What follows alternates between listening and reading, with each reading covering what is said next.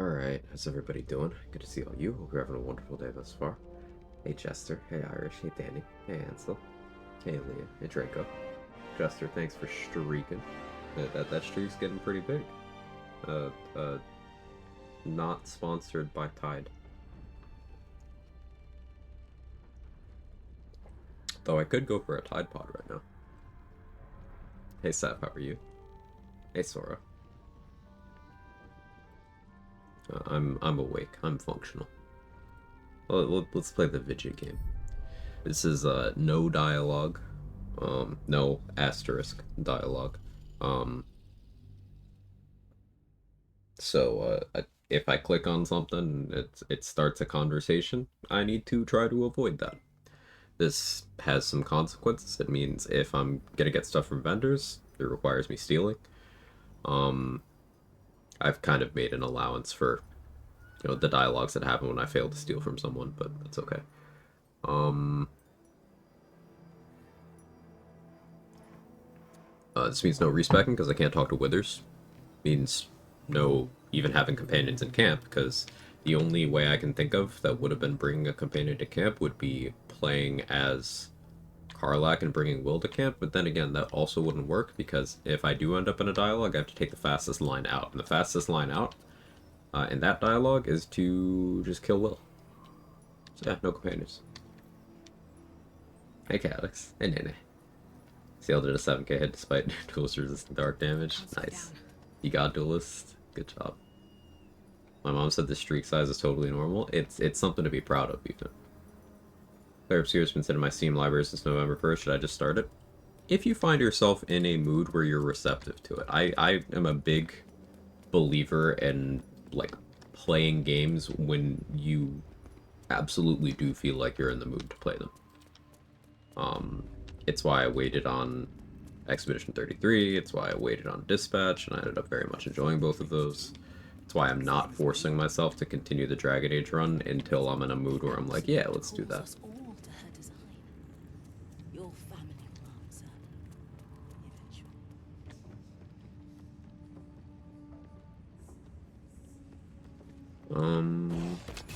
Alright, what can I do right now?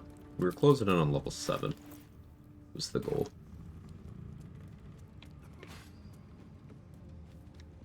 Let's fight the ghouls up the wall, I guess.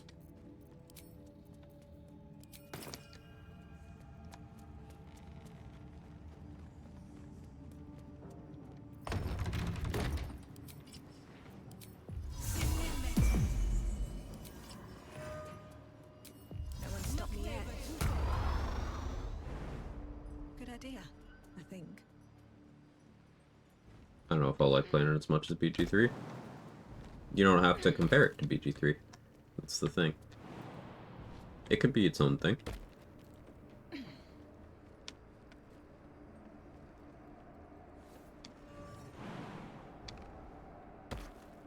It's a different kind of game. It's not trying to be another BG3. You'll hear, at least speaking for myself individually, you'll hear me from time to time put them in the same box because they bear the similarity of their turn-based, sure. And I view them as, like, genre-defining games that kind of reached beyond the boundaries of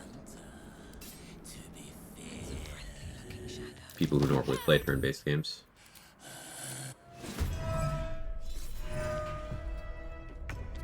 But, they're not the same thing. You don't have to view them as the same thing.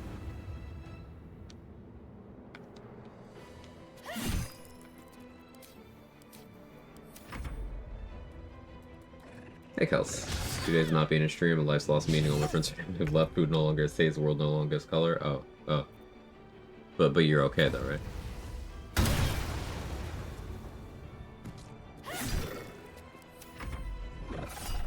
Noob question, can you show me how to use Drake Throat Glaive? It's used for buffing, not actually if he uses his main weapon.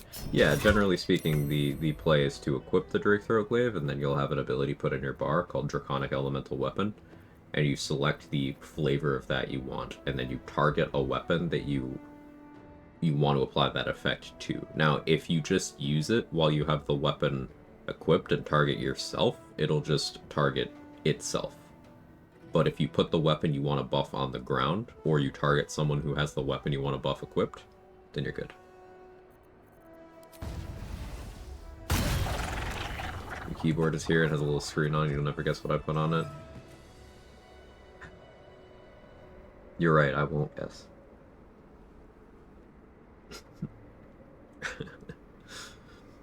Hey Superman. Hey Mandy. Hey Roxy. Hey Smelvin. Me trying not to laugh at Pregnananananastarian. Or Pregstarian?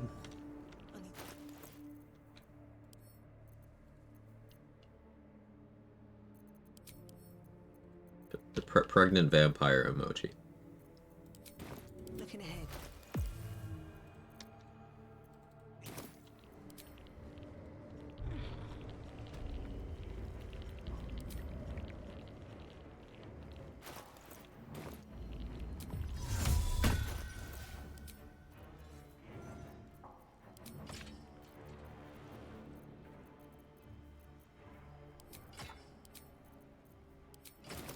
Swift as my feet can carry me.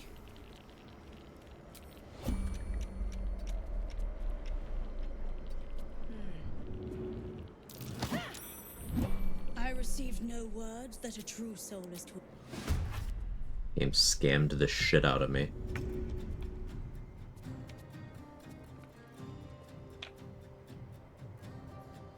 Athletic successful.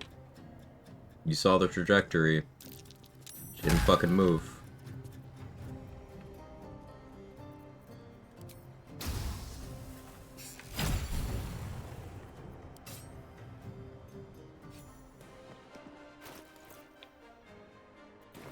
Alright.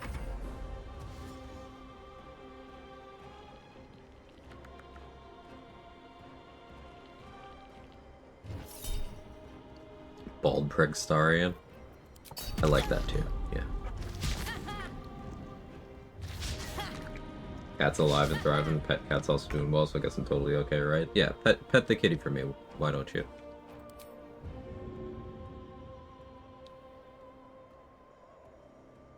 What were we talking about? I shouldn't use a bomb here.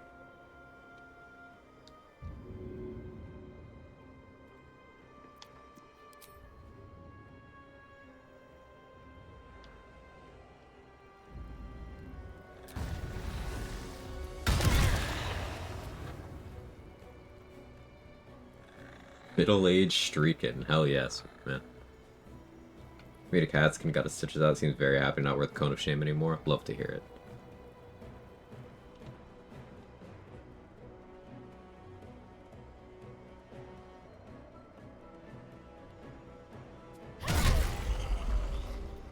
Being very greedy, bonking those necromites, but it's fine, right?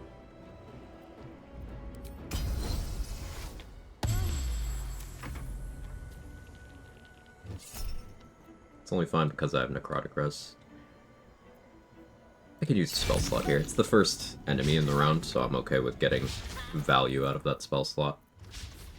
This should make me unhittable. They have one rule that can hit me if that happens.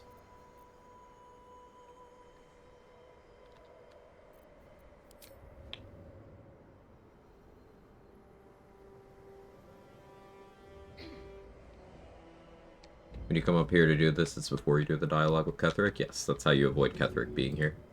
I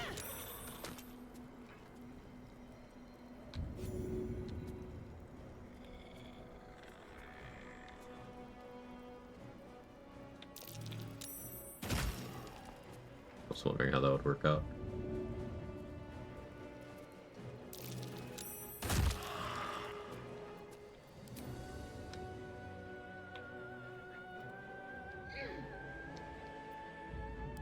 Probably an angle where that does do what I wanted it to do. I'm not going to use shield here because there's only a couple of attacks rather than everyone.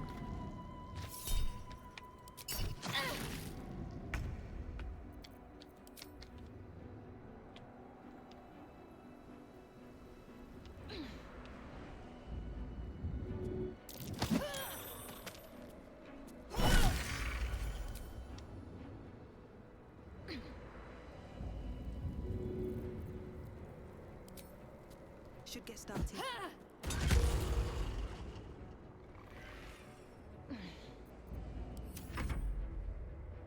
Let's go, Superman.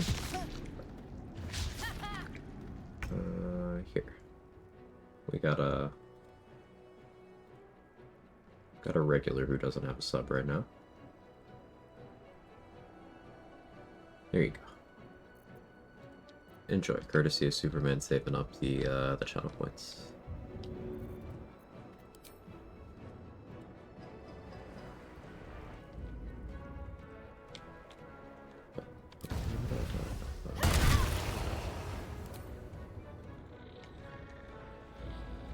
It's just incredible work on this battle track in particular. It's so good. I don't know why I love it so much. I simply do.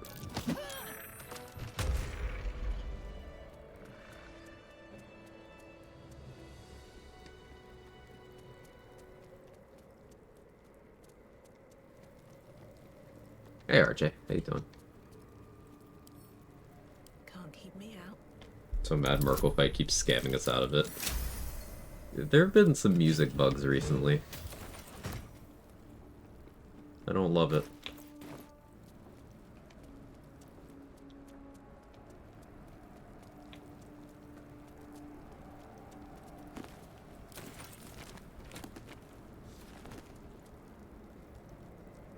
Got home from work and relaxed the stream per usual. Nice. Happy to provide background.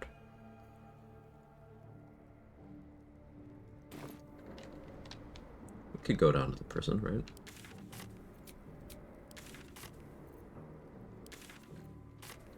I want to drink the short rest potion on Araj's desk, but like I'd really rather wait until I deplete some resources at level 7 for that. Fire is swallowed in this darkness. Appreciate you so much. It's mutual. I want to get up and get coffee. Cat is sleeping on me. Guess I'll just stay here all day. That's so real.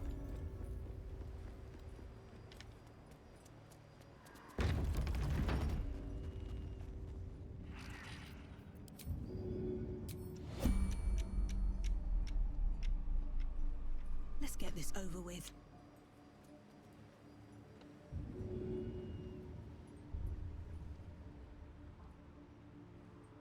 See the angle from over here?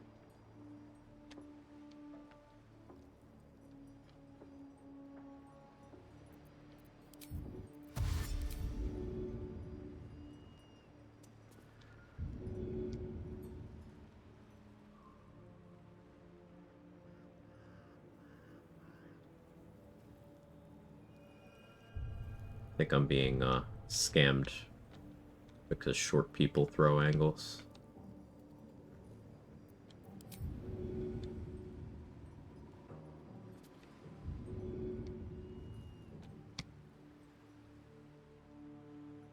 I saw the trajectory briefly.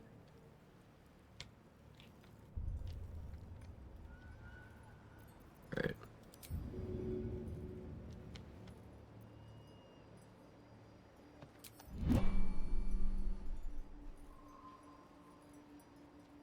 The vacuum hands.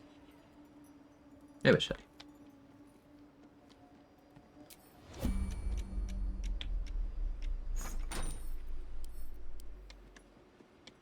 Short tax is common L, unfortunately. Yeah.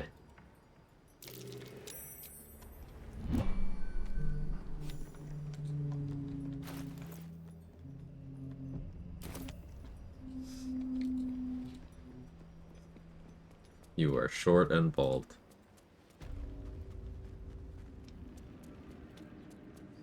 Another true soul. I feel like those things are only like 1/3 true. Through the main doors. I almost clicked on Landharv, not thinking. Your family will answer.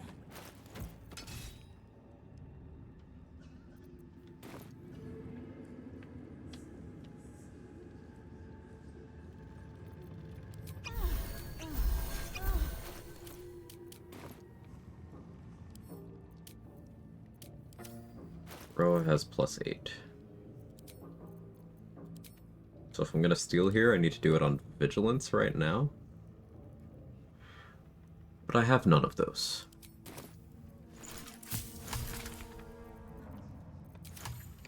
I guess I could craft one if I go fight the Hokorers.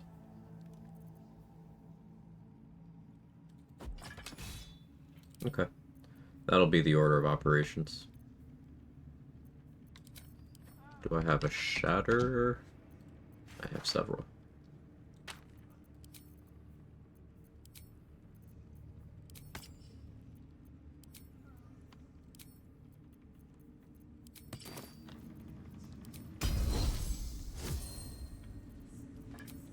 Still breathing, despite everything. I don't really want to be on a hill giant right now, but I don't have too many other elixirs to choose from at the moment, so. Just switch my job. I won't say it pays well, but yeah. You ought to be kinder, to the prisoners. Out of sight, out of mind.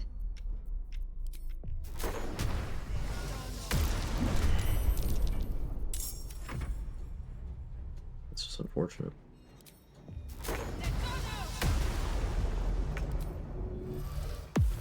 One day I'll catch a break. You want me on a hill giant bouncing crazy style? No, I want the hill giant to be bouncing crazy style on me. Bonus points if I die. Till we're served up to the necromancer on a platter. Baldur's Gate, sir. I swear it. Damn straight. Without me, everything will be for naught. The Iron Hand gnomes must subsist. I feel like this is the first shower I've had all week. Hotel water pressure was like being lightly pissed on. Not that I know what that's like. Yeah, you only know what being heavily pissed on is like. And I'm proud of you for that. Don't do anything halfway.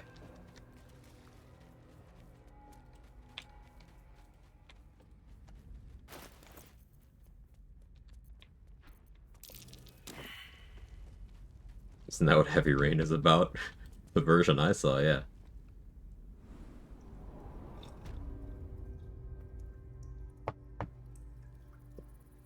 Hotel shower has the same vibe as airport air, just cursed and sad.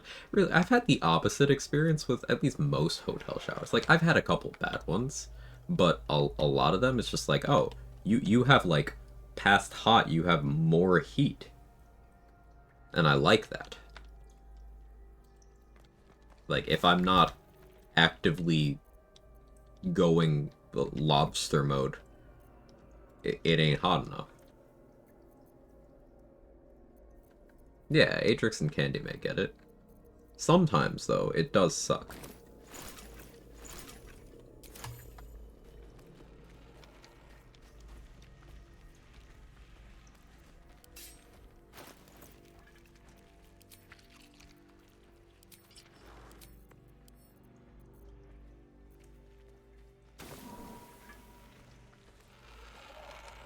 This calls for careful footwork.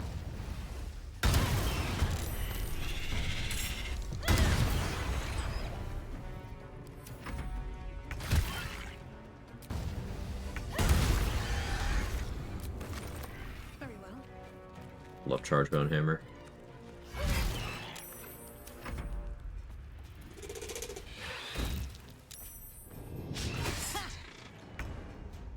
Hey, Bunny. Thank you for the Prime in the 2 months. I appreciate it. Good to see you. Thank you very much.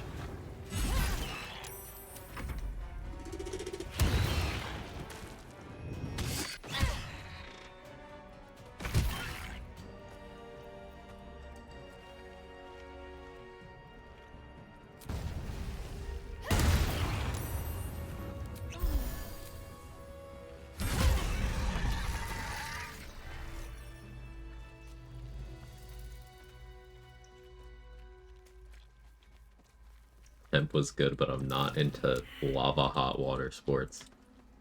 You like your showers like you like your servers at budget restaurants. Warm but not hot. Look, there's something on the other side. An illithid oubliette. Right beneath the towers. The colony must be close. That must be where the tadpoles are coming from. Don't see many Dwergar being played. This is cool. Dwergar is very powerful. traps, please. The appeal in a lot of more restrictive rule sets is this invisibility. It's far from the only benefit. I feel like people underplay the other benefits, like you get a non-concentration 10 turn enlarge at level 3 once per long rest, which is very good, especially for level 3. But you get, the standard dwarf stuff. You get poison res. You get some very good other stuff. Underdark Race, you have superior dark vision, which is incredible.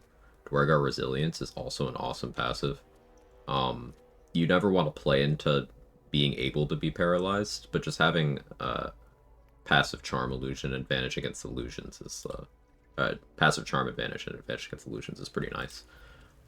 Think of it in the same realm as elves having their sleep and other stuff passive. It's not quite as good, but it is nice. And you get the Dwarven weapon proficiencies, which are nice depending on what your builds require. Having Warhammer proficiency always is really good.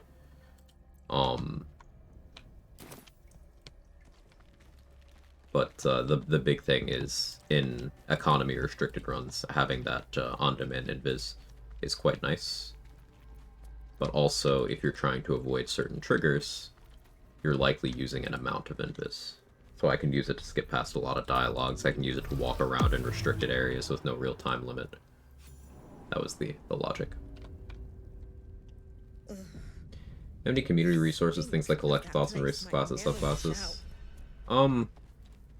There's like some stuff in the Discord, in the pins of the Baldur's Gate 3 channel, and people will post various cool findings they have and whatnot in that channel from time to time too. Don't really have them located in any centralized manner. I'm a streamer, not a YouTuber.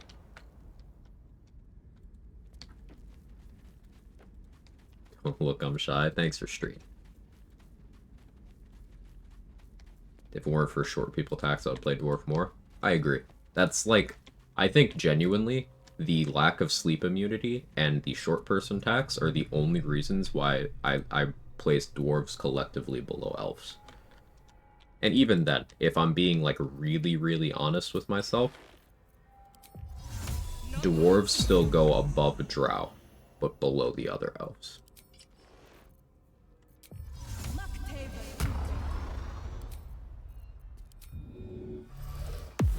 Discord link has expired. Oh yeah. I had to reset something. Hang on.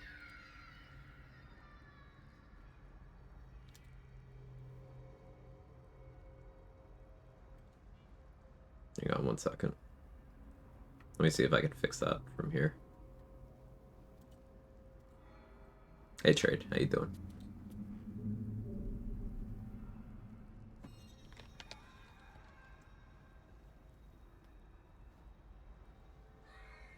Say Dwergar and Drow are comparable. I don't agree. Because Dwergar have meaningfully good passives. Drow really don't. Like, the most notable thing about Drow is that you get hand crossbow proficiency. Outside of that, I don't care about anything they have that elves don't also get. So it's Drow is like the weakest flavor of elf unless you want hand crossbow proficiency. Yet Dwergar is the strongest flavor of dwarf unless you want armor proficiencies or just raw HP. They're not really very comparable. They both get superior dark vision. I guess they have that in common. Underdark races.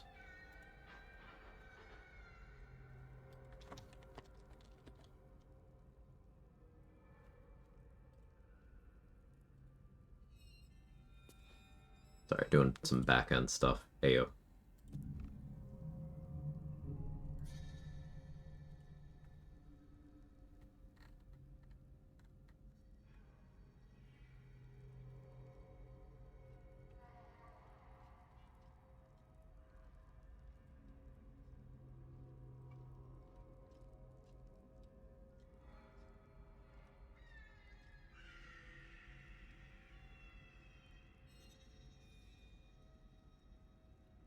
Alright, it should be working. The server level for the link temporarily lapsed. I had to reapply one more. So it's being a little bit fucky about, like, turning that back on. Check on that again in a little bit.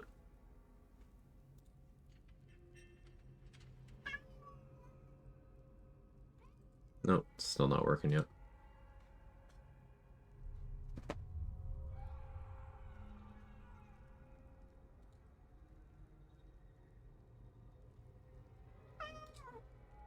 Alright, here. What I'll do Do you hear something? is... I believe there's a cabin near you.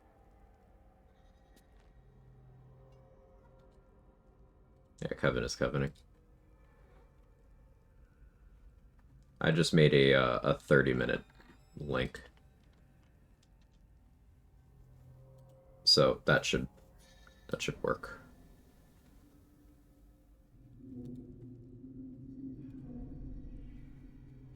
Sorry about the technical issues.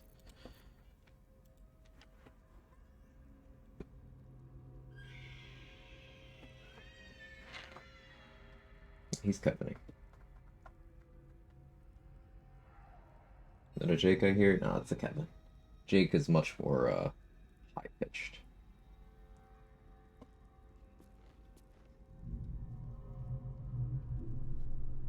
So.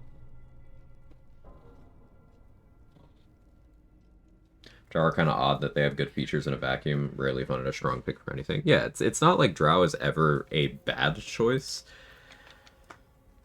It's just that it doesn't really do much you care about. Like, again, hand crossbow proficiency and basic generic elf stuff, basic generic Underdark race stuff. Like, the limited use stuff it gets. A use of Fairy Fire, cool. A use of Darkness, cool. But neither of those are particularly unique or all that useful. So it's just like, they're not bad, they're far from it. But they're also not remarkable.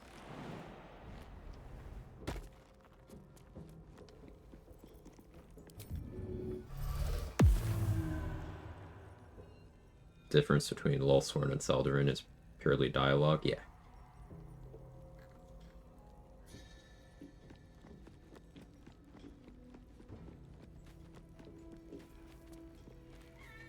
Care about hand crossbow proficiency depending on the class I'm playing. Also enjoy the bonus Fairy Fire and Darkness. Like you said, nothing too special. Yeah.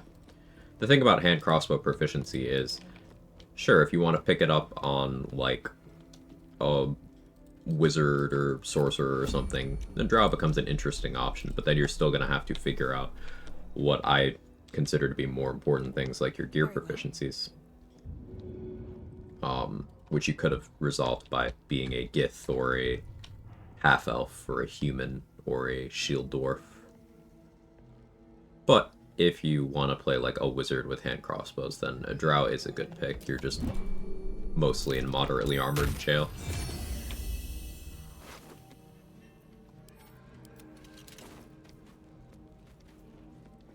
You mean a Jith? I like Drow because women. You know when women? Yeah. Yeah, me too.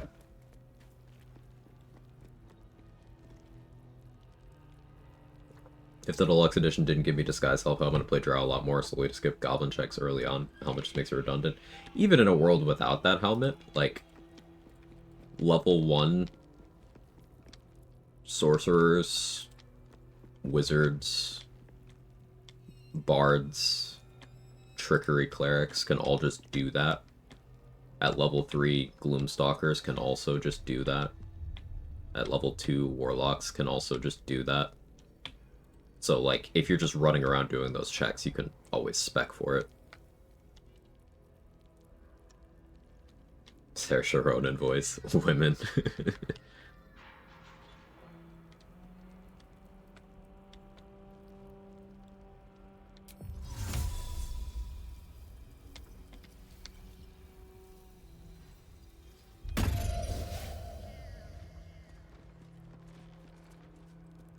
Nah, Warden, you don't need to do all that.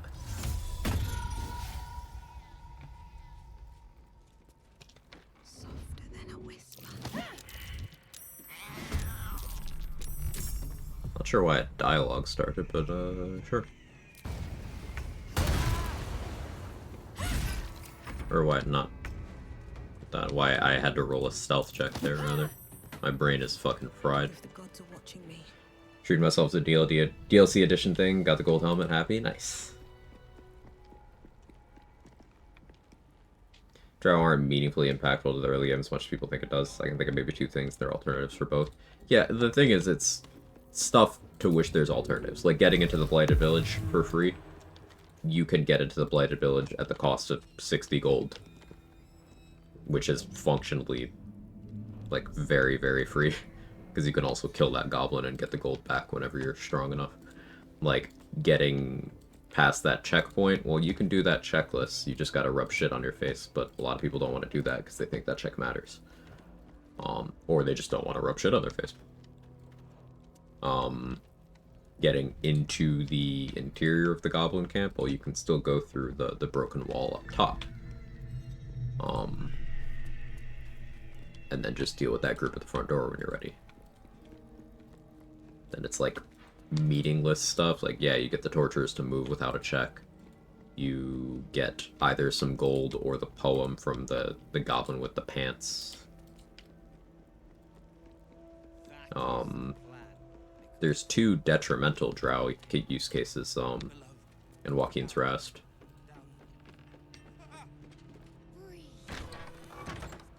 DLC so nice solely because it gives me a flying potion to skip the grove fight.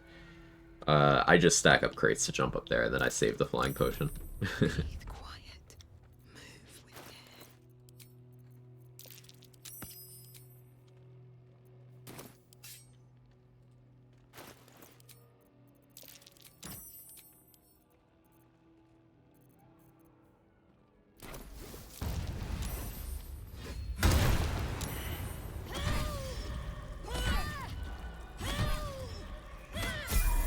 Better be cautious.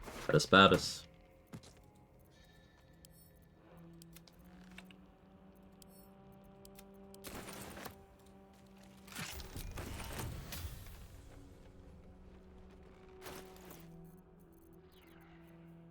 Drow is just the community as a whole's vibe pick. Never really is for the features, I feel.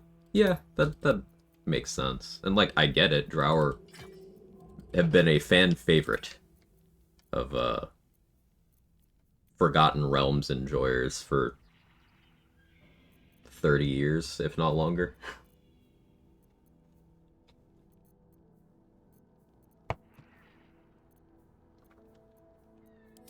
So it checks out. Hey Poppy, how you doing?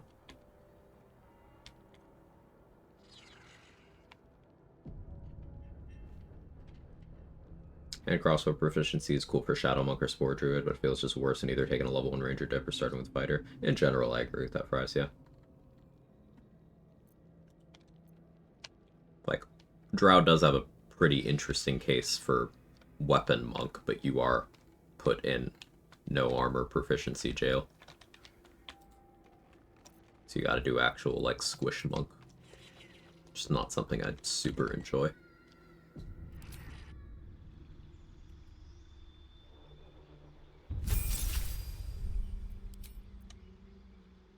No, I don't want to sign this level yet.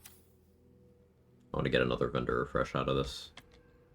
Steal from people. Without me, everything will be for naught. The Iron Hand Never wanted the easy path. Been an elf simp and an extra cantrip or movement speed is always useful. Yeah. Like, remember, Drow get the same passives as other elves in terms of, you know, things outside the weapon proficiencies. So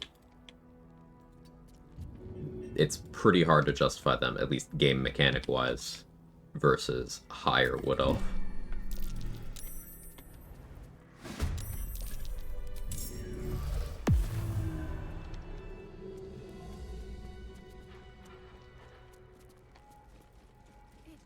If everyone else minds their business, I'll be fine. They both came? Why did they both come?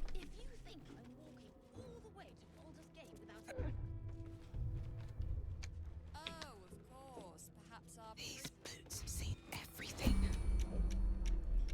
Moving in. Seems like a good moment to talk.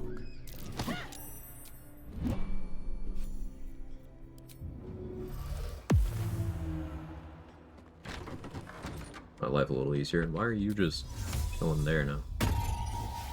Alright. Both Cam isn't together? Yeah, they're roommates. Can't risk being in open view. With haste.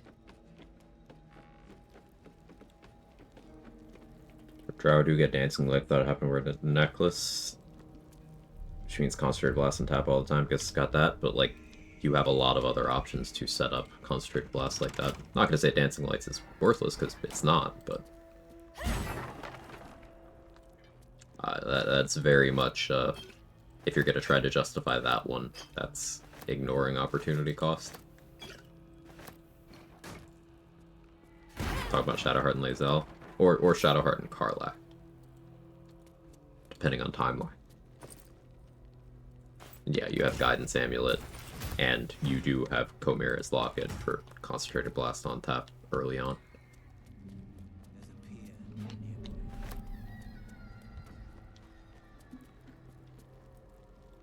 Plus, if you're playing Wizard, Bard, Sorcerer, or Warlock, you know, that sphere, you likely do have something concentration-wise. Friends, maybe.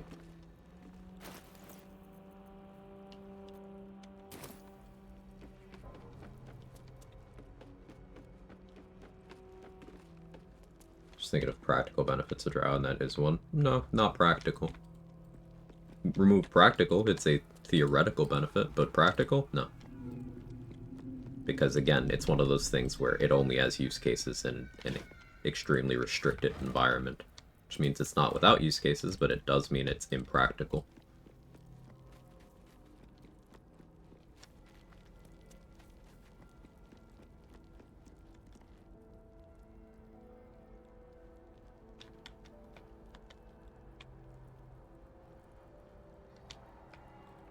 I can free them, but I can't get the XP for, like, finishing this quest.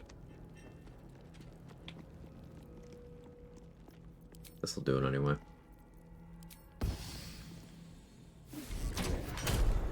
I don't want to give Wolverine a weapon, because that'll start a dialogue. Can't give up now.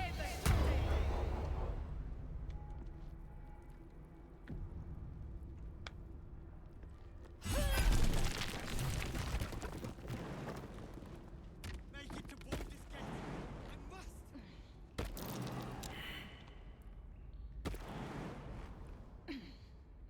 Think you can take me on? If you don't talk to him, he won't agree to, like, start trying to save the tieflings. So he will leave them to die. You gotta move a little quick.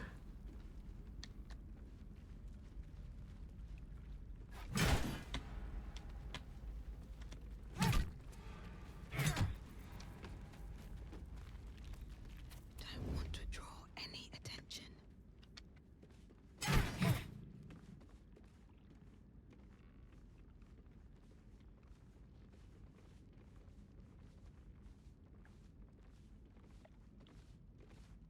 This is a part I didn't think about. So, like, I can't confirm their destination. I'm pretty sure if I leave the area right now, they just die. But I can't confirm their destination. I can't talk to them.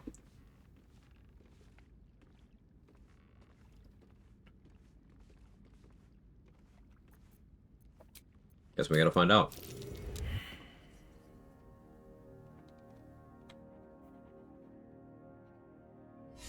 Got the achievement for helping him escape.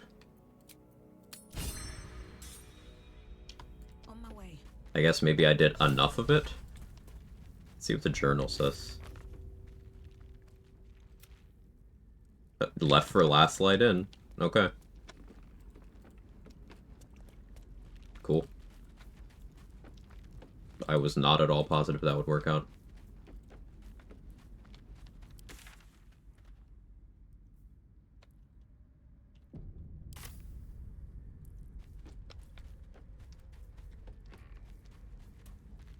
Like being able to use a shield, so that usually helps decide race classes and get proficiency. Agreed. Having access to, you know, ideally you want both, but shield and medium armor proficiency really diversifies your gear equip options. In particular, access to good options that give you critical hit immunity and damage reduction before Act 3. Because sure, there's DR clothing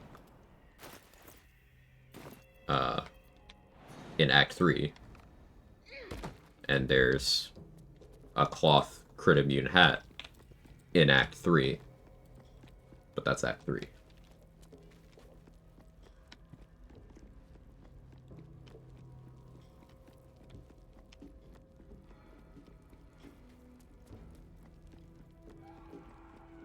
See value in most races items options in the game, even if they aren't ideal at all times. Yeah, don't call them practical, that's a different thing.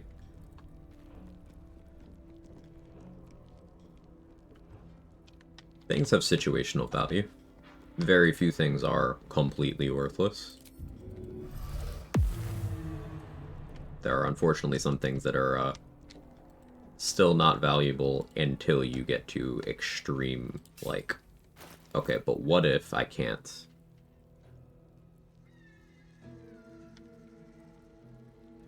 There's a fuck 2 flying around. I hate it.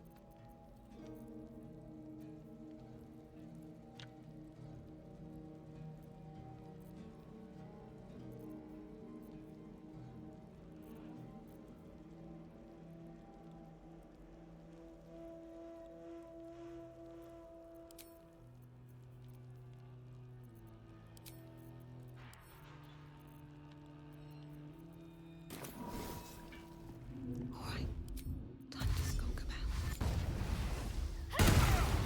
Being arrested for assault. Judging by the look on this guard's face, you're getting Waiting off to get my lightly. action. So I have extra attack from that last attack. And I have my normal hits. I was hoping the poison would stop the dialogue from happening, but oh well.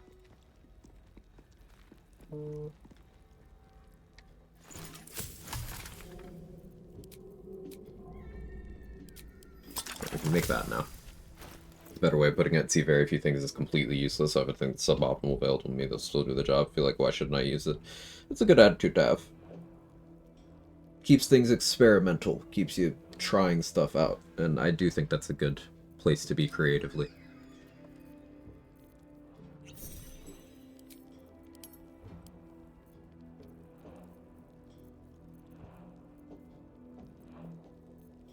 Carrying around too many situational gear pieces at this point. I did set up Clinging Shadows, so I can put that away for now.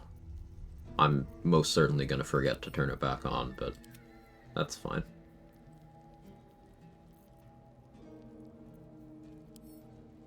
I didn't realize I had a second stack of healing potions.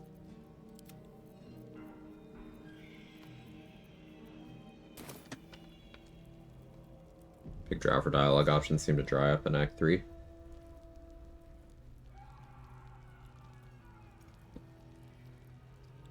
So, I kind of view that as, like, not all engagement matters. Kind of the same thing as people will frequently say, but Clerics of Selûne get so many dialogues, like, none that do anything.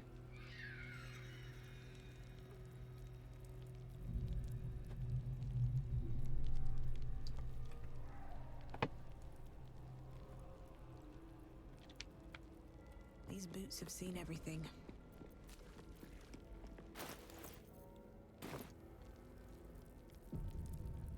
Didn't know you'd get your action back if opening with an attack. So the reason why I did there, Stoics Owner, is I attacked from outside of turn-based mode, meaning time wasn't stopped, for the purpose of the global game timer.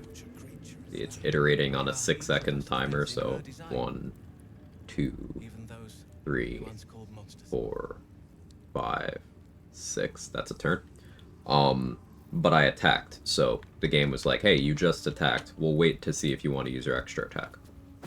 So I got the action point I used on the attack back, but I still triggered the extra attack. So I had the extra attack from that, then I had my actual action point, and I can get extra attack off of that. So that's why I was able to make 1 attack, then make 3 more.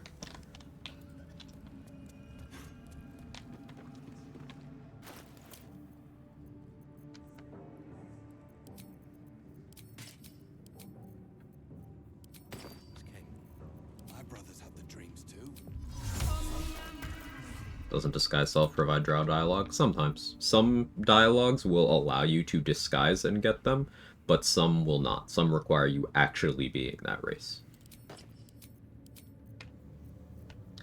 Big example is Githyanki dialogue with Voss in Act 1.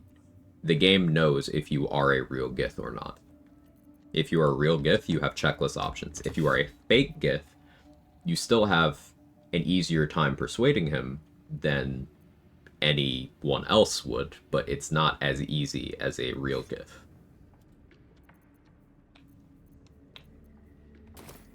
Brothers, And there's a few of that stripe throughout the pray game. with me while we wait.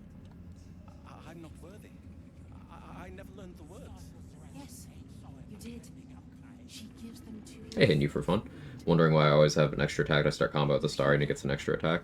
Yeah, if you're waiting long enough, you could benefit from that. Still DC 15, it's fake Gith. Yeah, it's just one DC 15 rather than having to do, I think it's 2 DC 15s and a DC 10. As not a Gith at all.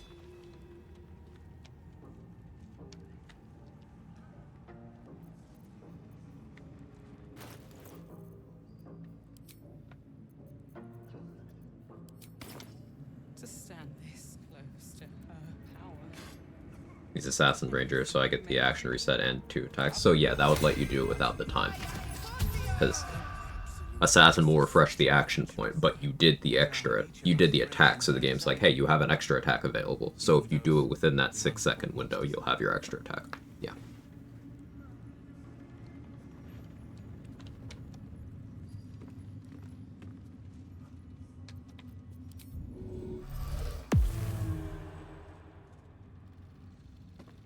I wish I could get Cloak of Cunning Broom in this run.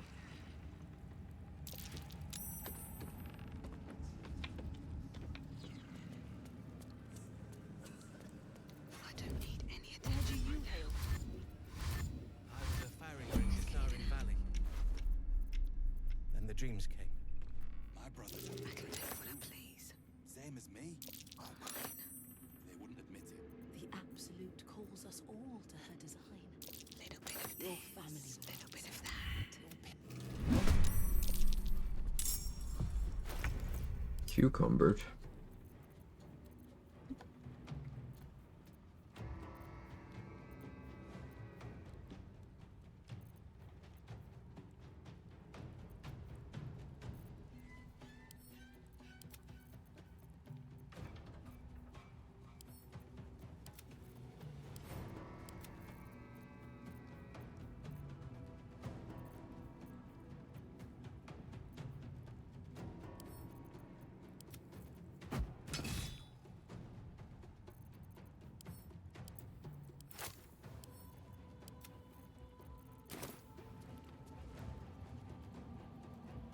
These boots have seen everything.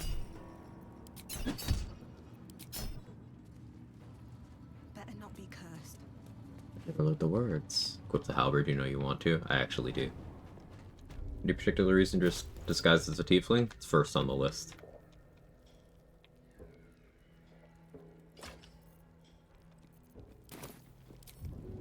I want to be disguised right now. I don't care what I'm disguised as.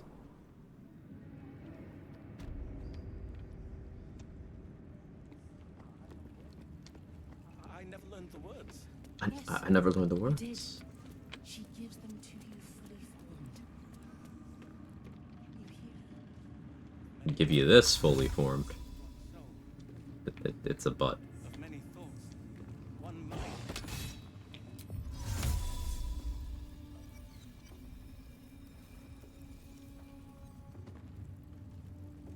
If everyone else minds their business, I'll be fine.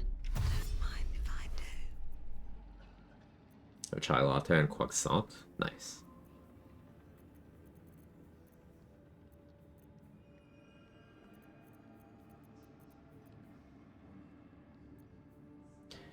I got 2 start combat with sneak I get to start combat with sneak attack from hiding, then gloom attack, the extra attack from the first one, 2 normal attacks, hand crossbow bonus attacks. Sometimes start with dual wield on, get both attacks at the beginning, sometimes I don't.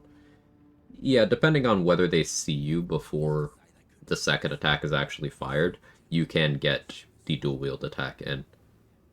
So having dual wield toggle on when you open with assassin is usually optimal. Wait till you start doing hunter stuff. I know Gloom Assassin is popular, but just wait till you graduate to Hunter Assassin. Then you start getting real vile with it. What to choose?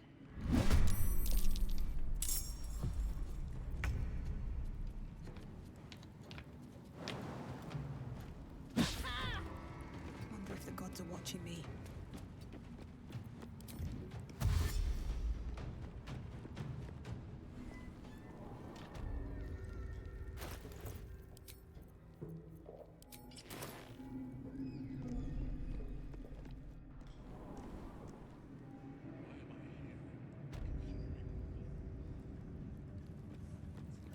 I wouldn't have if not for the lantern bearer.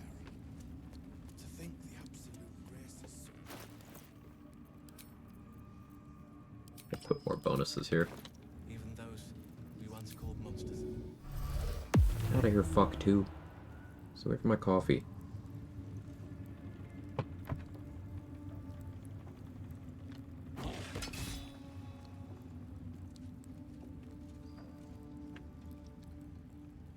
Doing okay, Fungi. How are you?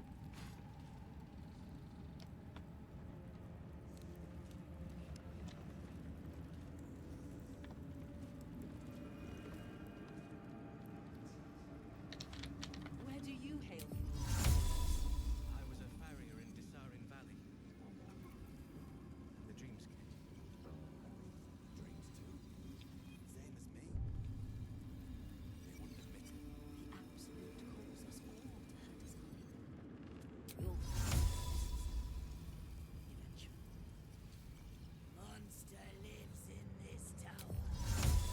Something big. You're the biggest thing here.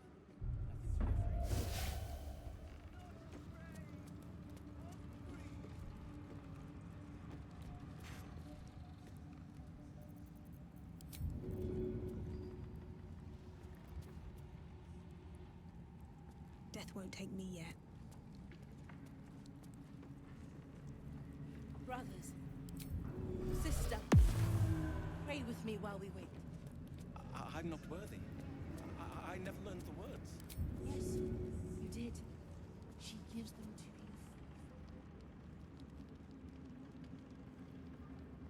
you. Ural and Erna gotta go. We get it too hard to steal from Roa.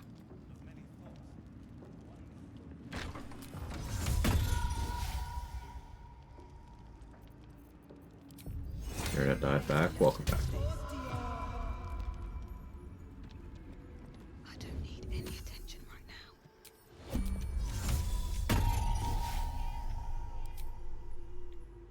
One fuck. I don't know why.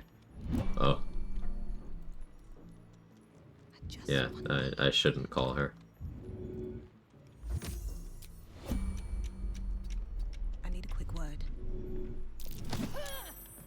softer than a whisper. Moving ahead.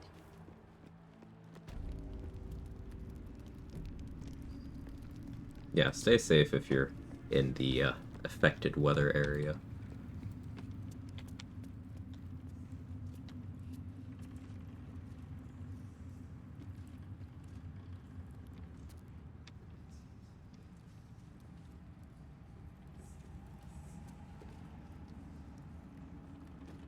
This pilgrim's gotta go.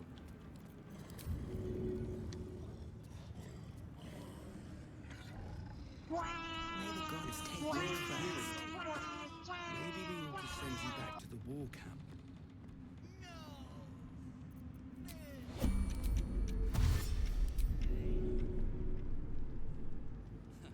Don't blame me for wanting to steer clear. Some truly gruesome Hey, Hazel. swords gathered down there. I have something to ask.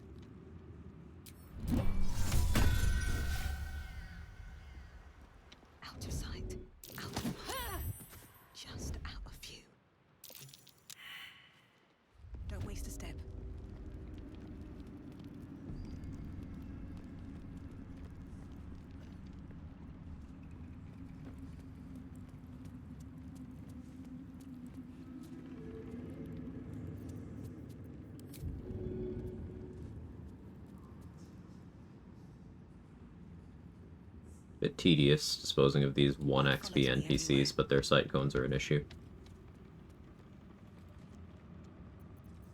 If the Shadow Curse was less of a big deal for me in this run, I would just move Roa somewhere where it's easier to steal from her. But Moonrise is actually a prime location for vendor theft. And I can't spare the Moon Lantern. This calls for careful work. Breathe quiet. Move with care. If not over, then through.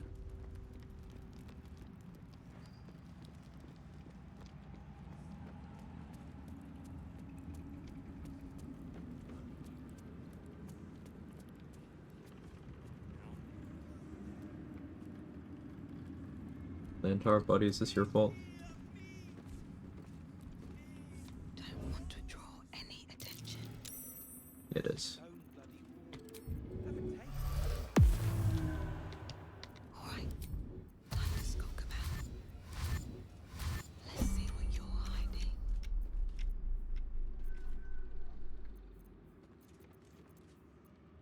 Using a 5-finger discount. Interesting Your attempt. selection. One again. At the ready.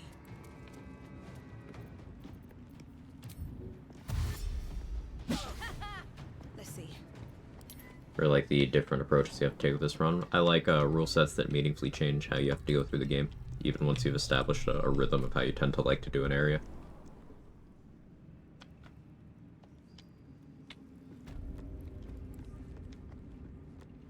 To say they couldn't be us. They say the general rewards them as serving well. If you end up with Barnabas, that's an ally and trigger combat in this area before the Assault on Moonrise proper, will they'll still side with you? I don't know. Probably. Never tried that. I'm done. I can't wait to sleep.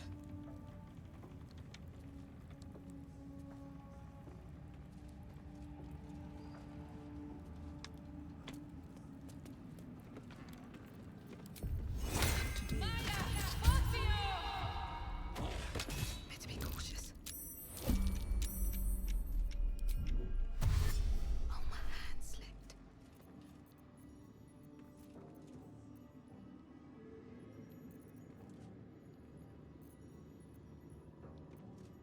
Well, that's interesting. What to take? Not up for trading today, I'm afraid.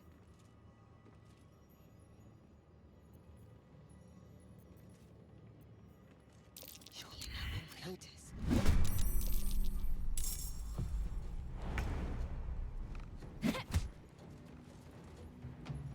Need to find a way forward.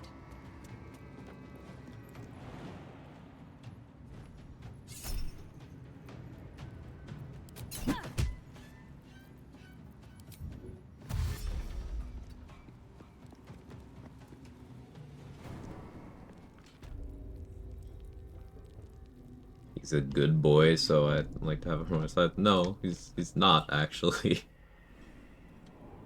Gnolls are not, in fact, good boys.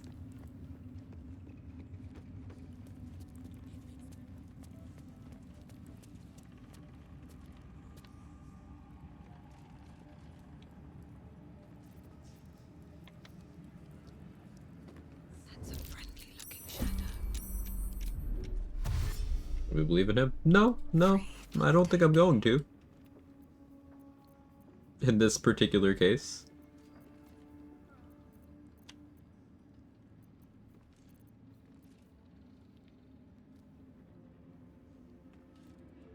From your pocket to mine.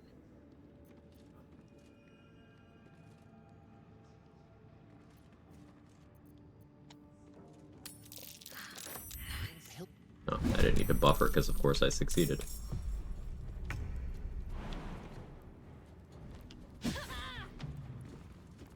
Breathe deep and move.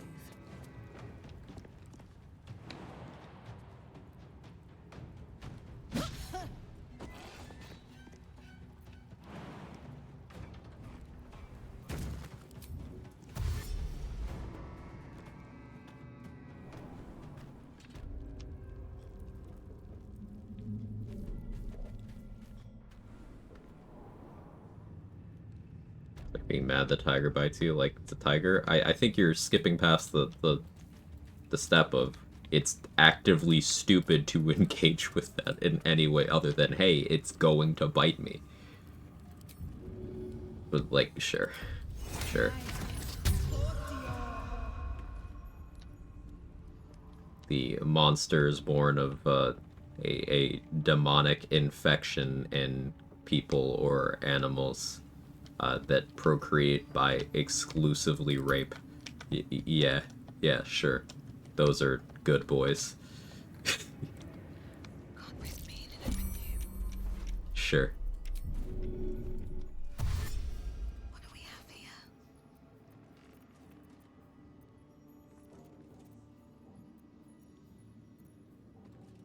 Well, Your attempt. that's interesting.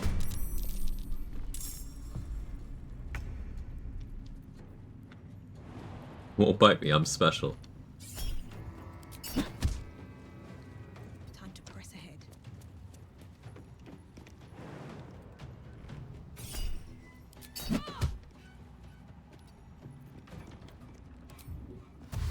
Here goes nothing.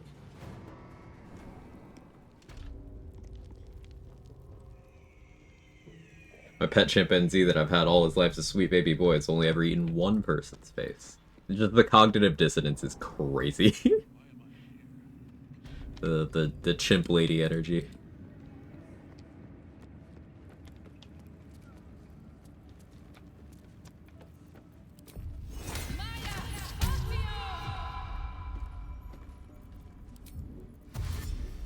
It's been a long day. I need to rest soon.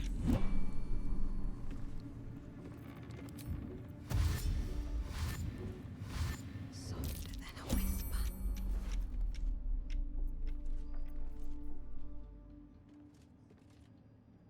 A 911 call and the doc's so fucking terrifying. Yeah, what do you think was gonna happen?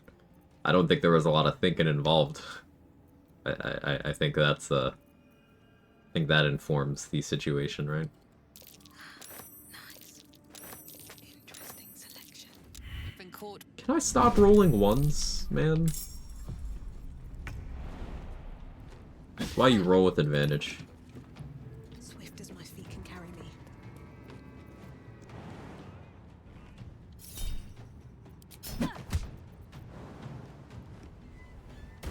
How about 2 ones?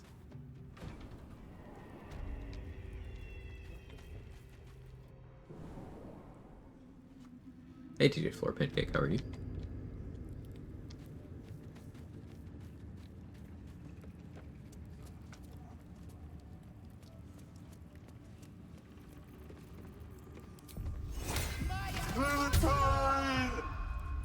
YouTuber I watch who does a lot of neat facts about animals will never not take an opportunity to remind people that chimpanzees are terrifying, should never under any circumstance be kept as a pet.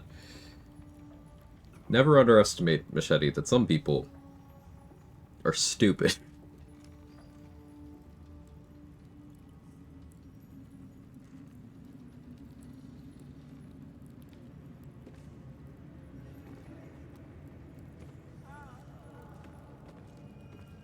Machete for Tute. Better be cautious.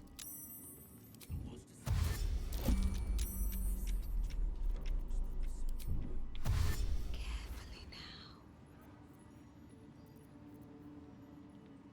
From your pocket to mine.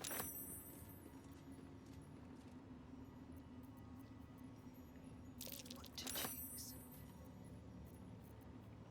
Surely no one will notice. How? Fucking how? Rah! Shit, the Benjamin? Nice.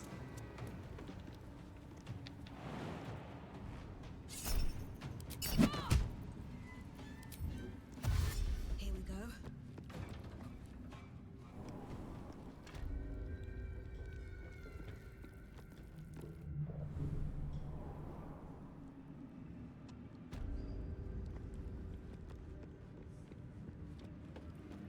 By existing bosses making you roll with disadvantage, you think? How you doing? It's discontinued.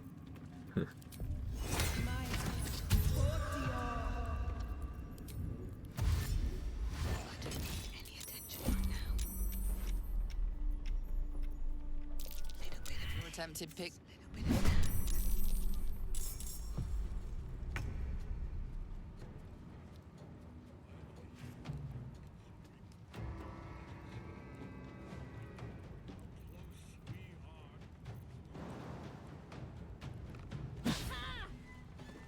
Ugliest haircut, Voss or Kaga? I'm going Voss here. Can't slow down.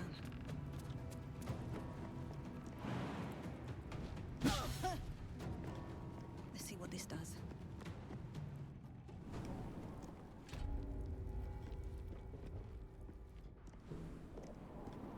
It was like, you can see other Gith hair. That's not like a cultural thing. He's just fucking weird.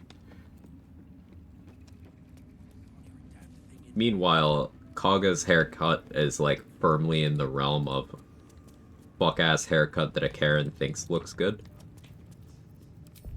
Like, it's plausible. It's bad, but it's plausible. Voss's is like, what happened here? I can't wait to sleep.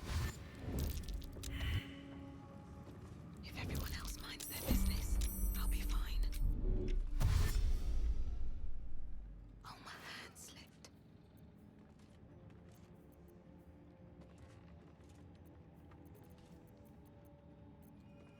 What to take? Oh wow, I didn't roll a 1.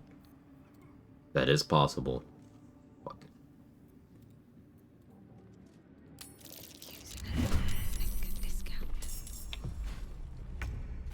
Did I get it? No.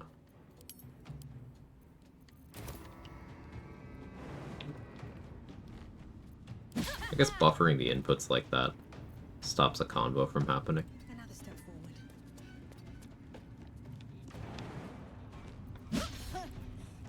Seems simple enough.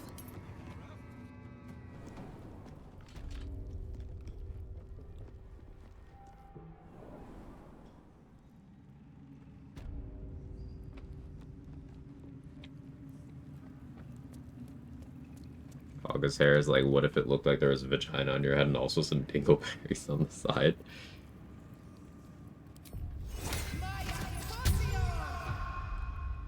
I guess.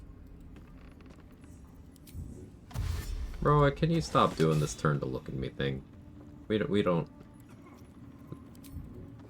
I just work here. Out of sight, out of mind. Don't mind if I do. I can take what I'm Been caught.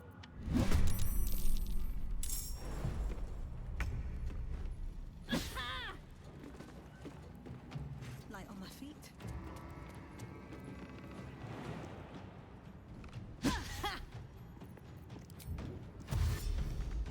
I'll give it a shot. Nice, the land tarp just doesn't give a shit if you get caught stealing from the Zents.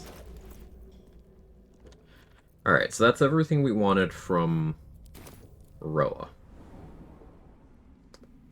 At least for now, until her inventory resets. Now we gotta steal from this guy.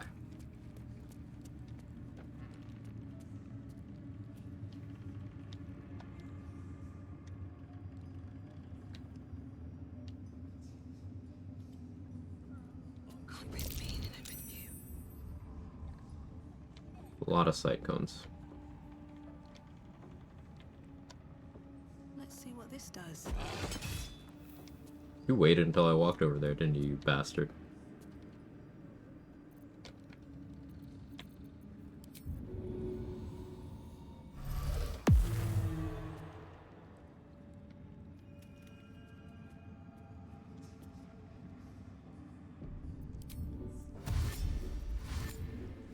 This calls for careful footwork.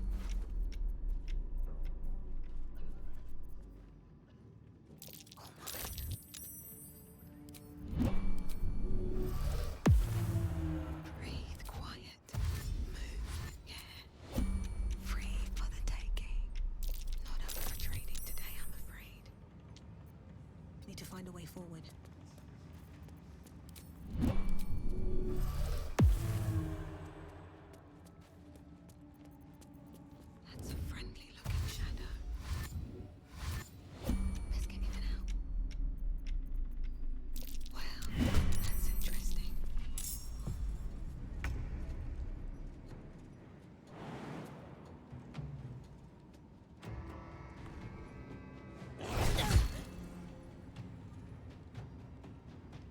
Oh yeah, I always forget. Lantarv is a Vengeance Paladin. No, really. He just has no features except for Relentless Avenger. He's what? Relentless Avenger is the level 7 Vengeance Paladin feature. He only has extra attack and Relentless Avenger. But, like, he's a Vengeance Paladin. I don't know what to tell you.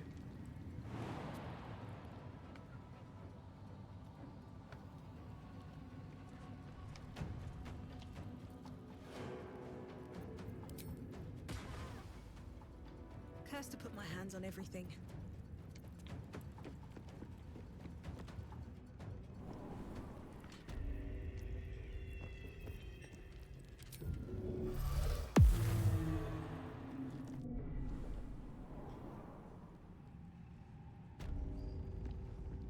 At the ready.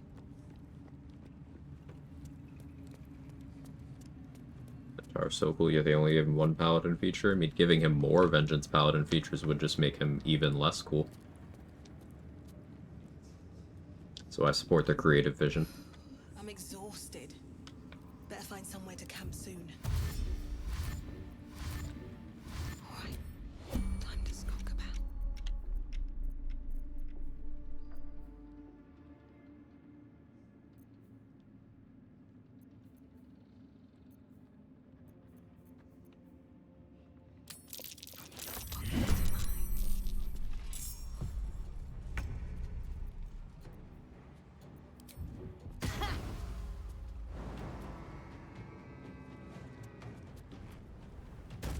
With haste.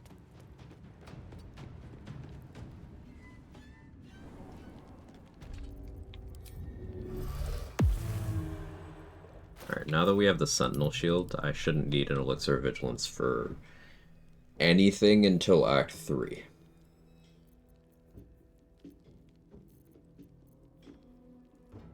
Because I can be at plus 11 without using Bow of Awareness or Fistbreaker Helm.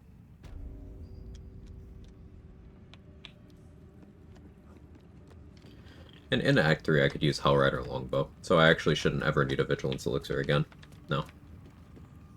Just period. That's cool. I should maybe steal that shield.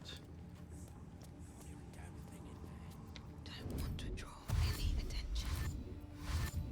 Happier.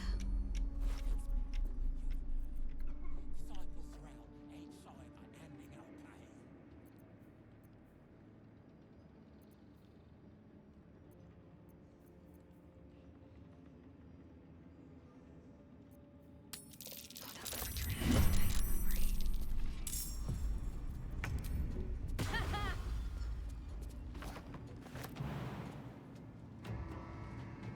Don't waste a step. I'll give it a shot. Yeah, no boat ramps.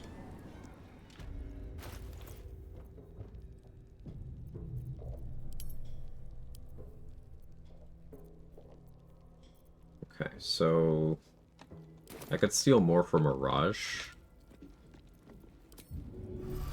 And then we can assign this level up.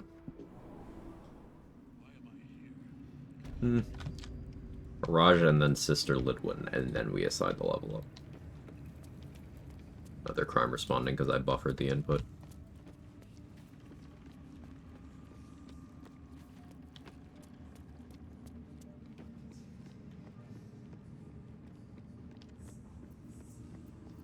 Just out of view.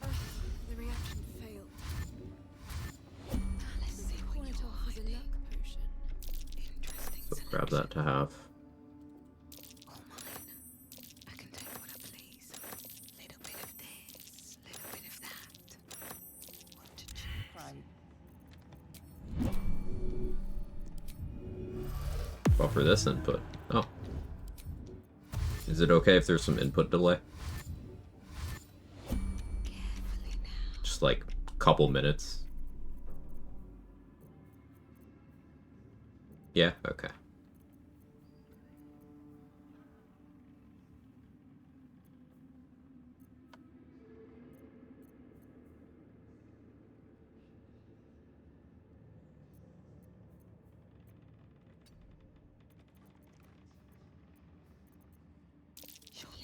to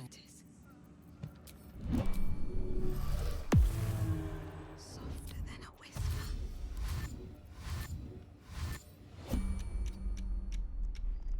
I just want a little look.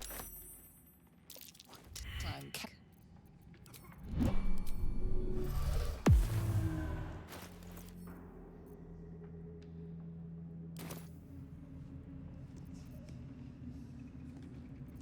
out of sight, out of mind.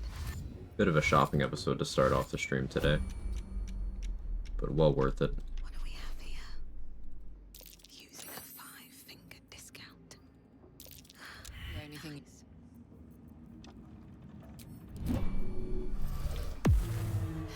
Have to keep going.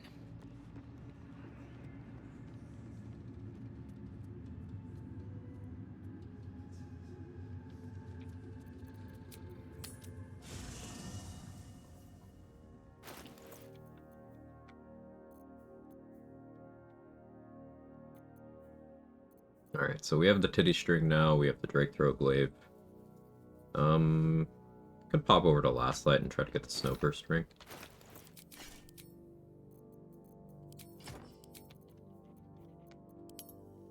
Gotta address carry weight here though.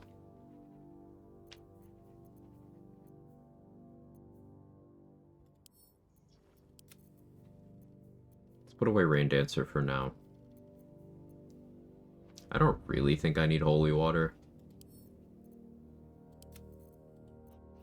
I'm at EK. I should be fine. If I get punished for not having holy water, then I get punished for not having it. Let's put away some arrows. Put away most of my gold. Actually, let's just put away all my gold. Yeah, that helps.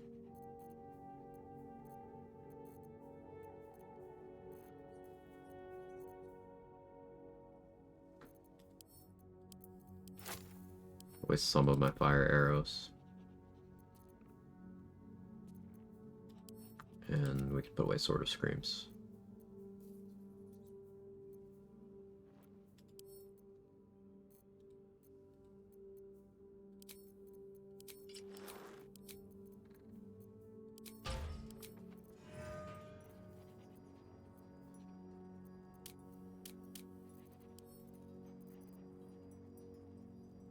So I can switch elixirs now.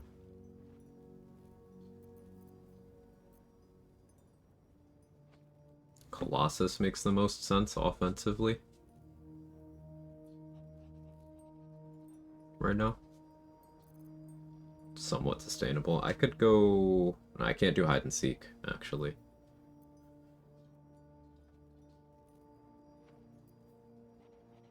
That's an issue.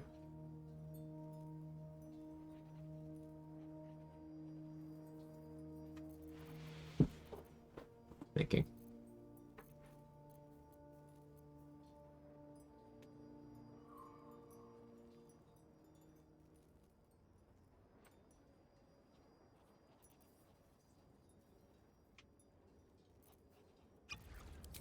Good bloodlust. I don't have too many of those, but we'll do it anyway. Land our flow. Lighter than the dark, faster than the shadows. That is how they move.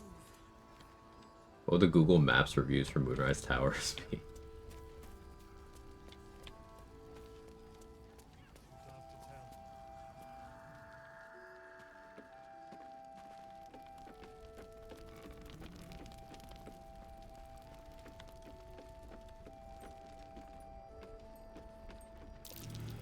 That might be worth a look.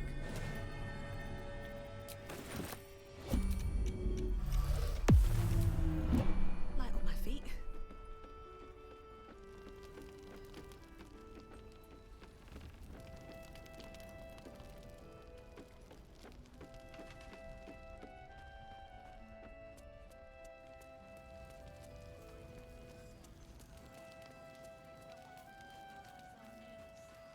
Don't want to draw any attention. I stole everything I want from him already. Should mind my step.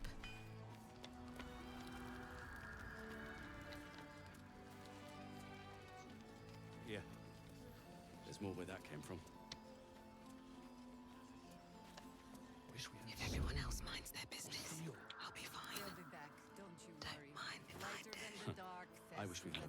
army. Oh, bloodlust. Time to press ahead.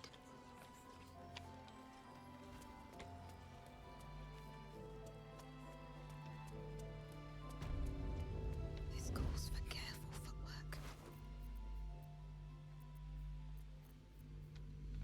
2 walls of fire, a tally. Let me get in those walls. How's the barricade coming along? It ain't pretty, but it can I don't need them. What path lies before me?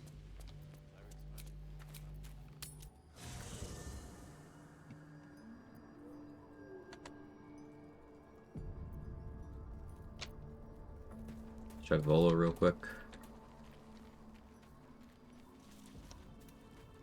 I don't need any attention right now. Good. Okay. War magic. Now, I don't have Blade Ward for War magic, which is such a shame. But we'll cope.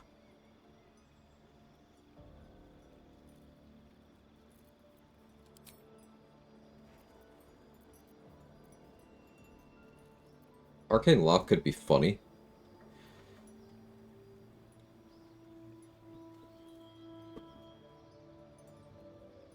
Like, what if I Arcane Lock will Wargaz out of his arena whenever I eventually go there?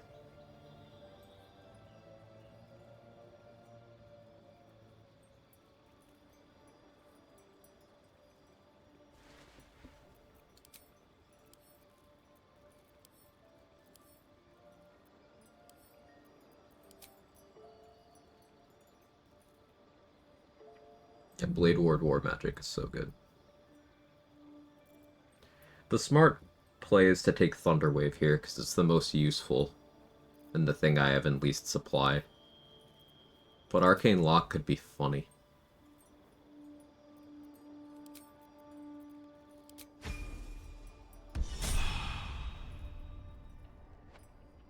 Crescia, like, with me, as soon as I get through this door.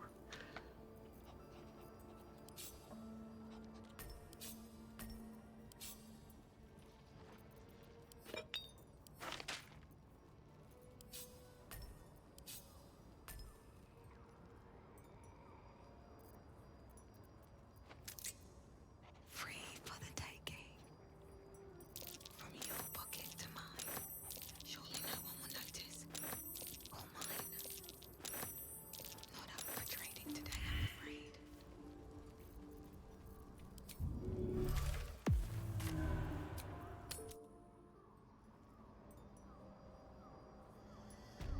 Breathe deep and move. Just out of view.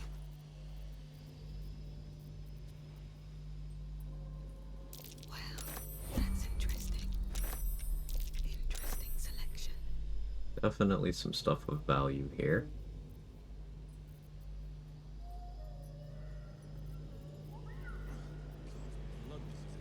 Using a 5-finger discount. What to take? Nice. Behave.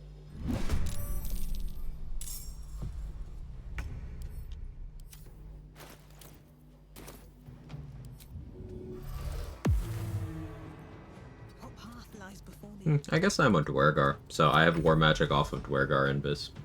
That's pretty good, actually. I always forget that that's a cantrip.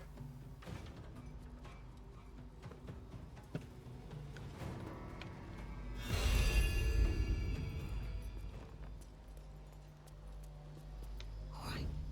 Time to skulk about. Oh, my hand slipped. See any movement up there? I can take what I please. Too dark to tell. What to They're choose? close. Little bit of this, little bit of that.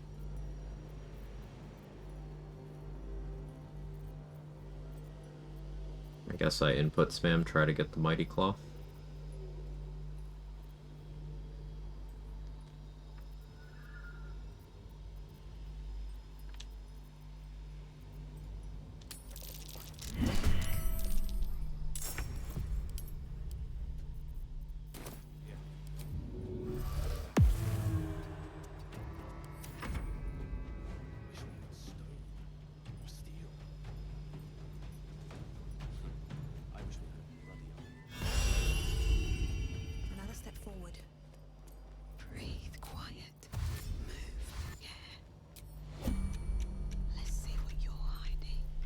take some input spam from the mighty are you good? Do you need to, like, take 20 seconds to 7 minutes to get some clarity before you continue chatting?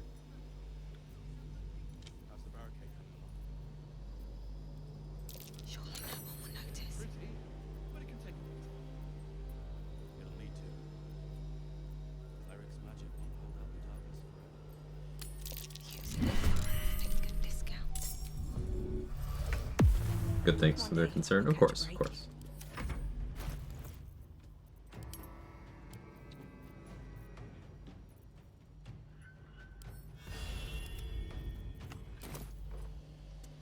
Can't breathe. It's been a long day.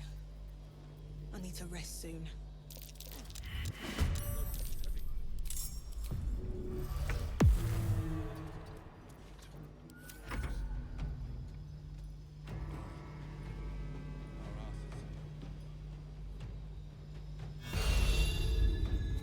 It's really fortunate that Tally doesn't walk back to where she's supposed to be. Today, I'm afraid. That's a 1, a 1. 15 was okay. On my way.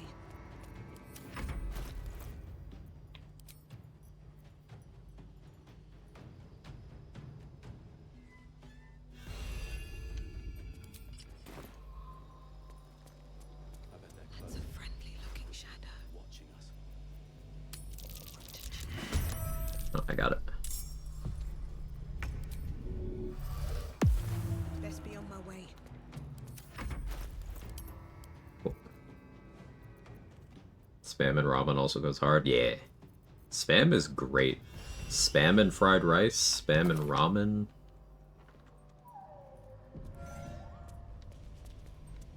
Oh, I gotta steal from her again because I don't want her to move.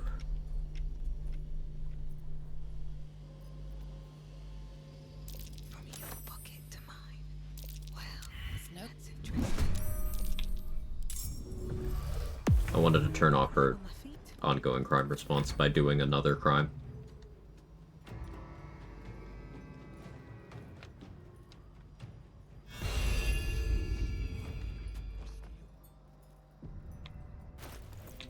So now we have 2 options to get to 20 strength when we need to. Harmonium Halberd or Mighty Cloth. Use Mighty Cloth to be immovable for Shambling Mound purposes. I do have Nair Misser if I want to go Archer mode on that. It's been a But I long could also day. just Weapon Bind and throw, I need to rest soon. I don't know, Light Hammer.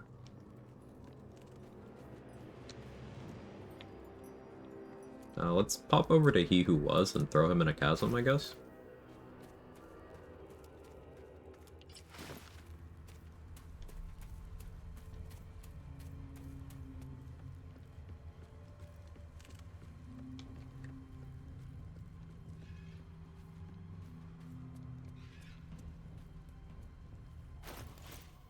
I failed the perception check on the ledger, unfortunately.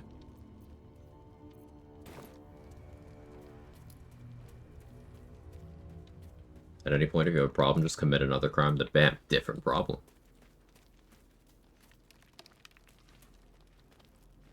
Breathe quiet. Move with care.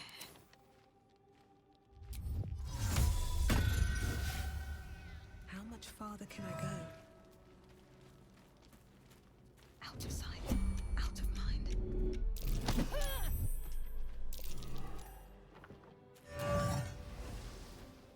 Should speak up.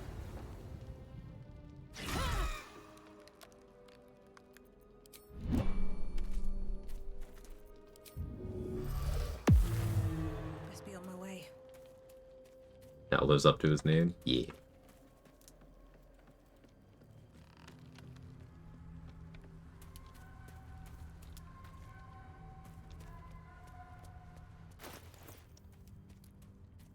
What other kind of supplies do I want before I go pick fight with the Jith Yankee?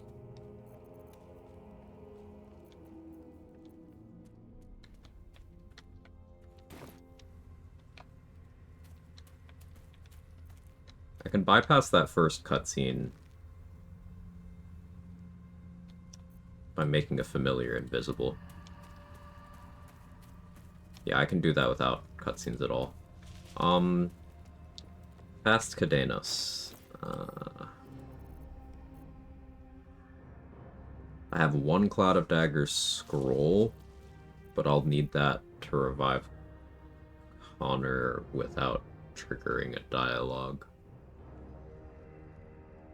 I don't know if Connormancy is going to be on the table, actually, because I think I need that dialogue to complete for him to go hostile. Well, I could do neutral Connormancy, but neutral Connormancy isn't nearly as good. It's still useful.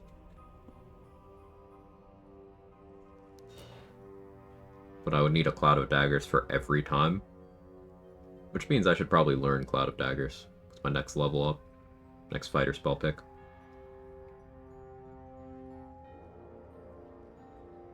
So what, we grab Cloud of Daggers, swap something out for Shadow Blade? Probably aren't keeping Arcane Lock.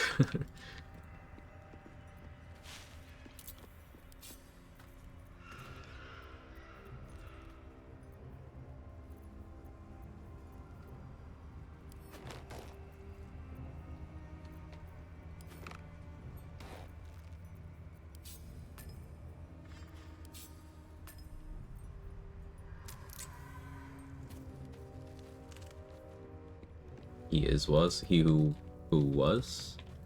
He, poop, butt, head.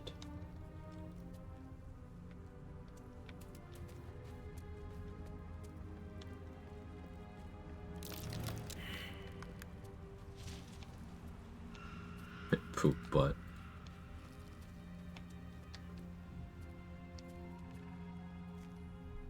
I'm not going to use Ironwood Club this run, so I could do the Sorrow opener.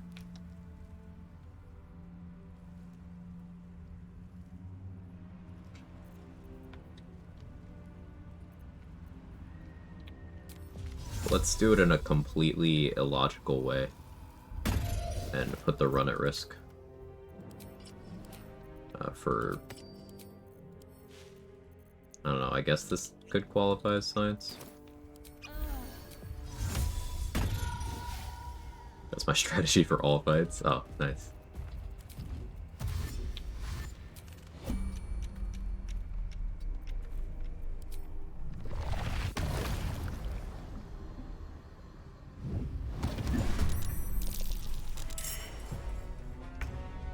Yeah, that works.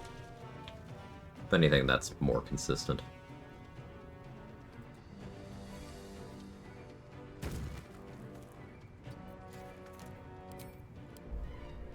That was cool. You're cool.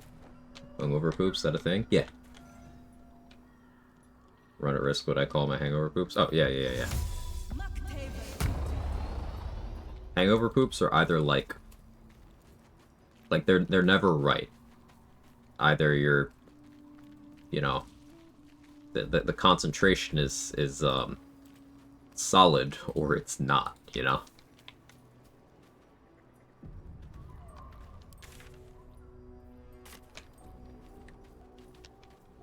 They're always square. Still working on that heart shape.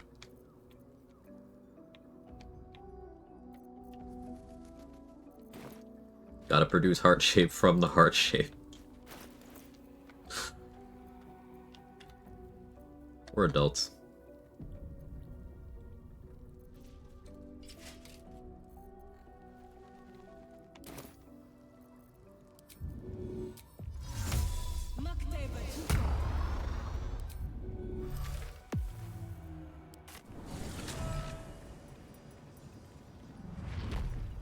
What level do you think you can reach before Merkel in this run? Definitely 8. Plausibly 9. I highly doubt 10 is possible with all the stuff I can't do. I'm kind of hoping for 9.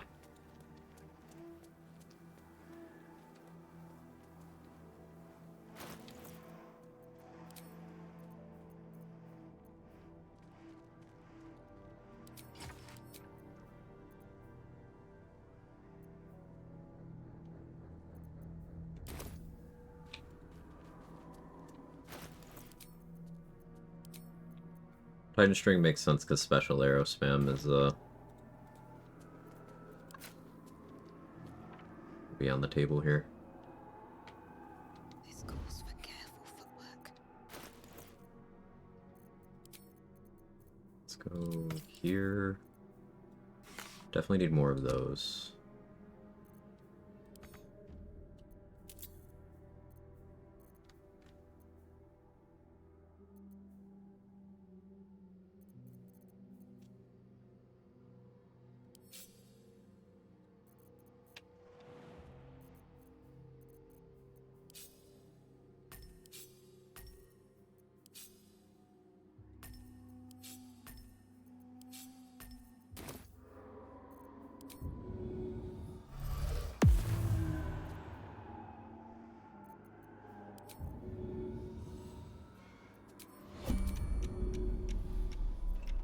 I don't need any attention right now.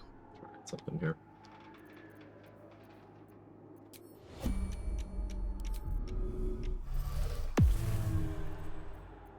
There we go. No surprise, but that did let me open with a bonus action many target arrow.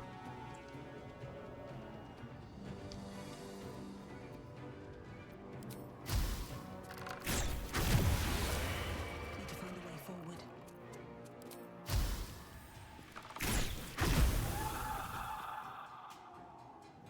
This is where holy water would go crazy, but I have bombs.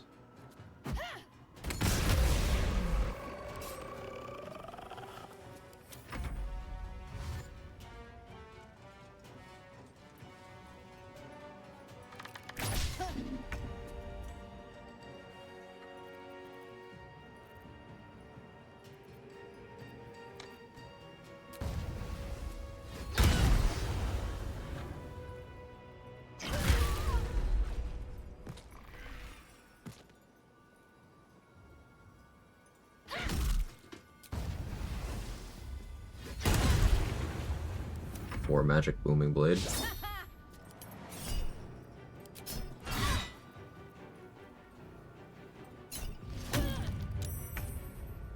$19 through disadvantage. They really wanted to stay on their feet. Alright.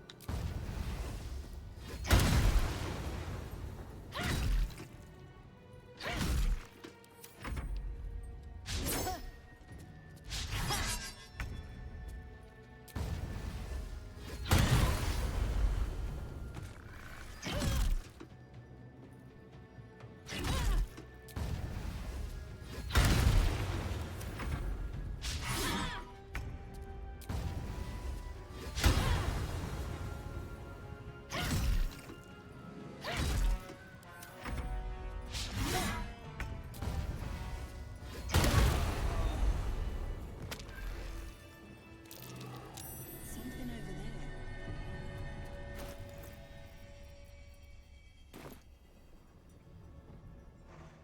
Let's see.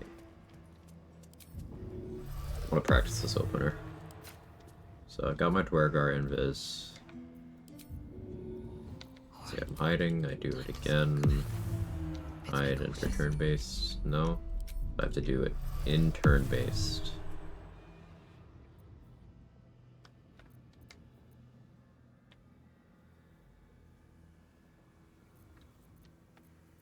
So getting... I guess I could do this. Everyone else minds their business. I'll be fine. Yeah, alright. Have to keep going. So I have to do this in turn-based if I want to do War Magic Opener off of it, or I have to exit turn-based, hide, and then immediately use it. Good to nail that down.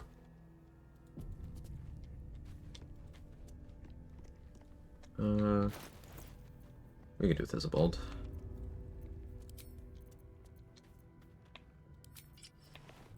Let's go Gloves of Power. There, mister.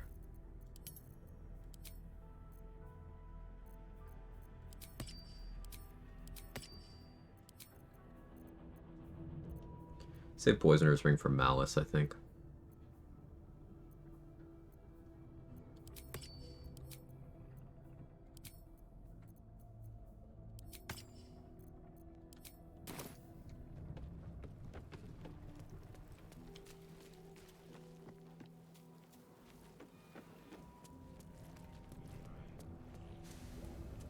fussy bald, and his little tail.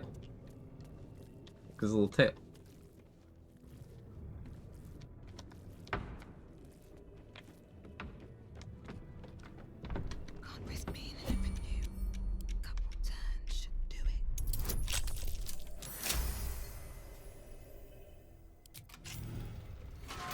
Should mind my step.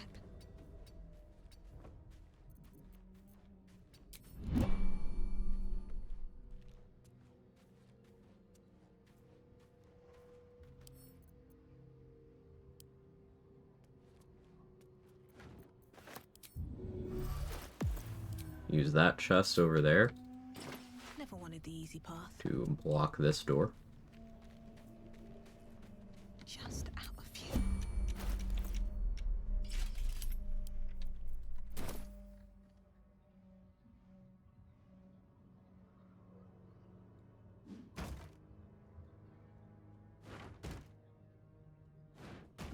It's not quite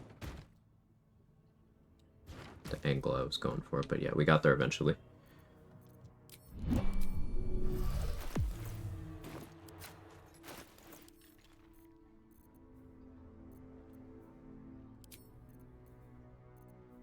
We will use poisoners here.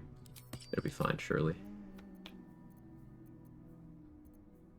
Oh, no reverb boots. I was looking for the reverb boots. Like, no, that's not a thing in this run.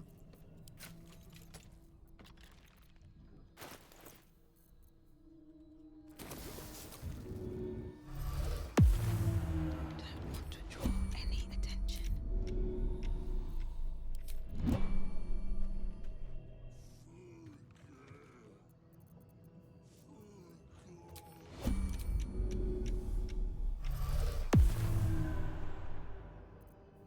That's a friendly looking shadow. Expect anything. Alright, that was a bonus action opener. Hells are back. I have my extra attack off of that.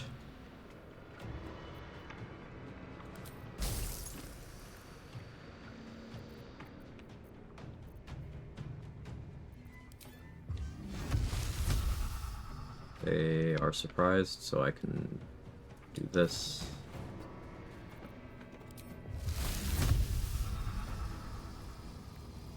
Doubt it'll work, but YOLO. Oh, nice.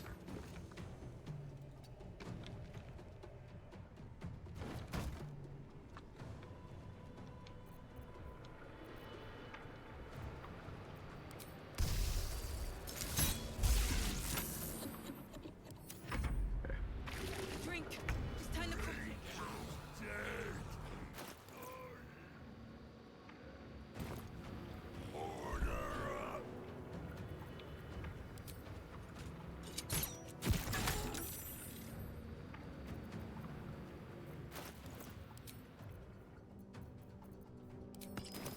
Not risk hearing here. Boots have seen everything.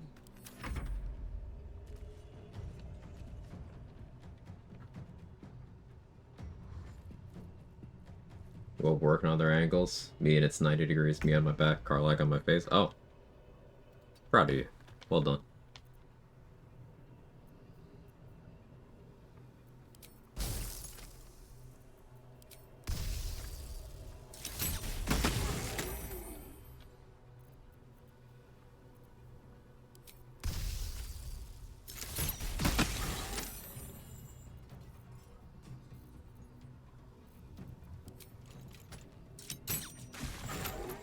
Finally landed some purple worm.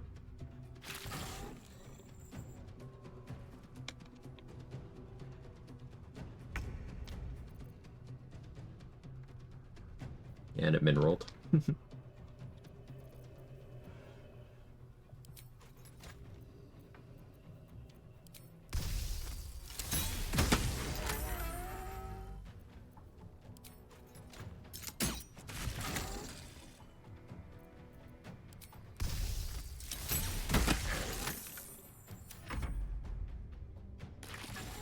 Ask Quag how it feels about Carlac in gray sweatpants. Listen. Listen.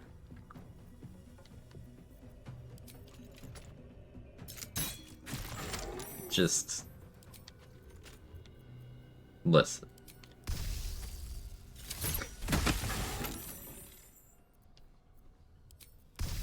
I'm also normal. Okay.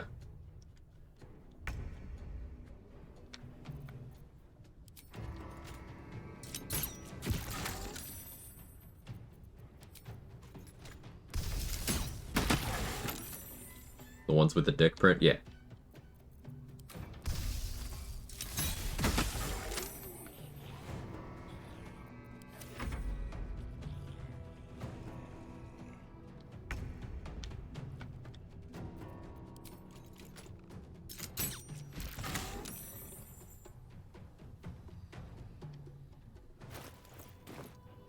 Plus, the painful striking would have been better here, too. But he's rolling annoyingly high. I guess psionic overload.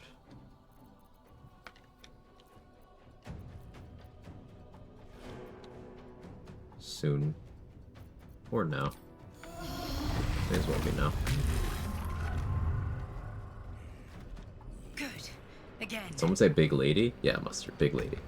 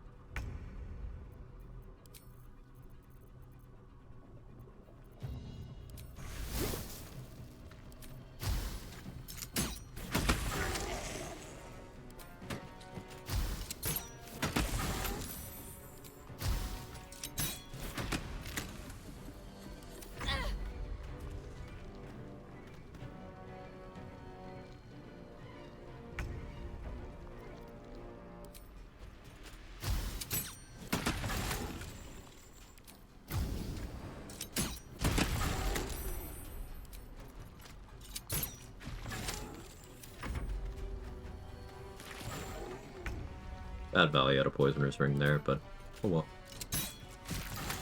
Things don't always go to plan. Alright, I can stop using consumables now.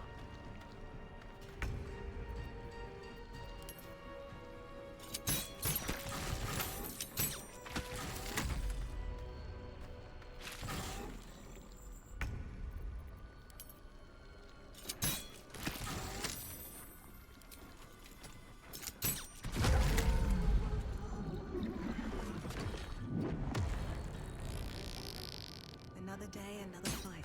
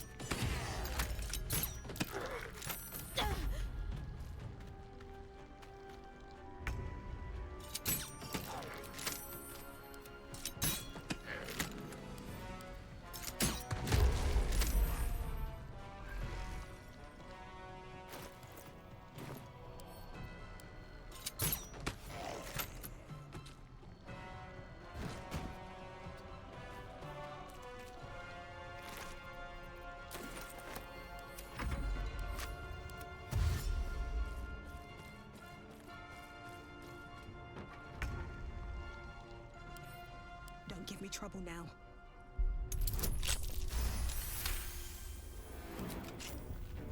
I feel like lockpicking mid-combat's a power move, right?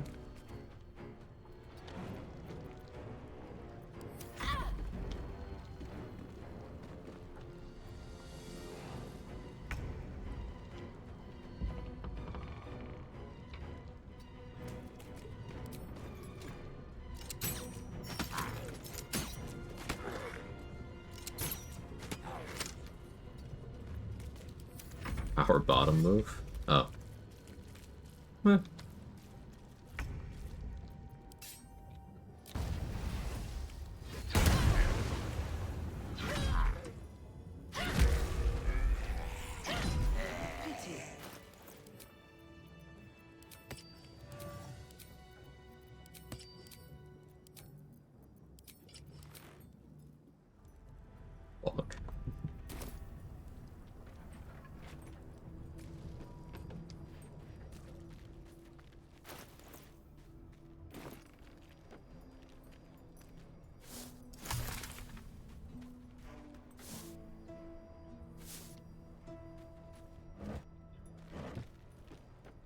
It's been a long day. I need to rest soon. We've still only done one long rest so far this run.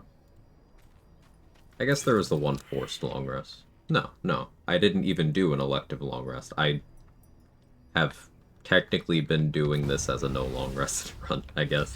Because that was just the forced act transition one. I don't think I've done a willing long rest. Maybe I did one that I forgot about, but... It leads to dialogues, so, like...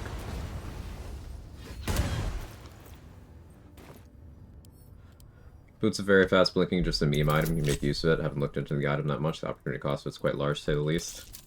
I'd say that's one of the more meme items. Like, you can get some value out of it if you are very low on resources and you're trying to rob the bank in Act 3. Like, using that to step in.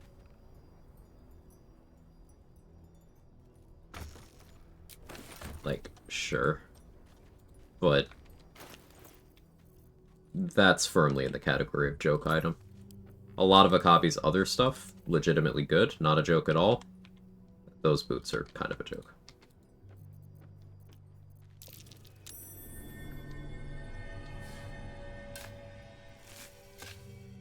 Especially because by that point you already have Nier's boots that do Misty Step once per short rest. You have the Misty Step Amulet, which is Misty Step once per short rest. You might have Dollar's boots, which is a Dimension Door. Two of those items are competing for the same slot, and they don't fully strip you, so, like...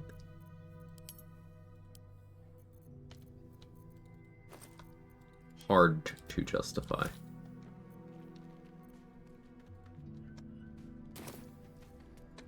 Boots mentioned? Spunk boots? You play your cards right, I guess. But this guy doesn't know he's dead. Good for him. Here goes nothing. Something good here, I hope.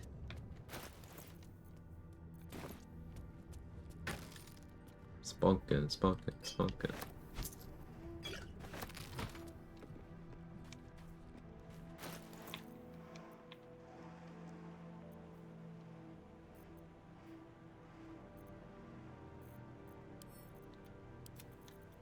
We can go for Jerry.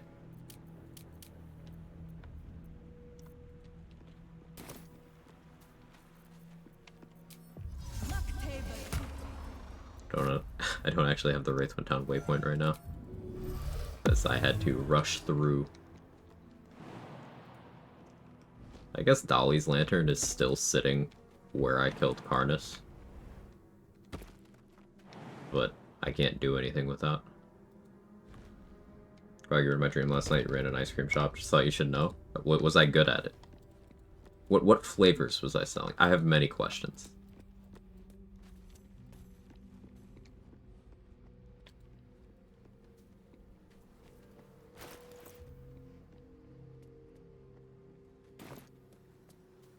Love the atmosphere of Act 2. Me too. Act 2 is, like, even though I can say, objectively speaking, you know, from a media analysis perspective, I think Act 1 is their most well-crafted part of the game. Act 2 is my favorite.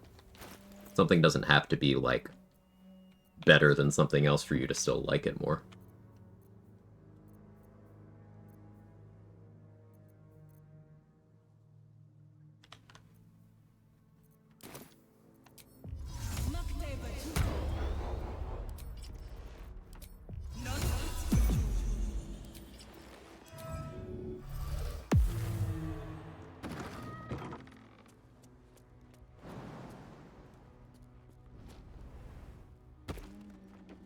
Serving up that chocolate soft serve. Nah, it's fudge squares, Danny. Rock hard fudge squares. Better be cautious.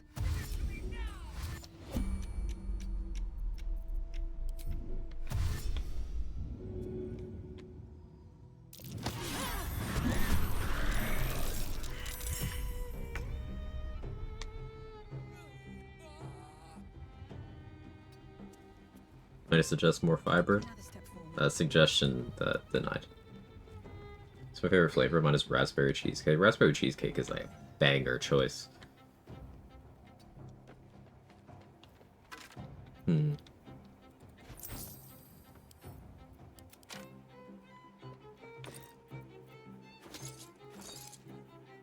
thinking. I do like a nice salted caramel. That's pretty good. That's up there. Honestly, my go-to is vanilla, but that's just because you can combine it so well with like everything.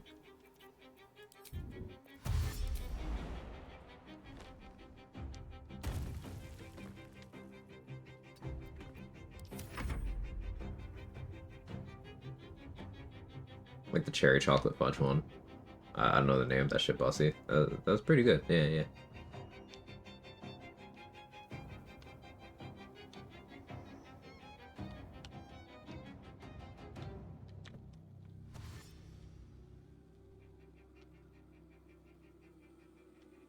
Actually heard people in the US also call it knapsack. I think my dad calls it a knapsack. So, yeah. It's an old people thing here, but...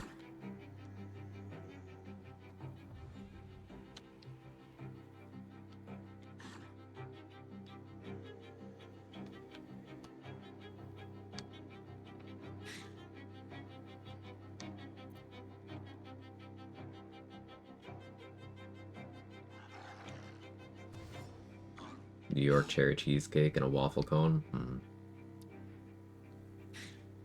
Now I want a snack. Isn't fair.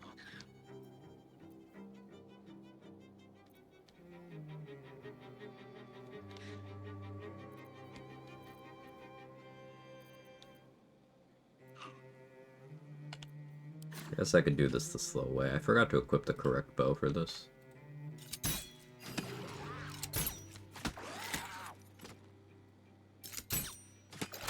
Take a minute. Have a snack. I don't really have much right now.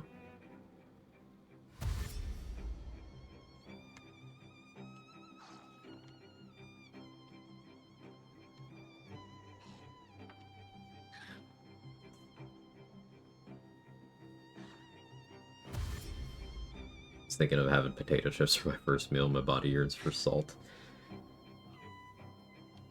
I am on the 1 to 2 meals a day plan, so I don't usually think about food until I start feeling like shit during stream, and then I'll eat something after stream.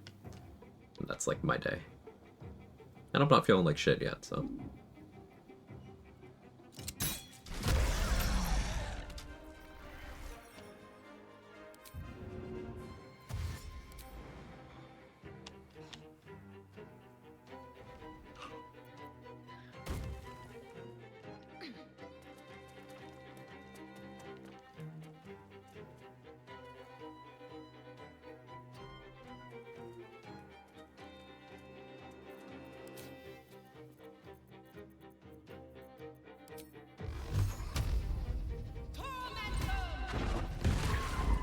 Free from the curse now.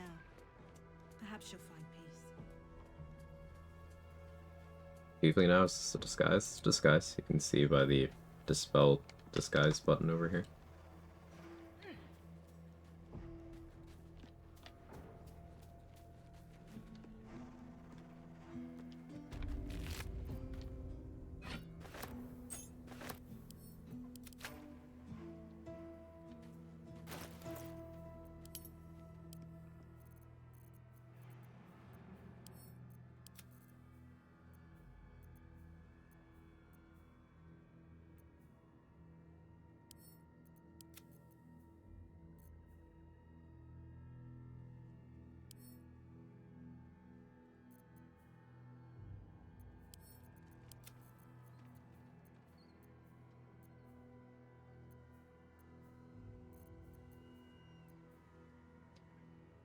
I really like Twist of Fortune having the reroll there, but... I mean, I guess this is a use for my gold in this run, actually. I can just save up gold for the entire run and put it all in someone's inventory in Twist of Fortune, though. We have a new goal.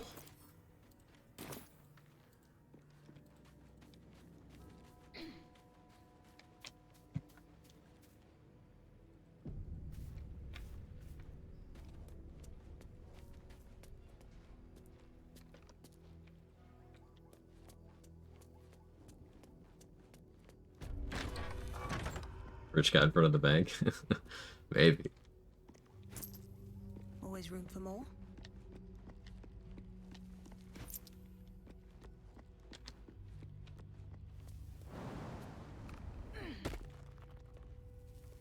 Oh yeah, I'm sorry to say, I can't fight the big stupid dragon this run. I know, heartbreaking. But that's a dialogue.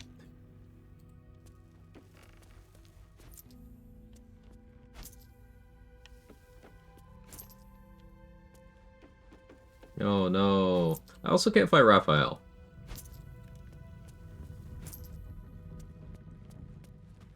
I also have to side with the Emperor.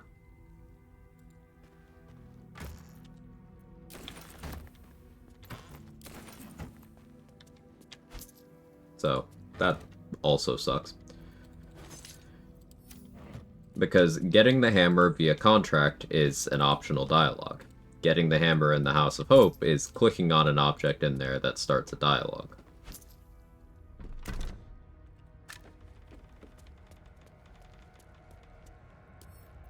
A couple turns should do it.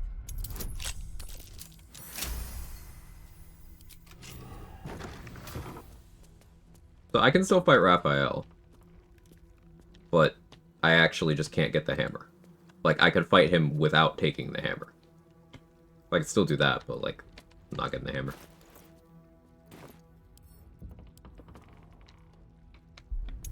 Dialogue if you don't talk to a person, though. We've ruled that it is.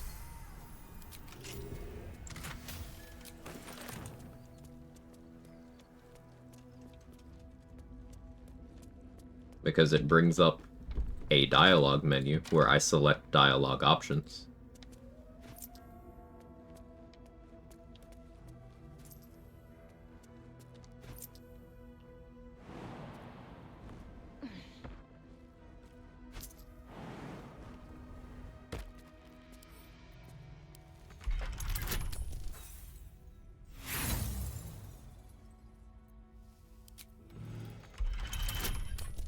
Locked out of the altars in the Golem of Shar? Yep. It's a dialogue.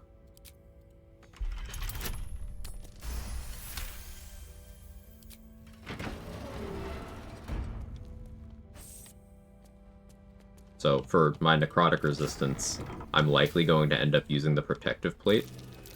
Something over there. Which, it's cool to end up in a situation where that's a sentence that I say.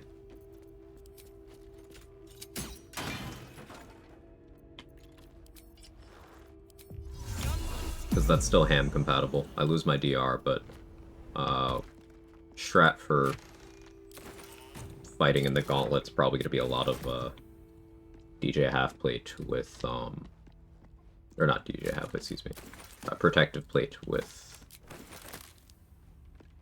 either Adamantine Shield or Grimskull Helm for crit immunity. Probably Grimskull Helm, and then I use Skin Burster. I'm thinking.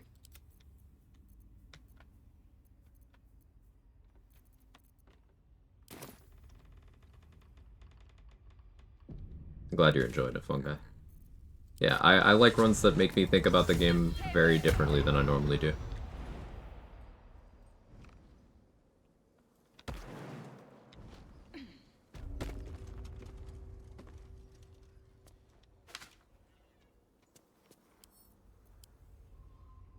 I missed a chest in there.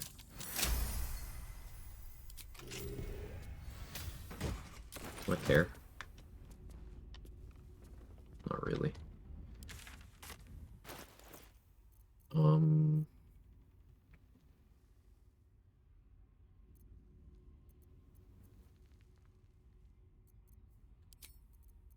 Could go do mean locks. I'm gonna have to beat them to death with the Moon Lantern, or put the Moon Lantern down at my feet and use a different weapon.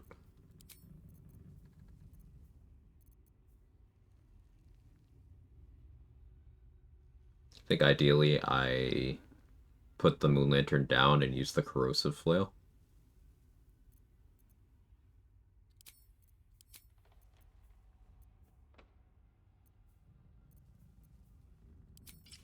Let's go underdog.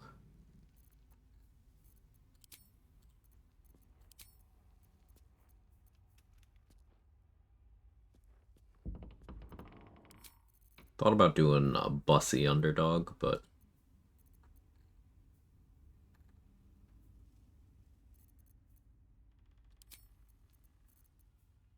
having a source of fire res.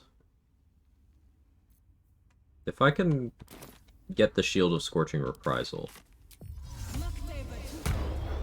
that's a source. Now that's a pretty high DC perception check.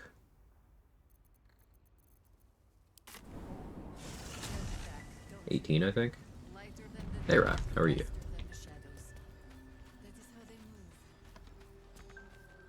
But if I can get fire resist from that, then I can use that so I don't die from my own Bussy Crunch. I'd rather die from someone else's Bussy Crunch, you know what I mean? Victims of the Shadow Curse. At least they were afforded a burial.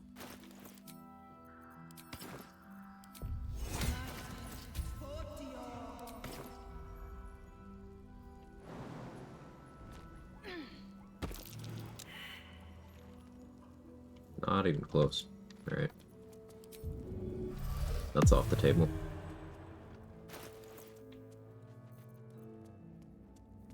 That was with advantage.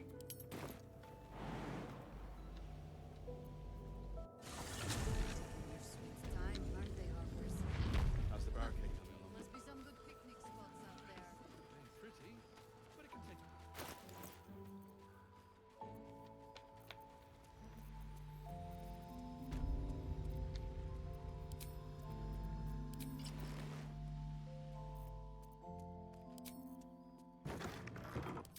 I think this is actually Boots of Aid and Comfort fight.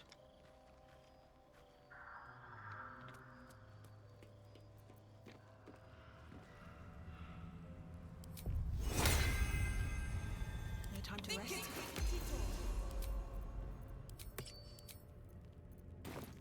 Softer than a whisper. I should get Flesh Melter Cloak before doing this, but I'm already here, so...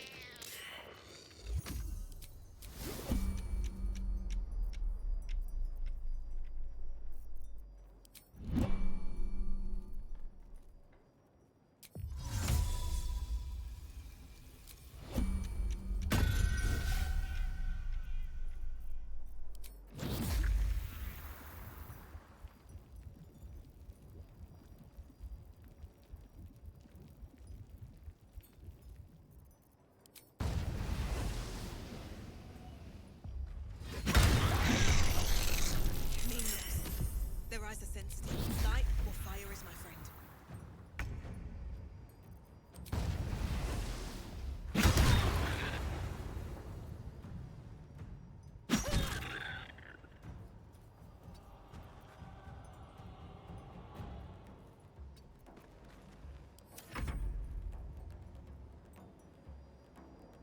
Flesh Melter, Skin Burster, Bussy Crunch, what's next? Blunt Scuncher? Yeah.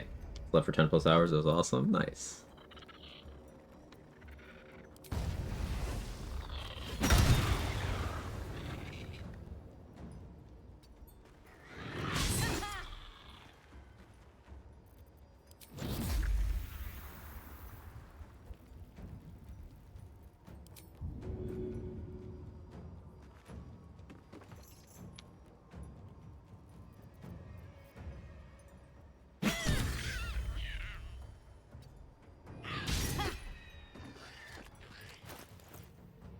hey, I forgot to get that fire rose.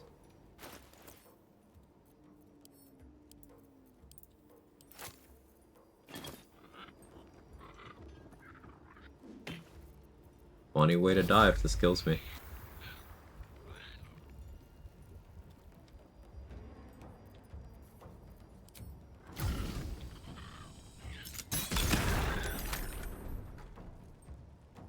Oh, oh. Hang on. Hang on. Didn't account for that.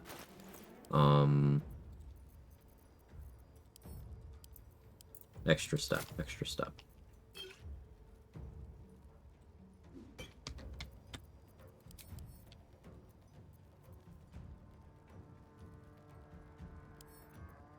Don't really want to use this, but...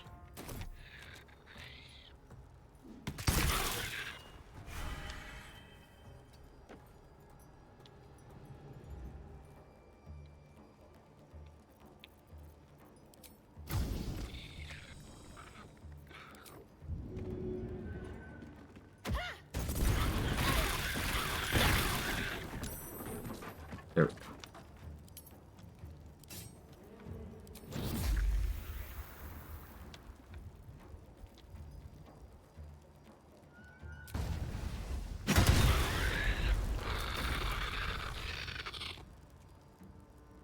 I had to give myself fire resistance just to be safe. Because, Fussy Oil here can be up to 18 damage, so without resistance I could be hitting myself for up to 16 per enemy. And that could have been bad.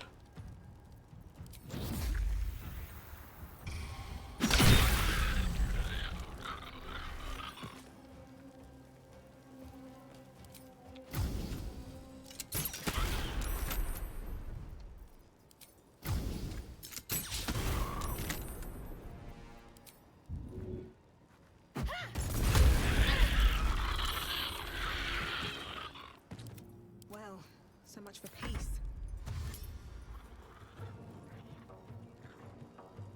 Felt last night? Gross.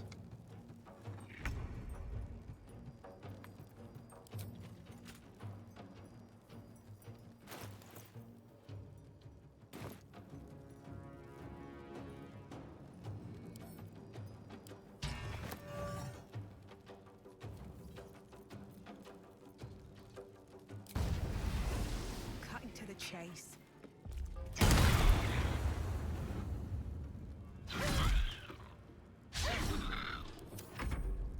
Shout out to all my snow haters. Represent. Quag only likes the yellow snow. Yeah, it tastes better.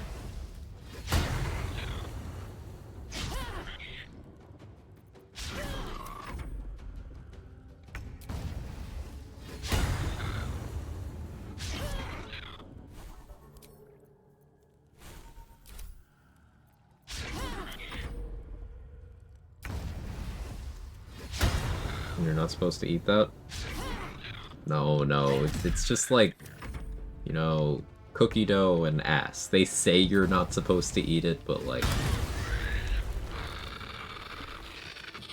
Don't mind if I do. God, see it. What path lies before me?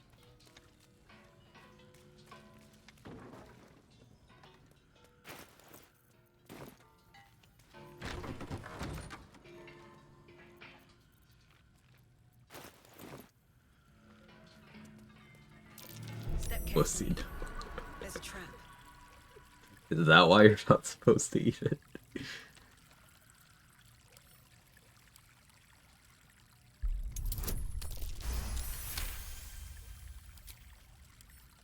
Bet I can crack that open.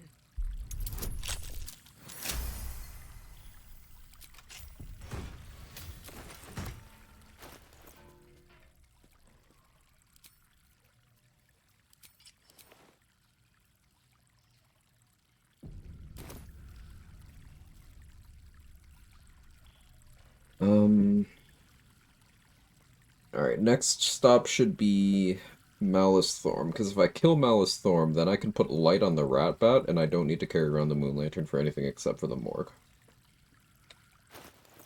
So what is my strategy for Malice Storm?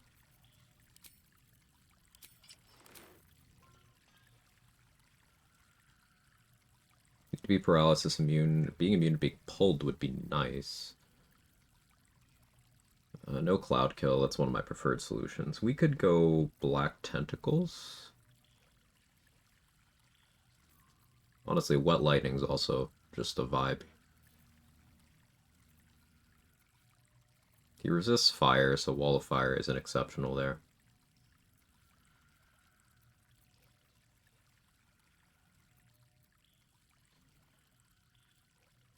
Not really satisfied with any of those options. See if I can steal better scrolls.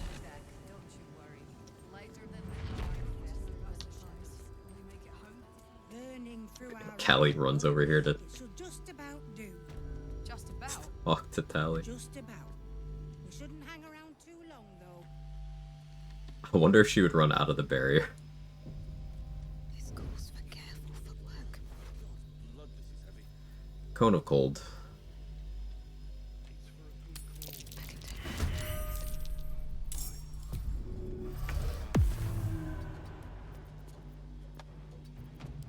Yeah, we'll do wet Cone of Cold. You know what else is wet? No. Don't waste a step.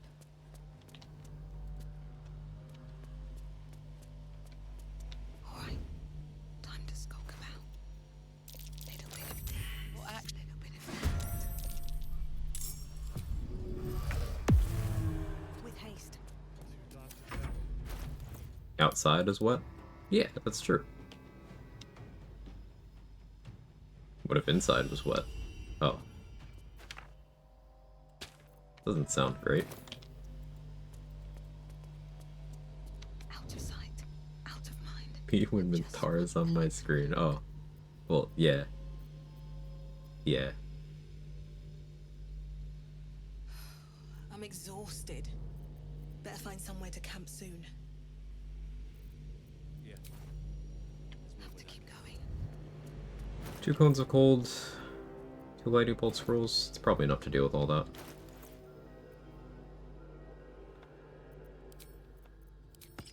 Let's go mobility oriented.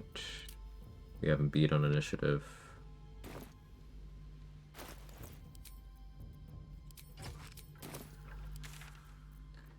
Bow of the Banshee's probably better here overall, but I'll play it out this way. Today, 2 shows, matinee, then an evening show. Gonna be a long ass day. Pace yourself. If you can.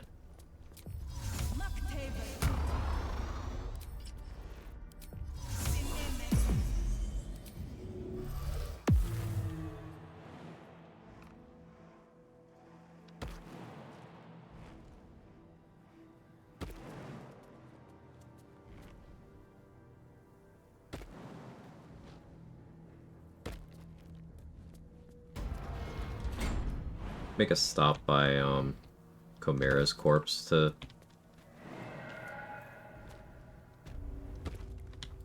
get her locket, I guess. Oh no, it isn't Chimera's corpse. I guess maybe they're tied to Roland as well. Don't want to draw any Or, attention. well, since Arabella didn't survive, it is implied that Chimera and Locke go and self-delete us. One day I'll catch a break. So, yeah, that's probably what happened there.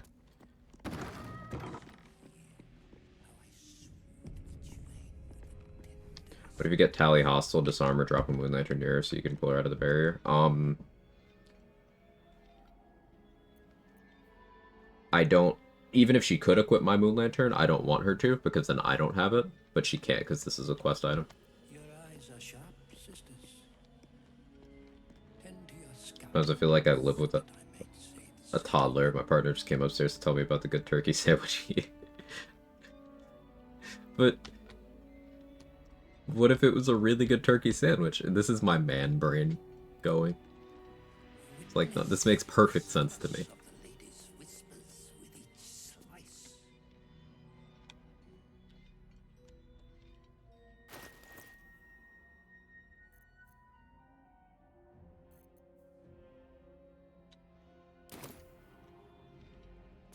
Only with unwavering hand can we show our goodness.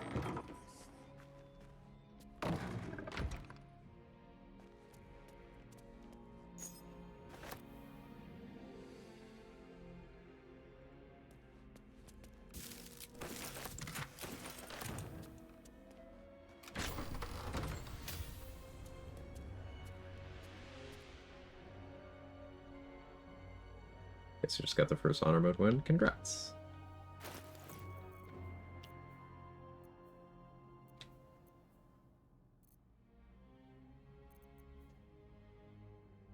Very big accomplishment.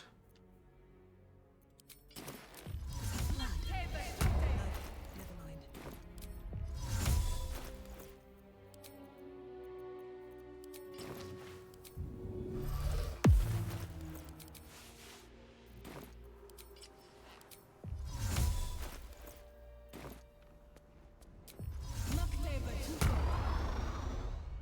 Can't risk being in open view.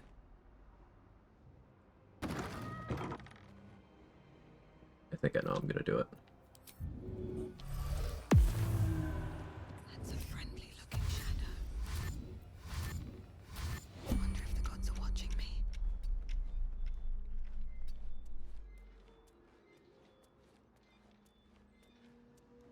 Rective or Poupe. Had a very dumb, probably very convoluted flavor run idea. Paralysis demon. You can only deal damage when enemies are paralyzed or frightened. Otherwise, you can only use psychic damage. That's a fun run idea, Machete. I like it. Could it also be a sleep paralysis demon? So, like, you can also do it if they're asleep? Or do you think that's too easy? Sisters, tend to your skin. Say the same of them. Excellent. I do get a War Magic opener off for that.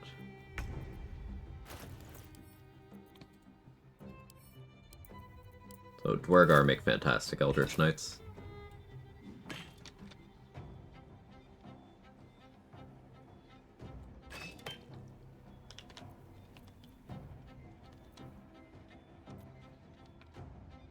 Swift as my feet can carry me. Let me do this bonus action Smoke Powder Bomb, I guess.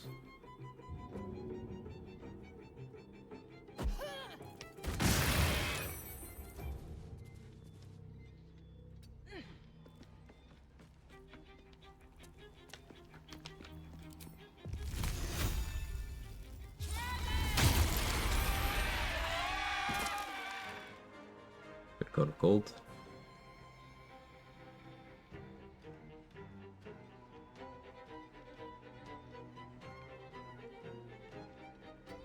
Angle over here. The ideal beat all lightning bolts. Kill you, get a bloodlust action.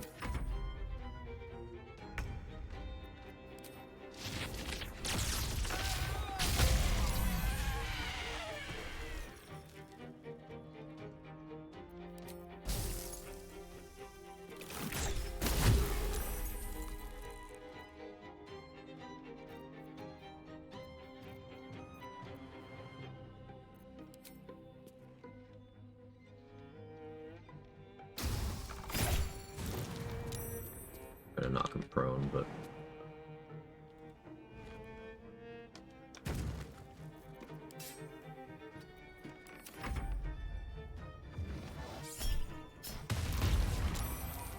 Barure.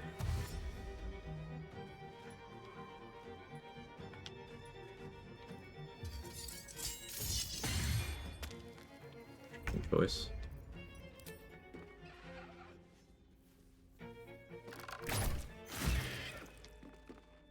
May the gods take you first. Low roll and then a miss. That's just unfortunate.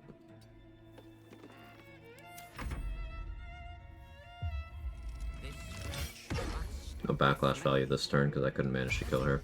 Instrument, sister.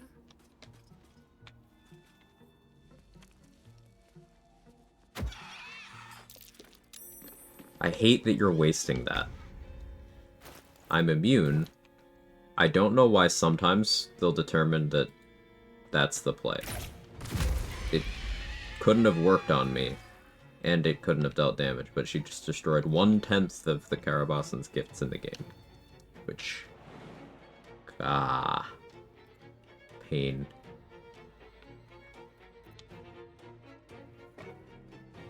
Spite? Probably.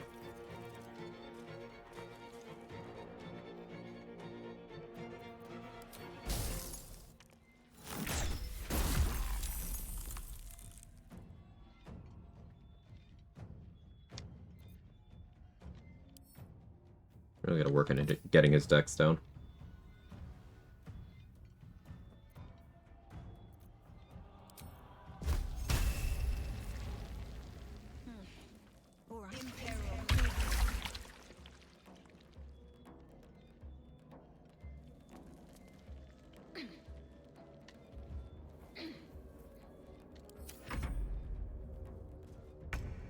Nice. Hi, Jake. Maybe they misclicked. I like that explanation.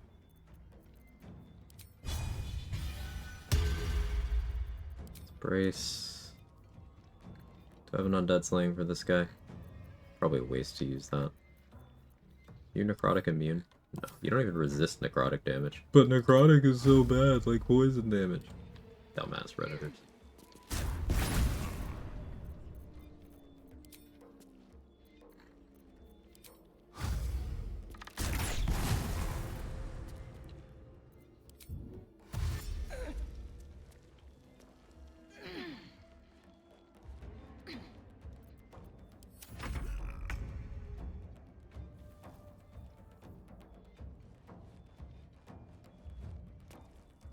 Thrown idea actually feasible, by the way? Or is there a mandatory fight in the game with enemies immune to paralysis, sleep, frighten, and psychic damage all simultaneously?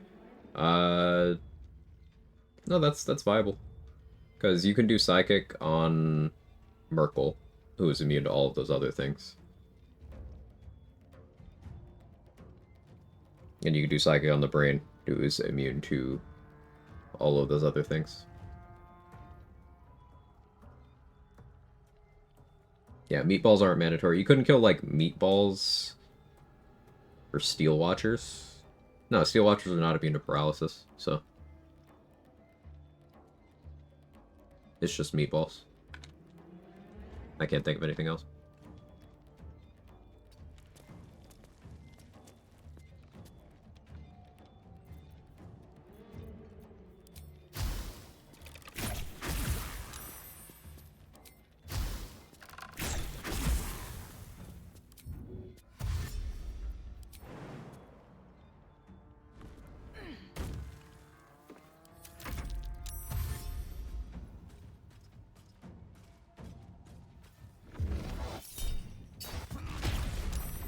A mineral? It was.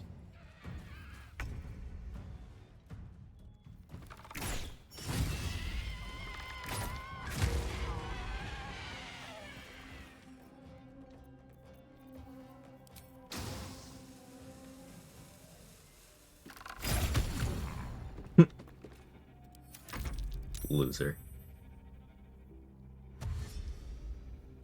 What's a meatball?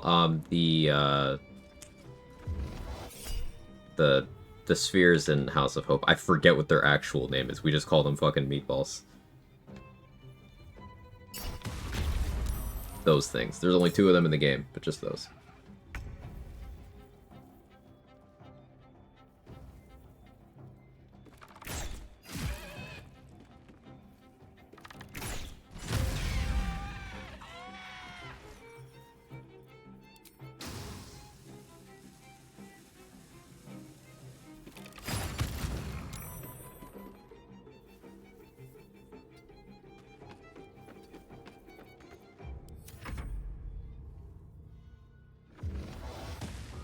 Went too far. Well, maybe I didn't actually. She didn't join the combat, so. And he just walked right back into the tentacles. Cool.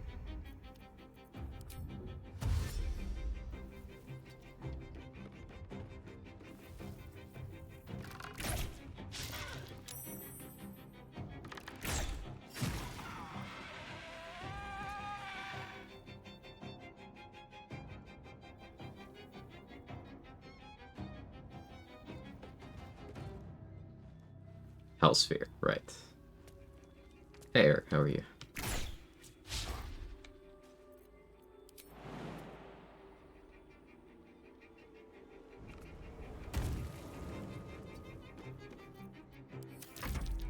Went too far on me after making offhand jokes at work because I lack social skills. Forget I'm not on Twitch all the time. Just makes you more relatable, Spelman.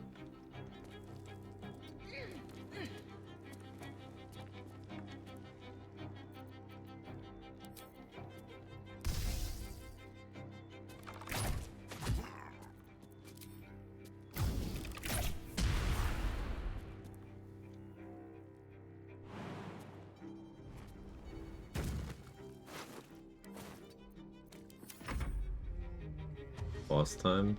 Sounds good, Atrix. Good luck.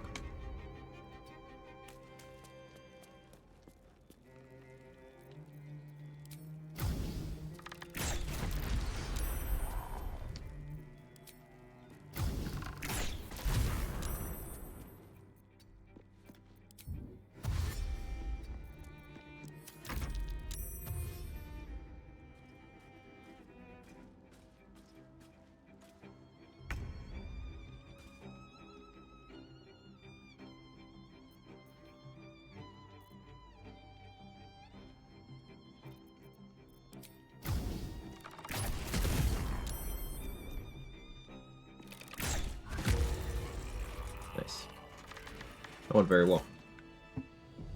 Open up.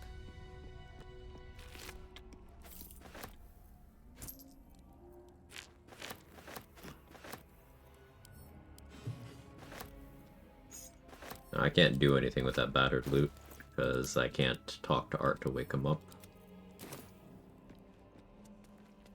But hey, trophy. Alright, so now I should be good to run around without the moon lantern.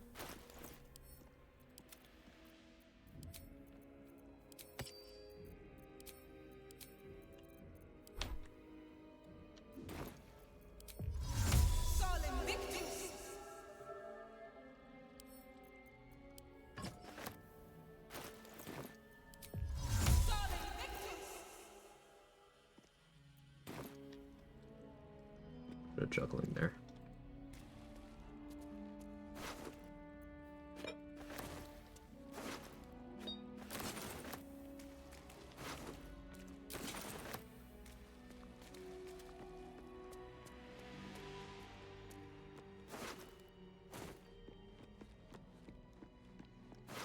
Reminds me of my fun facts resulted in half my company trying to find me on here. Luckily, we're a very raunchy office. Has anyone succeeded?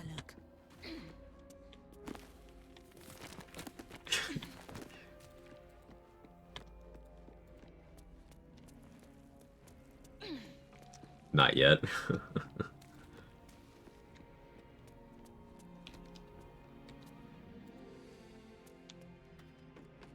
I realized after how small the category is. I mean, they might give up looking. If someone isn't online enough to find you immediately, then I kinda don't. Like, I kinda doubt their ability to continue to look. If that makes sense.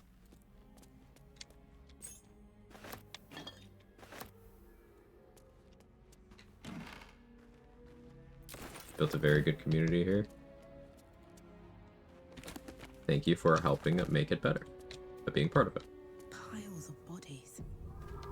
Very old, by the looks of them.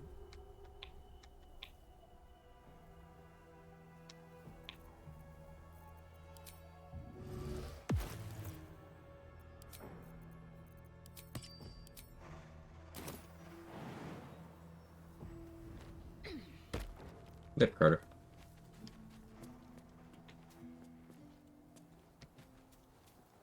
While vultures encircle, preparing their right. These sigils. We still have not spoken to Raphael. What were they for? That might be worth a look. I'm not a kid anymore myself. Most of my coworkers that I work with regularly, all 55 plus, and all they really chat about is crane gets and Pending retirement's not a lot of opportunity to let slip my casual activities or behaviors. Yeah, that's basically what I expect. Yeah. It's a different world.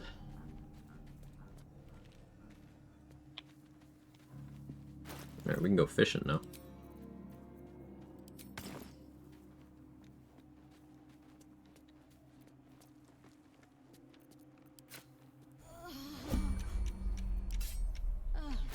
There are still situations where I need the moon lantern.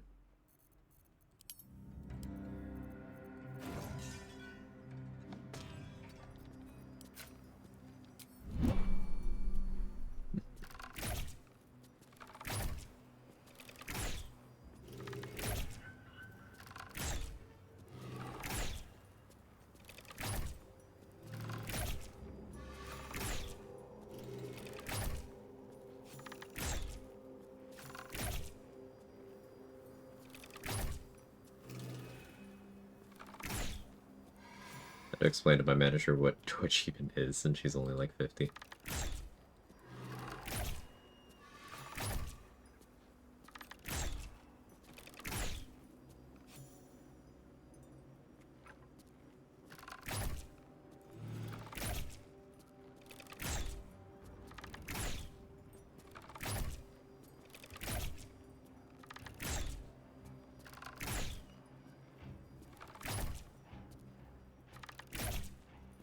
Imagine watching a stream, also being in a work call with Danny, hearing her say, "Alright, call over. What were we talking about? Butts." 4.3k. Level 7's gone reasonably quickly, but I've been doing high XP yield things at the front of the level.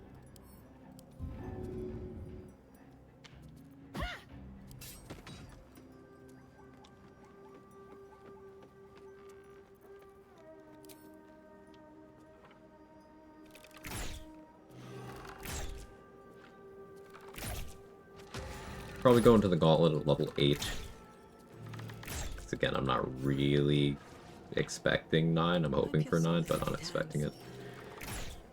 We can grab the Dark Justiciar gloves for a damage option.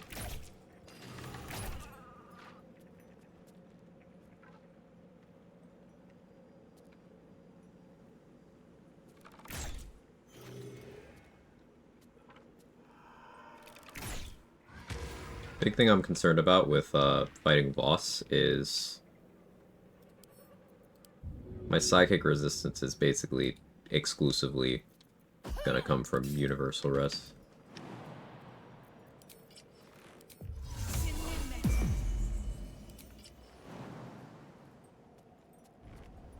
It puts me on a very tangible clock. And I don't even have enough to craft one of those yet. To go back to Act 1 and steal from Dareth and Blurg, and hope that they got the goods.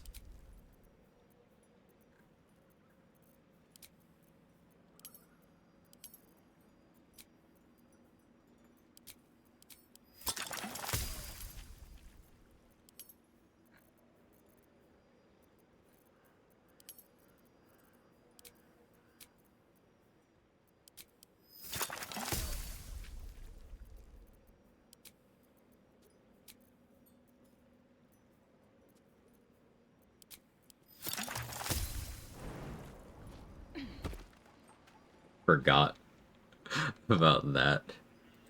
Plenty.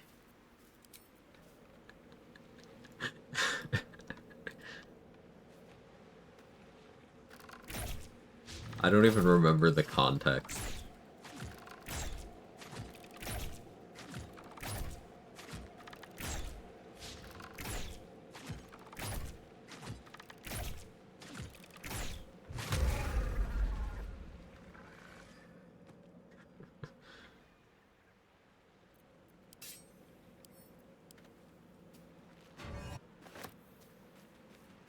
Anything of use? Good fishing.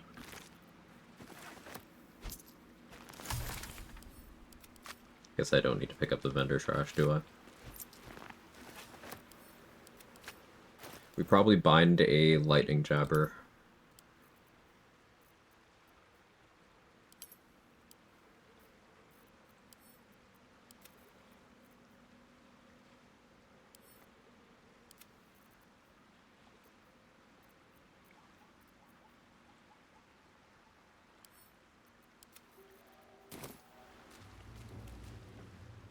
hide in here.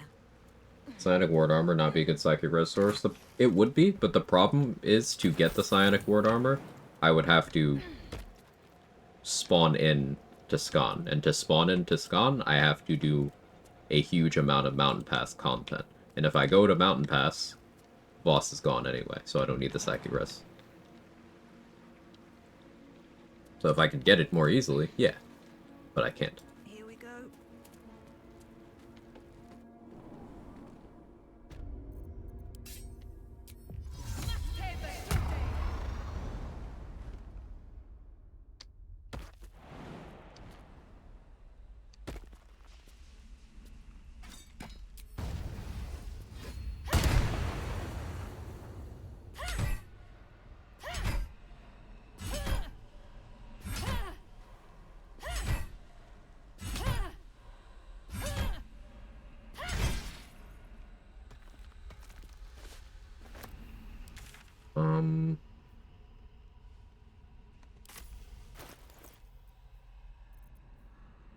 I guess I can equip that.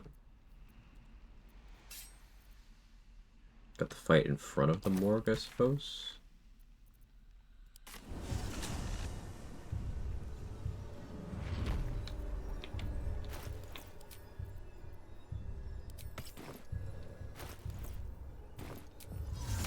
Gotta swing around the rat bat, and then I do need to be on Necrotic Res.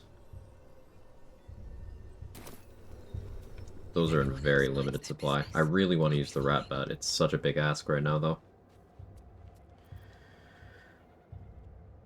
I was thinking.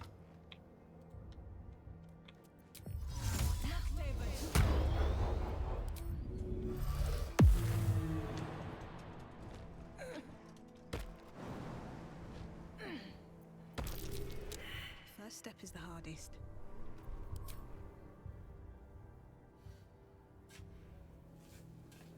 Rice is done, so I quickly fried 2 eggs and have steamed rice. That sounds so good. Yeah, my stomach immediately growled.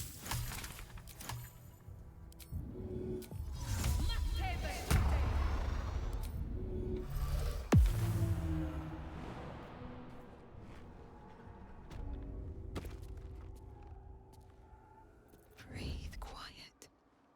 Move with care.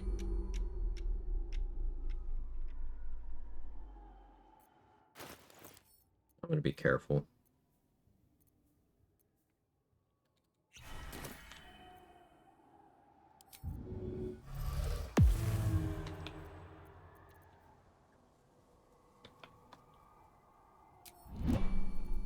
I don't need any attention right now.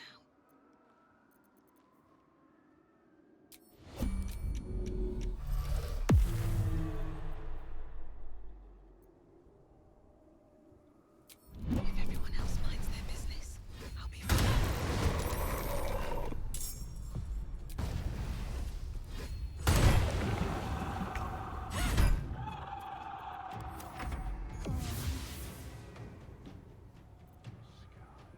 I gotta put down the Moon Lantern. Wraith.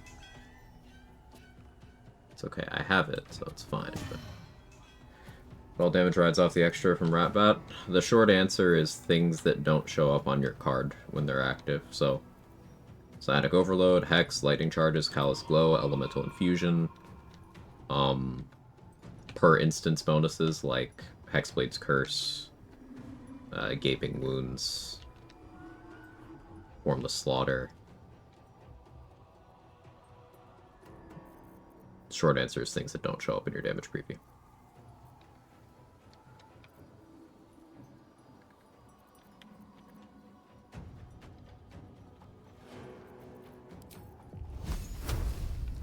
I have a lot of these.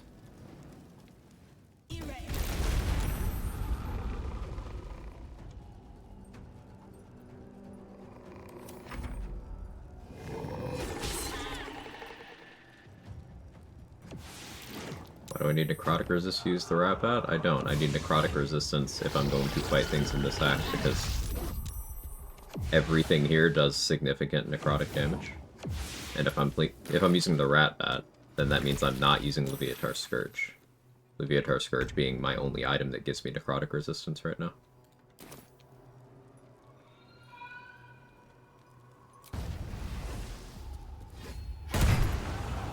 So I'm using an elixir to get necrotic res, which is not my favorite solution.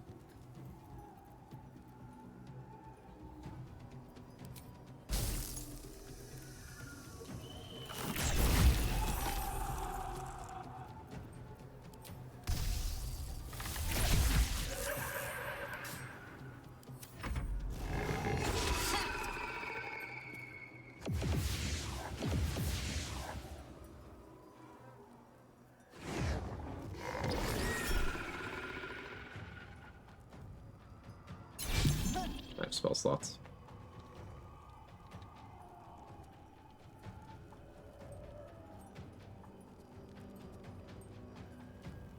Shouldn't have the movement to jump up, right? Yeah, not after standing up. That's so fucked. Alright, Extinguish went away, which reapplied the burning condition to them. That went away from the wall of fire, so that's funny. Makes me want to do an oil of combustion strat involving wraiths.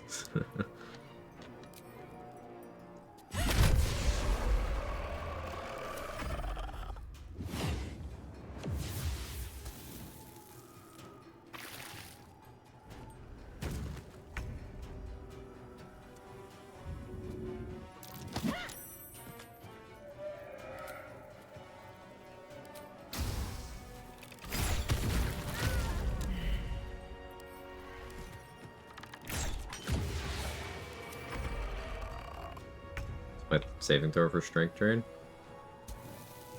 Let's look.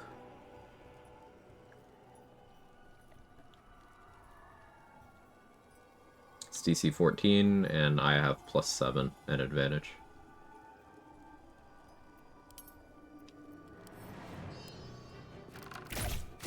So I'm reasonably likely to fail.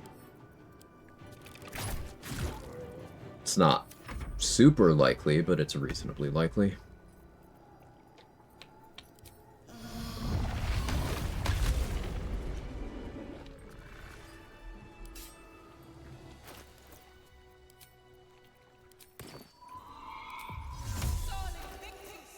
Alright, there's only one more Wraith in the game now.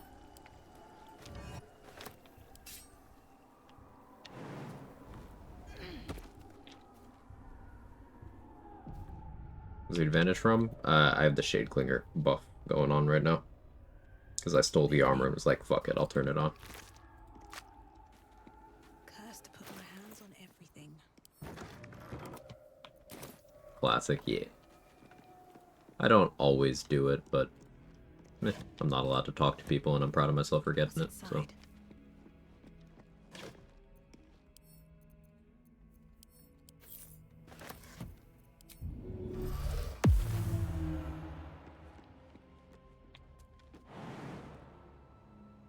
Jake, do not try to jump on my desk, please. This calls for Thank you. careful footwork.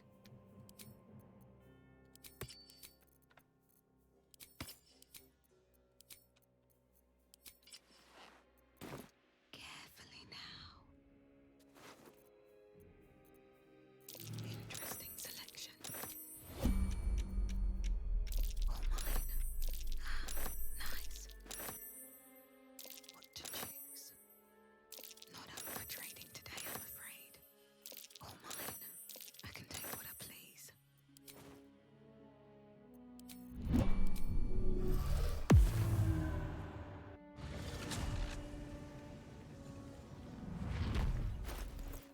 I can try. Nice. Jake.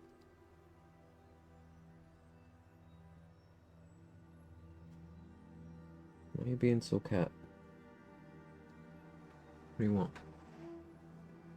I know you want food. But can you chill out?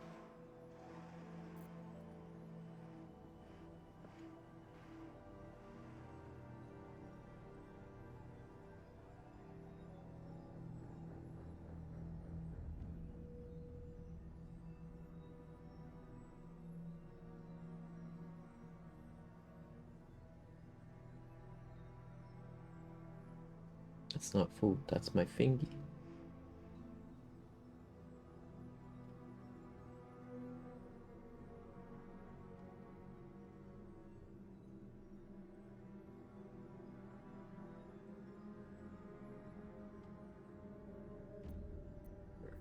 No desk.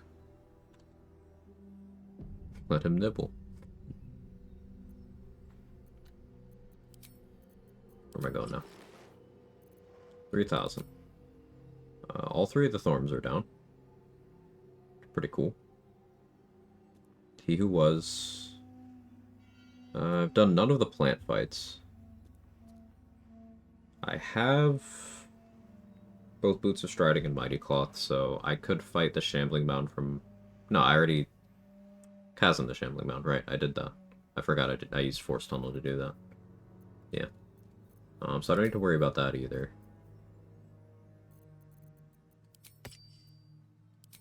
I could kite out the rest of those. I have more Walls of Fire.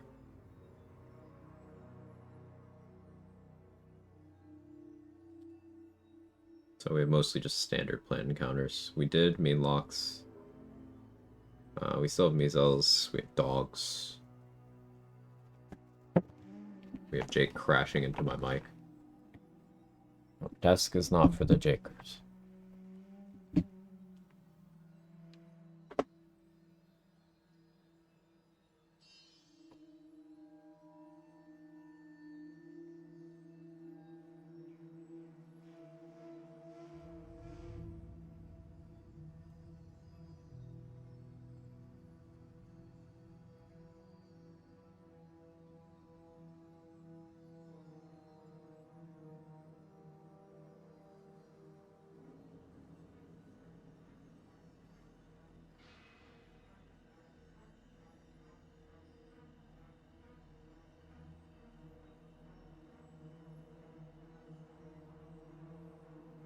Trying to give him something stable to put his paws on when I'm holding part of him up. He's like, I don't want you to do that. I want you to pet me.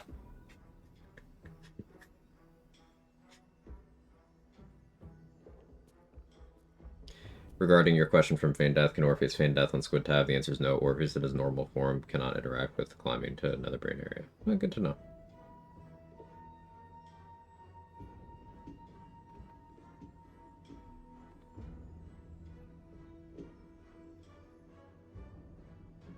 Alright, I'm gonna AFK for a minute. Grab him food. I'll be back in a few minutes.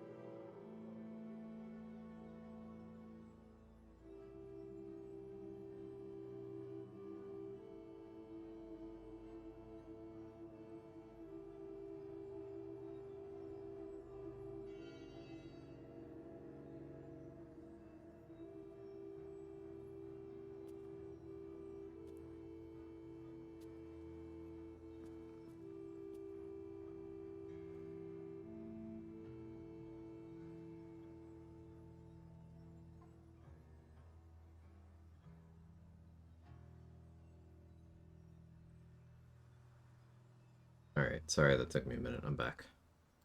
Old man Quag don't move so good.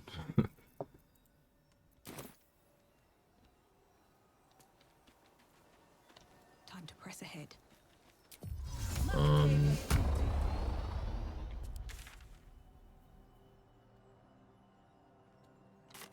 are we going now? Do Mason's Guild?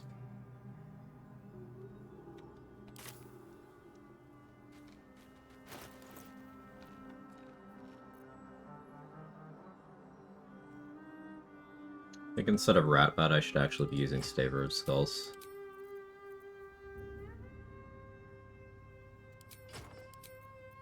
With Iron Banded Shield.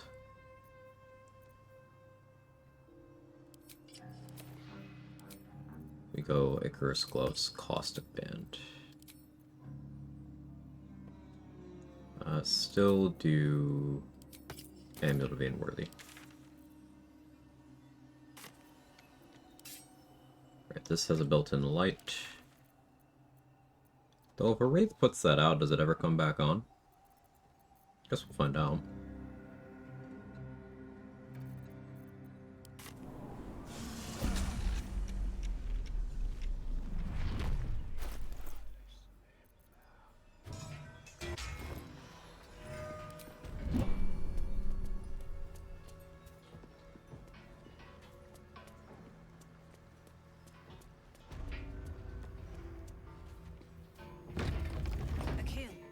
Unfinished sculptures, stone fragments. Masons worked here. And gods, what's that smell? Sulfur. Bizarre.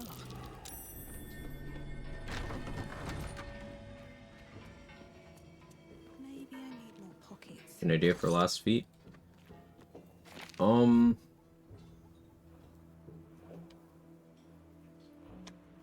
Dual wielder would make the most sense.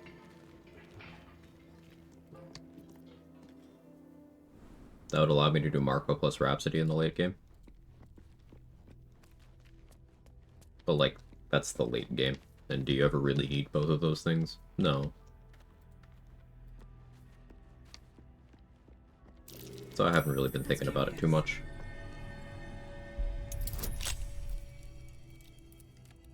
Could do Polearm Master if I want to be able to opportunity attack invisible creatures.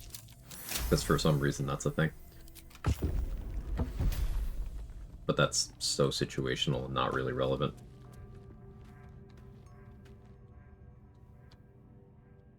Tough is always good. Mobile. Offset the short people tax.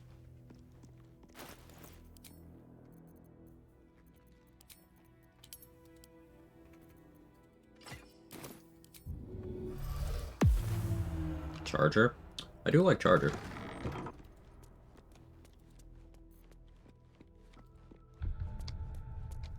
Charger's an option. Hi, Hollow.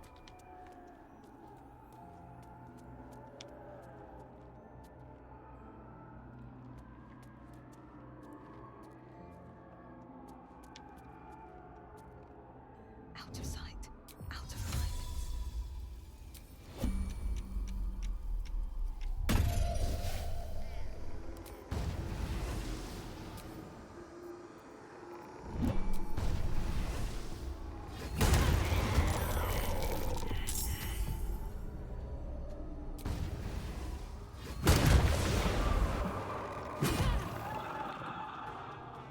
Noxious fumes.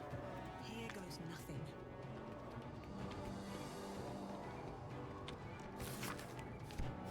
Best be on my way.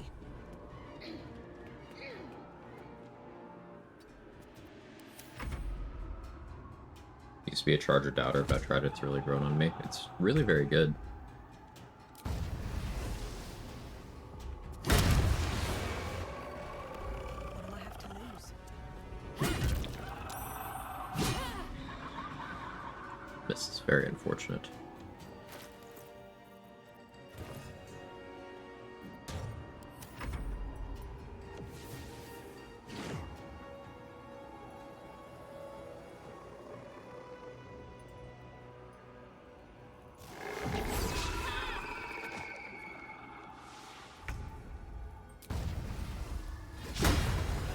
I saw him missing. I guess the answer is no.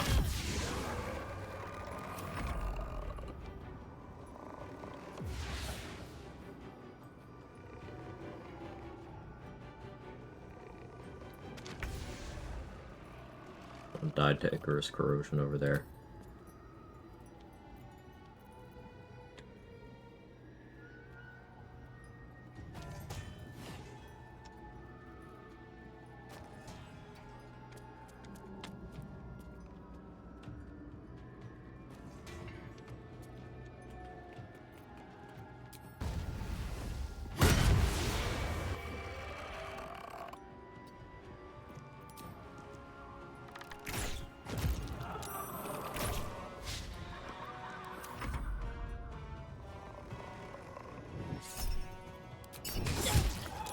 Didn't get cursed.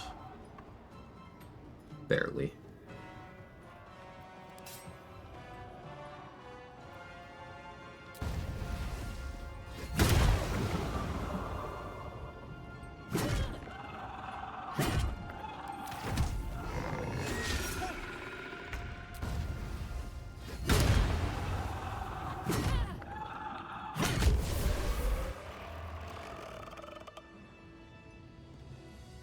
Yeah, I guess that just means the light on this is gone now.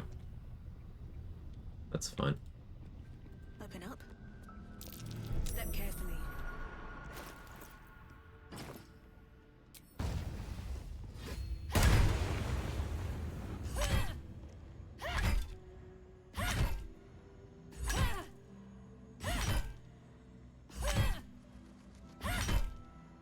It's been a long day. I need to rest soon.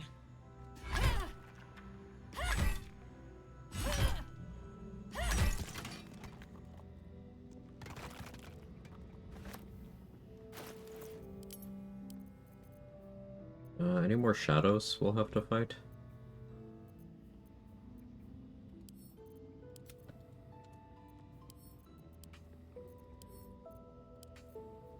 Thinking.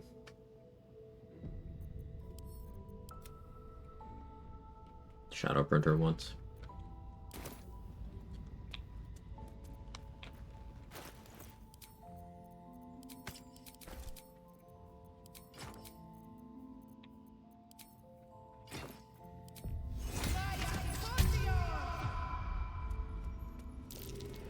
Something over there. Hey, Karen. Any ideas how to build the character for multi-class feat? You have to take all of them. So I've done that challenge run for stream twice. I built different ways each time.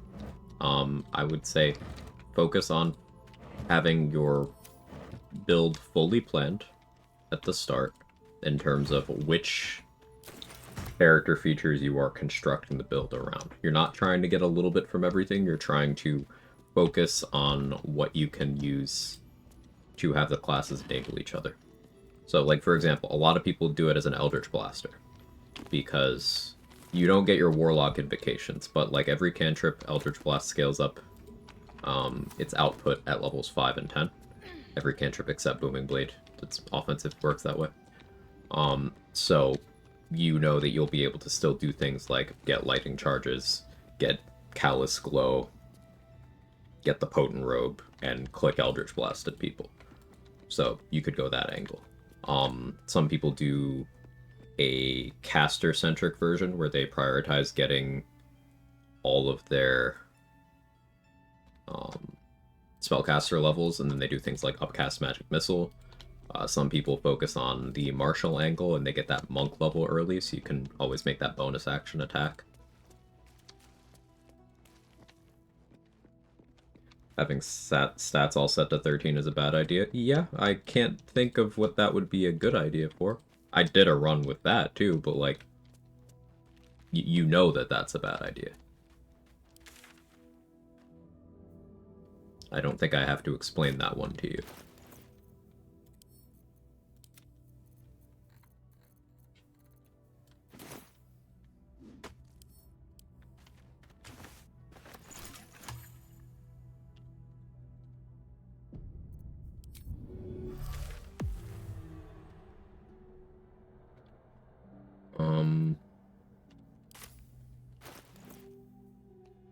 But yeah, for Jack of all trades, I tend to encourage either building around your monk features or build around your warlock features, if not both.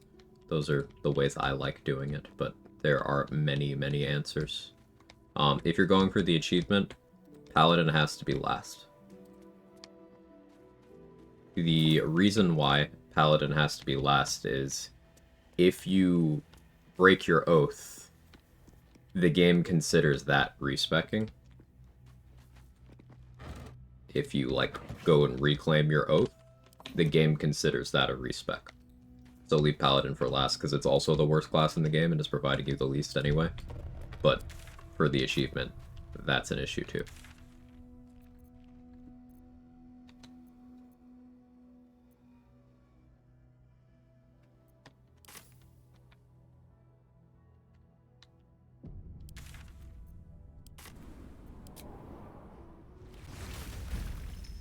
Let's go back to Act 1 and check out vendors. I should have been doing this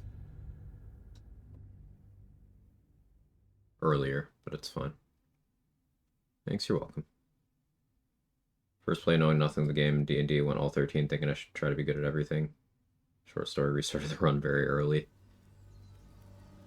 Well, that's the thing with 13, that's not being good at everything, that's being bad at everything.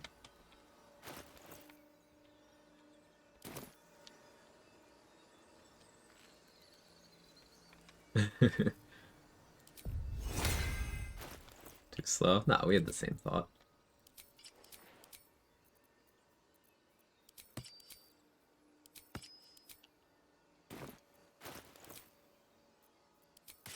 Leash till the hubbubs died down.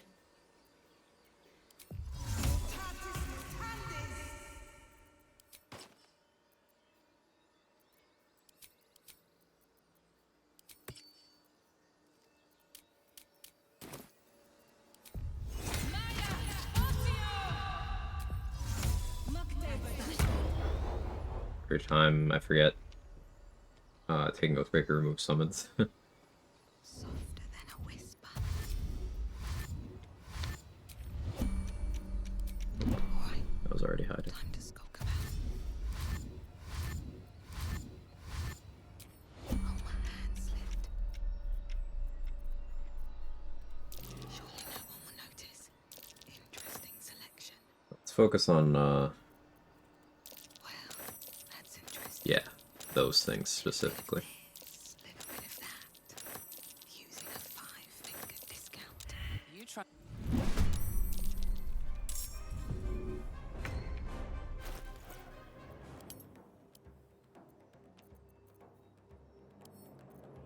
Let's put away Iron Bandit for now. It's just +1 AC. It's really not worth the carry weight at present.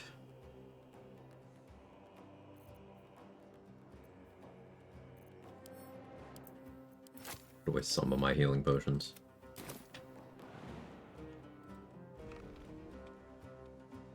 On my way.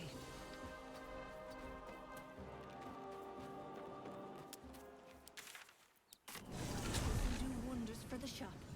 Curious to see if she'll have the Noble Stock in Act 3 now. Yeah, me too.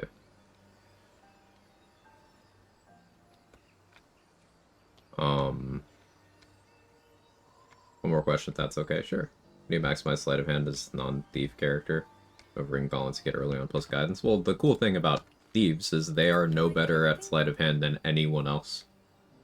So, I encourage, don't go off vibes, go off of game mechanics. Thieves have exactly nothing to help with stealing versus anybody else.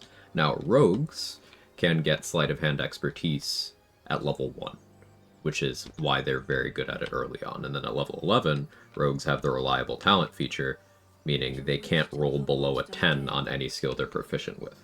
So that would mean that a rogue with expertise, even if they only had 10 dexterity, so no positive modifier, no other bonuses, the lowest they could roll is 18, which is really good. That's what makes rogue good. So, if your question is not rogue, then you're going to want to pick up proficiency, which I got from having the urchin background.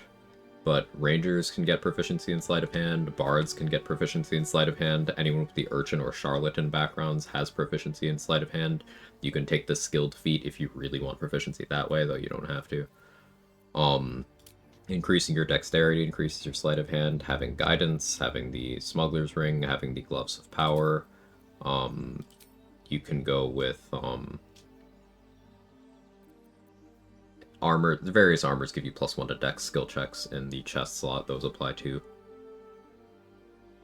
But the ideal is you want to have as much dex as possible. You want to have advantage on sleight of hand checks.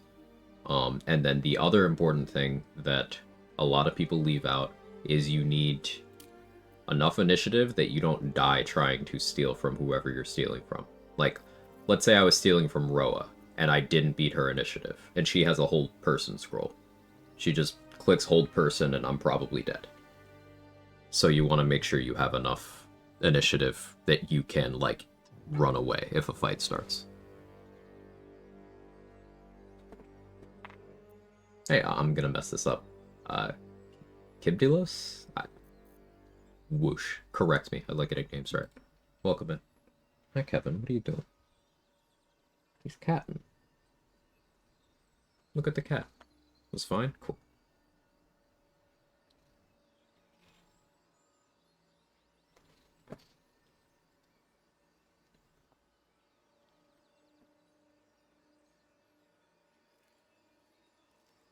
Gloves of Theory are nice. Yeah, that's a source of advantage. One of several. I would be using them if I had them, but nature of this run doesn't allow me to have them.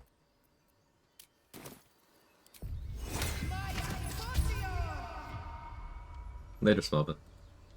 Just out of view. Yeah, you were gonna Ren Fair, right? If you're still doing that, have fun. If you're not, still have fun.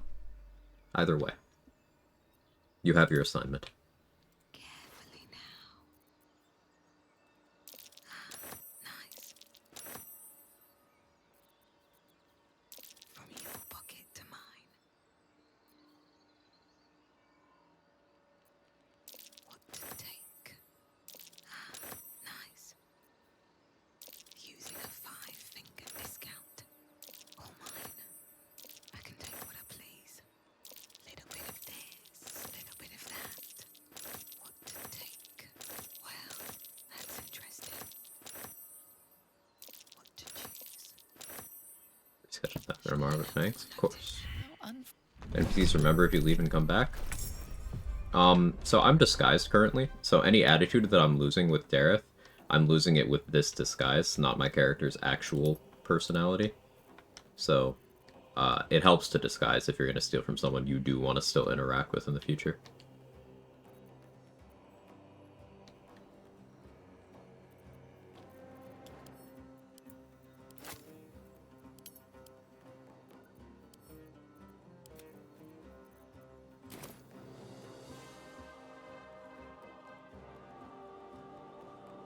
Have to keep going. One big thing rogues get is bonus action, able to outrun any vendor that detected me. Yeah, having bonus action dash is something rogues get at level 2, but I'm equipping boots that give me a functional bonus action dash too. So remember, you can achieve goals through multiple means. A way of doing things is rarely the only way of doing things.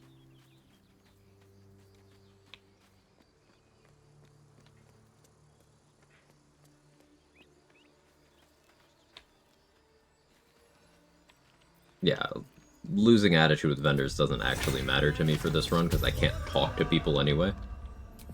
But Hope Bob's died down. Can't risk being an open view. Let's see what you're hiding.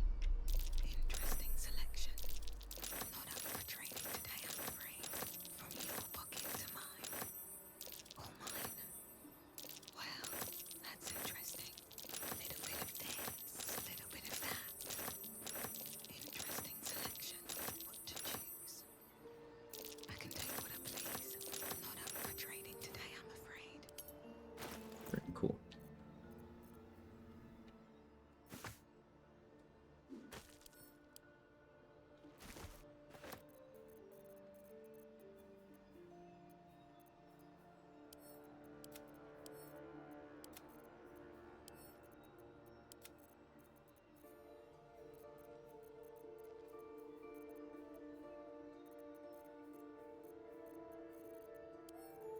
My throwables. Don't have that many. I can get away with keeping only one of my jabbers on me. Don't need the battle mage gloves, not really. I was doing snowburst stuff, maybe, but I'm not currently.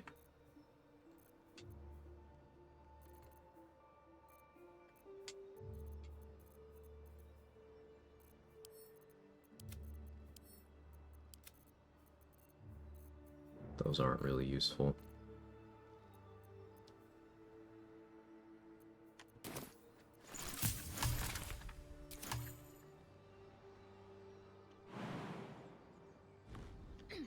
Still think it's level 9 Merkel? Probably.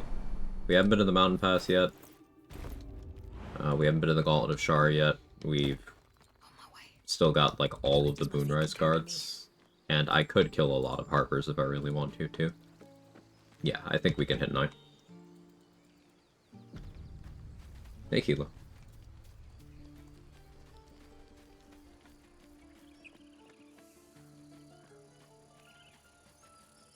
I could probably handle Quag now.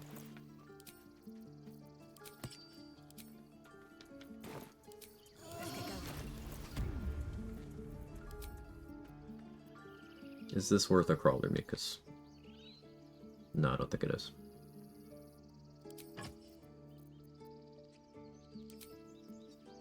Can still rat as bad as though.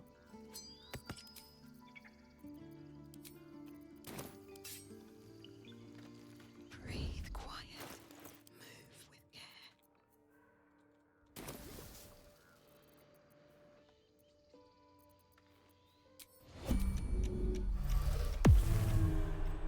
Don't want to draw any attention.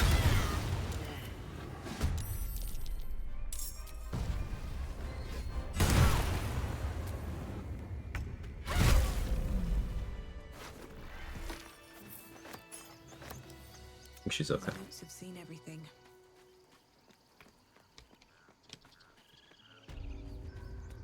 Recently finished my auto run for the very first time. Surprised when I got the achievement. Foe hammered. Only 2.9% players got that achievement. I mean, think about that.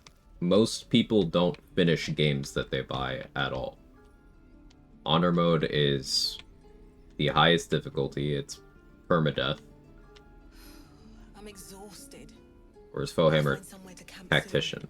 Like, I don't remember which one is which there, but either way, like, Explorer, Balance, Tactician, Honor Mode, 4 difficulties. Doesn't surprise me at all.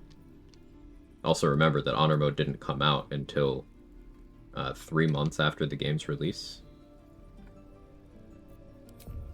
There's a lot of reasons why people wouldn't have done it. I don't need any attention right now. Okay, so Aaron's got Hold Monster, all sorts of nasty shit here that I don't want him doing to me. Make sure we're good initiative-wise. +2, yeah.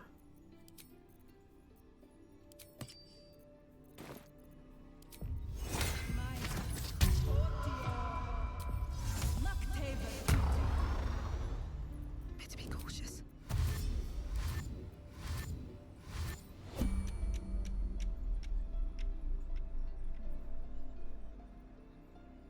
Yeah, I know when you finish on Honor Mode, you get that Tactician achievement. I'm aware. Just didn't remember if that was the achievement for Honor Mode or Tactician. Take from your pocket. Your light fingers were too heavy.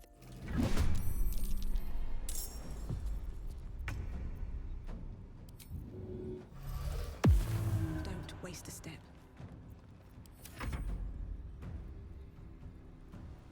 I think 1% of those people with Foe Hammer just Steam Achievement unlocked it.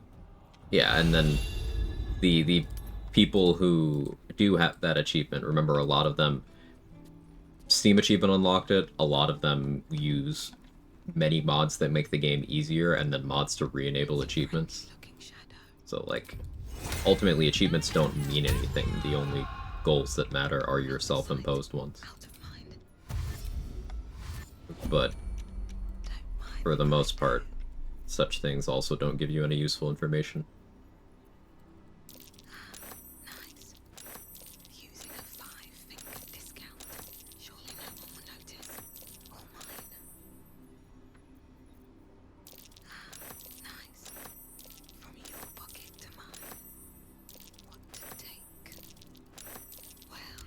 light fingers were too. I don't actually need anything else from him right now. What path lies before me?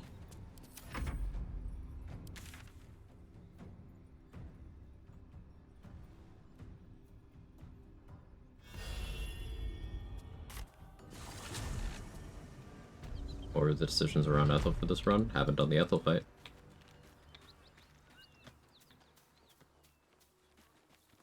I can go do that whenever, but I keep getting stronger first.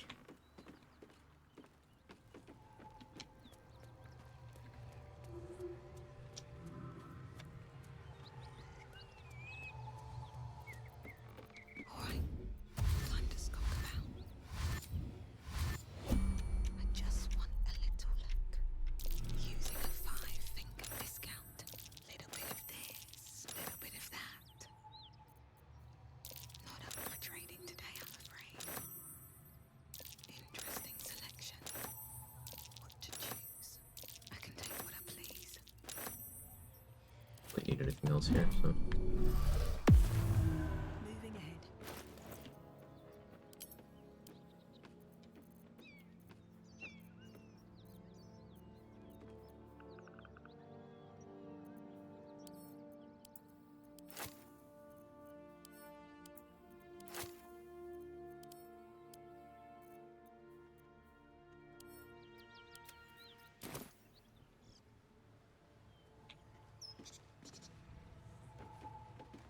He's obviously can't speak third, just gonna know if we're in the hut or what. I mean, she's not in the hut anymore, she's in her hideout. Go down there and kill her. Not complicated. Hi, Karlak.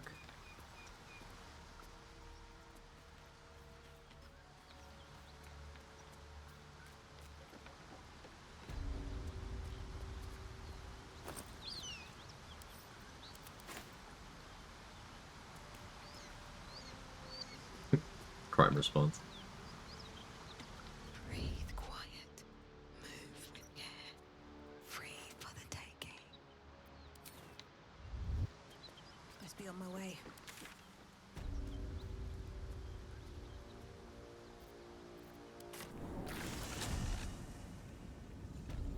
No succulent Ethel juices, no tasty Ethel scalp, no fun.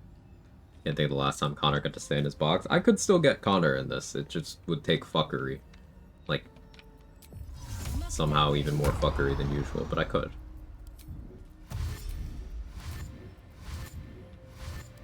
All's well that ends. Not as bad as it could have. What do we have here? Surely no one will notice. I can take what I please.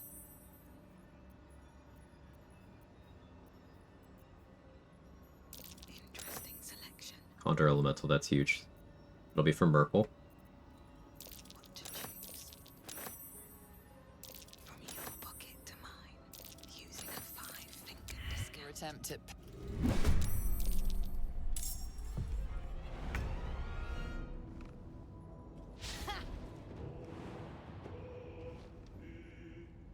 Very well. Let's see.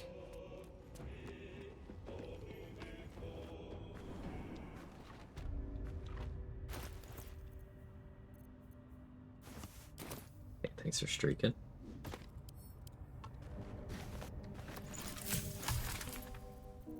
We do have the resources for a universal res now. This will allow me to safely fight Voss. Well, safely is a stretch, but fight Voss a lot more safely.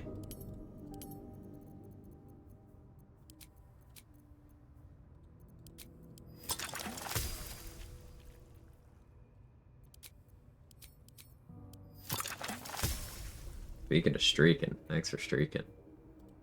The 40. Couple 40 streaks going. Love to see it.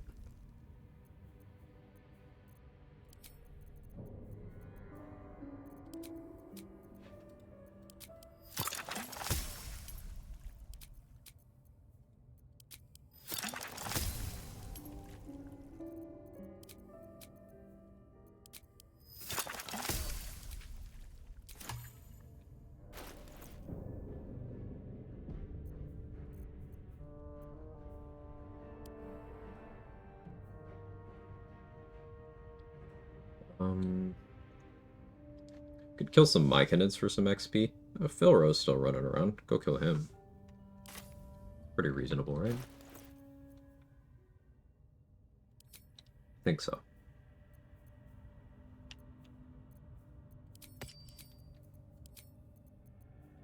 Let's be prepared. Just in case.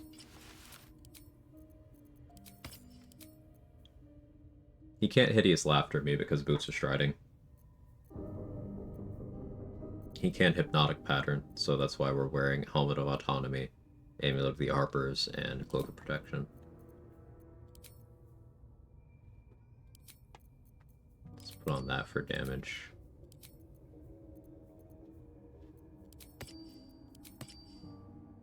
Could do the silly with Coruscation Ring, I guess. Hi, Kevin. How long have you been a cat?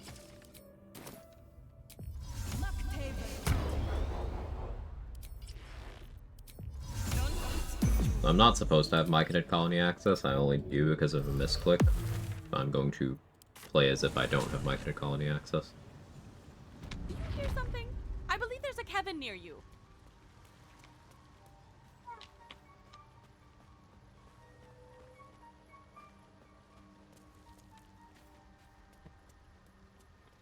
Cat.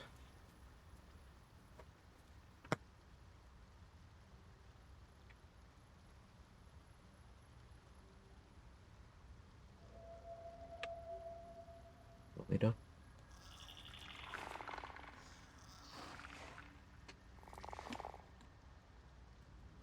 All right. What now?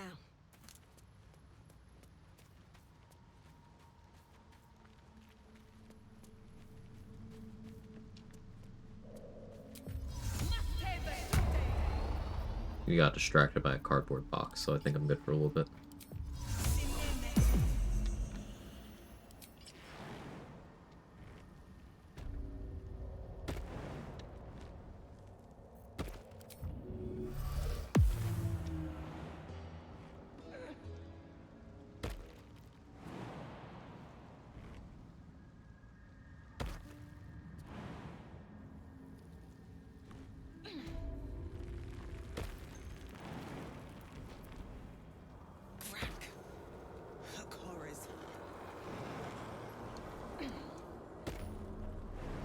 That's a Dwergar dialogue option.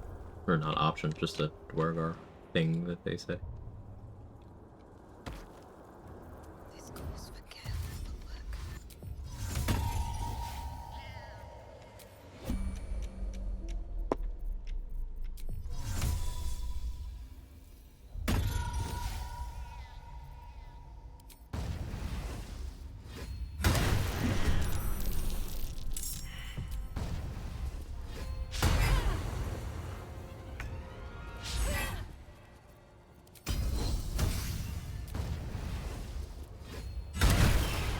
Now giving Philro a turn. I don't want to use Action Surge there, but he doesn't get turns. That's not how this works.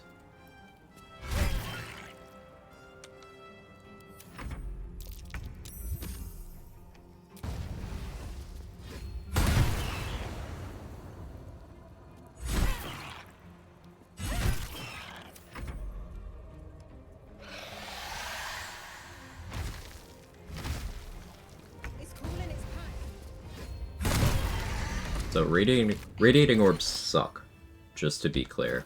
However, Ratbat plus Booming Blade allows me to apply 4 orbs with 1 hit.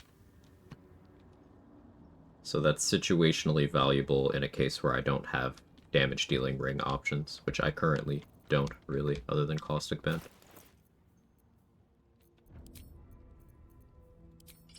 I guess we're probably looking at that.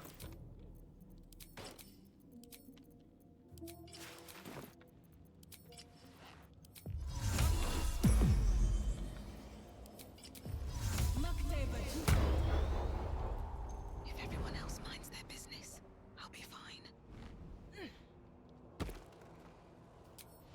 Time to press ahead.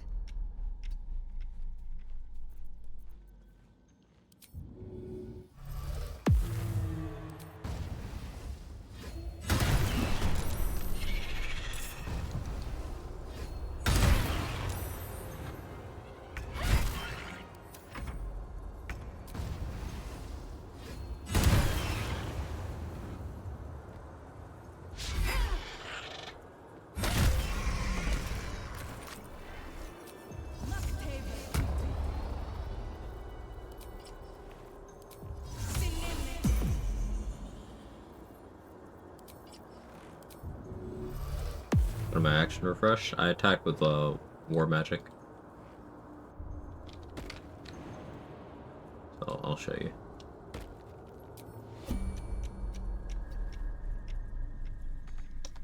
Just out of view.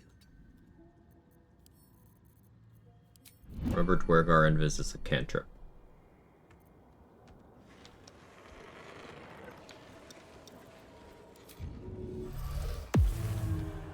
Wonder if the gods are watching me. That's a friendly looking shadow. Triggers war magic. Attack with my bonus action. Bonus actions consumed, but I have my main actions.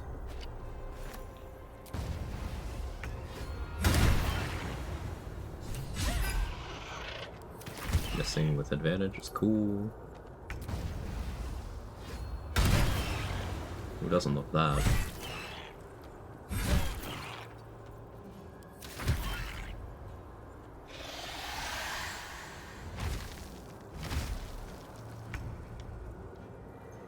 EK fuckery. EK being goated as always.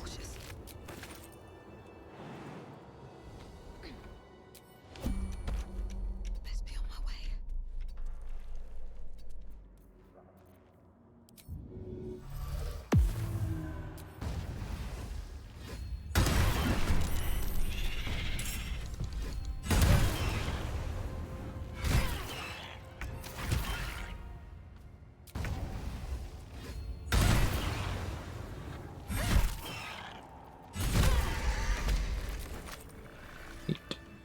The shiny little elephant has some good deliveries. It's true. Got a good delivery for you right here. I don't know what that means.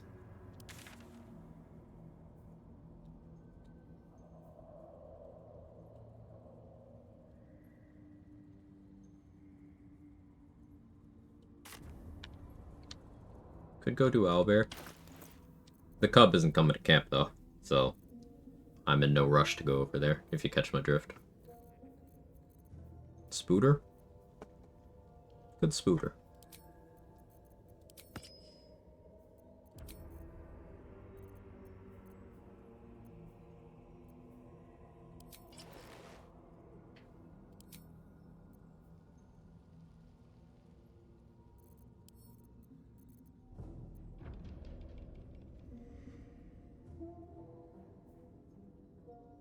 I don't want to switch off of this necrotic res elixir while I don't have a new one.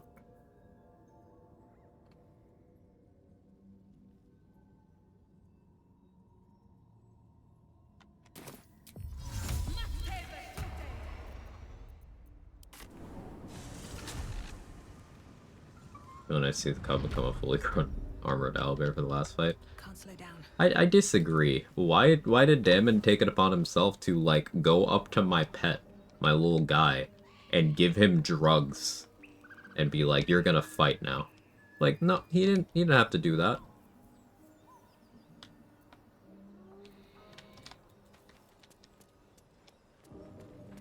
I did not co-sign that.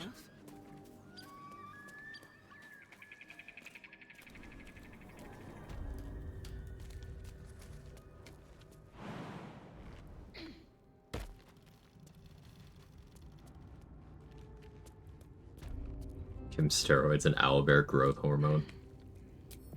OGH.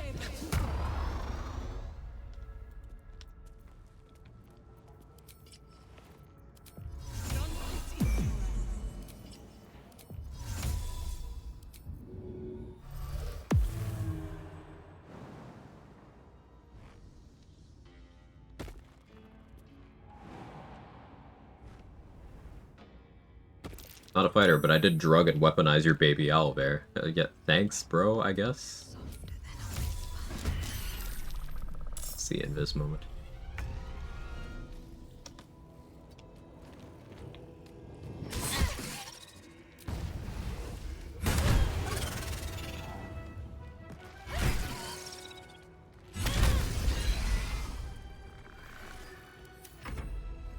What getting rejected by Karlach does to a motherfucker. Also rejected by Helsik, remember.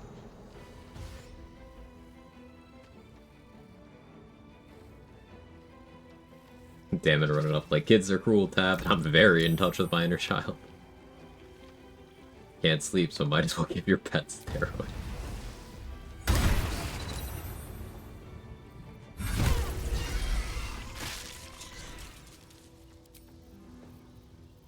I don't care that I'm infested.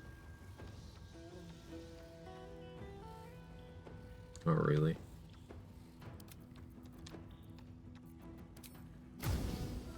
Death won't take me yet.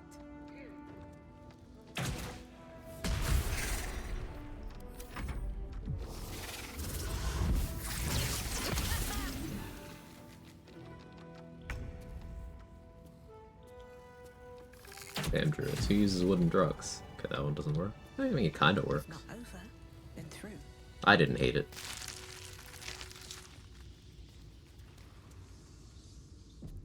Infested doesn't hurt me because I have 2 DR and I resist both of these damage types. As you can see, a max roll wouldn't hurt me. So that's a max roll. Max roll there wouldn't hurt me.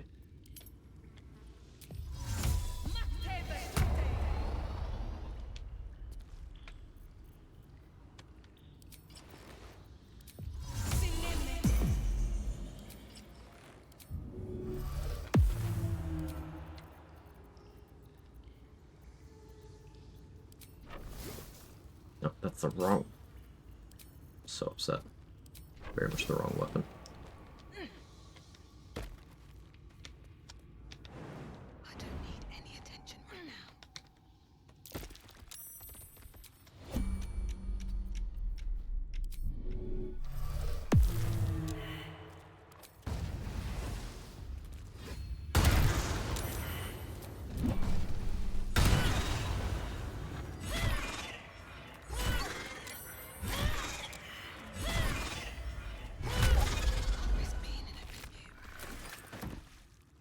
It goes.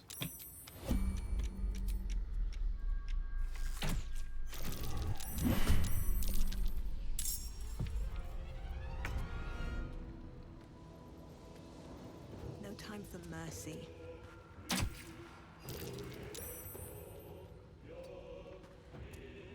XP negative by not letting the babbies spawn, but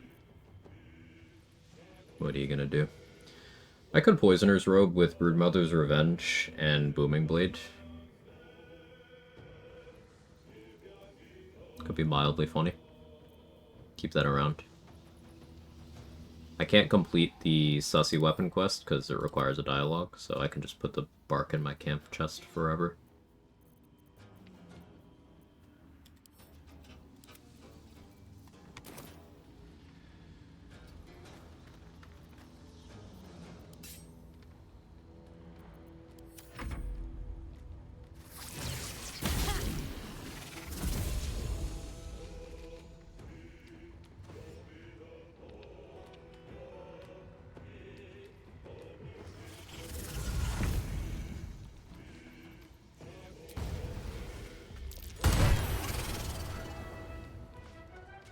Sail babbies never formed. Is this the South Park episode about Butter's creamy goo? Do you think?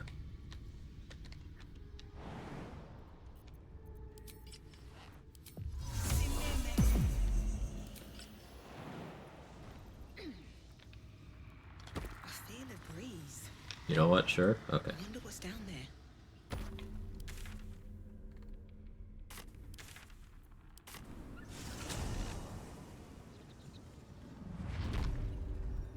Just out a few.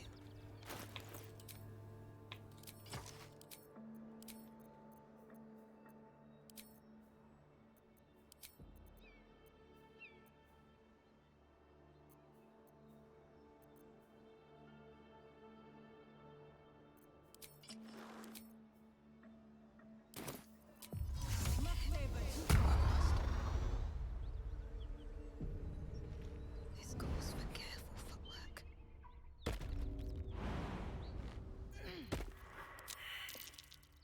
A dragon. Gods preserve me.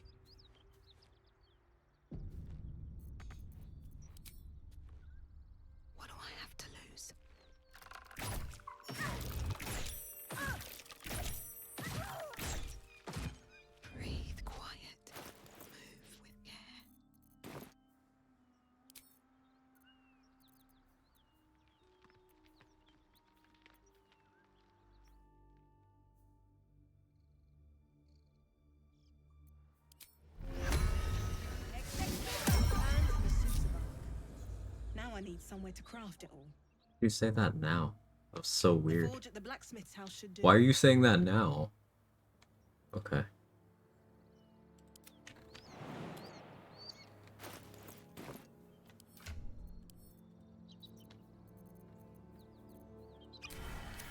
Nice and quiet now.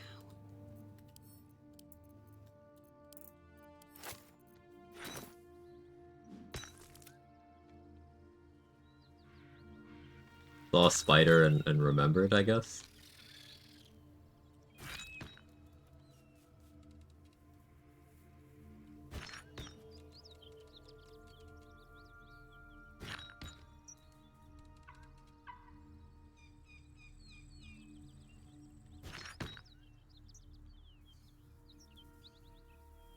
I guess I have to go around that way. I was hoping I could just like... No. No, we going this way.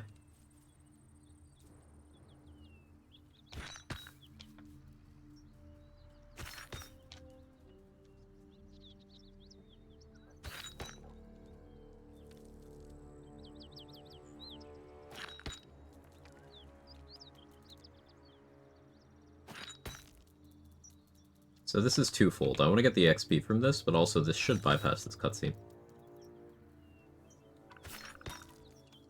Spider's got a bomb? Why would Grim Preacher do this?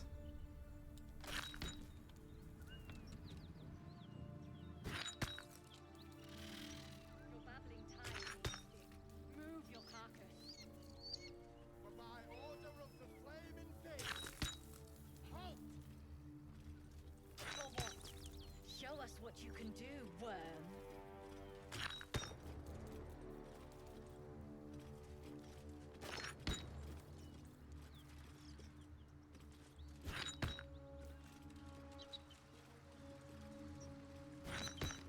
This guy's immortal. Other three aren't. Your babbling.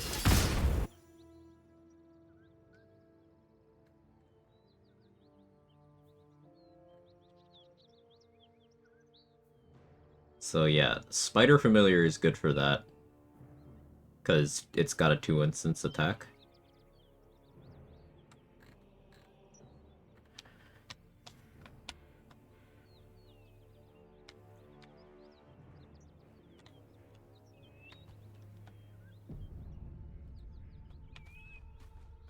Light on my feet.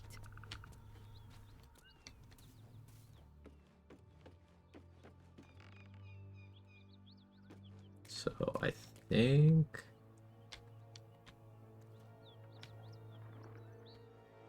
Maybe the cutscene still triggers. No. Drop your weapons! Our queen. Yeah, it's unfortunate. Facing that lot would. Whatever, it's okay. As penance, I'll kill them all. That's how that works, right?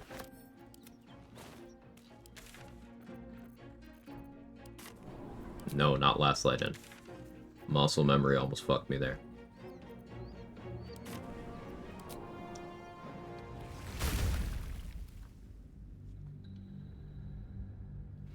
Love how the frogs are completely unbothered by a spider with a bomb. I mean, they might not even know what a spider is at that point. Because they don't know what cats or chickens are. Based on other dialogue.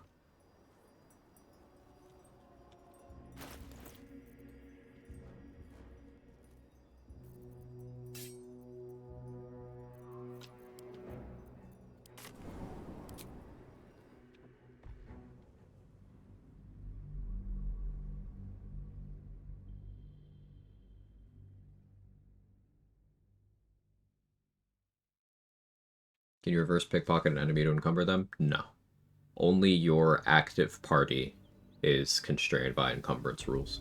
Even your companions, if you dismiss them from your active party, encumbrance won't matter to them anymore.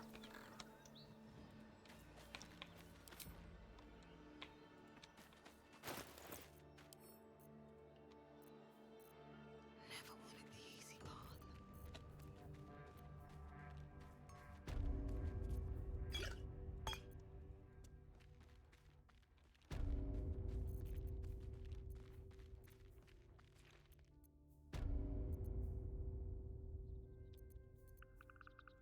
Little novice. Annoyed that I wasted Crawler Mucus, but we'll deal. Anything of use? Wish you could weaponize pickpocketing. You can. Freezing Sphere. You can place those bombs in someone's inventory and wait. Or you place things that you know it's not optimal for the AI to use, but they will choose to use those things anyway. Or yeah, put gold in someone's inventory and hit him with Twist of Fortune. Blood money from the Morningstar Twist of Fortune.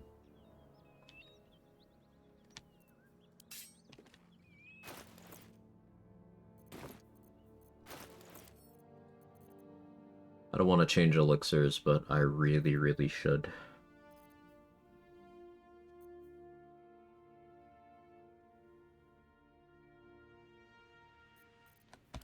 Gonna continue to not do that.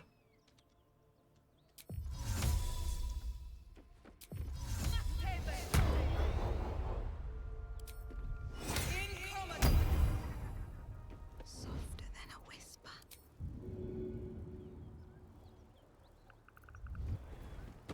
Can't risk being in open view.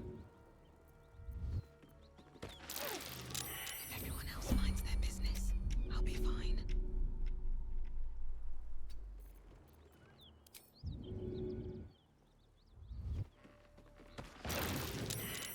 Something's on my mind.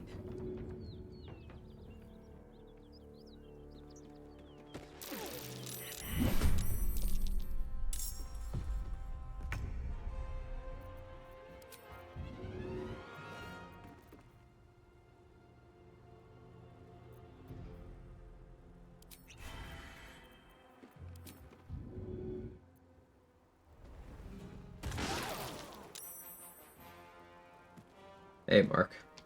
Thank you for the 15-year streak. Wonder if the gods are watching me.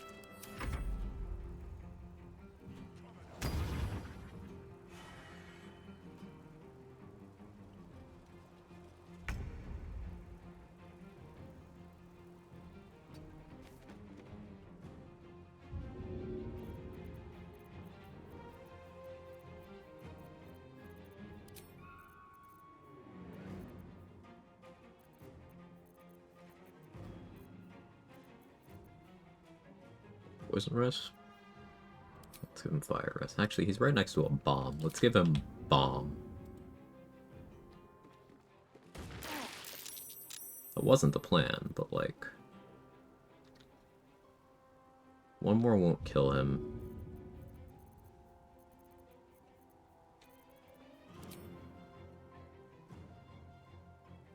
Good idea, I think. That replaces his Elixir of Heroism, dropping his saving throws and his, accuracy, and also ability trains him. I could just action search. I have a lot of bombs, fuck it.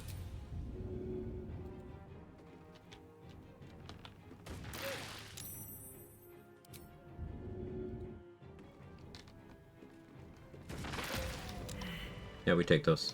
Didn't need to use the Universal Res, but it was still correct to do so.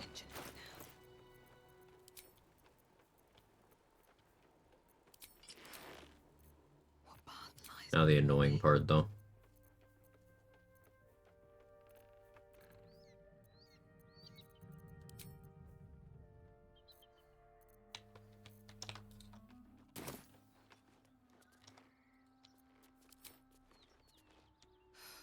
I'm exhausted. Better find somewhere to camp soon.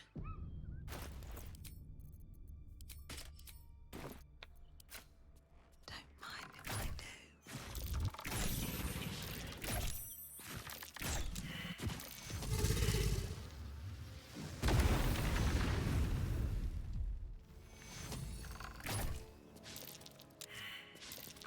Safe, better than dead, yeah.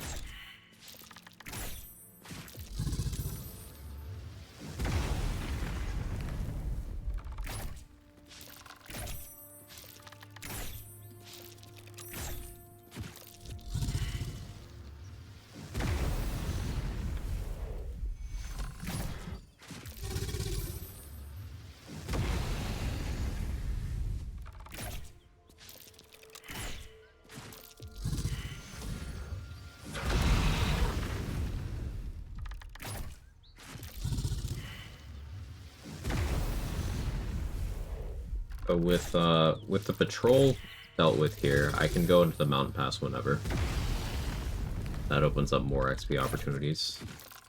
No heal arrows work on the dragon? No.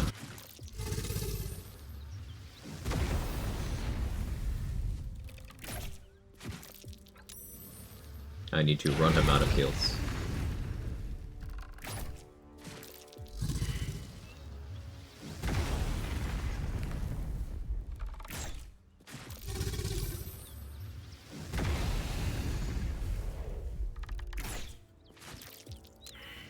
Doing it this way is much slower than the Connor method, but that's what we got. This dragon be drag on. I see what you did there.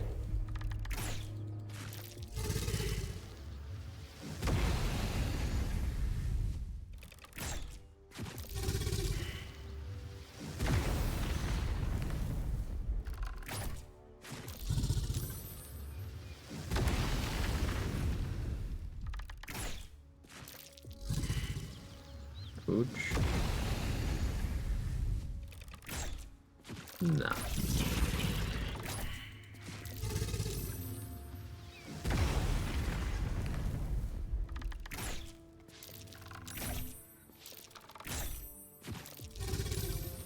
Maybe using this hunter's mark wouldn't be a bad idea, actually. Favorite pooch? I'm a sushi enjoyer.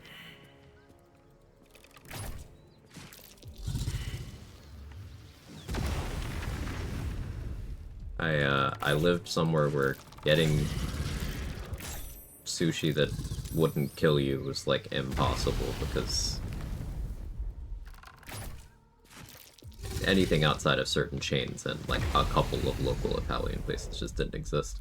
So after a couple years of living there, I was like, all right, I'm just gonna start getting sushi whenever I can again, and that's been my policy.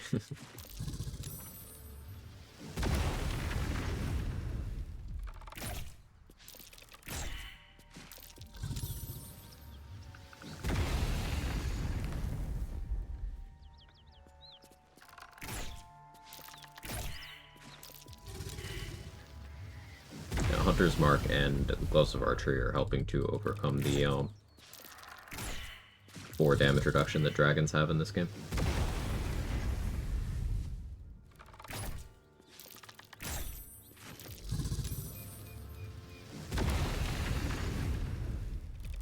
Here, at least you get wasabi through sushi. I always skip that. I do not. I love wasabi.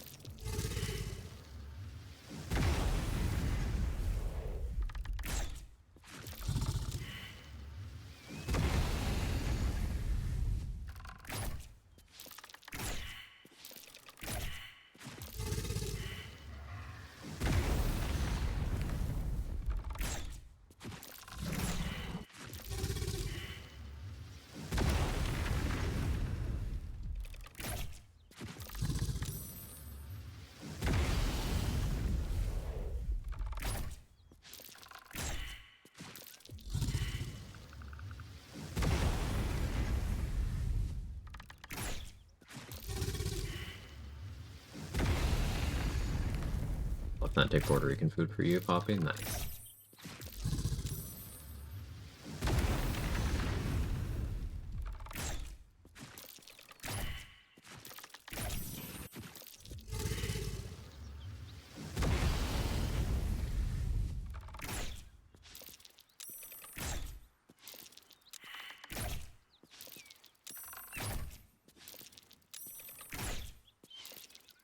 Decided she doesn't want to hit. There we go. Should mind my step. Go for 50 XP from Thanos.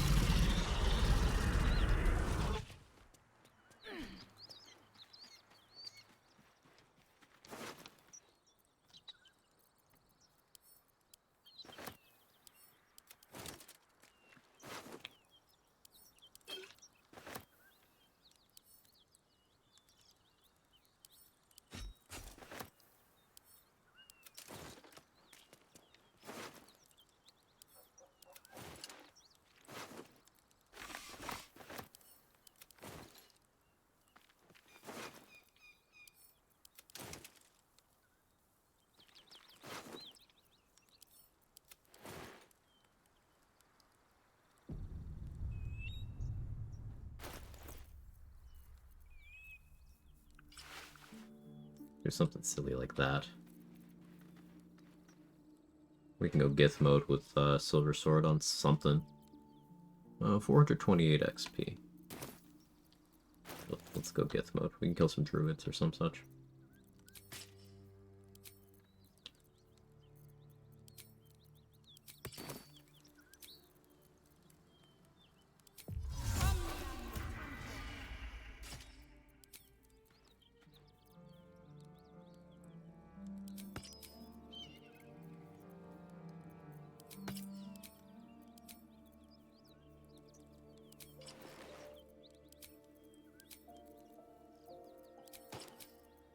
We'll weapon bond this, so if heat metal goes out, I don't have to worry.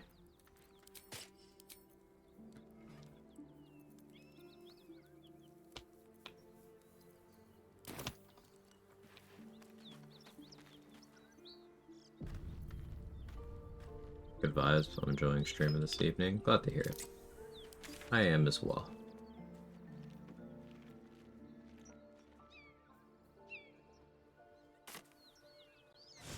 Do wonders for the shop.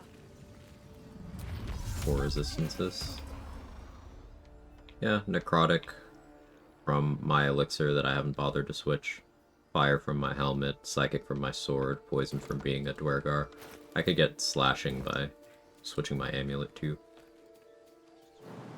Getting multiple resistances rarely means anything. Getting the correct resistances means everything. Currently, necrotic is useless. There's nothing in this map that can do necrotic damage to me right now, unless one of the vendors has necrotic damage spells.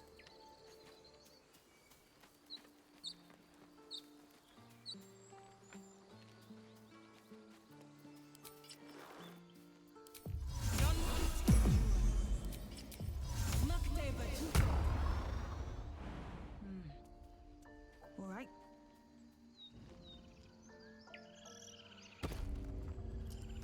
That's a friendly looking shadow.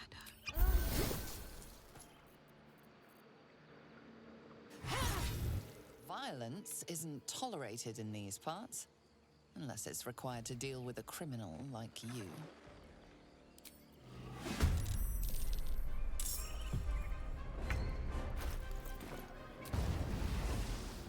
You heal?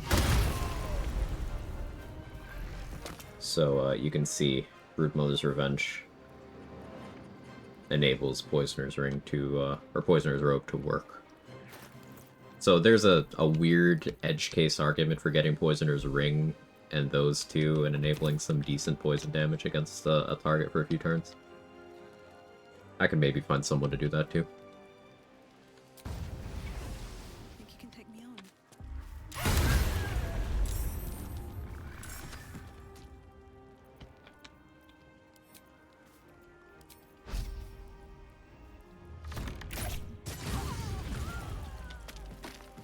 Found it.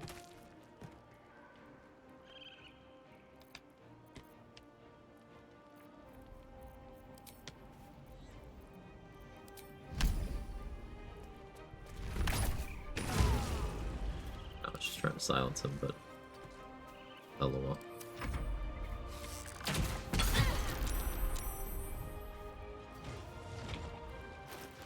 Wait, how does the...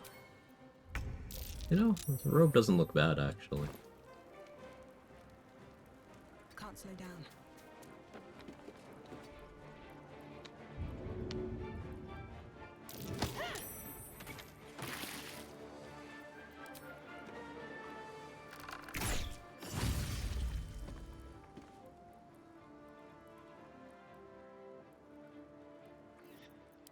Let you stay in wolf form. Don't want to turn your spellcasting back on.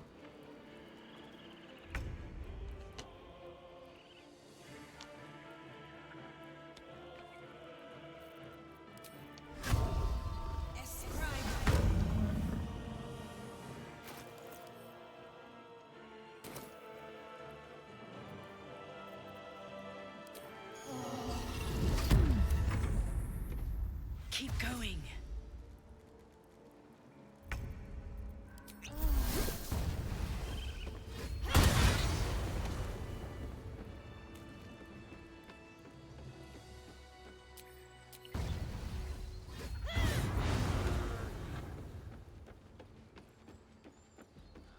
Release the Jith Dong. Where is it? Where is it? Give it back.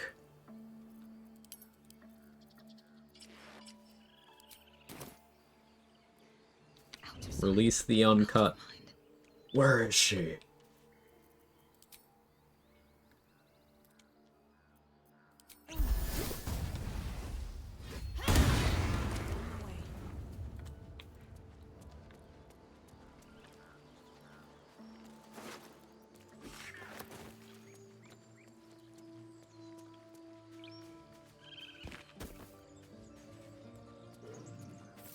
Do you think we could get that as a bonus feature of the Gray Sweatpants mod? Better be cautious. Asking for a friend. You motherfucker, I shouldn't have done Booming Blade. You know, well played, Bear.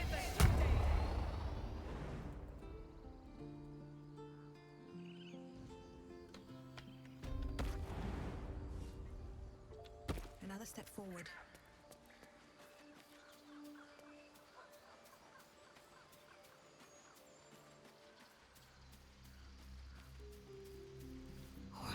Also killing bears, different game. What you playing? Very well.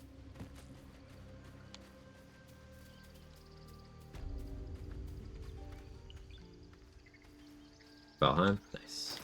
I could fight harpies.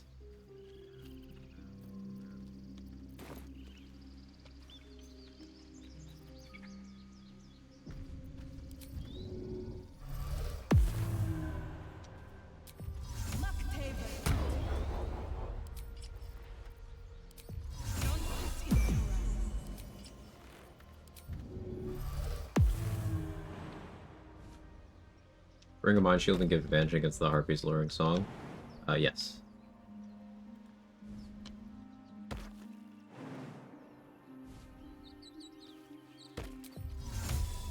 Don't want to draw any attention.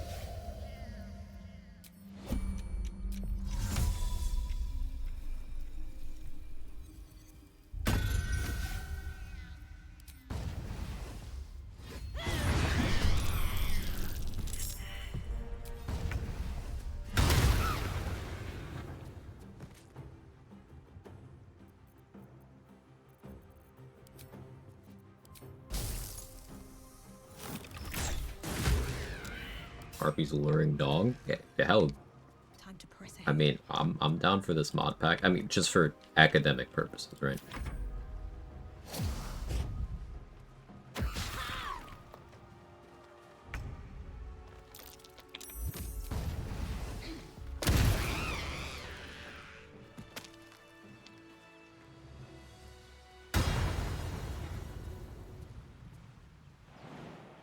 Now, I see no Murkon body. Therefore, Murkon survived in this timeline, and I don't have to feel guilty for never coming here.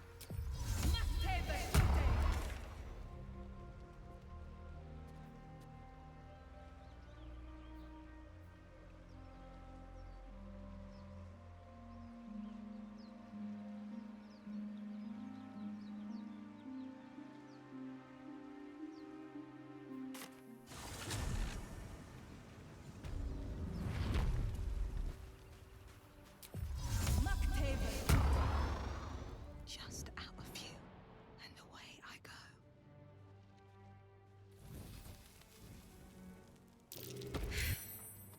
More of the Mind Flayer's pits. Don't waste a step. Another Dwergar line.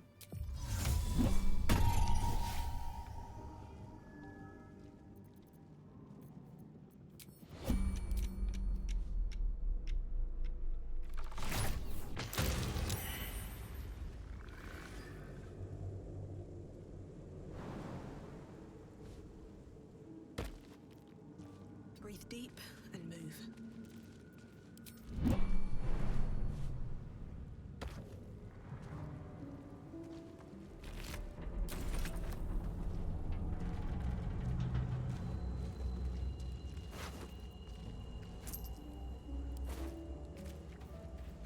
Please. No.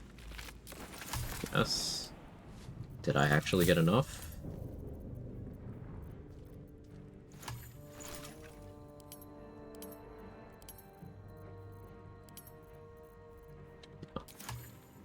What's in here?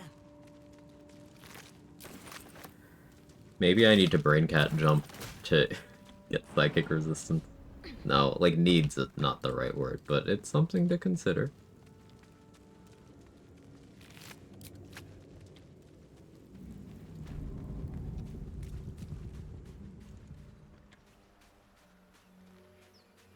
Now maybe letting Shark go to this store to spawn in these Intellect Devour corpses. Maybe this will pay off. I don't know if these can even have the mats. No, it's chance based on the other ones. So either I got very unlucky or those just can't have it.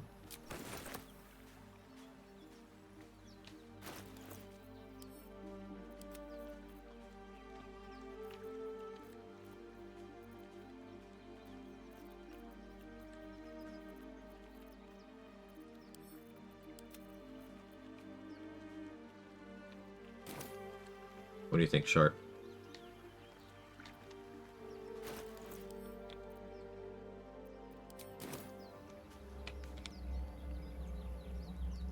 No? Okay.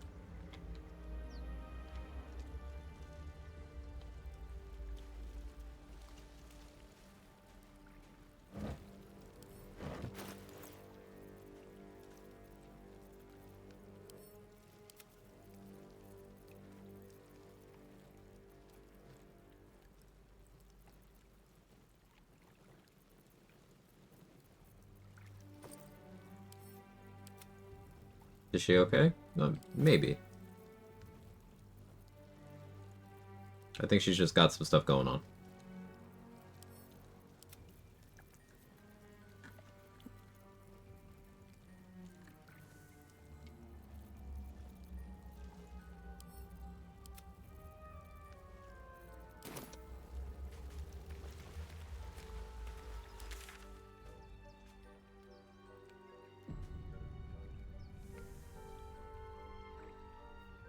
Ethel's masks can be next. Lady of Sorrows will guide her. She won't. She won't be doing that.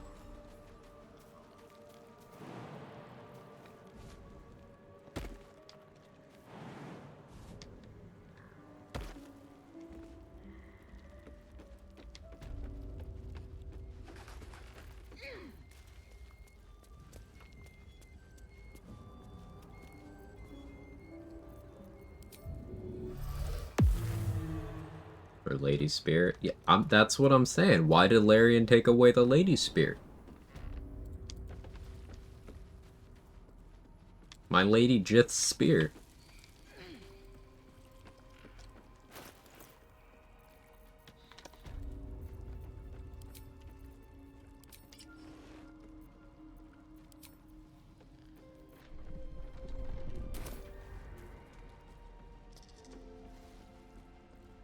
Look at a banger tan on that beach. The sun do be shining.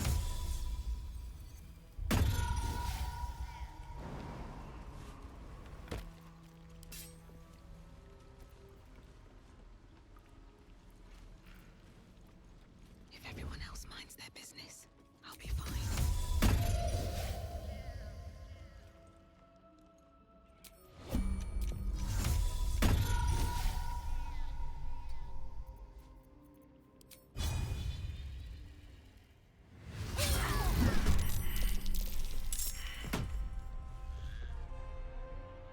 Fucking love Elder Shrine.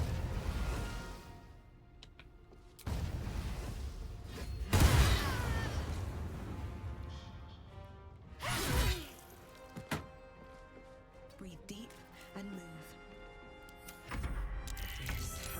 Download the gray sweatpants just for my female Jith? Hell yeah. No, I just said Jith instead of Git. Unintentionally. Oh no, this is what brain rot does to you.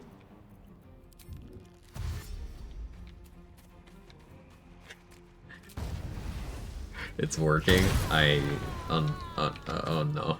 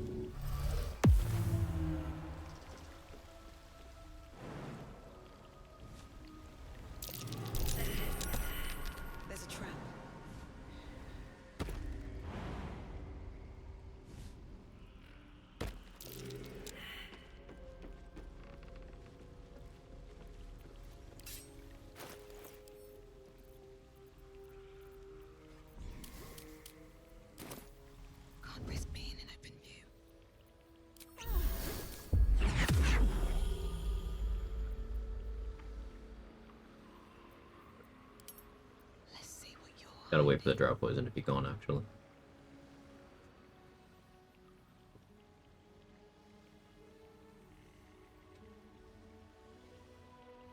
Forgot I had a different plan there.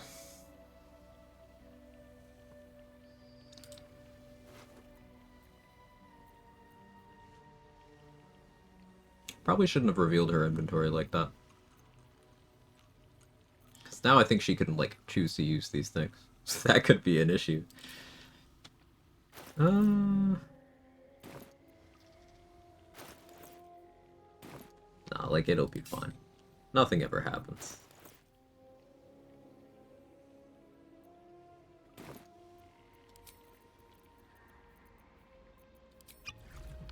Let's be prepared, though.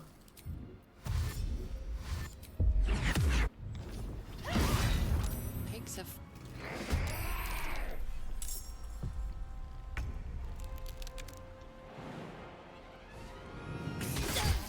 Okay, we're good.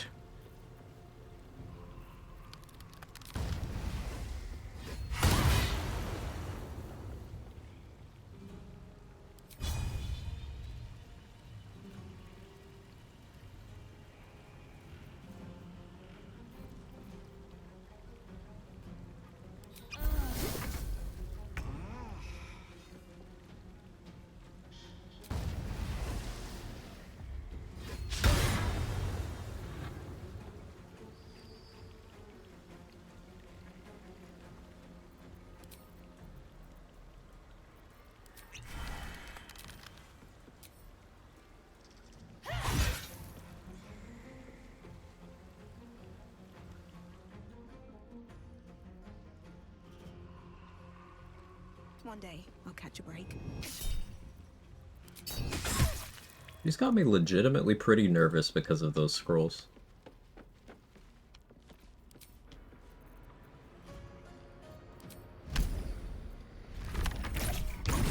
Okay.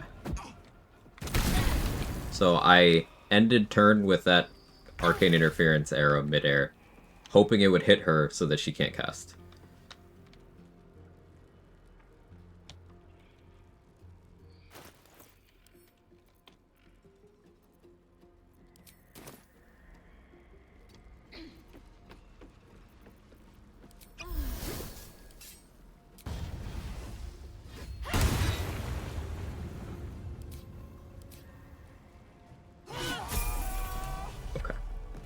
That was almost scary.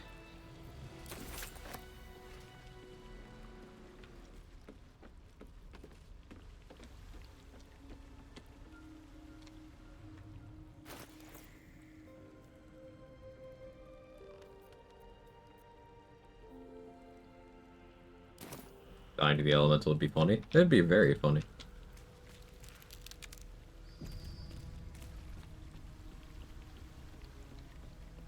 It's been a long day. I need to rest soon. Could spawn something more dangerous than her? Yeah. Like, if she chose Earth or Water Elemental, I'd be in pretty bad shape. Air or Fire I could deal with. But if she chose Earth or Water, it's like, oh, well, fuck.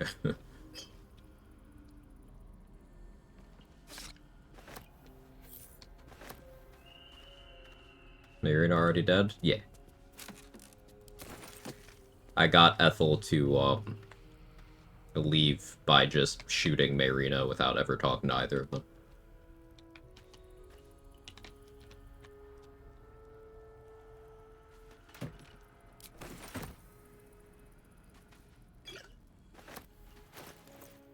Marina's corpse is, still in the chair in Ethel's tea house.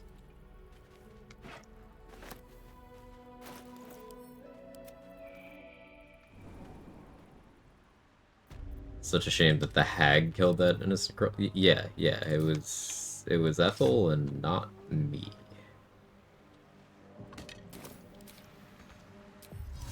Wish to live in more interesting times.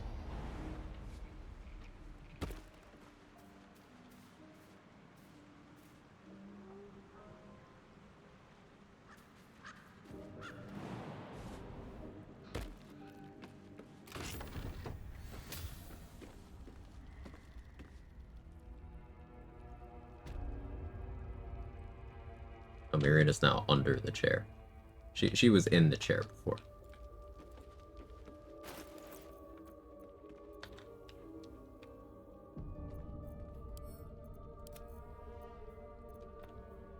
So we did hit level 8.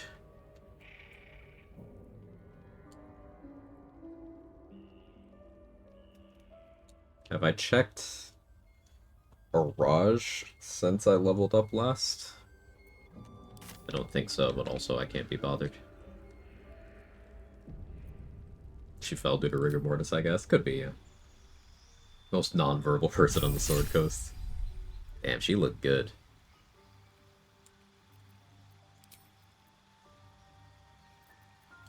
So we can pick up Shadow Blade here. Diversifies my damage options. Silver Sword is still our primary means of having psychic resistance, but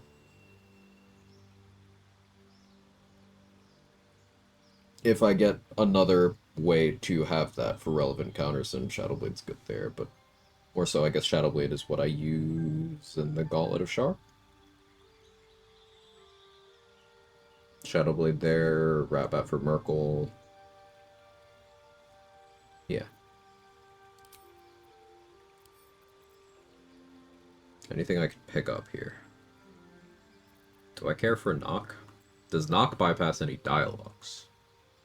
That's the question. Hey, Sunra.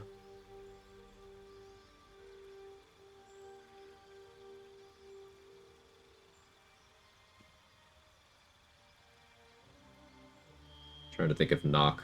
that might actually help with, Balthazar stuff? Maybe?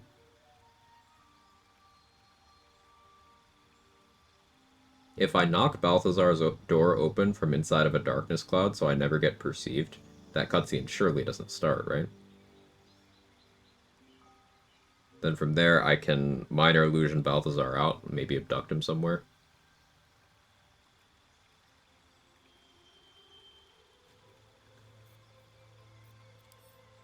What would I be giving up, though? I don't really think I need Find Familiar anymore, but I may change my mind on that.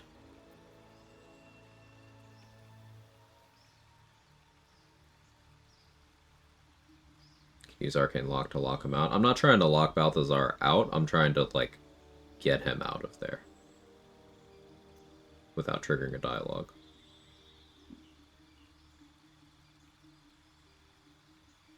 I want Arcane Lock for the funnies. It's just it might not. I could give up Peg here.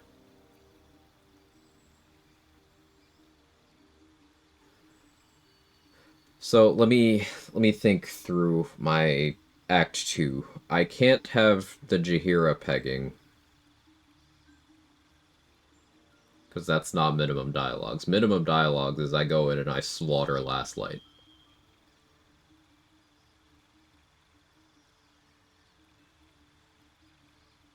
Or I just... After freeing Aelin, I don't go across the bridge. I go by the docks so that I don't have to talk to Jaheira.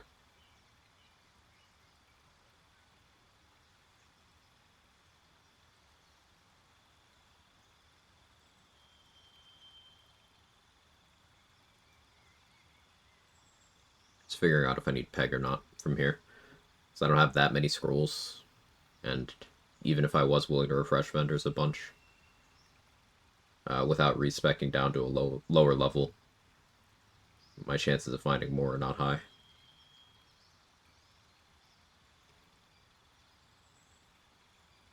Where else in the game is Knock useful?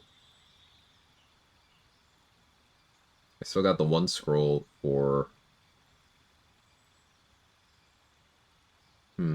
I can think of at least 3 uses of Knock. 4. As much as I want to Arcane Lock, we take Knock. I'll grab Arcane Lock my next fighter level, which we may not get until Act 3. Is there some way to lose approval with Gale, like killing Tieflings does for Will? I know there's a way to gain approval for Gale like that. That's saving Arabella, I believe, gives you approval with Gale even if he's not in the party. but I don't know about the reverse. Just love the fact that utility spells are so good as a choice. Me too. Me too. And what do I do about my feet here?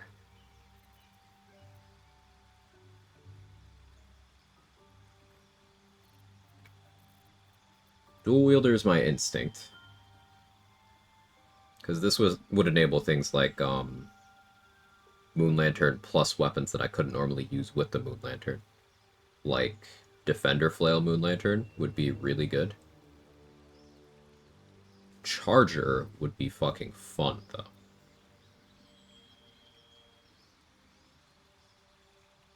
Charger would be very fun. Doesn't play super nicely with War Magic, though.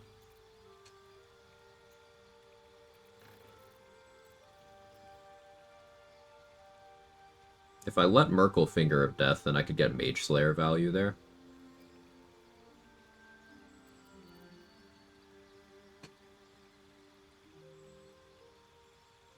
I could Harmonium Halberd with Polar Master. And that's, like, pretty decent. Having Polar Master also, seemingly, modifies your opportunity attacks to have the ability to hit invisible creatures. So, like, if there's someone invisible walking by you, you're prompted to opportunity attack them if you have this feat.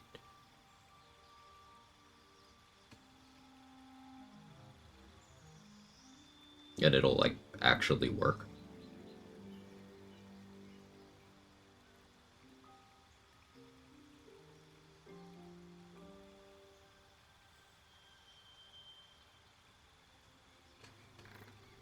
Savage Attacker's good damage consistency. Shield Master? Maybe I want Shield Master. I'm not fighting the big stupid dragon, though. That's a big use case gone. Could be relevant for Raphael, but I don't really need to give him turns now, do I? Cazador, but same thing. I don't need to give him turns.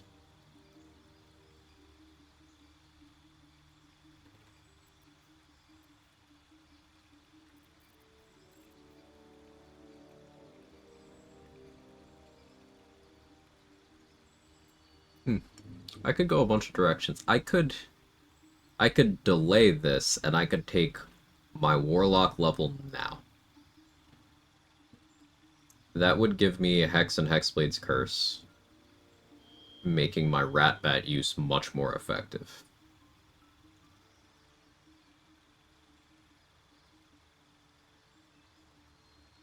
Because realistically, I'm not hitting level 11 before Merkle in this run. So improved extra attack is not on the table. So I do think taking the Hexblade level now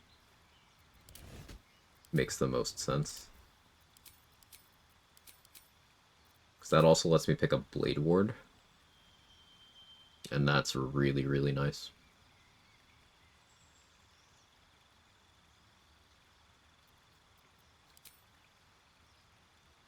Mage Hand.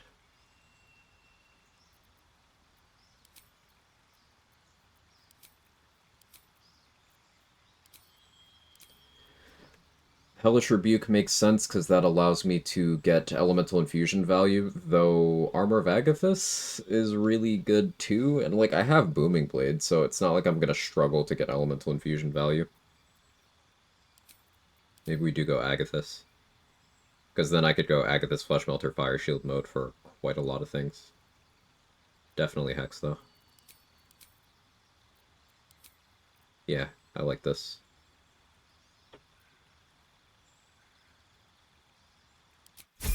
Gives me another level to figure out my feat decision. Probably dual wielder by the time we get that level. Become a huge fan of Top after my last run with 10 HP. My sorcerer at almost 150 HP without adding 8 Nero's feats on top of it. Tough is a great feat. And it gains value the later in the game you take it. It's not super good at level 4. It's like fine. But I really like Tough as a level 6 onwards feat. Level 6 if you're, you know, a fighter, or if you're doing some sort of multi-class where you don't get a feat until level 6. I really like Tough level 6 onwards.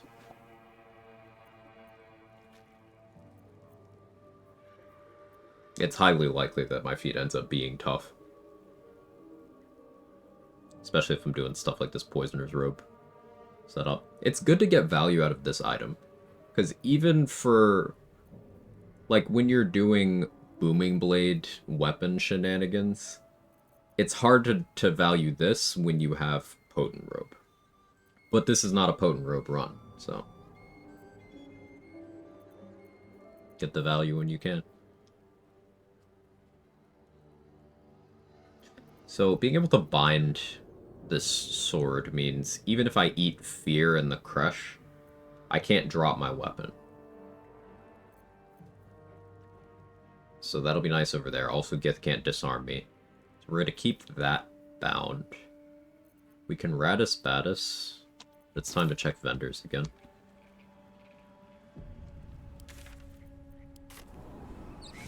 I want to have another universal res if possible. Softer than a whisper.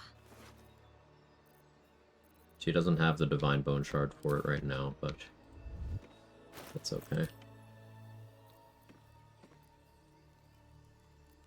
Next level, our Sleight of Hand also gets better from our proficiency bonus going up. So we have that to look forward to.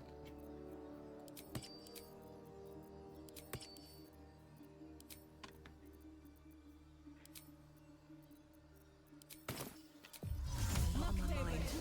And, well, in it. I don't need any attention right now. I just want a little look. Well, that's interesting. Necrotic res, that's huge. Nice. Little bit of this, little bit of that. Surely no one will notice.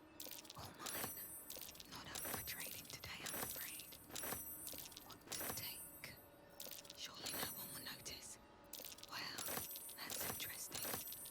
All mine. From your pocket to mine.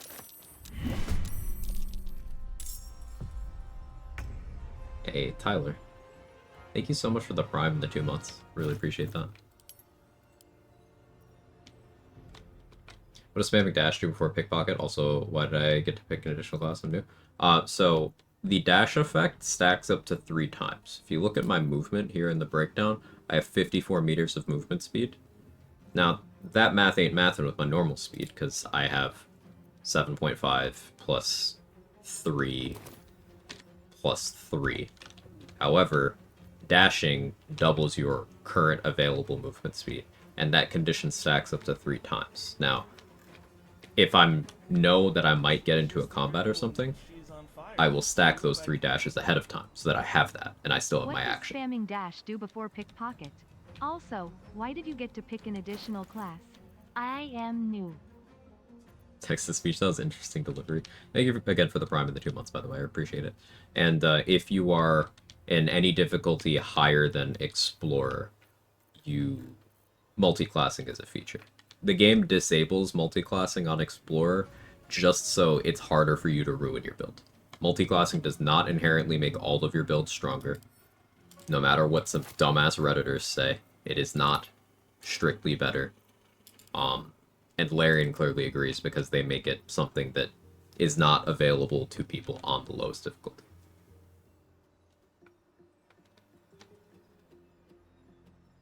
Already confused with the first dash, that make you extra dashing.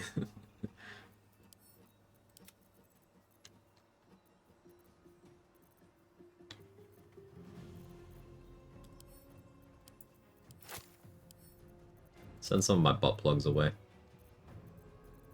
Too much carry weight.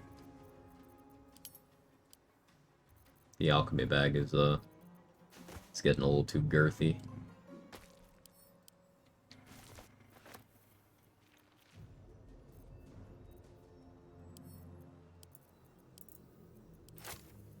Let's put away some arrows.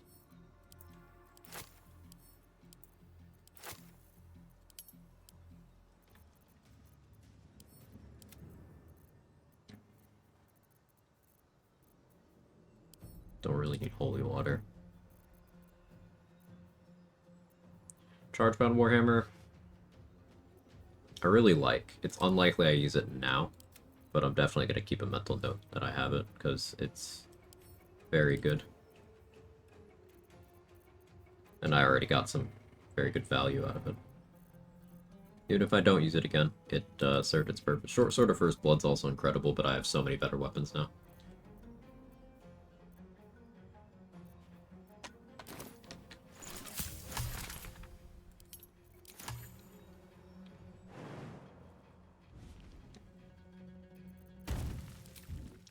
At the ready. See, that dash didn't do anything. See, the duration didn't change because I already had 3. I just reflexively dashed because I was running away, like the coward I am.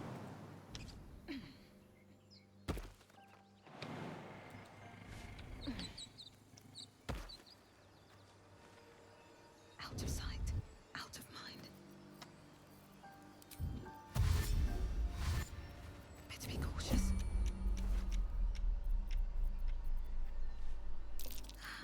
Nice. Using a 5-finger discount. Not up for trading today, I'm afraid.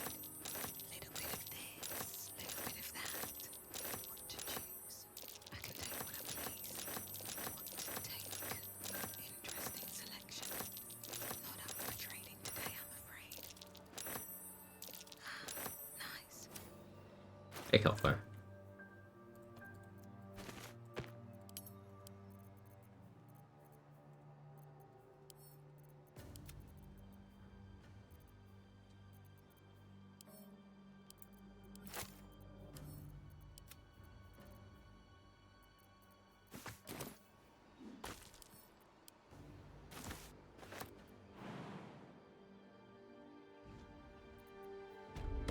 What path lies before me? How much farther can I go? Dash times 3, turn-based mode, steal, and run like a little bitch. Exactly. That is the entire strat. Make sure you have enough initiative that they can't beat you in the turn order. If you want to do it super safely. Because the fair and social distancing, it's fun, man. We got Silver Sword. Doing Poisoner's Robe, Silver Sword stuff. Or, you know, we can Raddus Battus too, but Poisoner's Robe, Broodmother's Revenge with Booming Blade is some decent damage. That's my only damage increasing option in the chest slot other than Mighty Claw. So I'm just kind of having fun messing around with that. So it's true. I'm not supposed to do that. Reflex. I'm here to steal from him.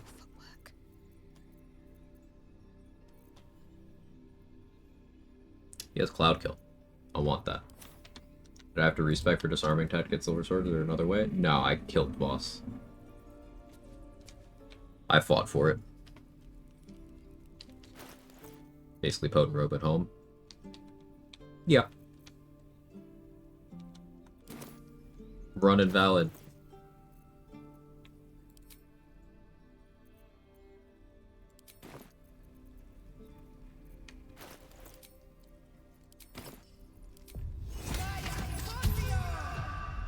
Which we had a counter. Kinda too late now. And I just genuinely don't feel like keeping up with it. Time to skulk about.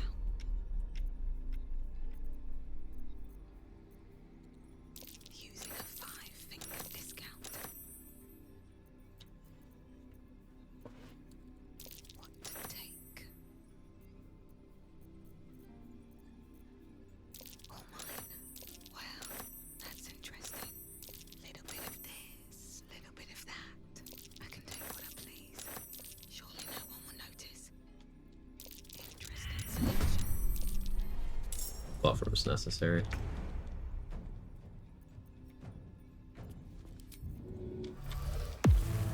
Best be on my way. Lyrical help on off expeditions and return to Moria. Sounds fun, Pop.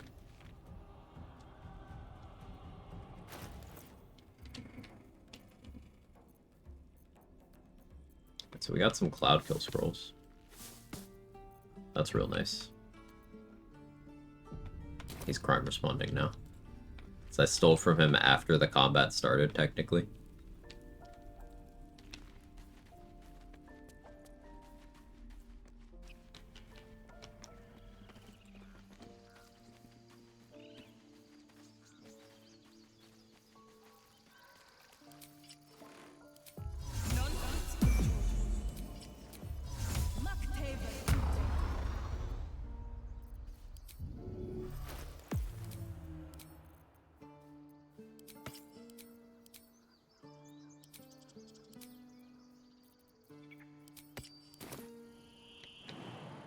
Let's go kill Nettie.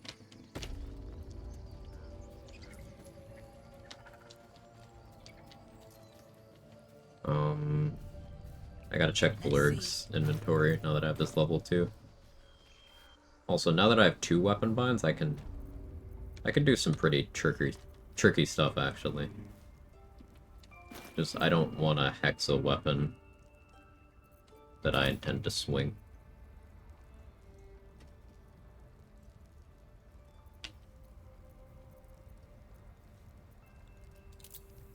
Restructure my bar.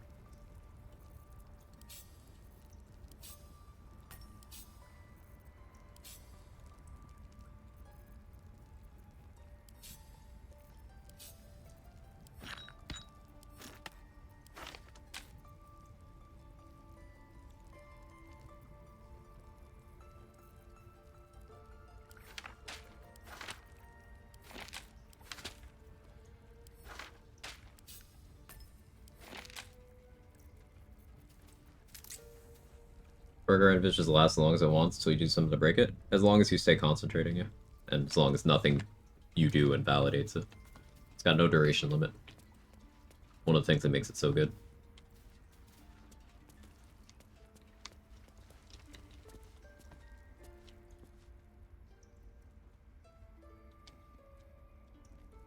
Don't want to draw any attention. Want to choose.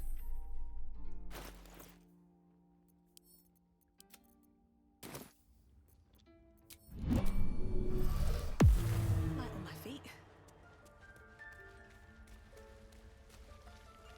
I wonder if this even gives XP at this point. Probably not.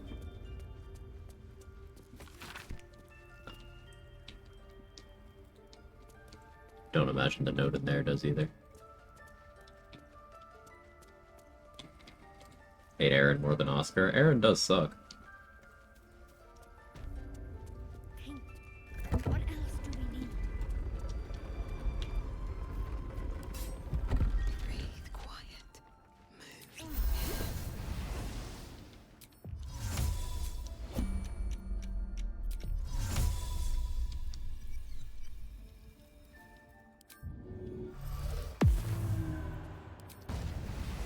I want to have a word.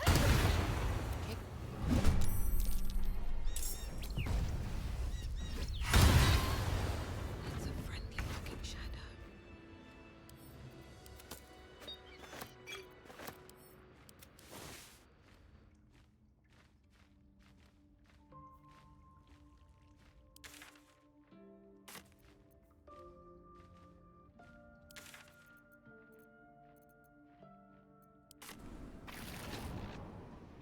Kill Nettie, kill Nettie. Let's get in and out.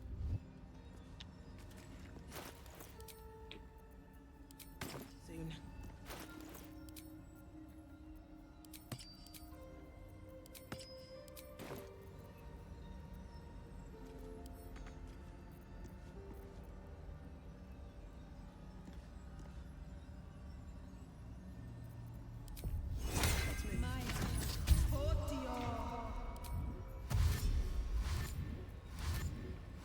Alright, time to skulk about. From your pocket to mine, what to take.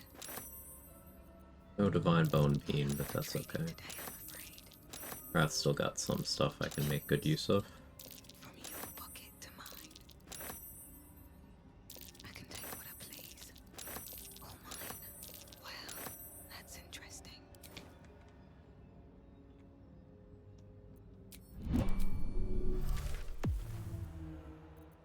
Let's go check Cyro. You know how people are like, hear my background noise while I work? Yeah, streamers keep me company while I shit. Thanks. Hey, that's honestly, that's the biggest thing possible. Yeah. Well, much like your shit, I hope. Tis an honor.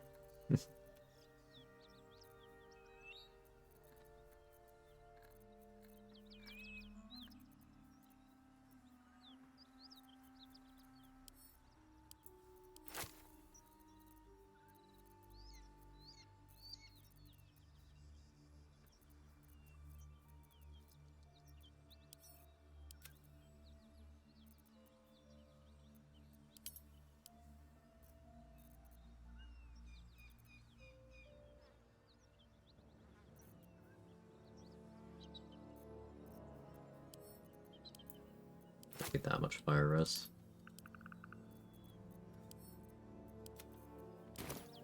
Pretty good on flight scrolls too.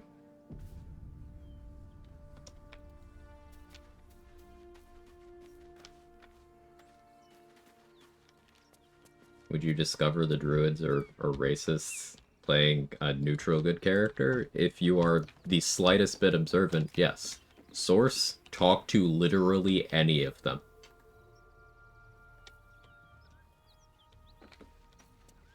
Like click on one.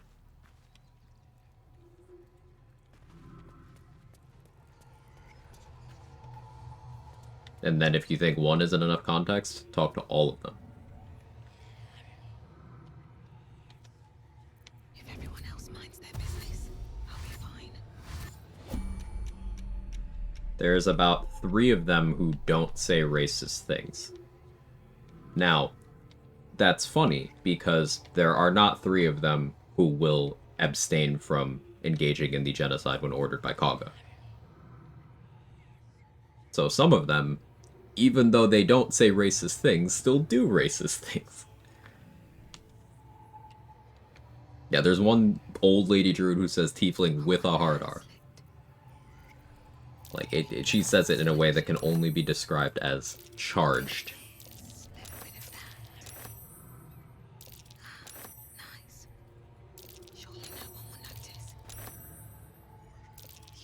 It's like Panera Lemonade level of charged.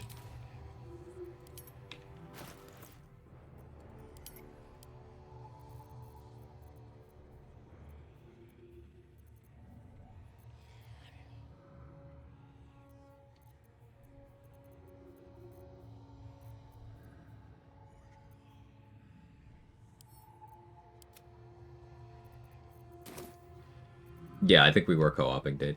it was something. I was like, why you say it like that?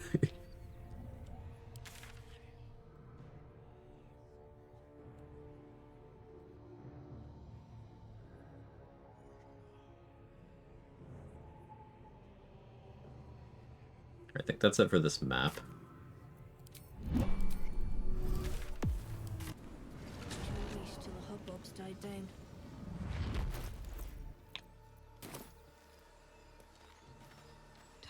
Go do stuff and things. Sounds good. Breathe deep and move. Best be on my way. If you're a quote-unquote neutral good character, you're probably not exterminating the druids. I think this is a pointless role-playing exercise, though, because you're gonna go with what your character would do. And if you are pretending to not have information that you do have, well, then you've already made your decision.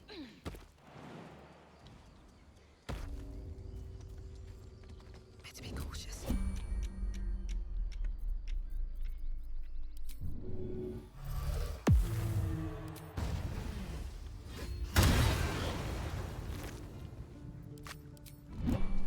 What path lies before me?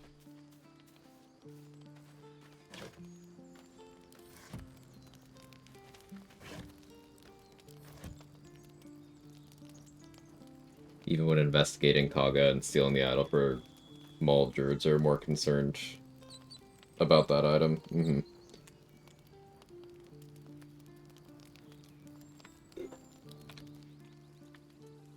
Clean with poor boar's meat. It's funny, if you knock out certain animals, you can still loot the camp supplies they drop normally, which has implications. Like... Excuse me. At least things have stayed interesting. Bless you, thank you. So we're level 8. Let's go into the Gauntlet of Shar.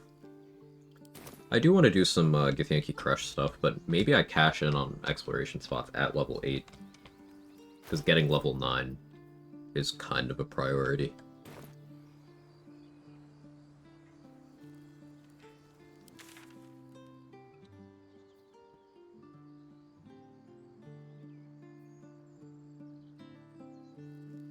I can maybe avoid that first one.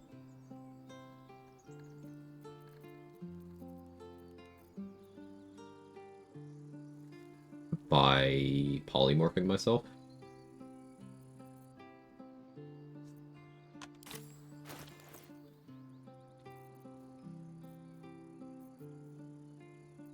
But I mostly just don't want to go to the effort.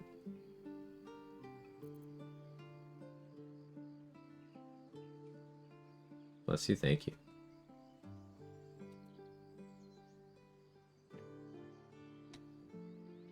By the way, I'm stupid, test out Dareth and Cyril with the Ancient Megapack mod on, they go also grow teleport anyway. Yeah, we established this last stream when I fully said that, yeah, that's just not a thing at all and confirmed it with 3 separate vendors. But, thank you. Doesn't mean you're stupid, just like, when testing things, actually test things.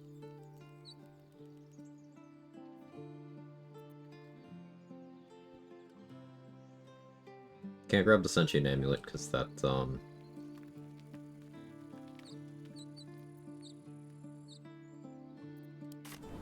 it's a dialogue. If I grab it in a fight, I guess it's not a dialogue. But it'll probably talk to me as soon as I equip it.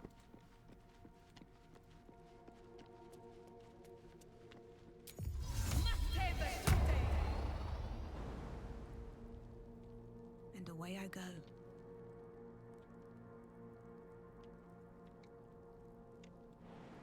You gotta just not do that jump?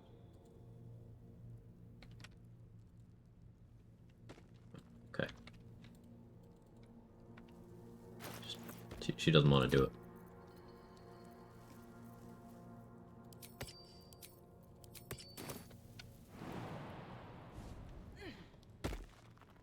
So if you manage to open this Harper stash without ever having been in combat with any mimic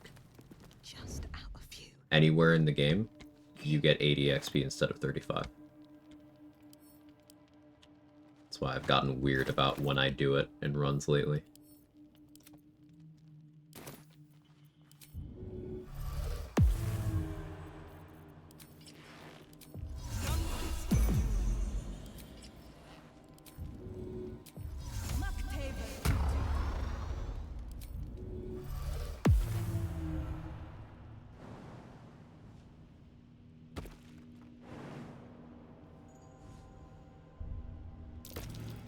That's curious.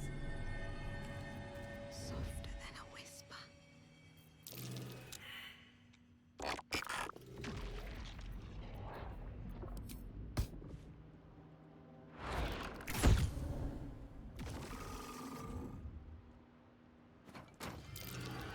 Step carefully. There's a trap.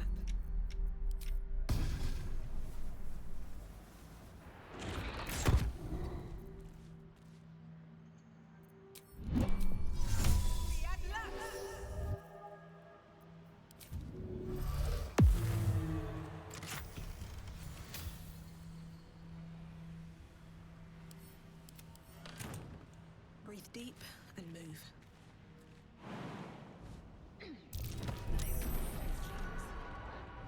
I see you, shapeshifter. That's a friendly-looking shadow.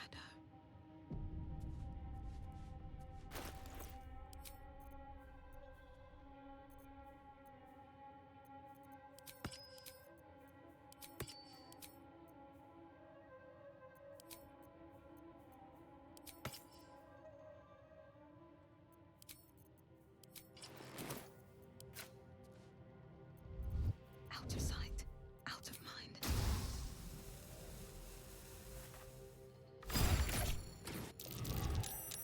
Can't risk being in open view.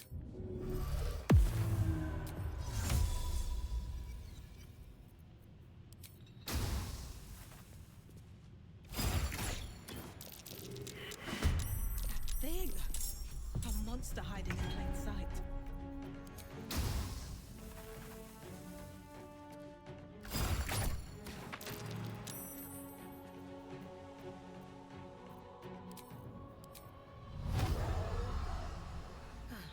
Seems like the best way.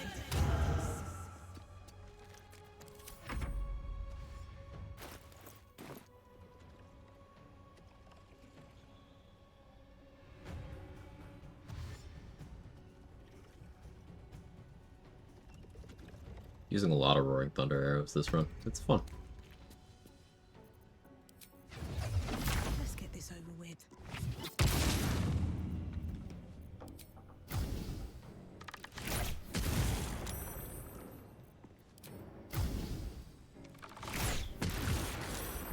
At the ready.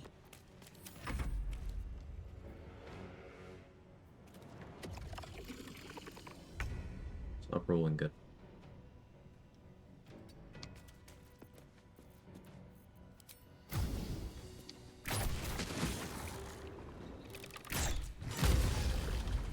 There we go.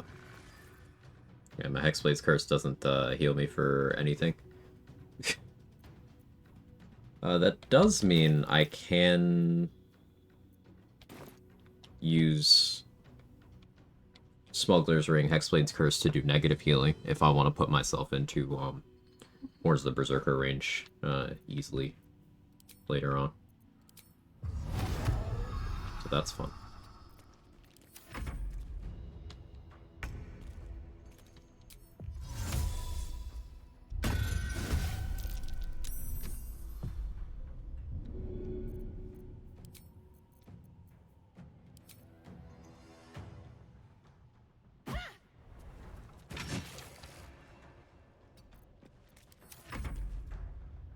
Or attack Char Statue. I could do that too.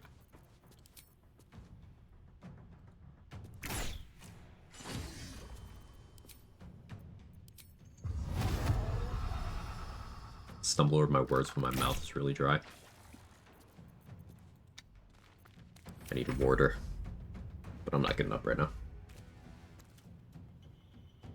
Yes, I said warder on purpose. Not that much of a New Englander. Don't want to draw any attention.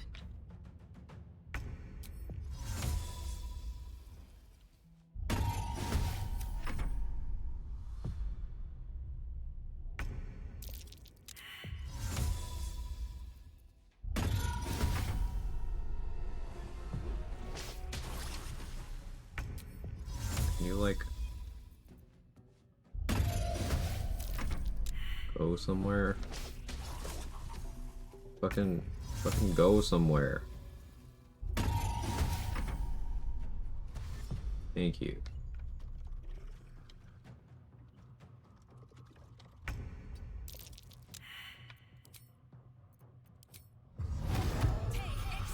Should have hexed int, but it's fine.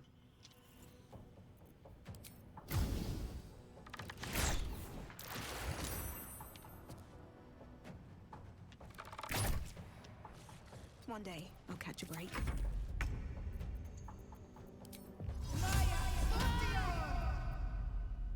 Oh yeah, that's also a cantrip. So I can Dwergar enlarge and then still attack with a bonus action. Man, Dwergar EK goes crazy.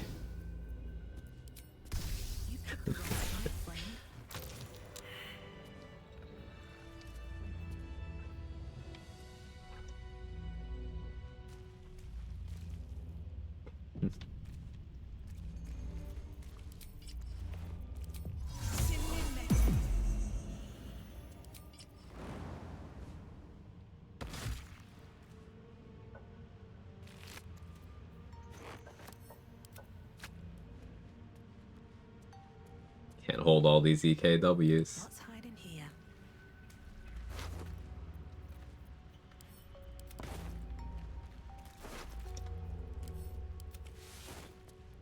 Burn with a belly full of sushi? Ooh. Looks like the place the Dark Justice left out in plain sight like that. No. I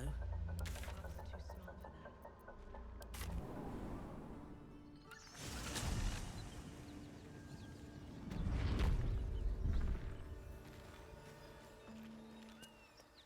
smart for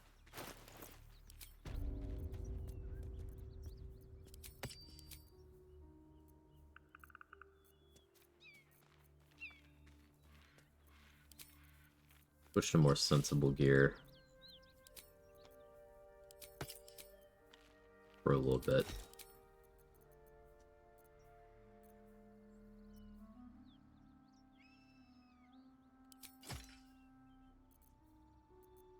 Corrosive flail makes sense.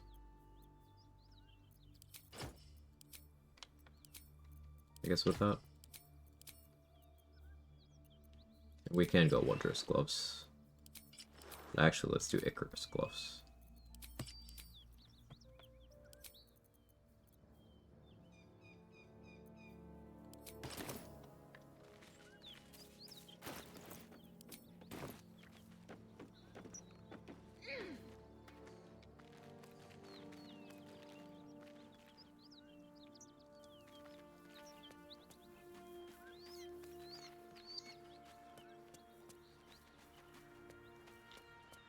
Alright, now normally I'd be going very out of my way to,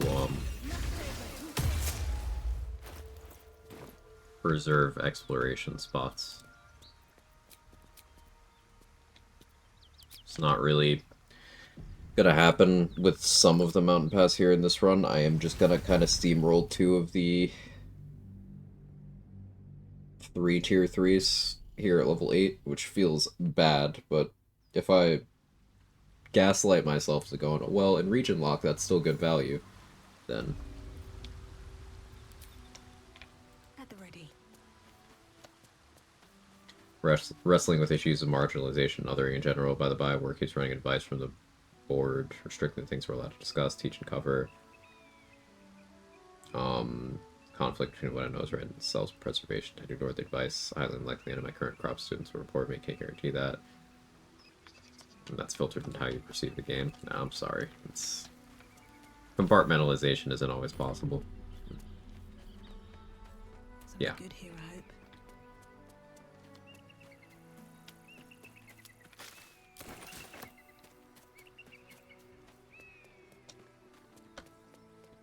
It's a rough place to be in. I warn you, I'm exceptionally well armed. It's not really, Esther.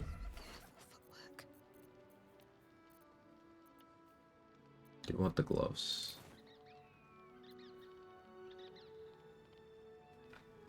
I almost talked to her. Reflex.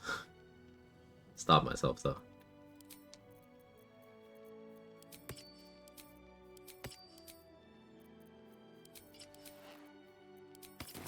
What's your initiative? +4. +8. Lowest I can roll is 9. Highest she can roll is 8. Okay.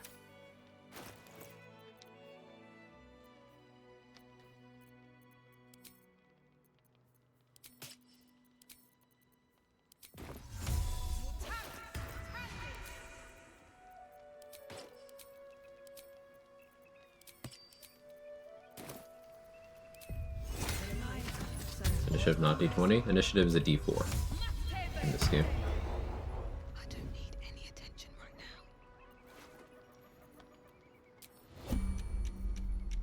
Surely no one will notice.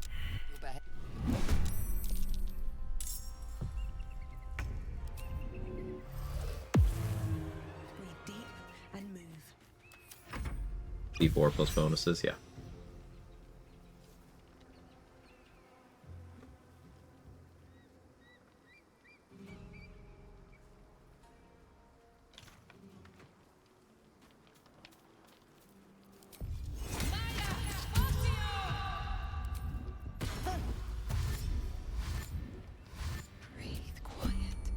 Makes combat less wildly swingy. I didn't like the difference in tabletop at first. Now I think it's much better. I think the change serves this being a video game particularly well. Because you have a bunch of things. One, you have to remember, there is no DM in the driver's seat making sure people get to have fun. So that means you're not getting DMs smoothing out the edges of encounters in either direction to make them easier or harder or make more sense. It means they're not interpreting your features like oaths and letting you just kind of do cool shit that the game rules don't allow. It also facilitates things like the shared initiative system that this game has. Now, some people do shared initiative as a house rule, like when they run their tables. But I would say that's not the norm. In this game, if you have allies that are close enough in initiative and there's no enemies between them, they can take their turn simultaneously. And that also facilitates this being a video game, because in multiplayer, that means you and your friends can play at the same time, don't have to wait for each other.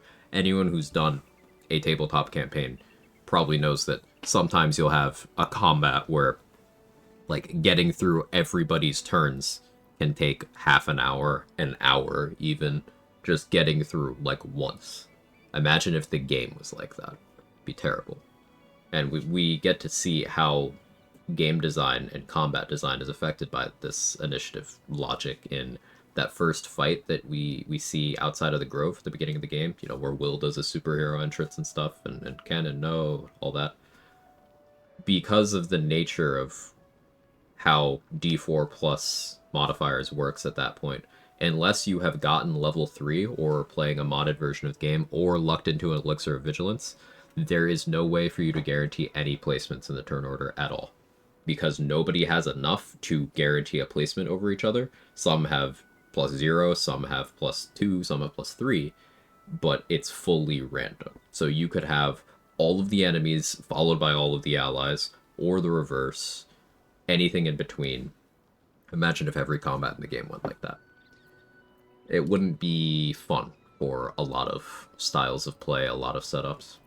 So I think going with D4 over G20 was a well thought out decision that was the correct one, no matter how many people who have at best surface level knowledge of tabletop and zero knowledge of this game running around saying, well, it's actually true initiative if you use my D20 mod.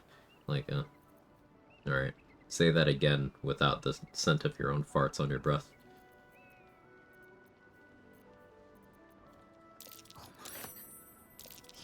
Behave.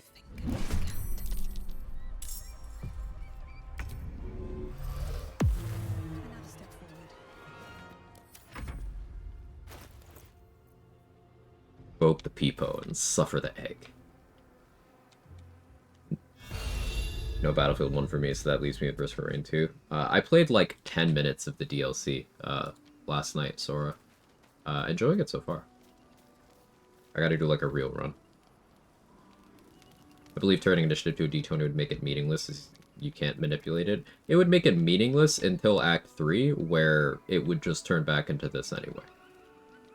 Because if you add up all the initiative bonuses available from gear in the game, you exclude class features and stuff, you can still get enough to guarantee a placement on a D20 die.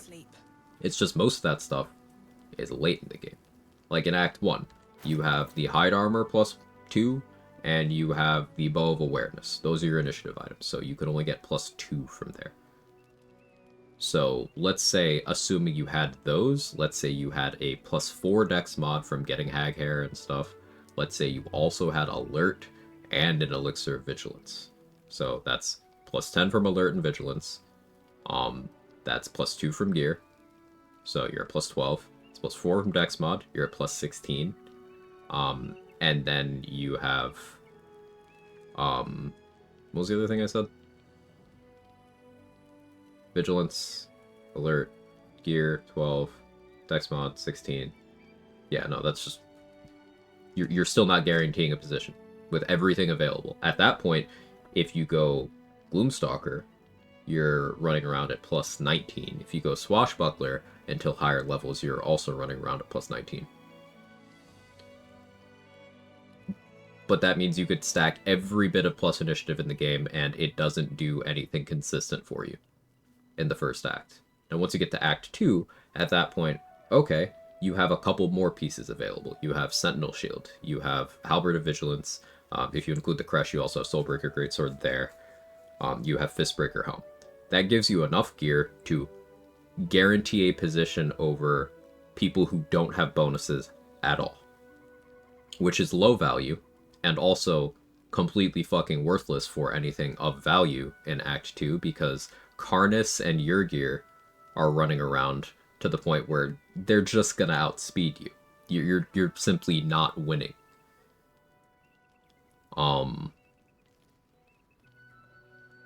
But then you get to Act 3, and you add in even more gear. You have the Stalker Gloves, you have the Mask of Soul Perception, you have the Hellrider Longbow.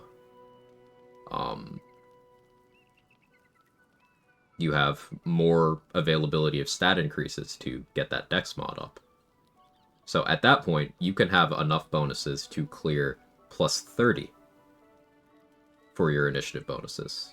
And at that point, it doesn't matter anymore either, because you can just guarantee a position against anyone who does not have Gortash or Cazador's level of initiative.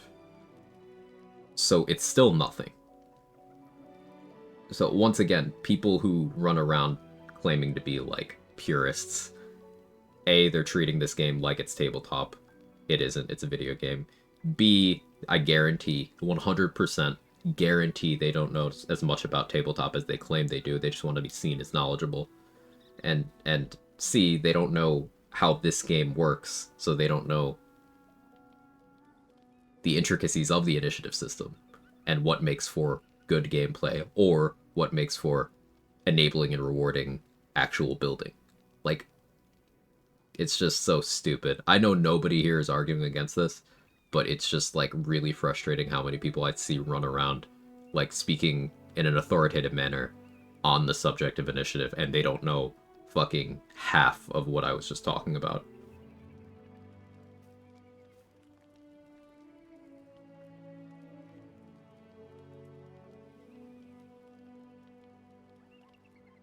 D4 is a perfect amount of variance for a video game. I'm inclined to agree too.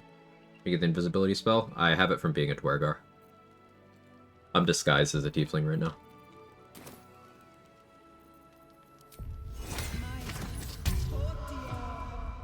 That's a friendly looking shadow.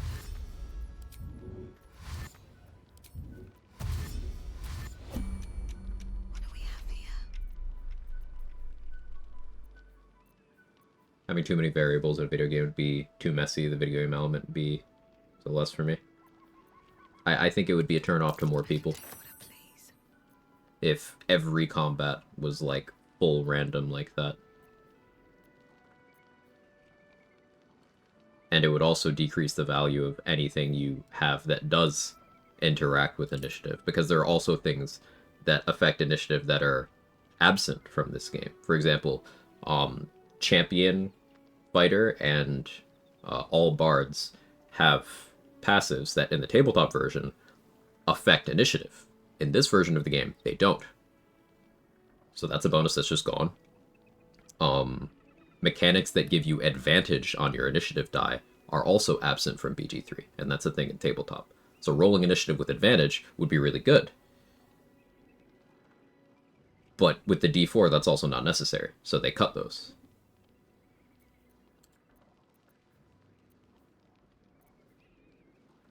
There's no cooldown, no resource invis. No wonder Dwergar's broken. The only cooldown is you can only use it once per fight.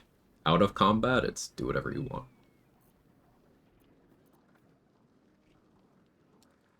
From your pocket to mine. Little bit of this, little bit of that. Interesting selection. Not up for trading today, I'm afraid.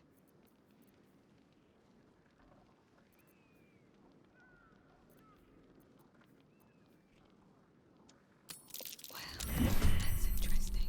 Get it? I did. First try, even. Wow.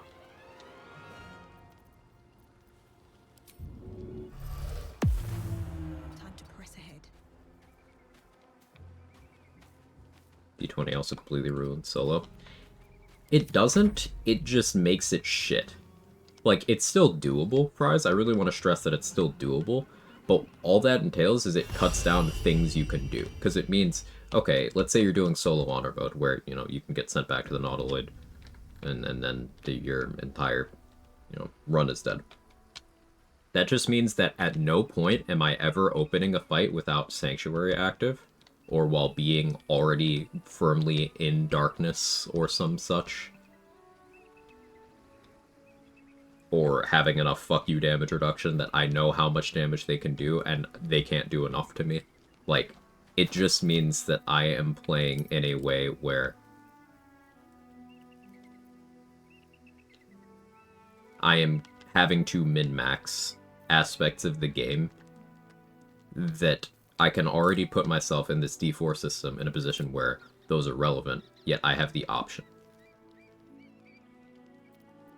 I think it would take away playstyles from people without adding absolutely anything at all. And that's what I hate. Just randomness for the sake of randomness is not good game design, no matter how many brain-rotted looter-shooter gamers think it is.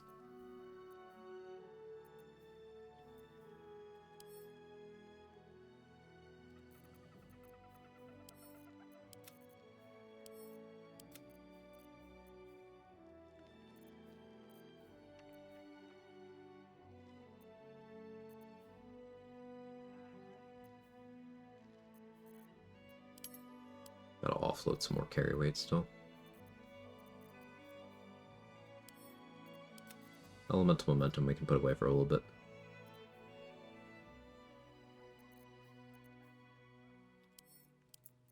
Put away some of my thieves' tools. Glad I never got into looter shooter gaming. Reduced my tunnel vision thinking significantly. I'm glad I got out of looter shooter gaming. It reduced my tunnel vision thinking significantly. I like that I don't have to be a swashbuckler with Vigilance Elixir 99% of the time. It feels nice to have options, doesn't it? Never wanted the easy path.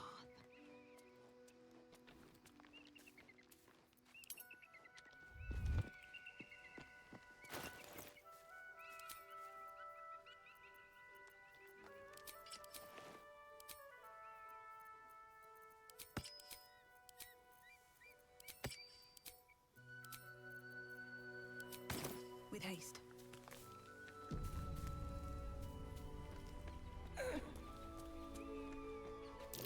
Be wary. This place is trapped.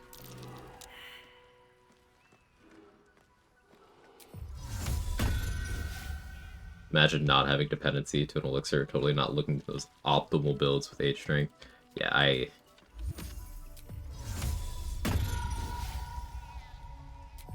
Yeah, you know how I feel about that subject.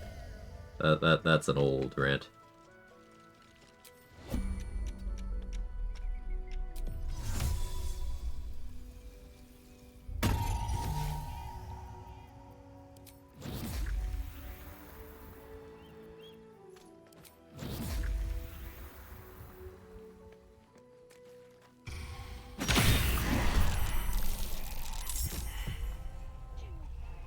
Love you, War Magic.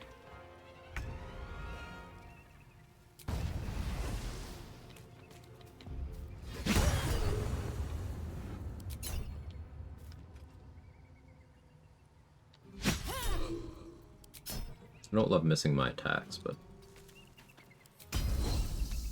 it's what it is.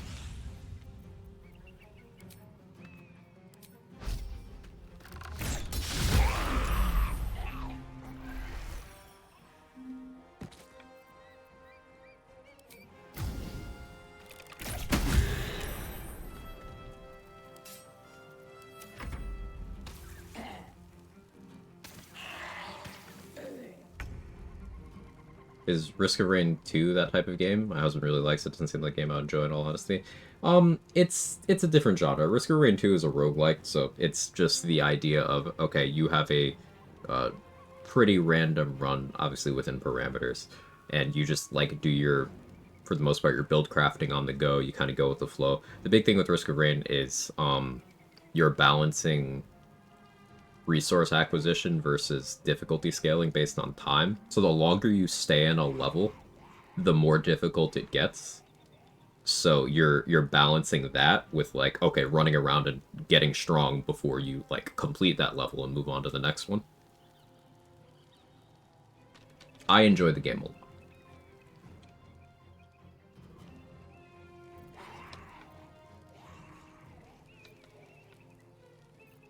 I like the music. The music's so good.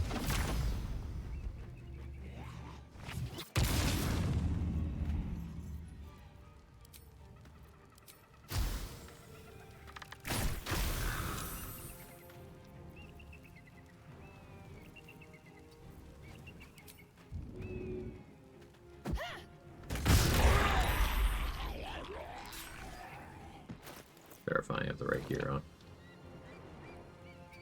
Just stand here.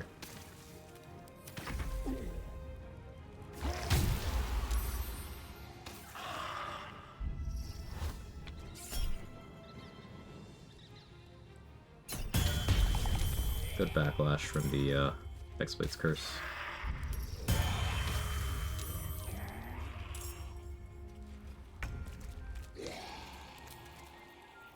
Nausea is unfortunate.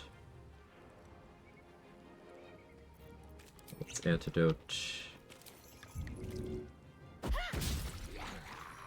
Turn off your fumes.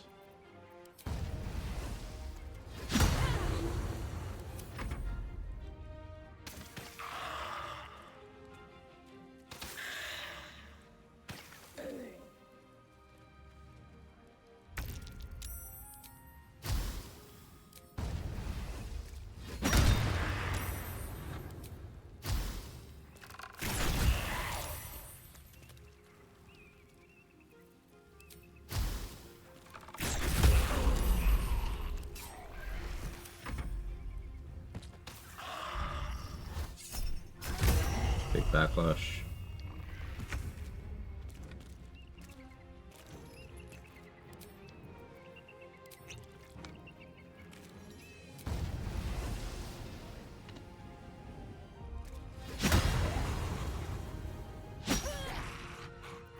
My accuracy today.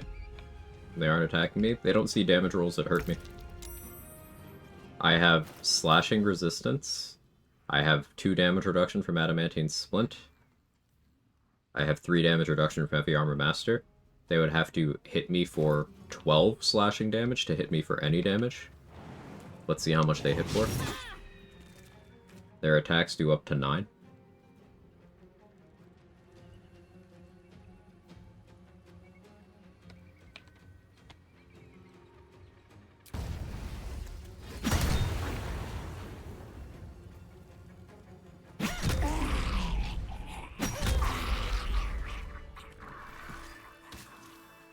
Let's have a look.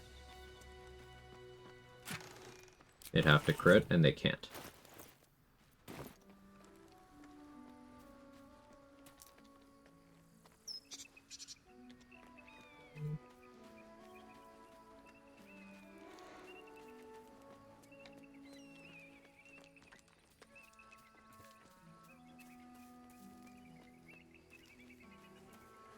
This is another thing we can file away under. You might have heard some misconceptions about how valuable damage reduction is, because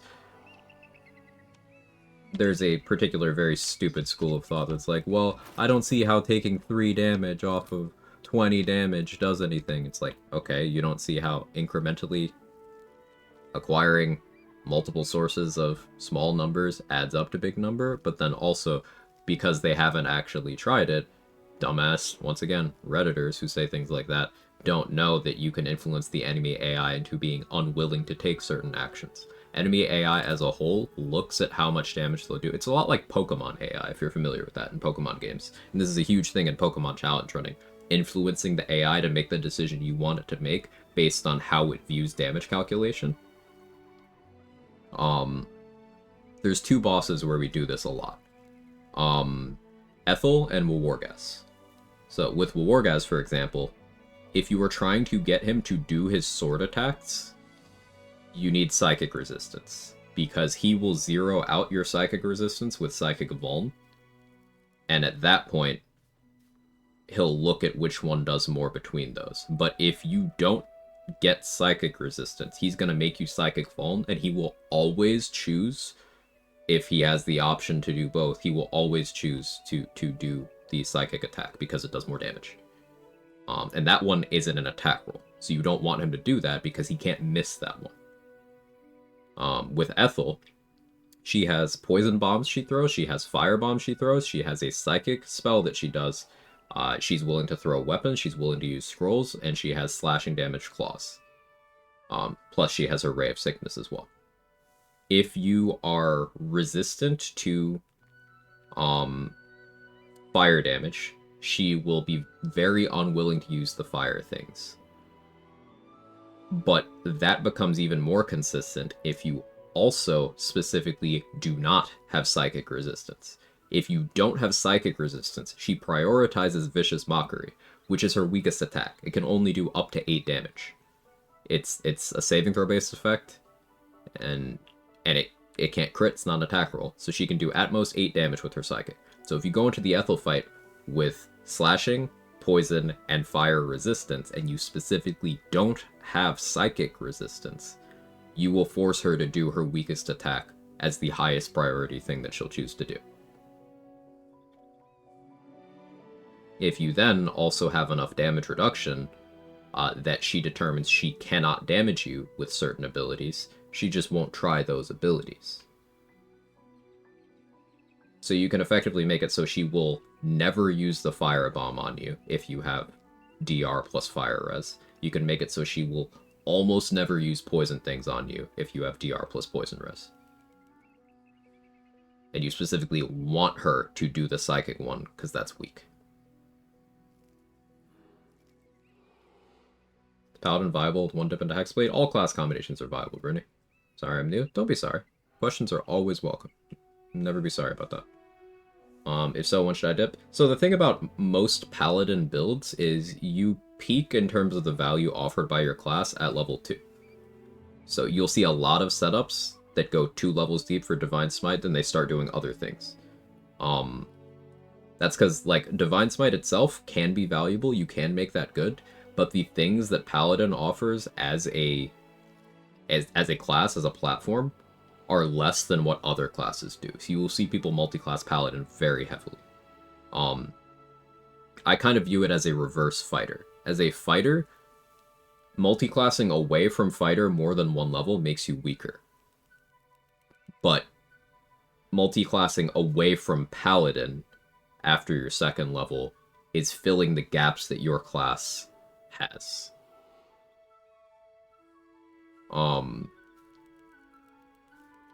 So, I would say it depends on how heavily you plan on multi-classing at all.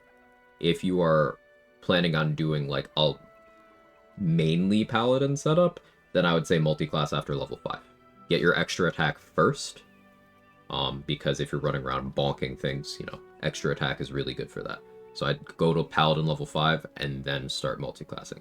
If you are trying for something a little more optimal, you don't mind being inclusive of Paladin, but not primarily Paladin, I would say you're looking at doing only 2 levels, and a popular setup that people do is they then go 6 Bard, for example. You pick up extra attack that way. You have the Bard spell list, you have more spell slots than Paladin has. It's just a better platform for Divine Smite and the other things Paladin provides. But there's a lot of ways of doing that in particular. Yeah, Sorcerer for spell slots is an option. 2 Sorcerer on Paladin builds goes really hard.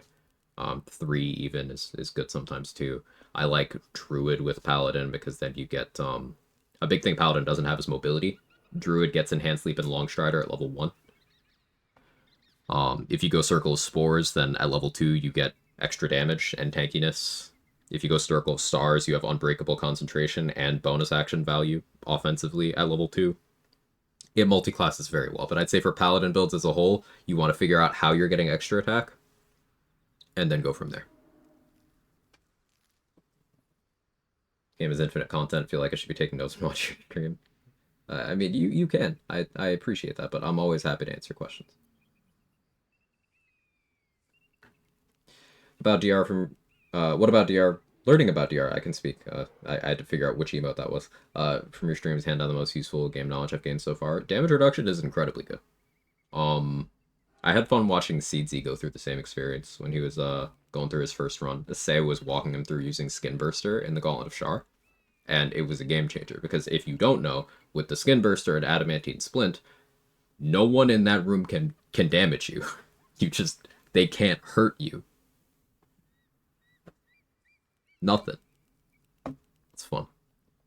Any place in the game where it needs more than one person, like there's a weapon, like when there's a weapon that generates light, there's nothing in this game that requires more than one person, content-wise.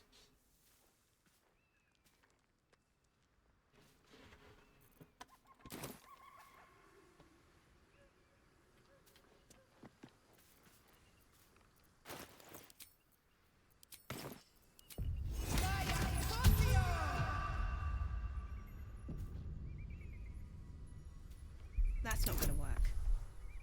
Is this a dialogue? I think this is a dialogue, actually. I wasn't thinking about this.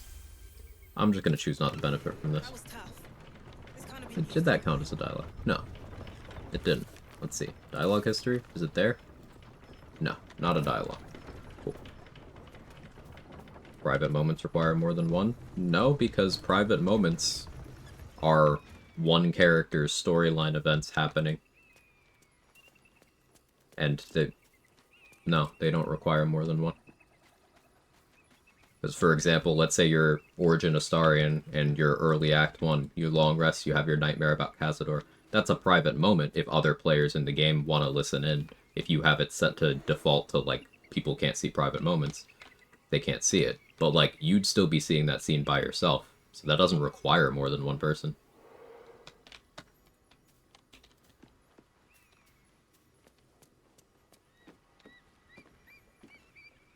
Is CZ the person who used patience and creativity to take down a massive horde of enemies even experienced running out of trouble with? Yes. CZ accidentally aggroed all of Moonrise, like, at once, on his first honor mode clear, and won. By just using good strategies.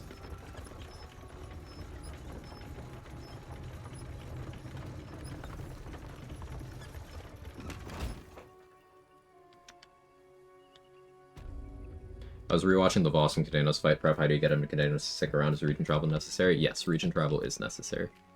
But that'll fit my pack. Once Voss has been spawned into the world, Voss and Cadenos, you need to go to Act 2. Not the Mountain Pass, Act 2. And then you come back, and then they'll stay.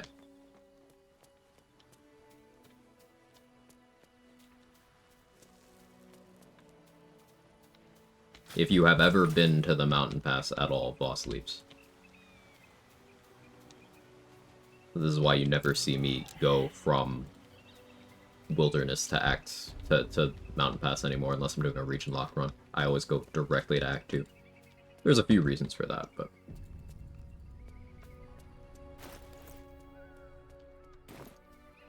If Control Undead gave you complete control of the Undead, that would make Oathbreaker decent. I agree. That would actually make that a worthwhile feature instead of a funny feature. You can go to back to Act 1 from Act 2? Yeah. You are not locked out of previous maps until the end of Act 2.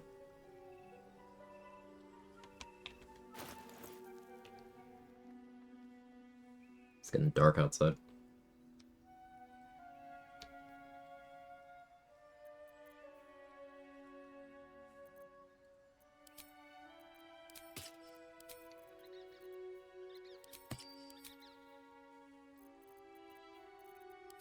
Let's go Gith mode again.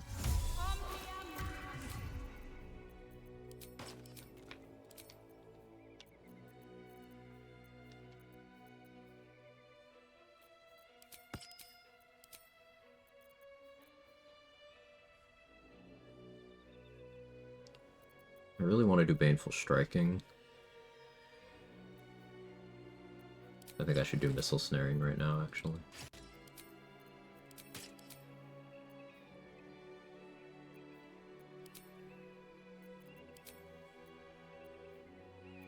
What's my initiative here? +8.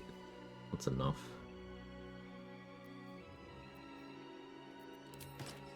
Let's go there. Slashing res. And crossbows make the most sense here.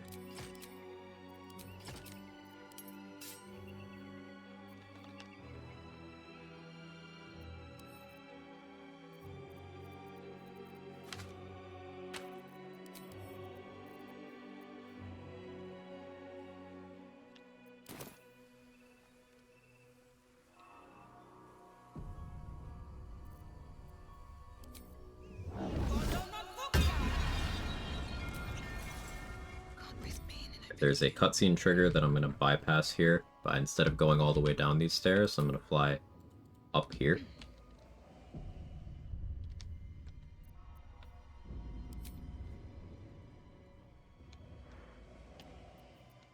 Is someone crying? And around here, these Githan cultists are in their kerfuffle.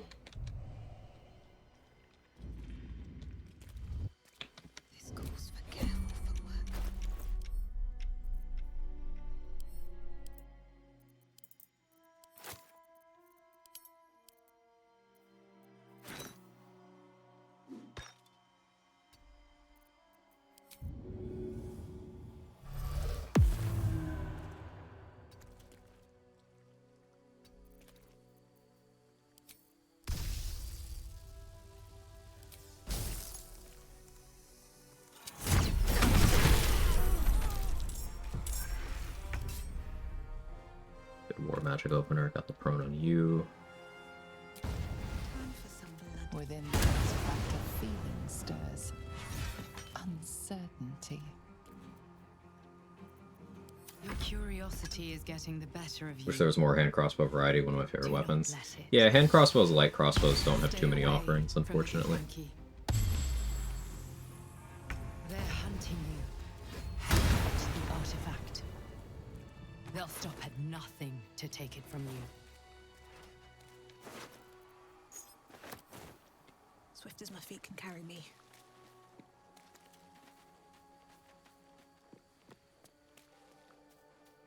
Still on that necrotic res elixir. I can switch now, actually.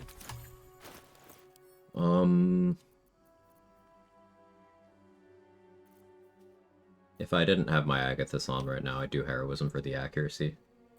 We could do Colossus for damage, we could do Bloodlust for action economy. Can't Zathis this run. Sad to say. Maybe Peerless Focus for concentration.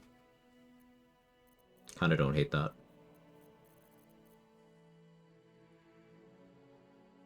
But let me maintain Hex. Let's do that. Like crossbows have nothing at all. Yeah, like you just have a standard +1 light crossbow that has a different name. That's your only unique one. It works exactly the same. Now there are more in the game files that just never got put in. I don't know why they cut them, but... Hi, Jake.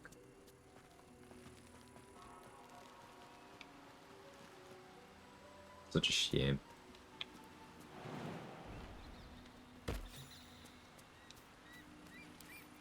Don't give me trouble now.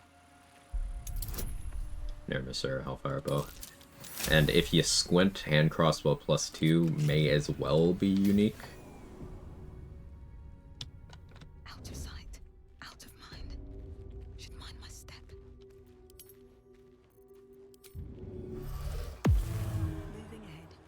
My life is infinitely better here watching this back door.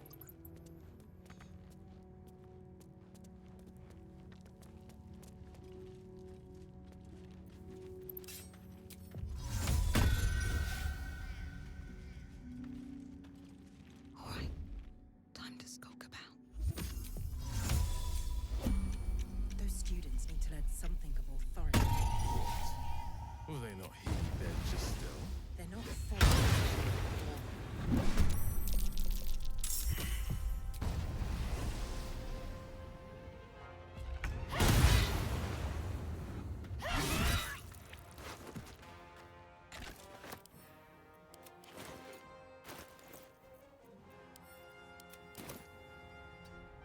Hey, can you stop chewing on my charger, man? And crossbow +2 is one of the most annoying places too. I hate the Ghost Mansion, never go back in there. Well, it's not haunted if you kill Oscar instead of helping him. So that helps. And the bow is still there either way.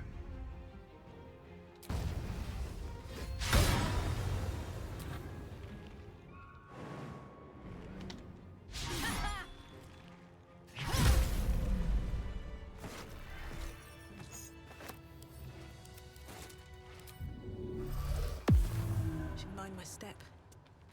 Firestoker's kind of mad but serviceable. Firestoker below honor mode's pretty crazy, right? In honor mode, I did like it on the stealth archer stuff we were just doing.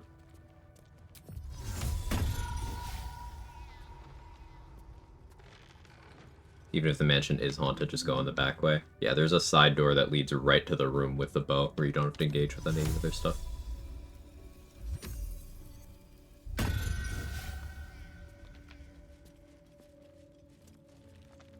Just out of view. So I'm gonna want Defender Flail. I don't really care about Daredevil Gloves, but I'll get them anyway. Because I like them a lot, even if they don't fit for this run. Vital Conduit, or maybe... Under Mountain King, yeah. Lorethian's Wrath, yeah. But I can steal from her whenever. That doesn't have to be now. I don't need any of the stuff right now. Hey, Umilin. I still don't know if that's what I should call you. Correct me, as always. If you told me, I'm sorry. I have the memory of a person with bad memory. I forgot the analogy I was going to use.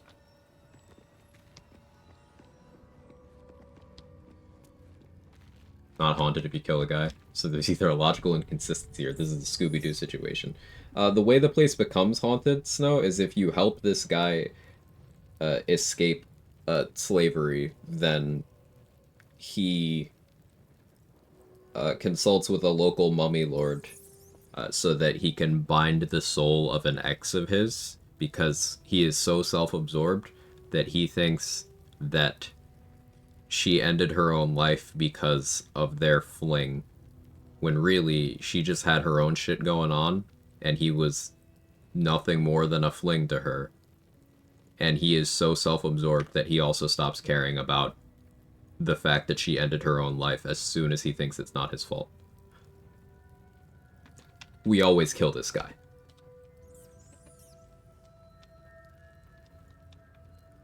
Don't want to draw any attention.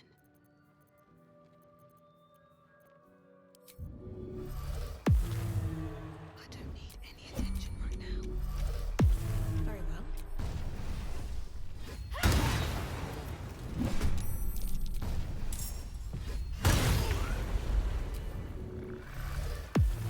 One day I'll catch a break. Softer than a whisper.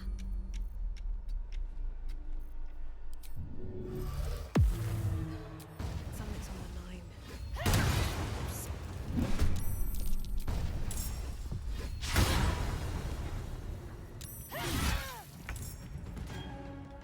On my way.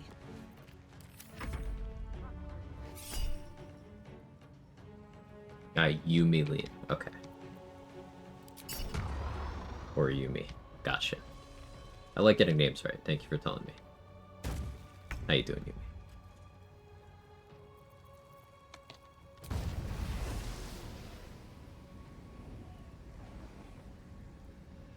Do I autocast Booming Blade with control click? No, I have Booming Blade hotkeyed to 4. I should hotkey my Dwargar invis, but I'm kind of out of easy keybinds for that.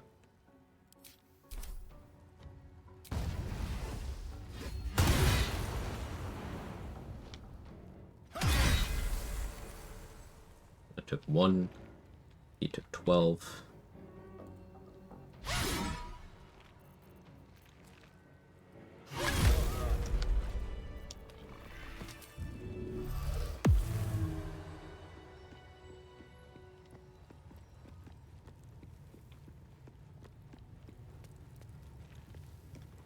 If everyone else minds their business, I'll be fine.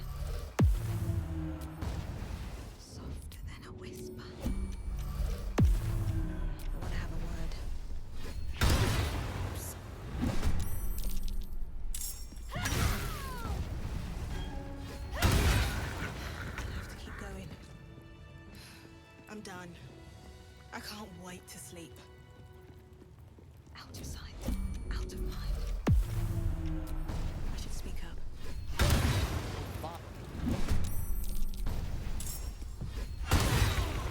MMO mouse could have been a good pick for you. I do have the 3 buttons. So like that one I obviously have a functionality for. But I have 2 other buttons on the side of my mouse here that I don't have bound to anything, so I could start using them. Wonder if the gods are watching me. And then I also have my scroll wheel has left and right button functionality, which is new to me. So I have 4 buttons that I'm not using. I could put stuff on my mouse. So Gith Yankees sleep in beds too. How conventional.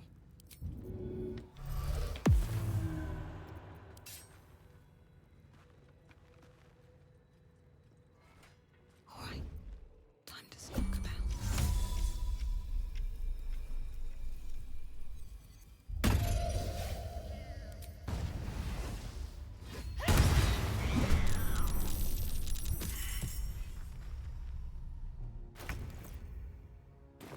I have the right gear on.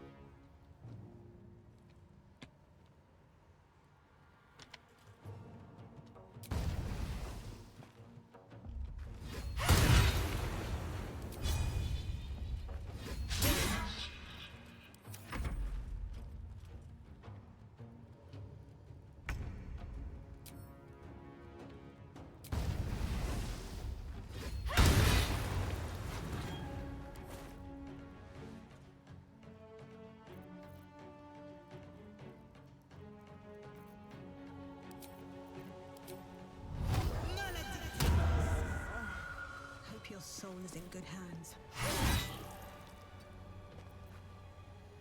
Hit me. You're supposed to hit me.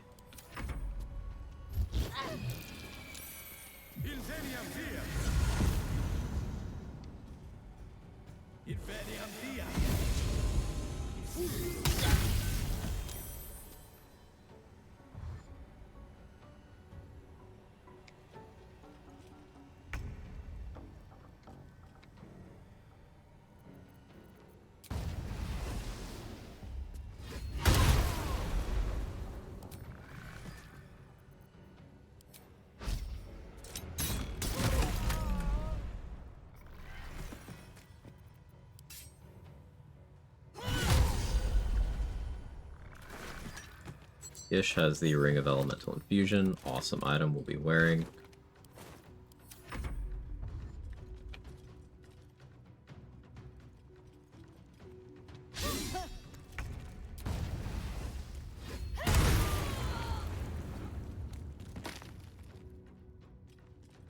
Such a noob, thought they're just kind of there. No, yeah, I rarely use extra buttons on a mouse like that, but yeah, gamers and they're having extra buttons on everything. In this case, it actually has a purpose, which is cool. Don't waste a step.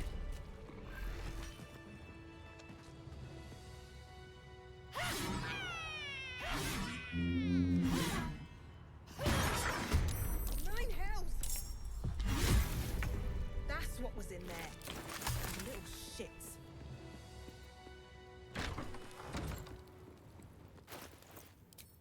A parasite. Let's change up for more damage here. It might be useful. Breathe quiet. Move with care. Free for the taking.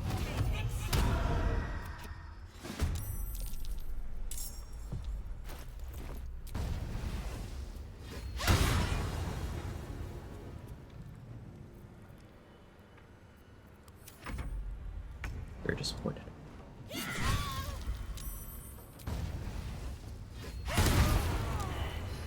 I'm done.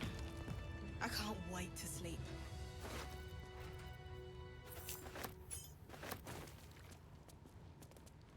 Can't say this. That's a dialogue. Can't slow down.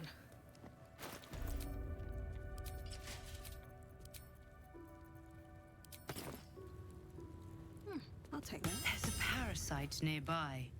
You should take a closer look.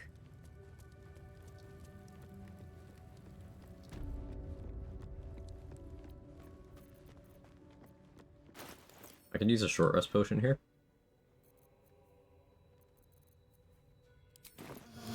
Let's do that to get all my spell slots back.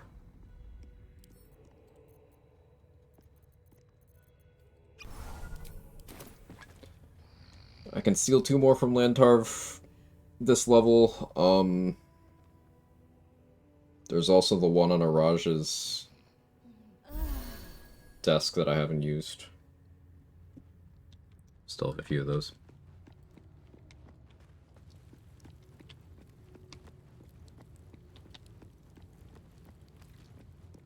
We have Cloud Kill Scrolls. I don't hate the idea of using them here. Calls for careful footwork.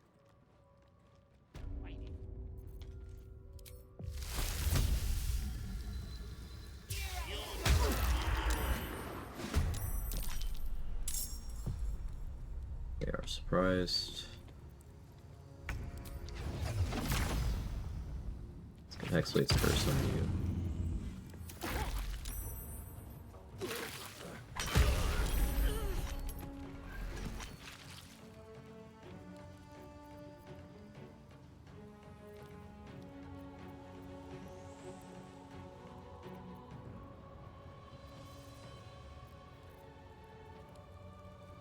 Can't slow down.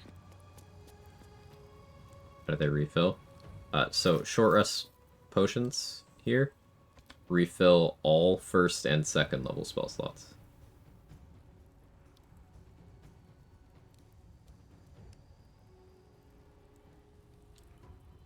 For gore, it's okay.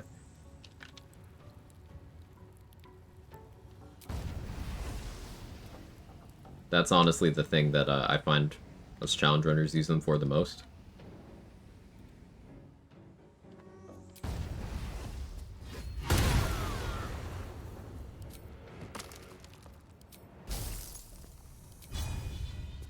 Okay.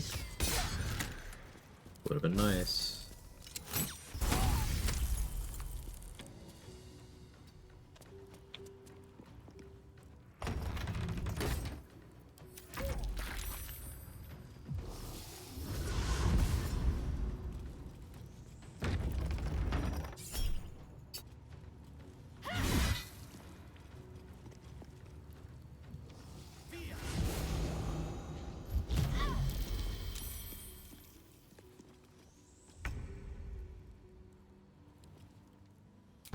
Blood follows me every.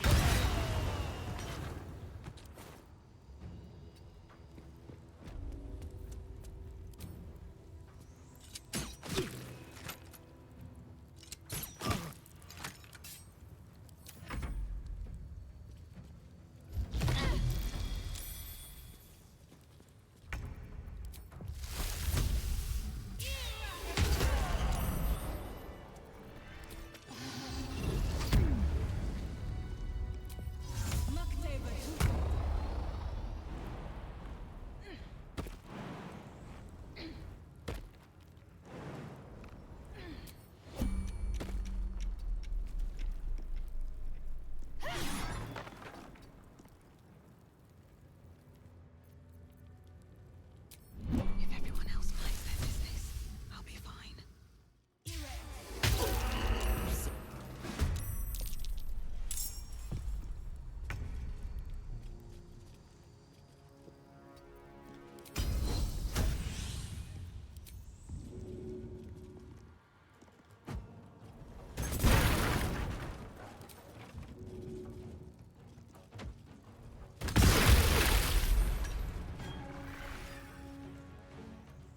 Have to keep going.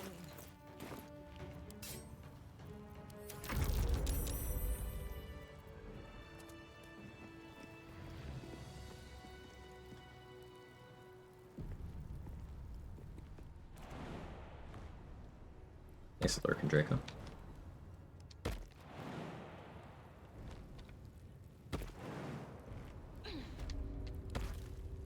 Love how Warg has his AI breaks and he watches you kill a kid from his cock chair.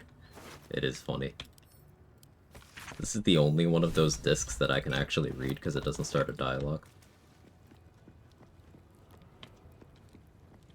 We'll take the 95 XP though.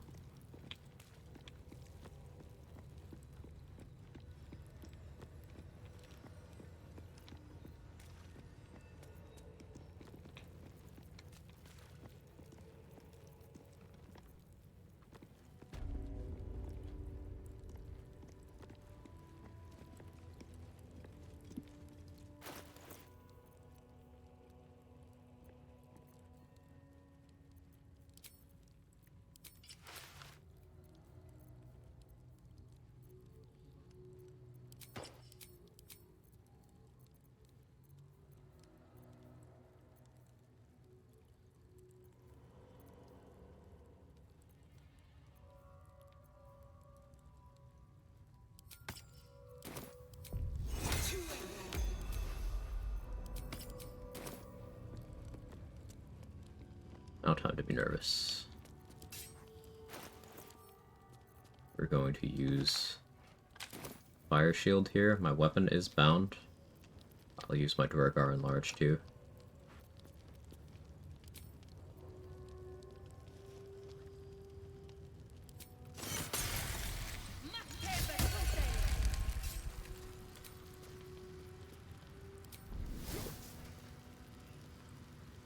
Can't risk being in open view.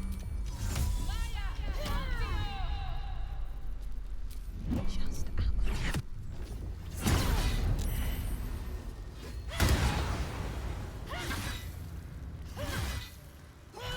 Getting the Soulbreaker stun's incredible. Alright, threat managed.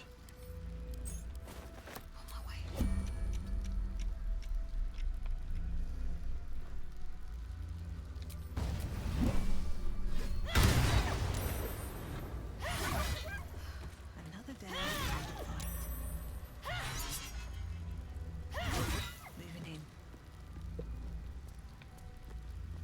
Seems bad. Should make it per combat instead. Oh yeah, you're so right.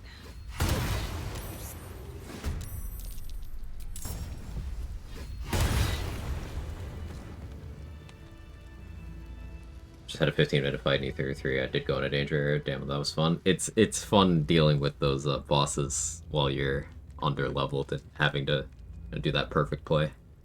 Yeah, I fuck with that. When I started using smoke powder bombs, fire surface with minor illusion, able to wipe out all but 2 NPCs from Joaquin's out in one shot. Feels good to get big brain. Hell yes, Melvin. Love to hear it. How does its Arden stand by the doorway and not see you just fuck up the cabinet her dog 10 feet away? Series of AI breaks. Remember, a cutscene was supposed to happen in this room, but I destroyed the door and killed the gift, so the cutscene didn't fire, so everyone's acting a little bit weird as a baseline.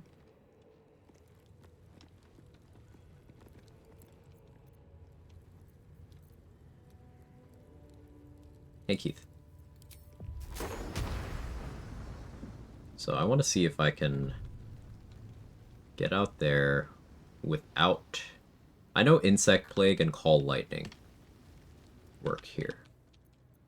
But I want to get through there without triggering the dialogue with the War Gas. Anyone know of other AoEs that work for that? Kevin's sneezing over there. Obviously Insect Plague and Call Lightning are unavailable to me here. Doesn't look like that's highlighted with Shatter.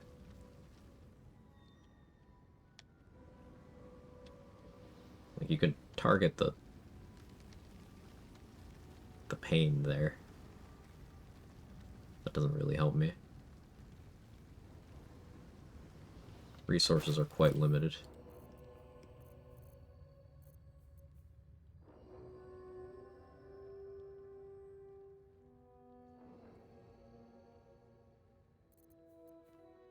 Did I summon something on the other side?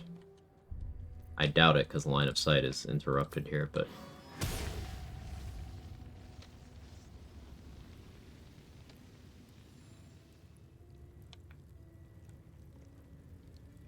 Need to solve this problem too. What is it I'm trying to do? So, putting the key item from Therazin into this barrier disruptor here does open this, but that puts me in a dialogue with Wargas. However, there's an energy source right here.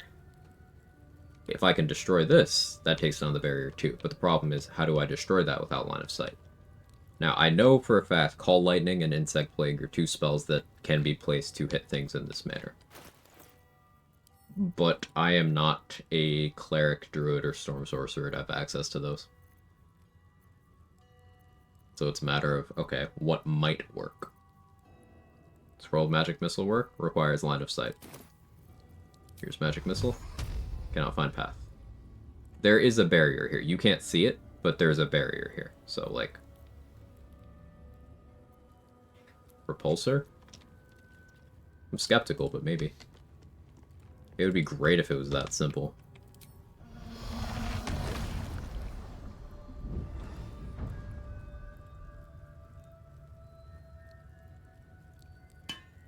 Nope. I think it needs to be something that, like, exists on that side, if that makes sense. On my way. Try throwing a bomb in a corner, but, like, if Repulsor doesn't work, then I don't see why this would. No.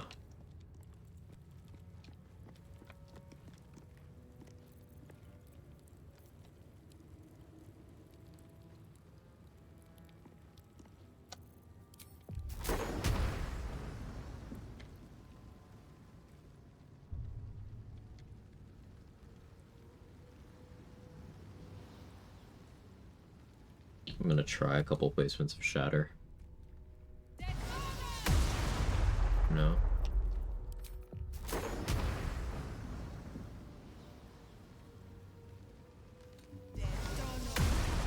No.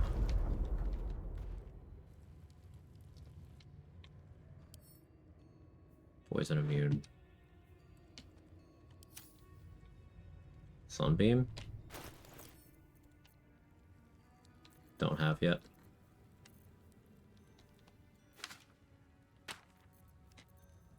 Ice Storm, Cloud of Daggers, possibly.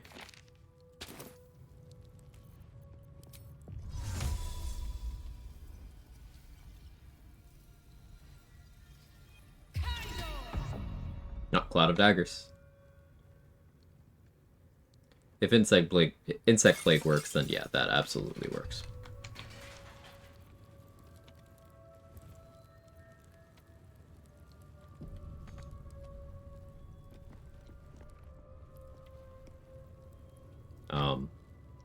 Alright, update. That's not supposed to be there anymore. So what is that for?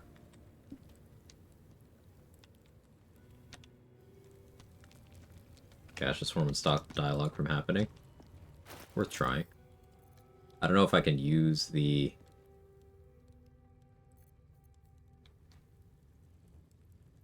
Uh-oh. When in doubt, you can trust daggers. It's true. It's not Cloud of Daggers' fault. I don't think this will suppress the dialogue, but like, let's see.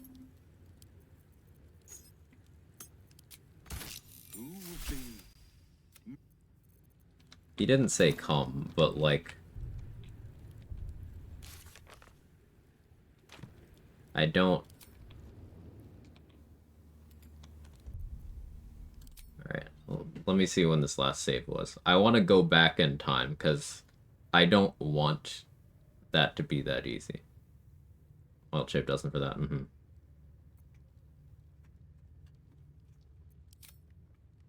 Let me try something, learn from Mark. Apparently if you load or you go to main menu in photo mode, it doesn't do the forced save in honor mode. Yeah, it doesn't. So let's go back in time, because I don't want to benefit from that.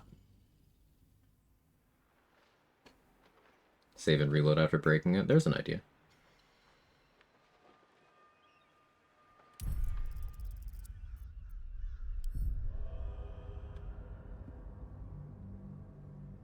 Maybe this is chair clip territory.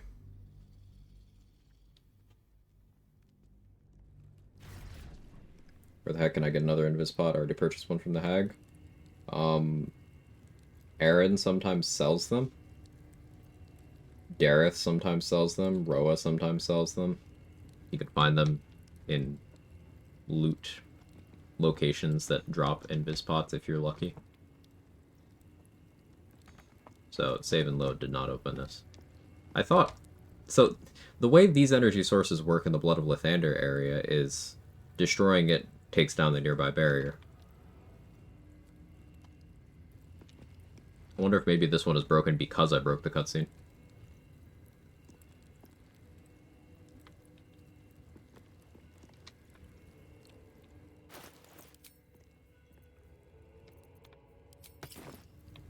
Let's keep problem solving. Because I'd like to fight with Wargas. There is no alternative way around, like...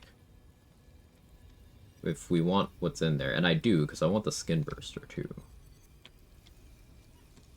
Hi, Jake.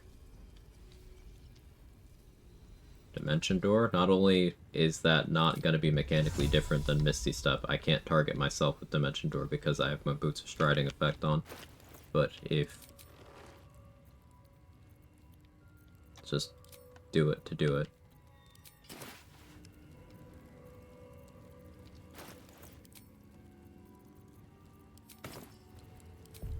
Dimension Door would not do anything that Misty Step can't.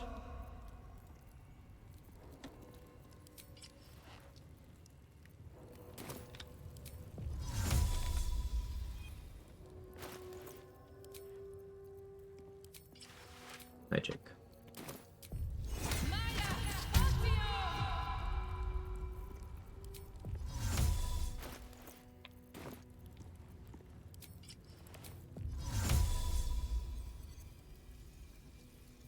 See?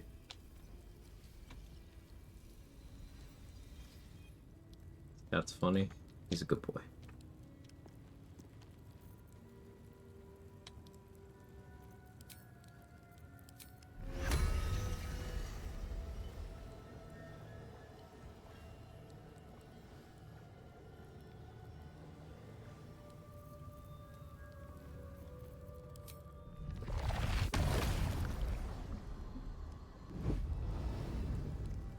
Guess you step up to the top of the barrier.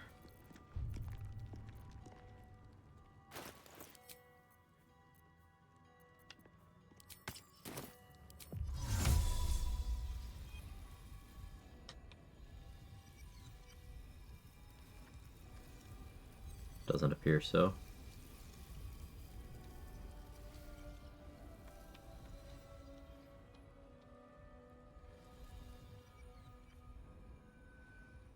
Hey.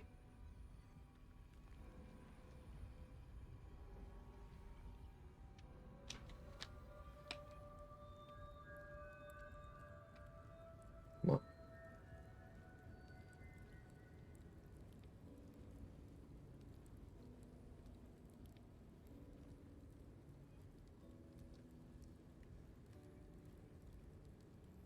Objects can't pass through, right?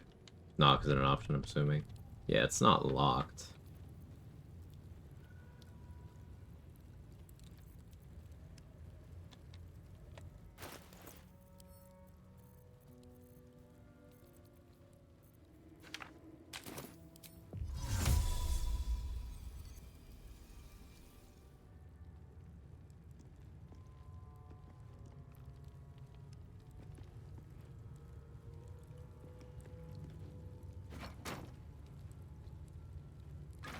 Very well.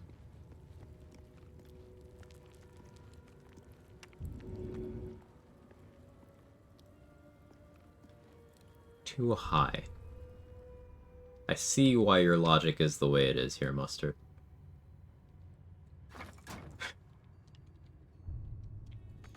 So I can just do that, though.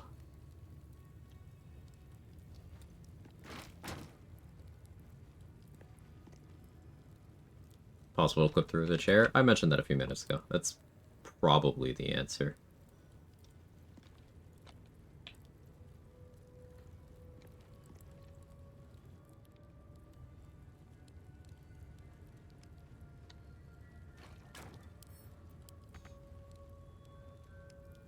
See what I'm thinking? Maybe we can get the climb on prompt. There's a chair here too. I just don't actually know the method of the chair.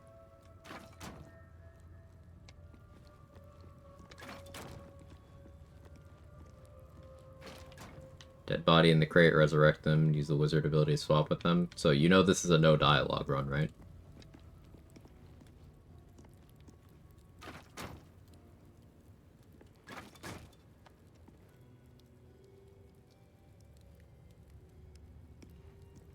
So, how do I become a level 6 Conjuration Wizard? And how do I get someone else in my party without talking?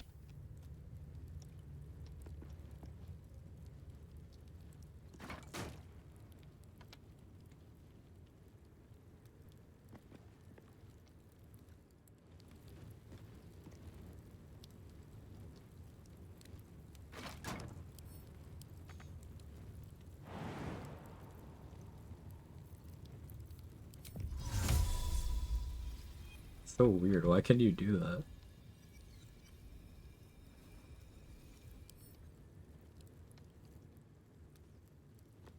Feel like you're onto something here? Maybe.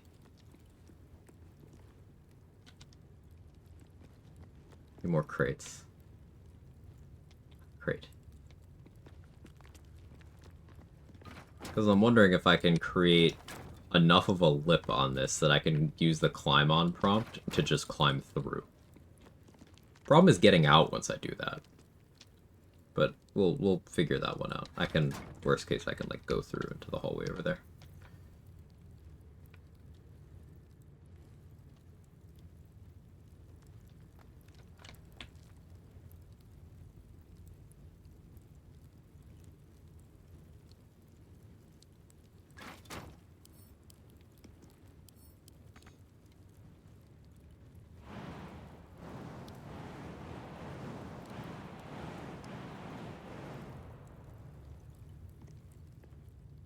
You can get a summon through, maybe you can aggro Orgaz, just have him run back here.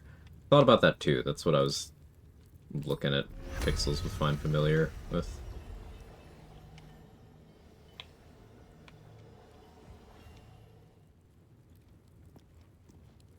The chest trick? You mean the chair trick? Yes, that was mentioned twice by me and once by Edsel now. Yes.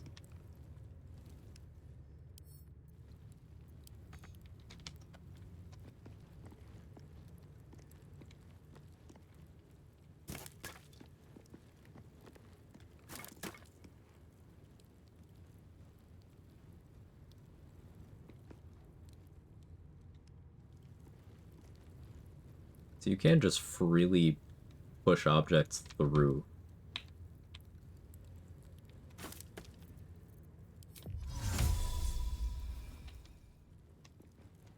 Let's go get more crates.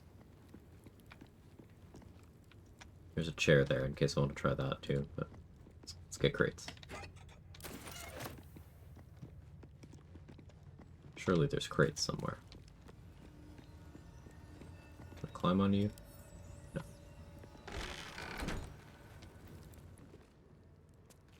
This gaseous form may be small enough to fit on top. I could try that. It's been a long day. I need to rest soon. You're gonna get mad if I touch your crates, aren't you?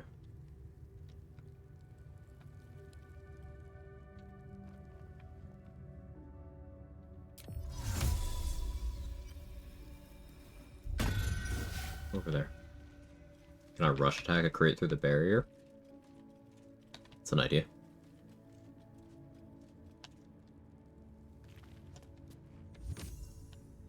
That's a friendly looking shadow.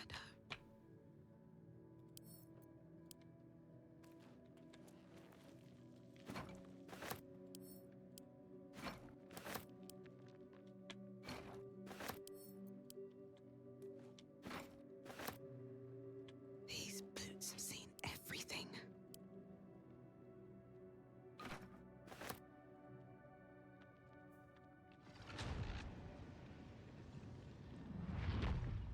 Other thought was BG3 rocket jumping. I don't really have enough caustic brine to rocket jump right now. I guess I could grease jump. But I really don't think it would work out. Like, I'm very skeptical.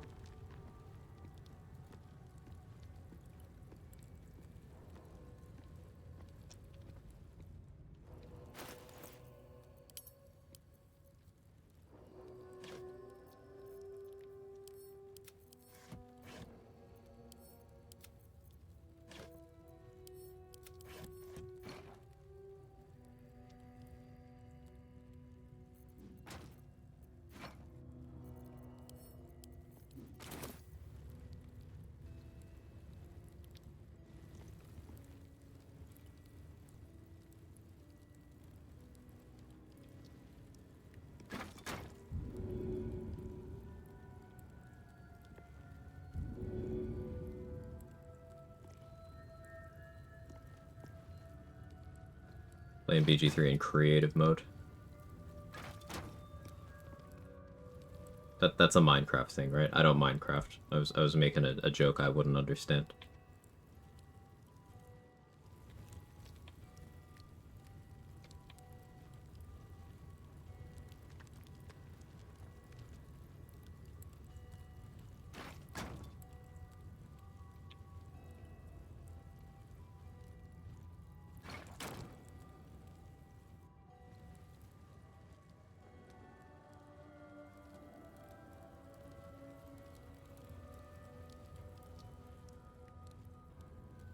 Target blocked. So I think the archway is causing problems now.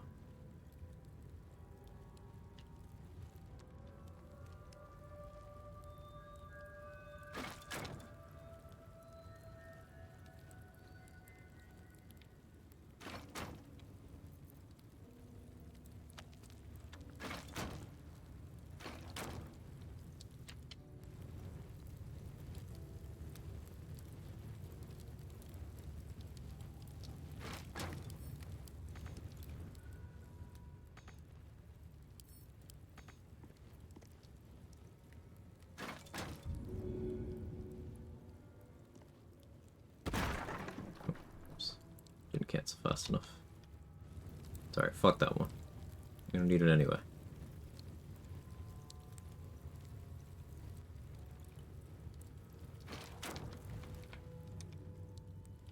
Doing amazing. Thank you.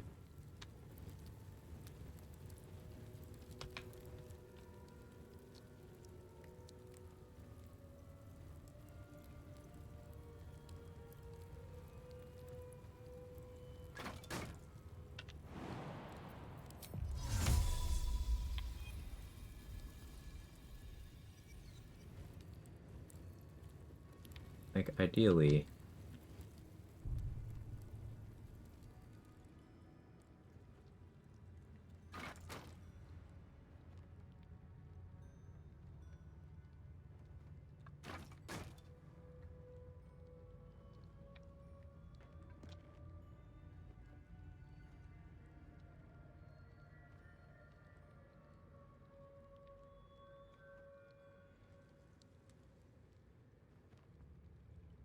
some Fortnite shit.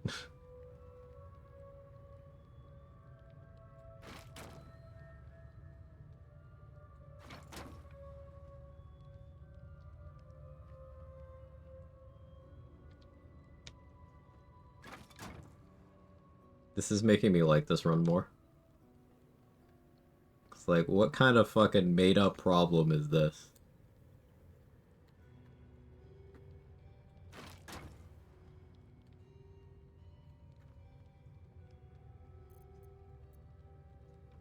Thanks, Phil.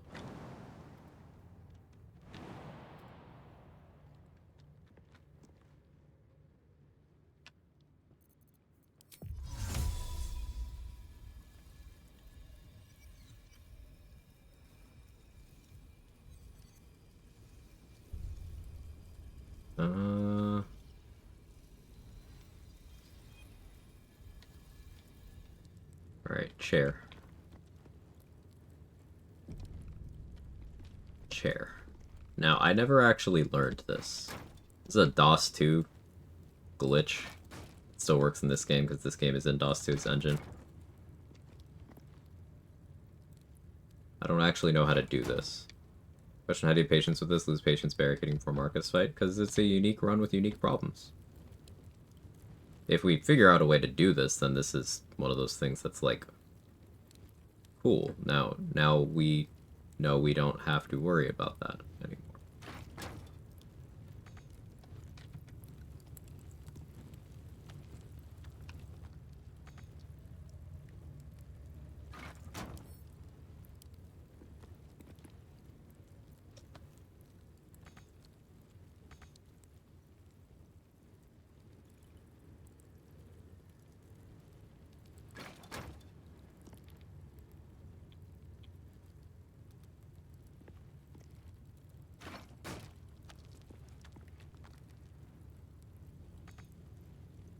Wait, it showed me a path.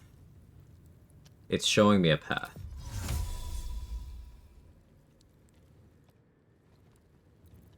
That's a good sign. It means enough of me is through the barrier when I'm in the chair that the game thinks I can see there. The problem is as soon as I try to target anything, it's like, no, bro, you're not over there. Am I gonna do this again to get out? No. There's another way out.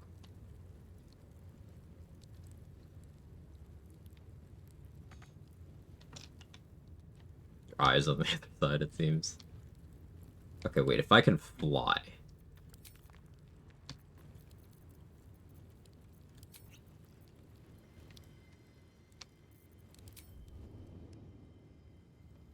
No, the targeting.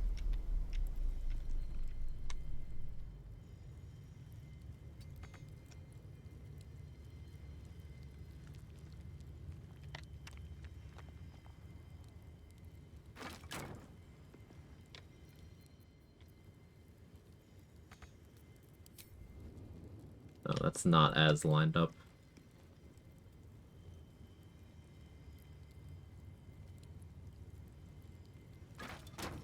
Maybe the boxes are in the way now? It's possible.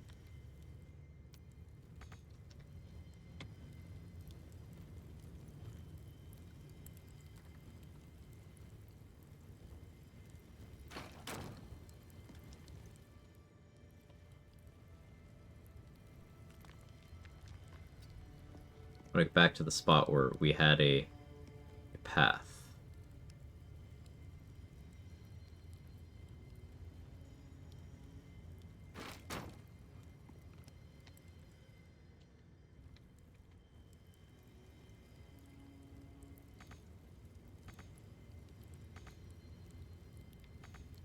Okay, now I'm just stuck.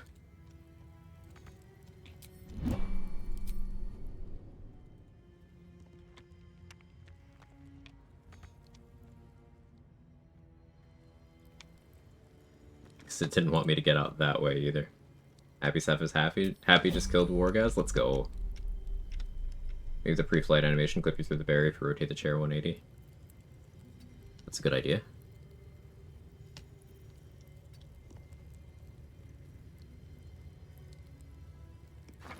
Problem is getting into the chair.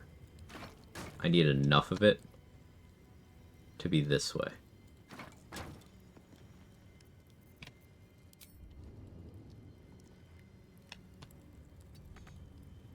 So like, it sees a path again from here.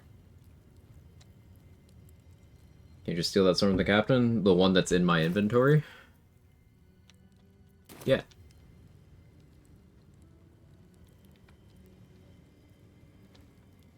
It's no dialogue.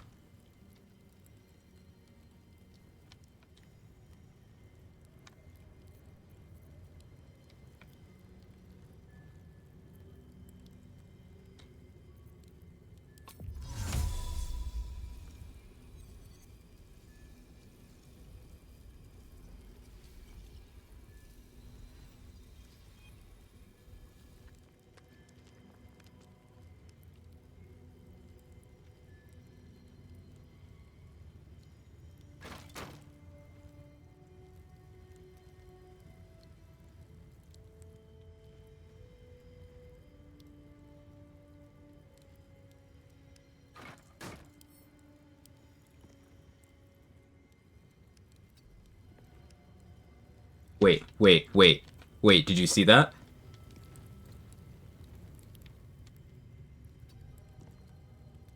That pushed me up.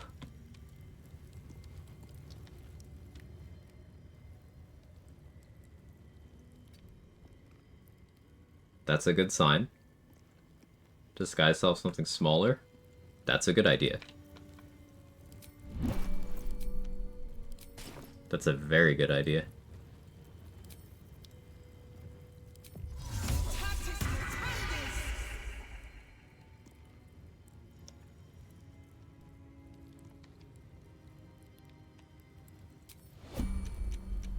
We're going up, up, up. It's our moment.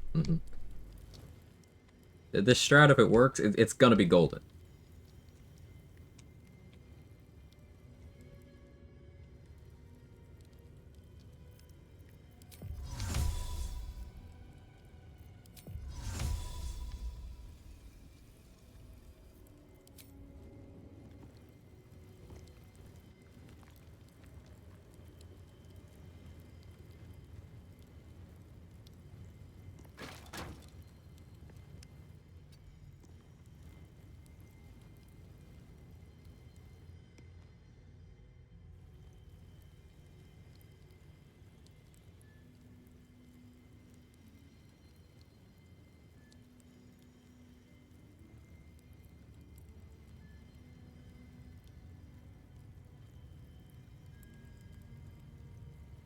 I seen it.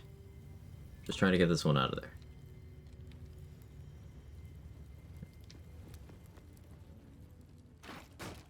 That's an interesting location choice.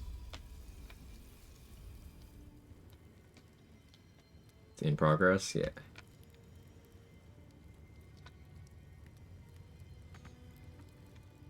We're done hiding and now we're flying? Yeah, that's true.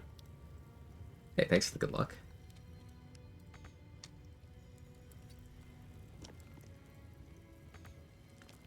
Okay, now I can't sit in that.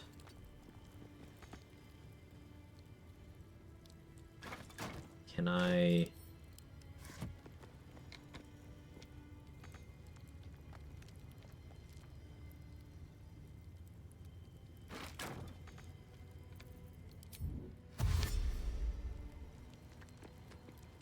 Where are you going?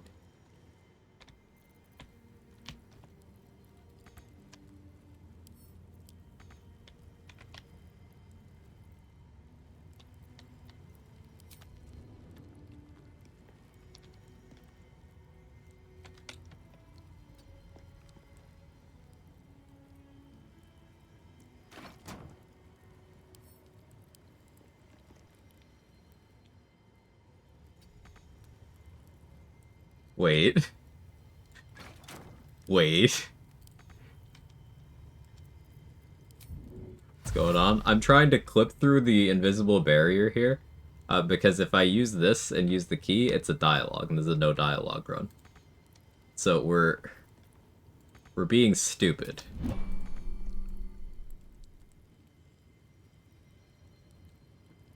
But I'm attempting to use this chair to force myself through the wall. There's a couple of places in the game where that kind of thing works.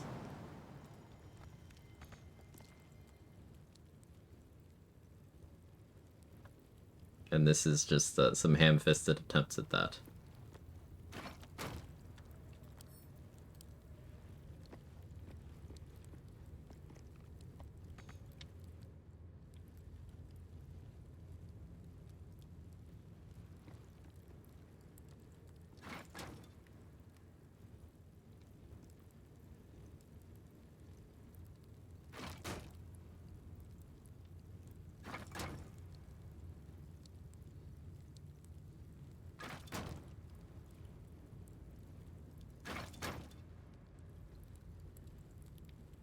Basically, I'm trying to use this chair to get myself enough through this that the game's like, oh yeah, you're touching this, you can step on that.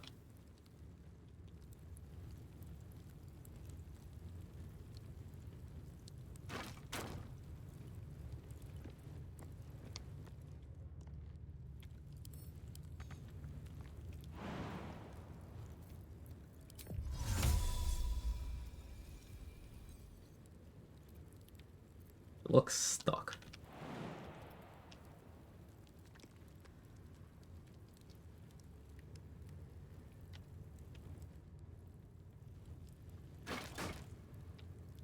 Oh, no, that's not what you said you were moving. No. So is that one just stuck up there now?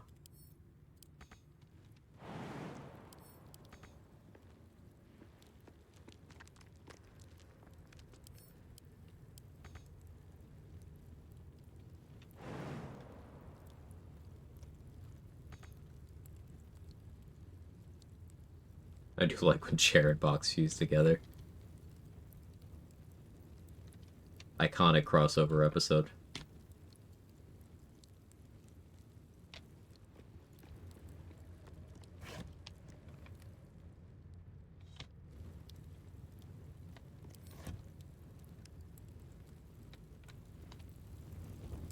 Can I get this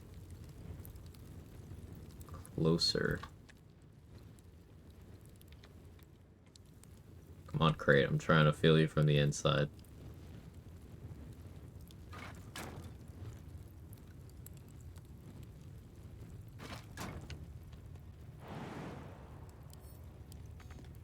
No? 9-Inch Nails? Nobody? Okay.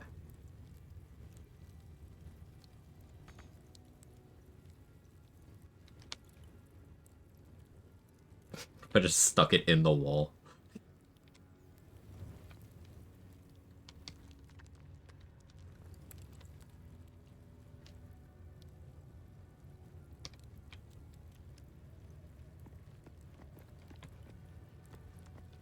I'm not giving up yet.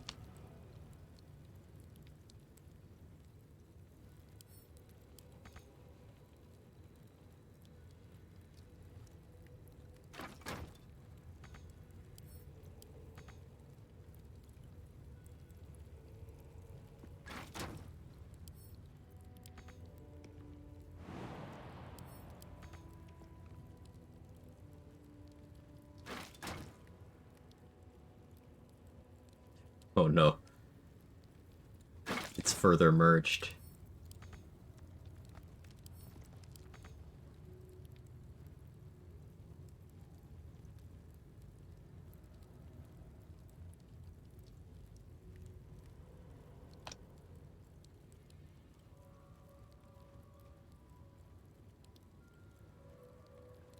kind of torture device is this?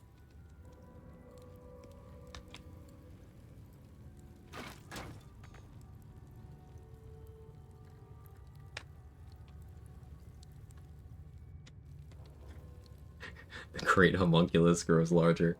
You put the chair in the barrier and sit on it? That's a great question.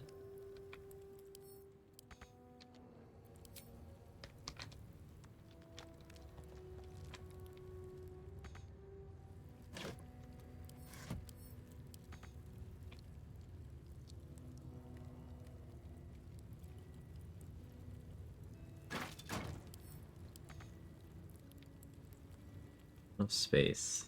So is it your fault up there?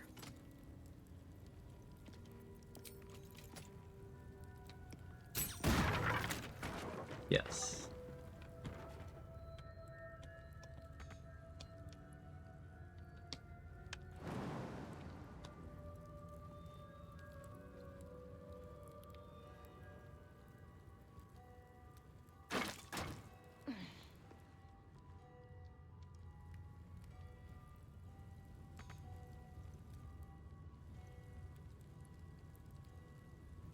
So if I can have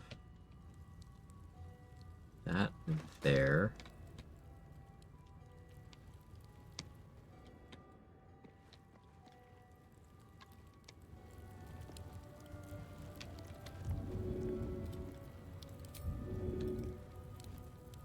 Separate this one.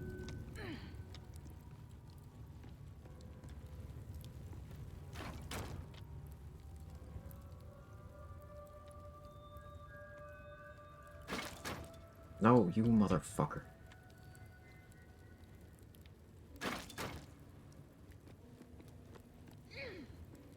Poor box. Nothing wrong, you murdered it. It was to set an example.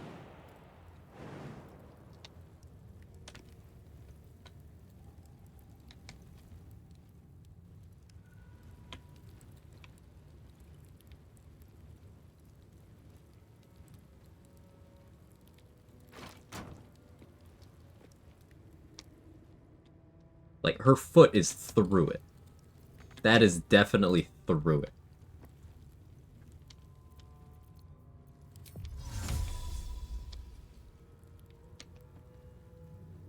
And you can tell because the game is now showing me pathing. So I have enough of my character model through the barrier, but as soon as she gets up, which means I think I need maybe I need to be taller. You think I should be bigger instead of smaller? All right, let's get as big as we can.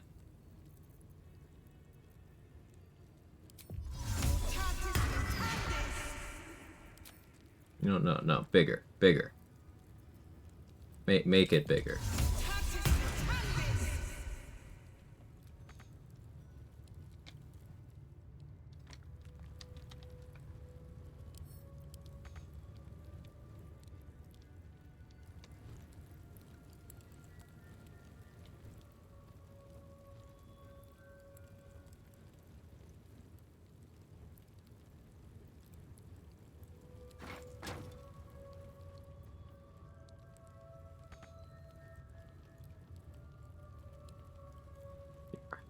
Game tester. Now I wonder if someone shoved me here if I would go through.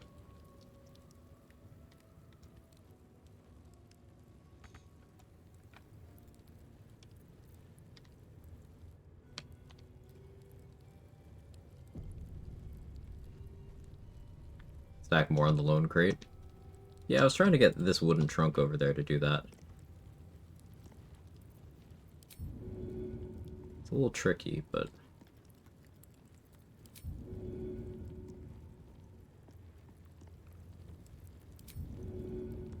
trying to move it without, like, destroying it.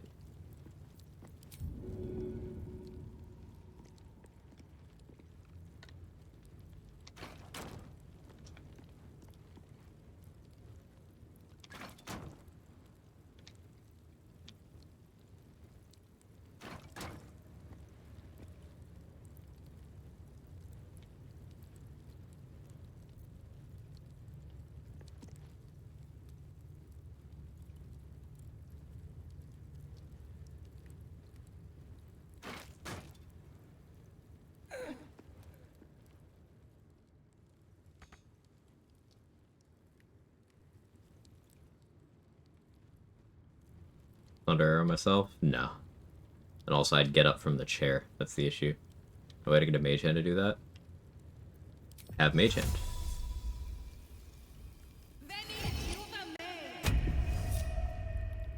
Forgot I have mage hand now.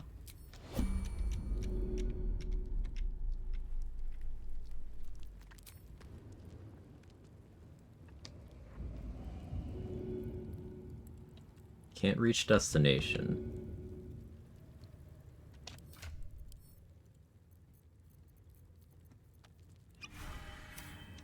Did my weight actually change? Shouldn't have wished to live in more interesting times. Yeah, so I'm hard to shove. But let's see.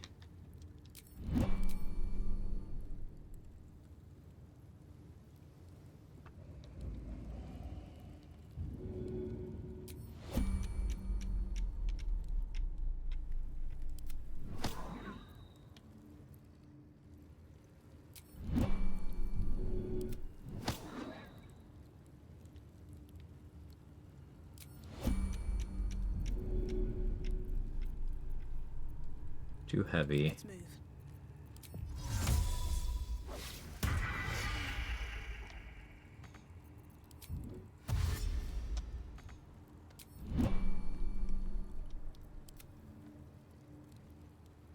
Smaller again. Transposition arrow. Line of sight.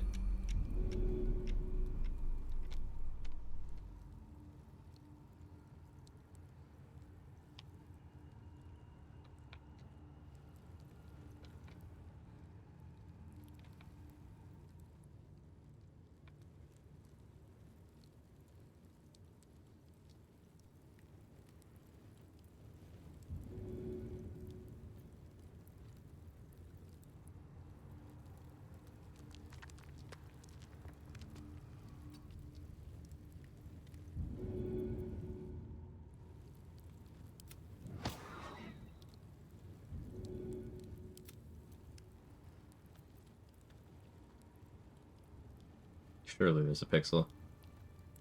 I have to make a crate stack high enough behind the chair.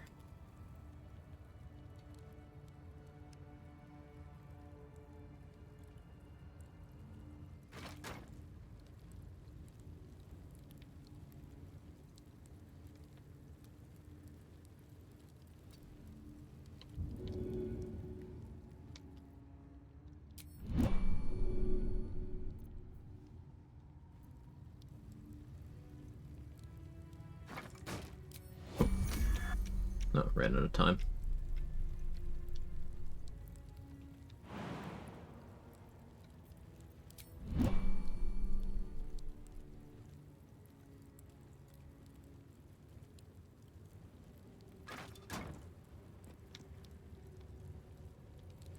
Just one more crate. Possible make her reach the chair as it is right now, but only jumping on a spot before so she wouldn't drop off to a lower point and somehow manage to block the spot. Left, maybe through hard to describe what I mean. I think what you're describing is what I'm trying to do, Vile Creature. So, like, the core concept here is I'm trying to get enough of the chair through that I sit in the chair and then I get out on the other side. The problem is it's pixel hunting. And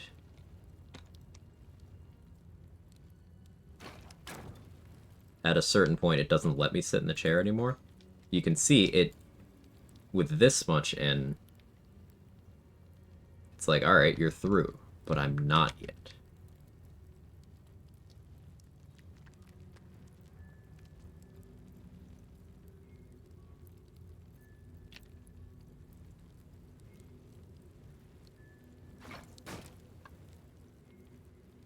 If not over, then through.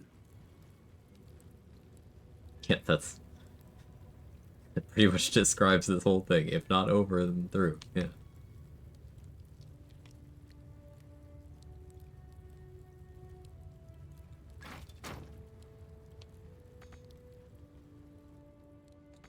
I turned the chair and now it's no longer at an appropriate angle.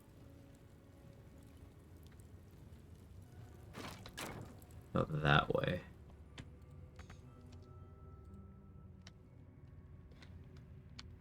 This is the game rig this playthrough is meant for? Yeah. You just go over the whole wall. The wall doesn't seem to be that high. No, that's a ceiling up here. If you're unfamiliar with how the camera in this game works, it makes ceilings disappear so you're not staring at ceilings, but there's a ceiling here. If I knew how to clip through a ceiling, then maybe.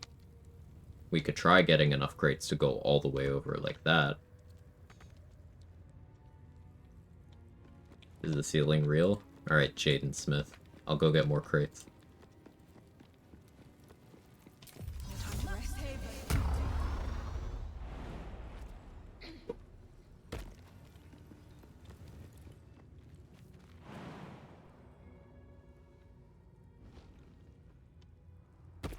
Better be cautious.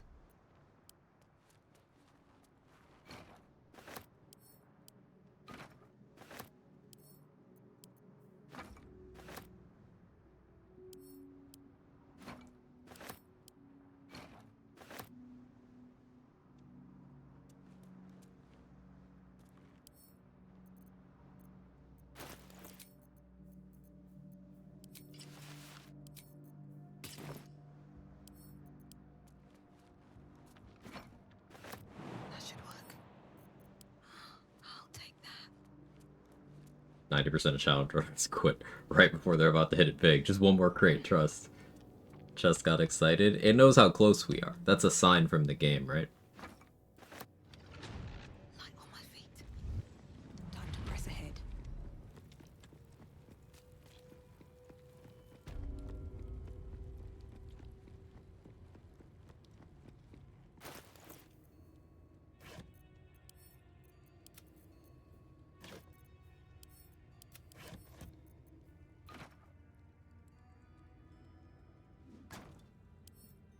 Alright, so if the idea is just to phase through the ceiling with a really high crate tower,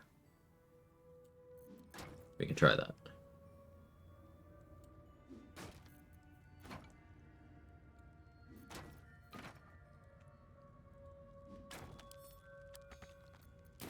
Can't get there.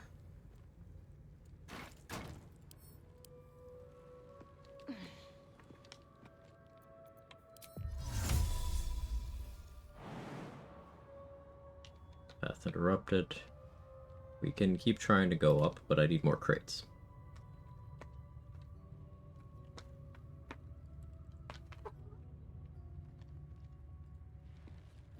Are there more crates in this map? I don't want to have to reach in trouble. What am I trying to do? Skill the gift, able to open the door, right? So this is a no dialogue run. Welcome in. This is a no dialogue run. If I use the key item, which I do have right here, it triggers a dialogue. So, I'm trying to not do a dialogue in my no dialogue run.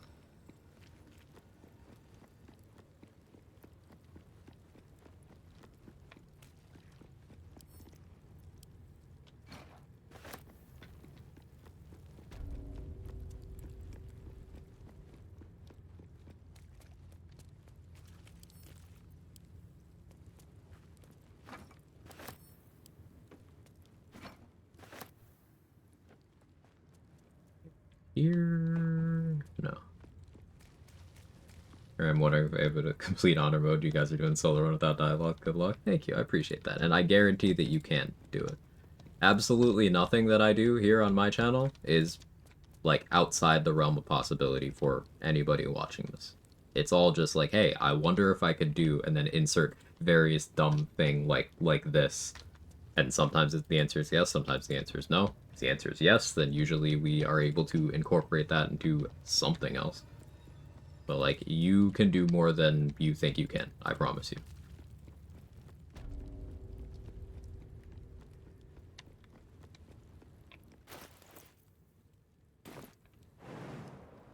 Can I jump up there? No. Shortcuts.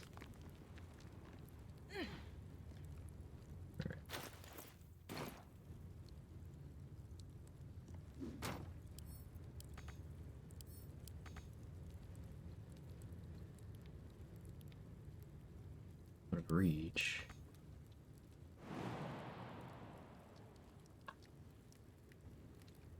I think that one hit the ceiling. It's too close to the ceiling and I can't see anymore.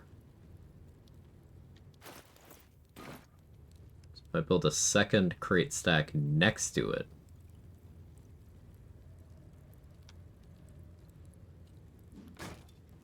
it's getting out of hand. Now there's two of them.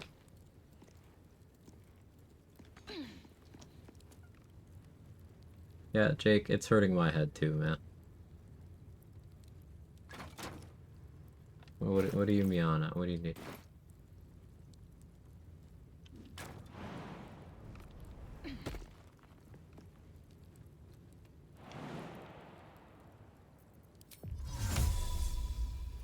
Not enough space.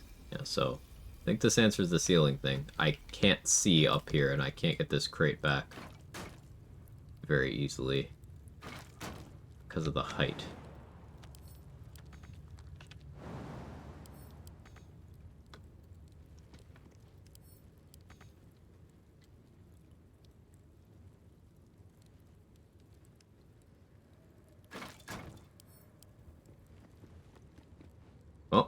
Oh, wait, we elevated through? Maybe. I think my head is in the ceiling.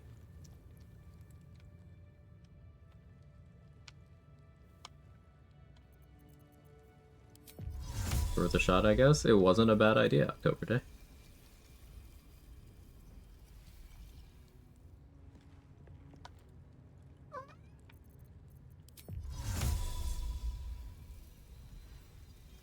I think my head is in the ceiling. Bigger character, maybe? Bigger and stronger.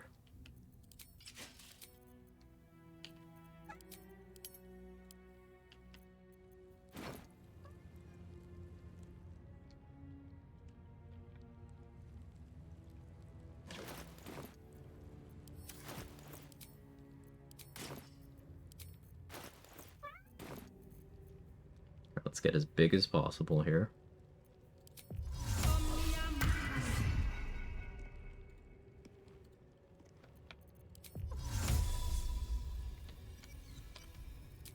Still breathing. Got a Colossus elixir. Fuck it. Alright, we are very big.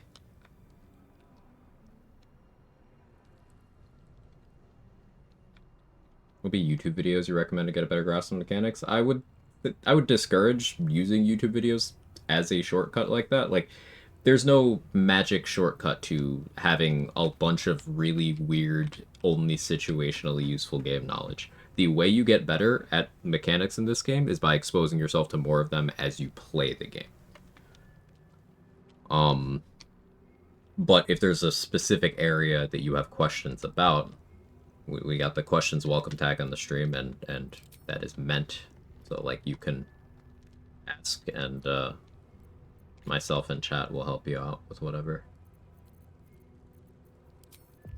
All's well that ends. Yeah, I'm too big for Dimension Door now. But I wonder.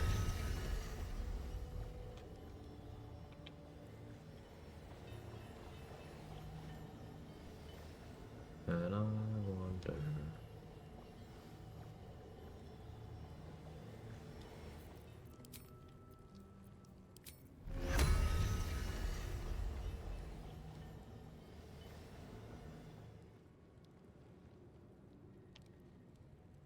On Mage Hand on the wall.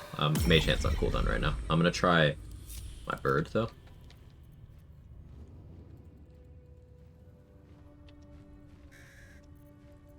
All right. What now? Where are you going?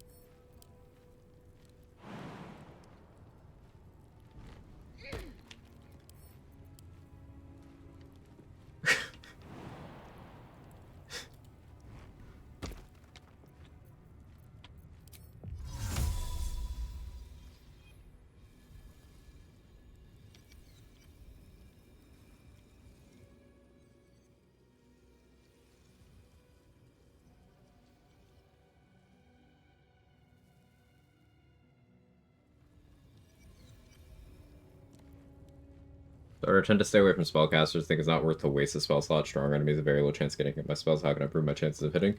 So the thing about spells is they are not a monolith like that. Like, for example, it sounds like you're describing spells that are either scaling off of a stat that you don't have much investment in, or spells that are all or nothing effects. So, for example, Booming Blade here is a spell, but this is a weapon attack. So, like this one, it's just a weapon attack that also counts as a spell. So, its accuracy and stuff scales off of whatever your attacking stat is. So, for me in this run, it's strength. So, I have a very good hit chance with this because this again is a weapon attack, but it is a spell. But something like, defensive spells, Blade Ward, Protection from Evil and Good, Armor of Agathis, these don't care about hit rates or anything.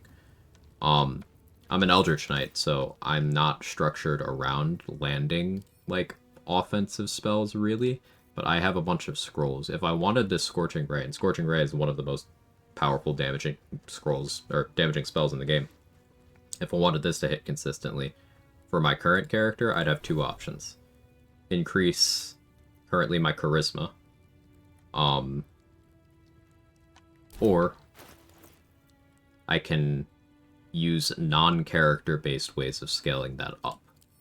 Now, one option is getting the Arcane Acuity condition, which gives +1 to your hit rate and success rate of spells per stack. In most cases, you can get up to 10 stacks of Arcane Acuity. Technically, you can get 20 with a specific thing, but that's advanced stuff.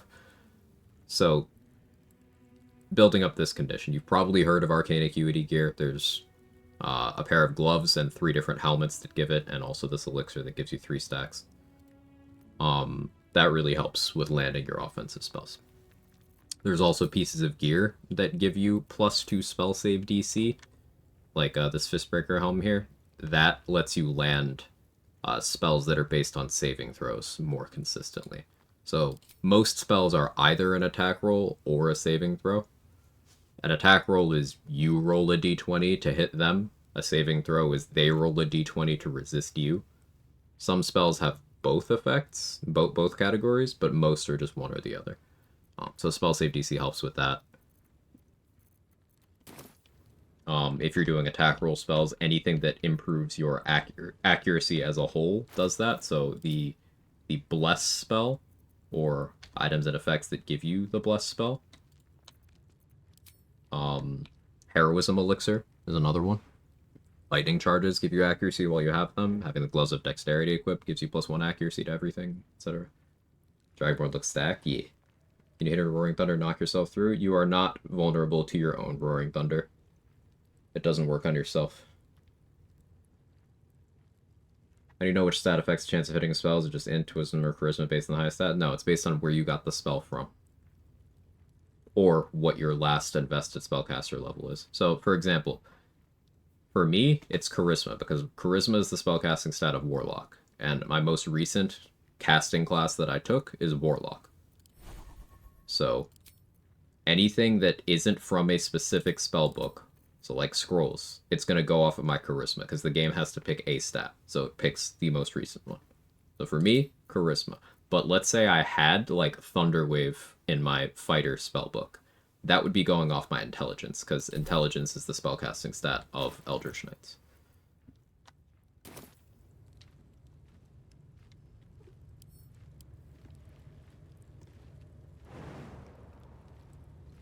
Getting big messed with my ability to climb crates. We need to not be big anymore. Let's just do that.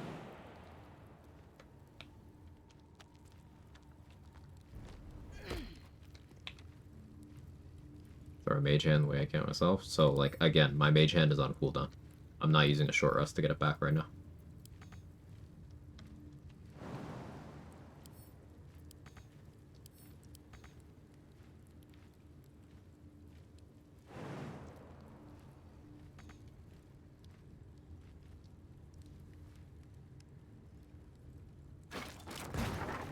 Oh no. My bird fell and destroyed one of the crates.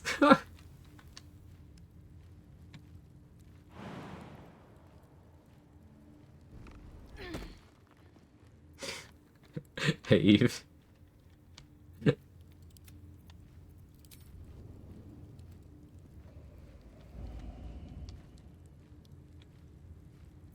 What to do?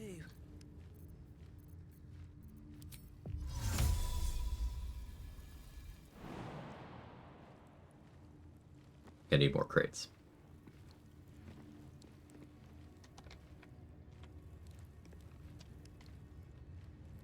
So we basically have two angles we're working here. Either using the chair to push me through the barrier, or using the crates to push myself through the ceiling. How much farther can I go? Let's go find more crates. I have more crates. I forgot I have more in my inventory. I tried to improvise weapon the bird. Improvise weapon the bird where?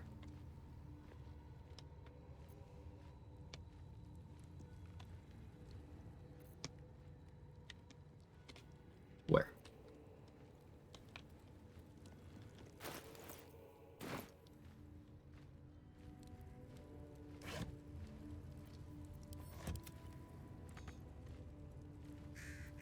Have a lot on my mind. And, well, in it.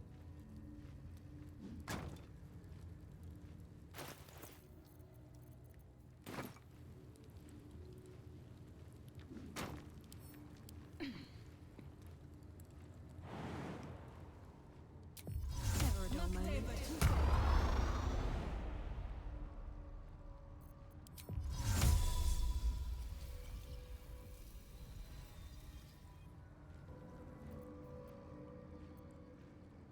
Softer than a whisper. Arrow transposition requires line of sight. It's no different than Misty stuff and such.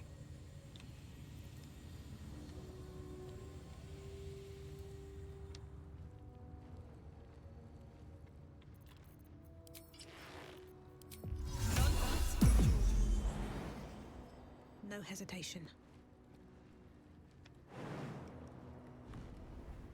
She didn't want to jump down Never wanted the easy path.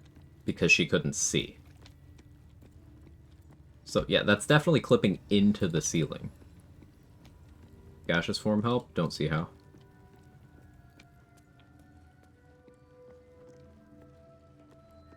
Need to block your initial standing point with an unclimbable object. Use barrels. You sit in the chair. Since you can't stand back up, the game pushes you through. Okay, so that's the step I'm missing. Let's grab Might be useful. barrels. No, that tracks.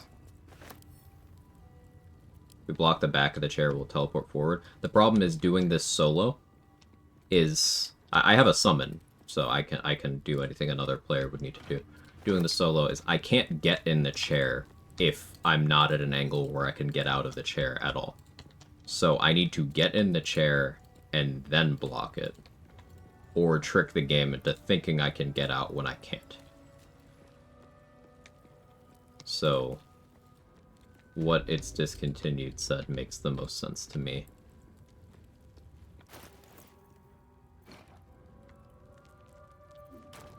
If I put something that can't be climbed right behind it, I can't get there now.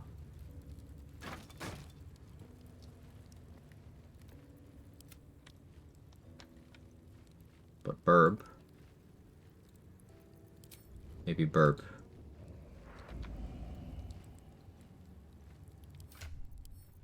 Burb needs more strength.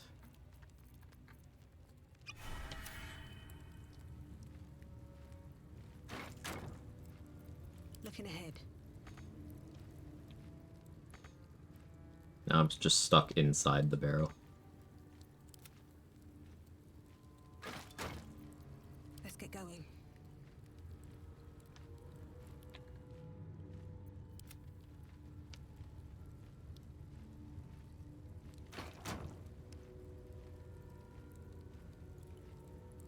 We are a barrel.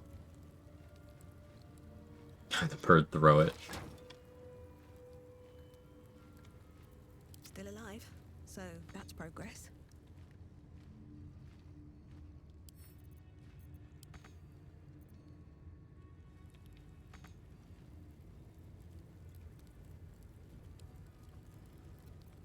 Try not being that big again.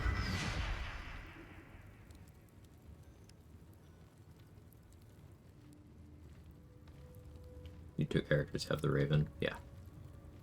I just need to find a good angle. I do find familiar would be useful for this run.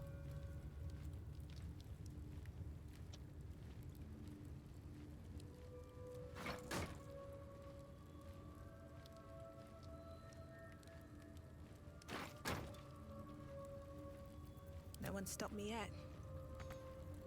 It's still just putting me inside of those. So I need something more solid.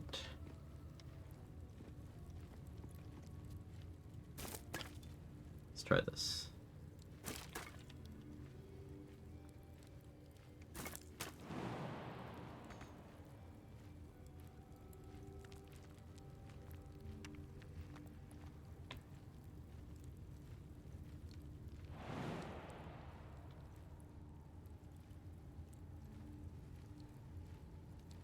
Be funny if I could just jump through.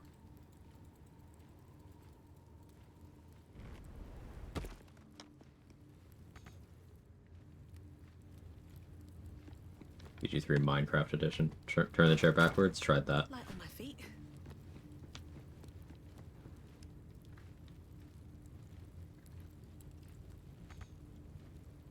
But let's try it with Raven assistance now.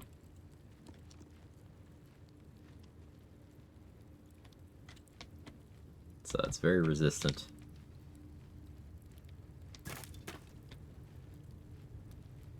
I do have it wedged in there pretty good.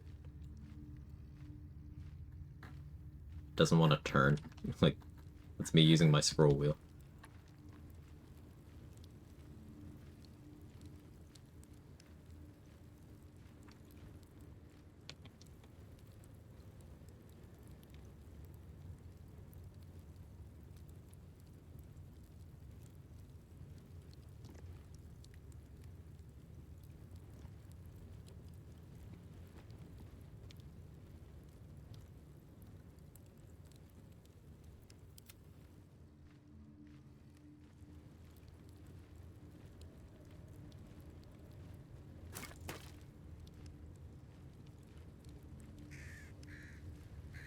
Stampede or something similar? No. Not only would that not work, that would simply destroy all of these objects.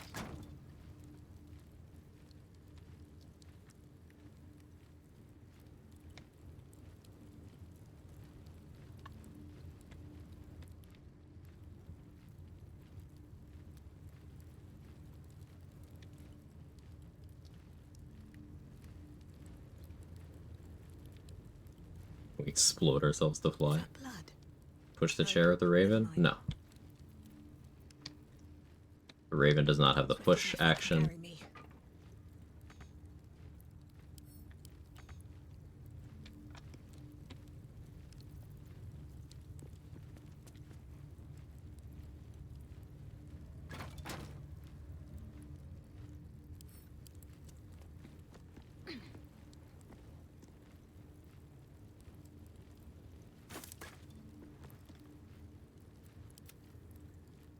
How many hours am I ready to spend in here? I'm not really keeping track of time. I got a problem I want to solve for this run, so I'm spending time to solve it. I'm in no rush.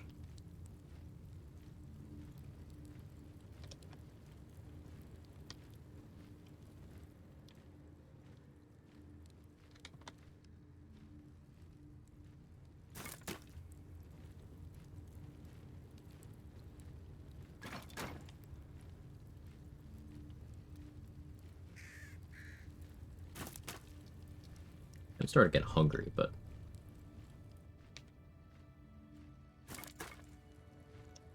I somewhat prepared for that.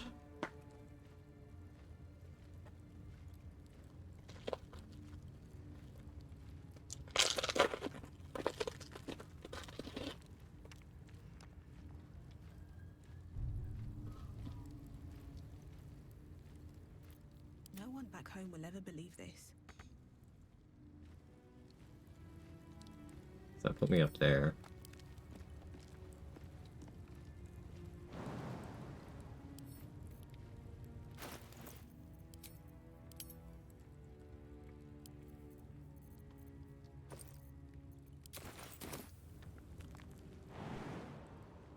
Maybe we try the ceiling method.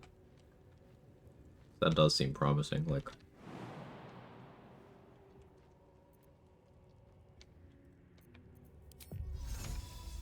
I do want to try forcing myself through the ceiling. How many crates that aren't part of this tower? Yeah, I do right there.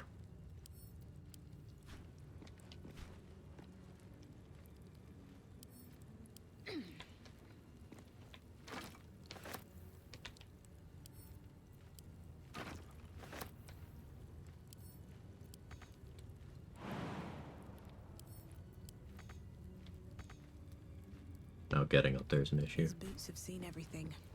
If I go here...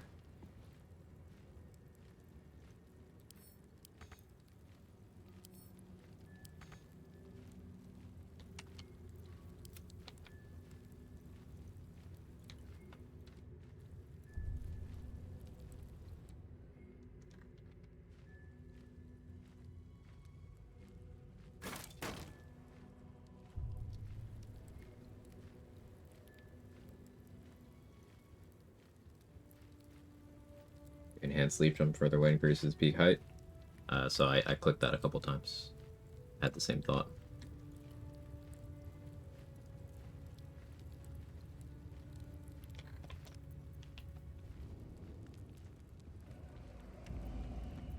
At least things have stayed interesting.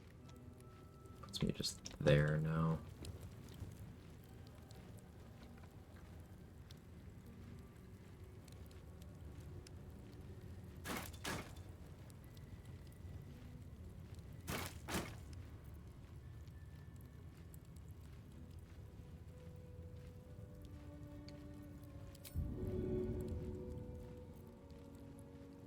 Do this. Fall by my hand. We got that one extracted.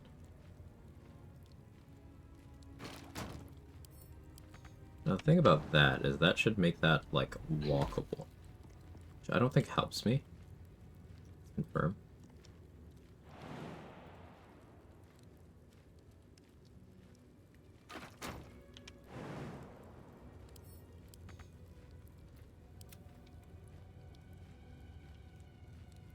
Too high. What about from here?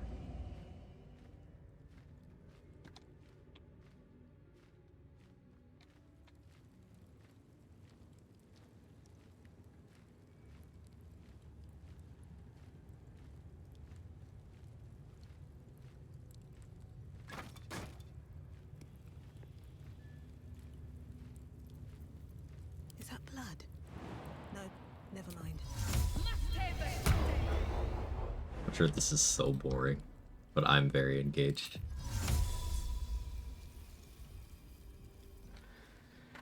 Eat a little bit more while I think.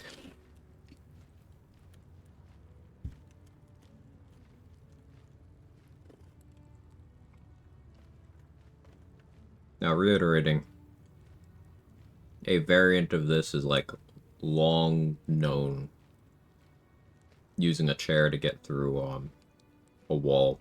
Divinity Original Sin 2 players figured that out, and it still works in this game.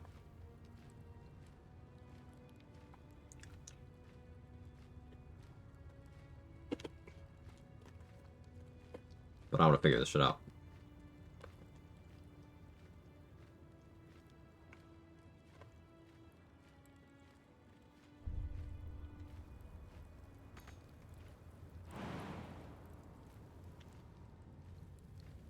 It's not really helping me that I'm trying two things at once, effectively, but...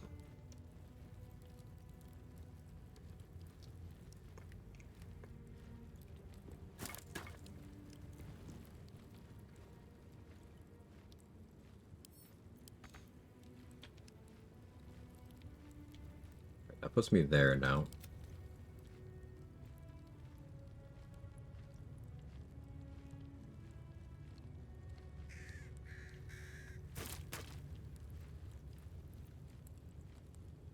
Probably get put ground level with that in that position. Let's see. Wonder if the gods are watching No, me. I get put on top of that.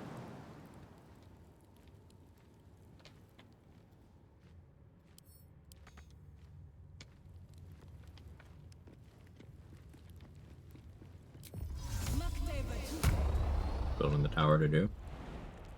Either break out through the ceiling or go through the front. Whichever happens first. Not picky. The ceiling does appear to be real.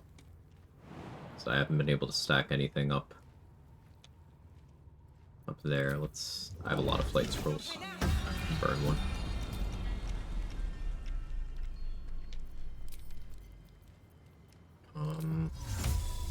Be a gnome. So we occupy less space. Maybe that gives us a spot.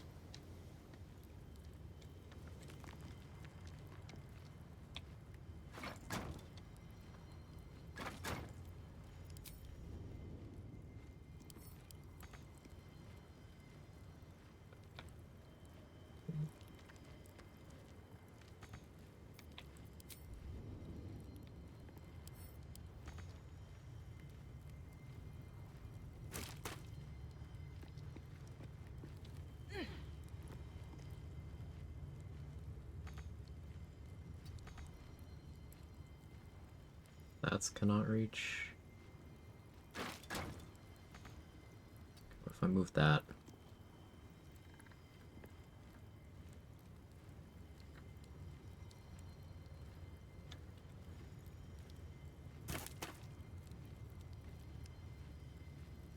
I move that there. Well, that's gonna make the whole thing collapse. What if I do that? Oh, the bird fell.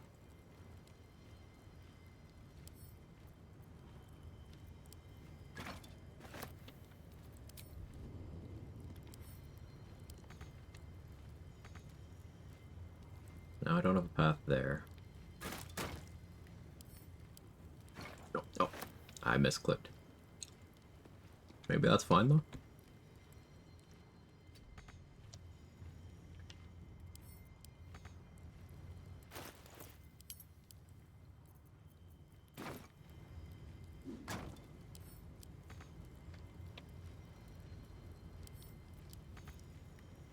Try to get from there to there.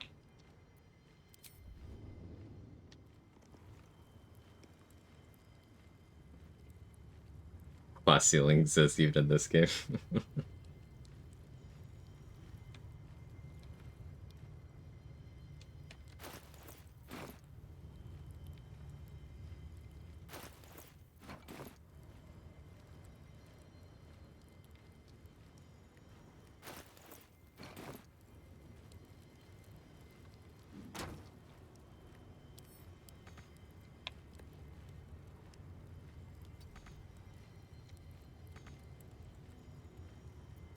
Go here.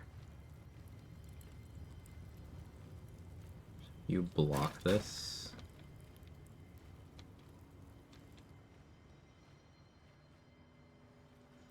Shouldn't have wished to live in more interesting times. Now I can't get up. If I try to jump, it just puts me there.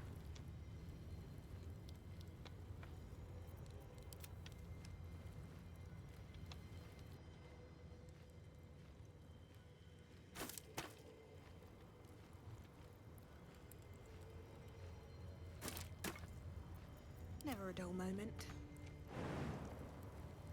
Puts me all the way down there.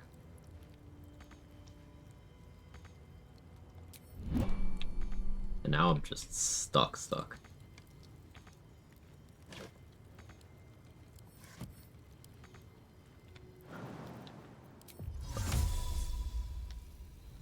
Still have line of sight to misty stuff out there.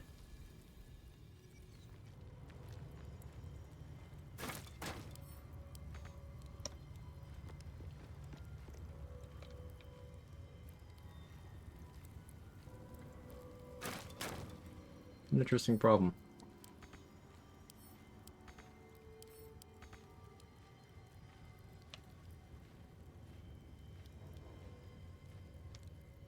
Can I adjust this piece without affecting that one? That appears to be on the chair rather than the tower.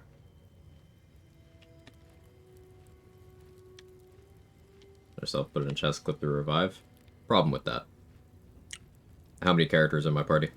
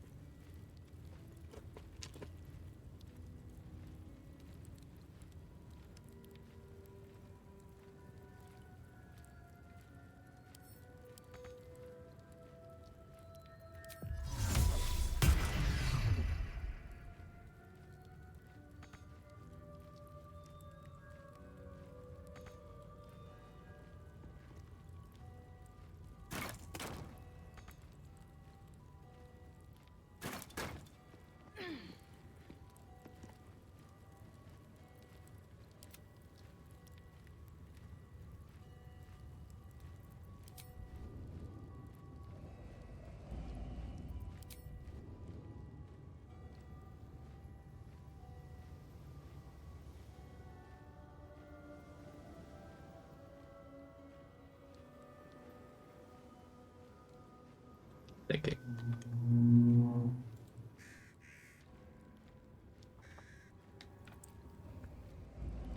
That was an interesting play path.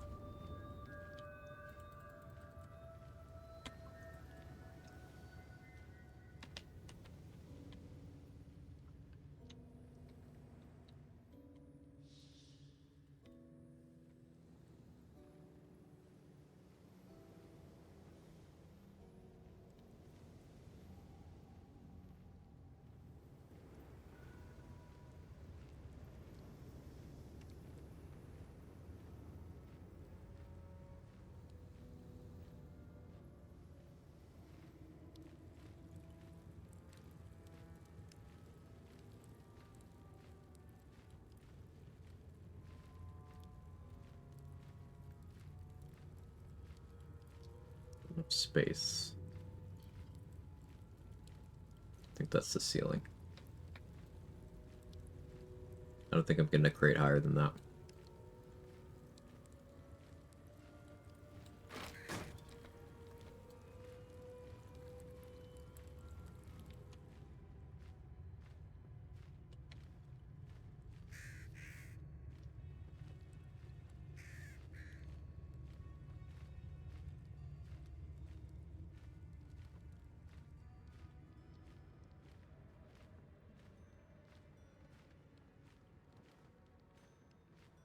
Let's refocus on this. All's well that ends not as bad as it could have.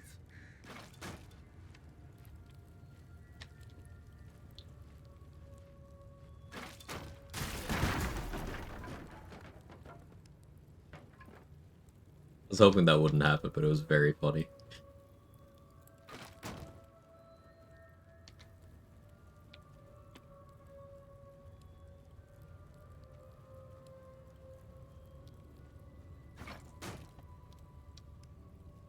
Moving ahead.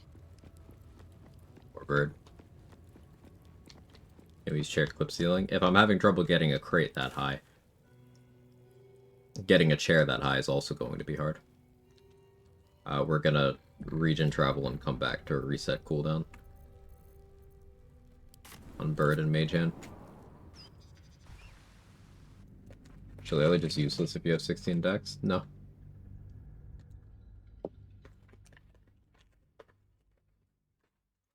Shillelagh still allows you to modify what your weapon scales with, and in 2 cases, there are items that only have effects if you are using Shillelagh.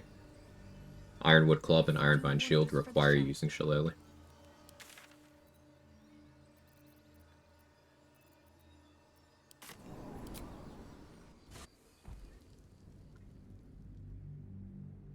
Can the Raven put in the stone avoid the dialogue?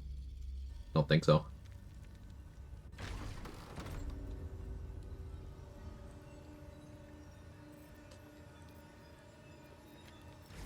Don't waste a step.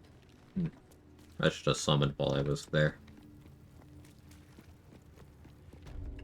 That's okay.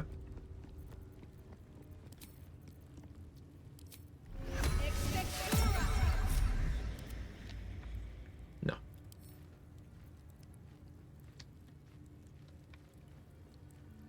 At least things have stayed interesting.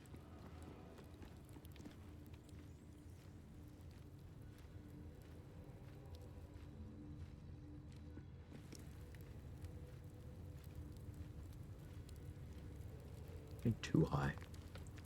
You're too high.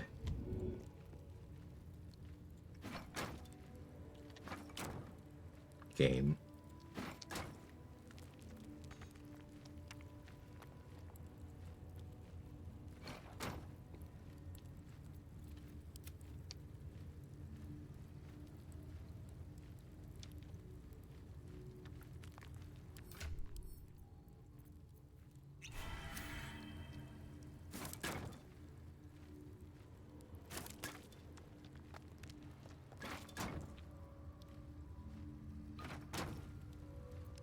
Can't give up now.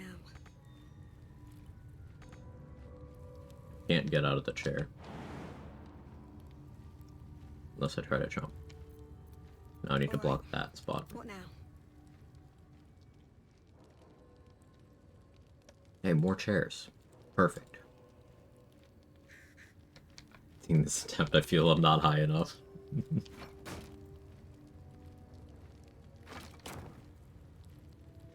Yes, that's... Yeah. What to do? Can I sit in that? Breathe deep and move.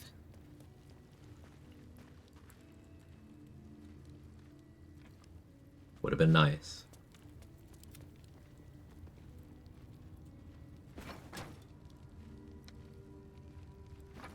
That's the problem with this generation of chairs. None of them want to work anymore. Am I right?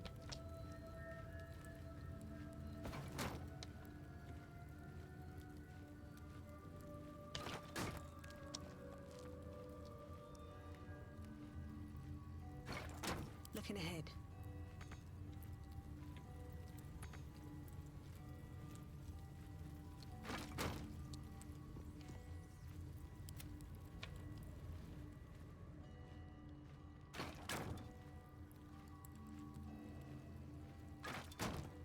No time to rest.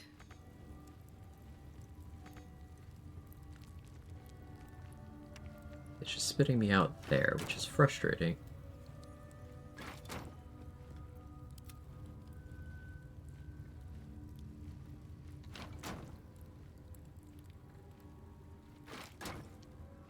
Let's get more objects. I'm so chair right now. New gen chairs, Work. Right, this generation of chairs is so lazy. Back in my day, we had to chair uphill both ways in the snow.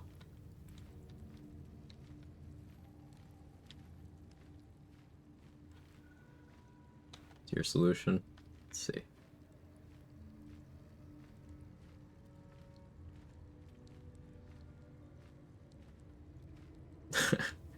The explosives just make that funny.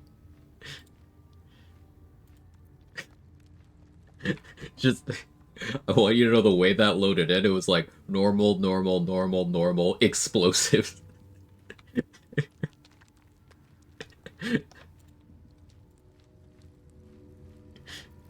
Let's get going.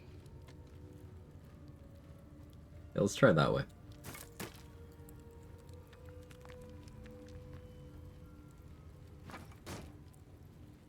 Barrelmancy, the solution of the day. First viable application of barrelmancy?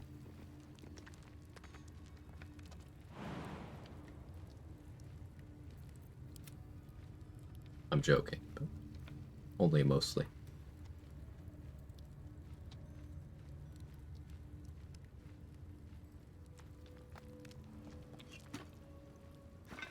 I prefer to only use things in this area, so... see if I can do it with this junk.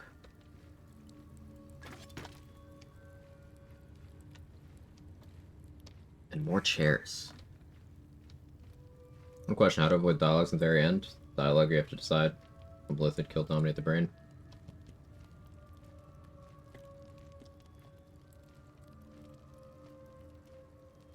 Put commands in the title. I just use both of them.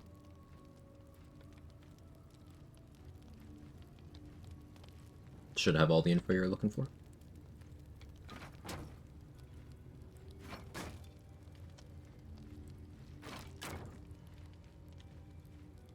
Like, there's going to be dialogue. For example, the game starts with a dialogue. If it was actually no dialogues, it wouldn't be doable, because literally the first thing you do in the game is a dialogue. So yes, of course there's gonna be some things that I gotta just deal with. But I don't think this is one of them. Still breathing, despite everything.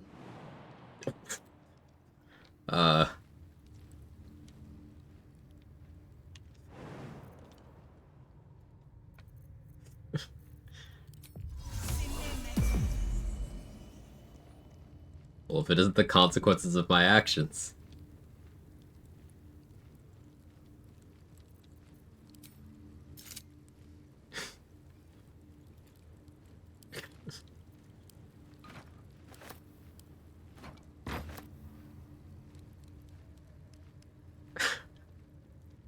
What did I just destroy? What died?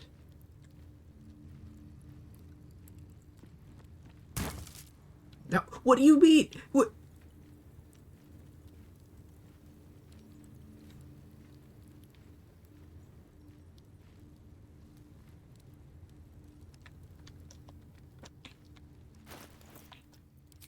If not over, then through.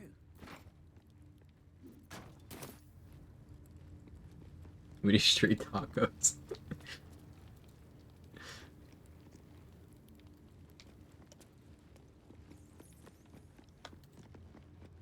I need more shit. Hang on, no, that's climb on. Go away. Are you movable? No? Fuck you, I hate you. Need more garbage. Do I have chests? I think I have chests in my camp chest. It's probably still calculating. Did I still have Featherfall on when that happened? It would have been really funny if it just kept stacking fall damage and killed me because it thought I was falling the entire time. If I hadn't had Featherfall on. There I go.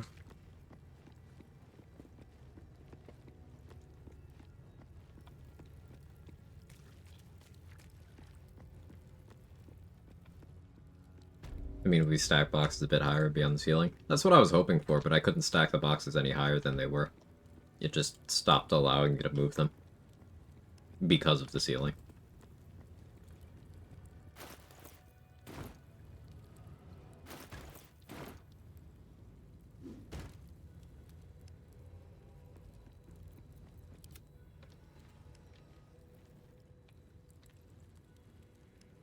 It's all perfect barrels and Joaquin's Rest. I know. I saw your screenshot. I appreciate you helping out. But I don't want to go get those. I prefer to use stuff that's on hand.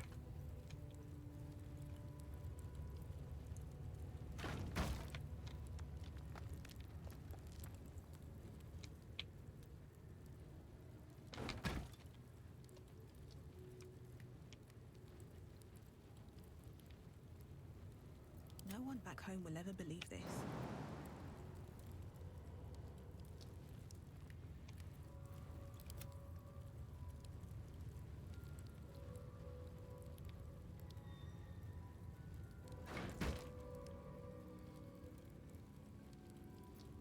No one stopped me yet. There we go. Yeah, the 90-degree angle in your lineup certainly was the answer. We did it, Joe. Have to keep going. Get back here, Shocker! Shocker! Anything of use? You can't escape me! I'll chase you to the ends of the earth! That was so satisfying. I do not have the words to tell you how satisfied I am right now. Valentine! That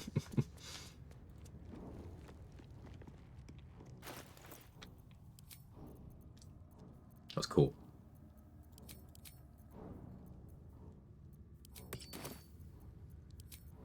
No, I blinked. The trick was turn the chair sideways.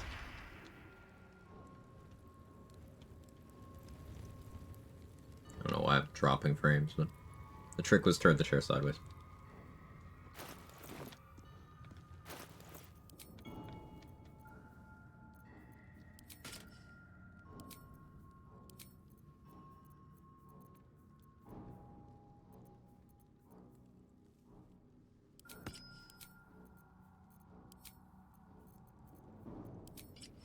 How do you return? Blood of Lathander hallway, I can fast travel out. I don't need a way back. I can go one way. Hey Rachel, welcome back.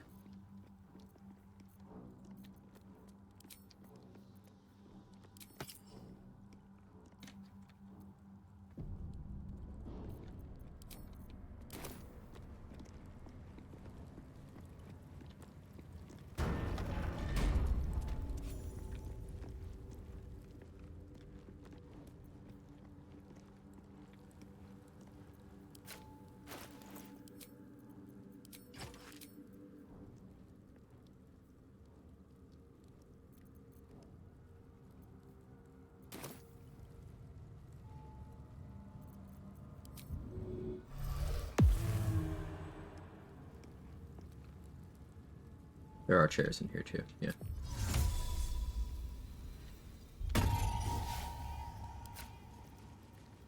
Better be cautious.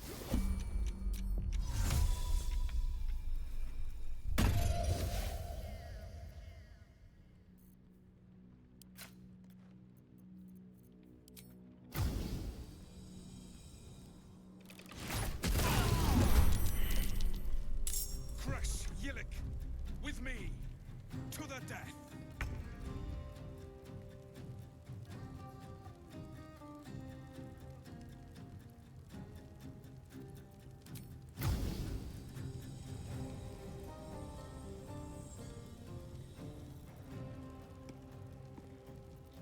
Won't do this.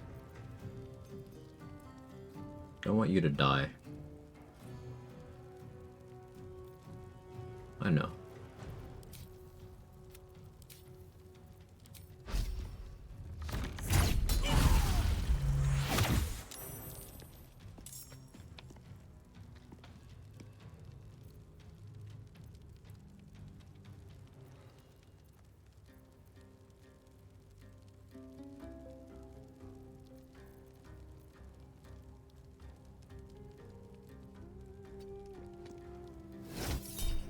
Meh.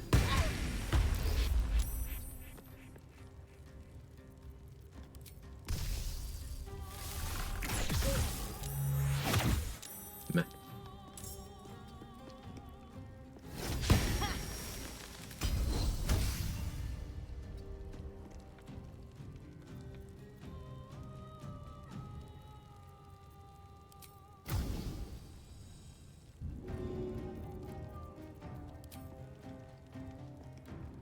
Be burning.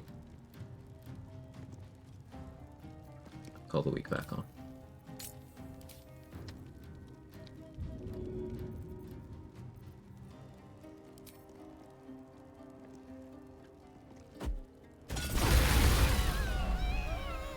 Crunch.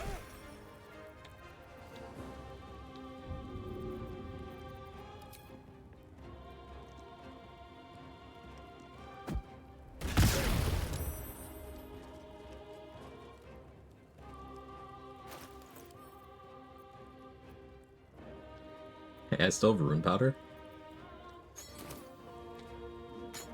Rune powder?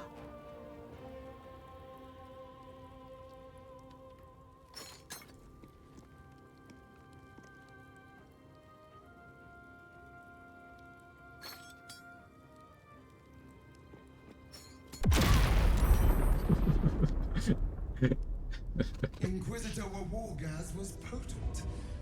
We are impressed.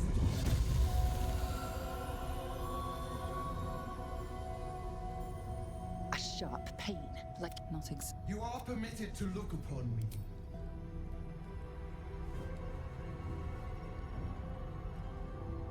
I Get through. Turn the chair sideways. Wow, root powder's good. You bear that which is ours. But are you friend? That we fine. You must accept. I can't And know my fury. get out of this dialogue. So I'm picking the fastest line. That doesn't cause a game over. On my way.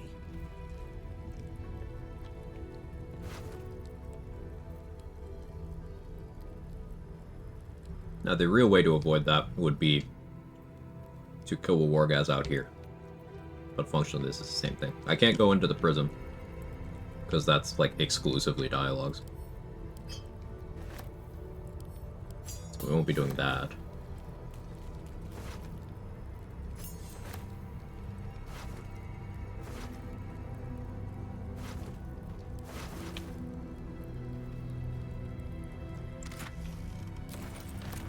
Possible dodges dialogue, getting Wargaz out of the room. Yeah, if you get him far enough. You get him past, like, here, the dialogue won't happen. But then as soon as you get close enough here, it will. So I guess the answer would be loot the room, and then fight him and kill him out there.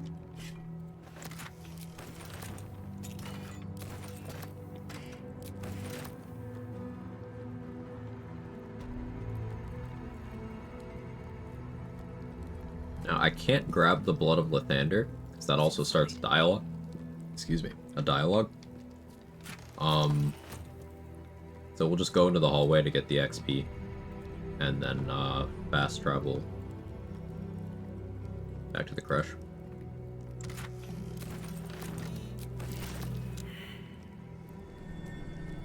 The statue starts to rotate, but its rusty mechanism jams stuck. Turn like this.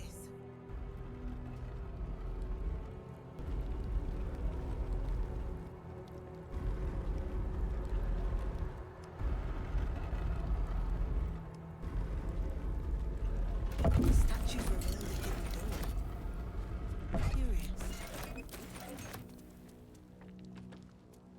I think you get discontinued for that trick. Turning it sideways really did make it so much easier.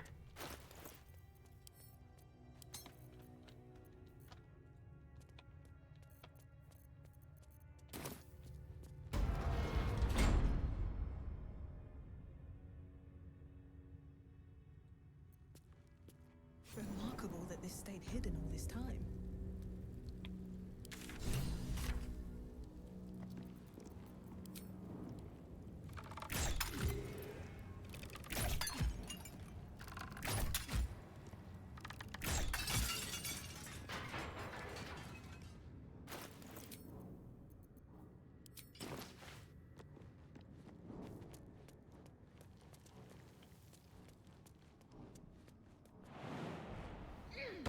So, based on these energy sources, what I expected to happen originally was you destroy this, and then the nearby barrier goes down.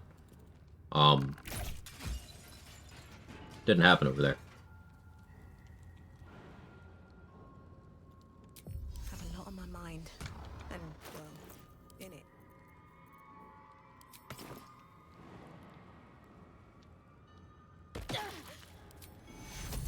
Getting through that barrier is more entertaining than potent What do Wargaz. I have to lose? Yeah, well, Wargaz is potent if you've not fought him many times. If you know to not let him do stuff or to burst him down, he's nothing. But until you know that, I do think that Voss aside, well, Wargaz is the peak of, like, enemy Githyanki power in this game. I think all the boss Githyanki after him are weaker than him. Except for Voss.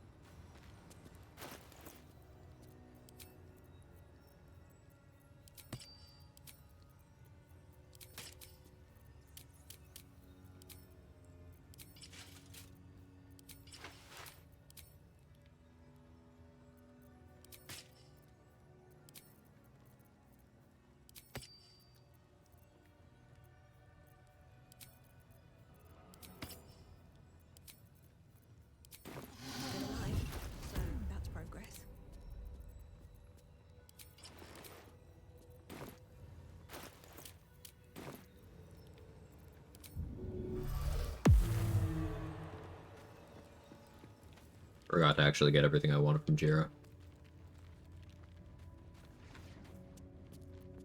I don't need any attention right now.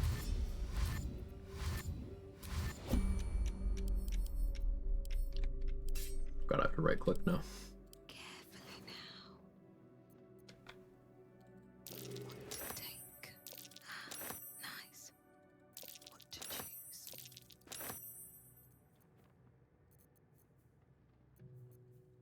Little bit of this, little bit of that. Nice. From your pocket to mine. Today's been such a satisfying stream. All mine. Well, that's interesting. No memory in my brain about this place, and no Blood of the Thunder achievement as well. Must have failed some check or something. I mean, the map I'm in right now is completely optional. It's possible that you just never went to this map at all.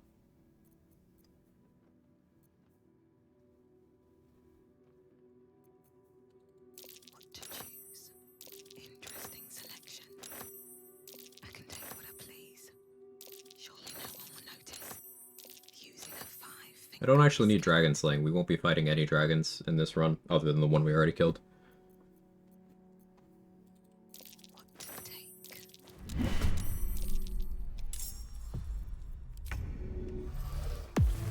Wonder if the gods are watching me.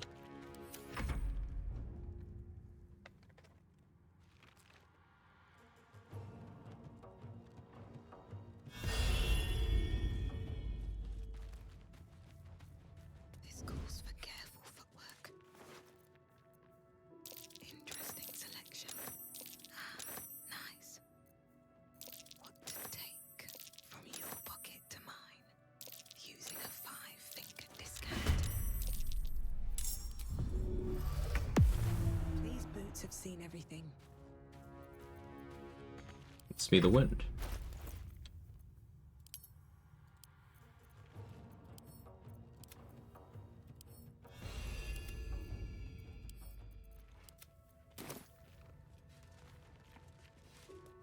Breathe quiet. Move with care. Surely no one will notice.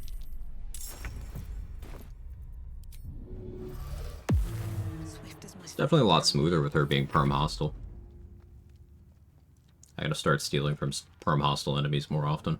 I could just leave her here and keep stealing from her throughout the run, actually. Is that worth more than getting her XP in the Amulet of Branding right now? Maybe. I gotta pee. Let me think about it while I do that.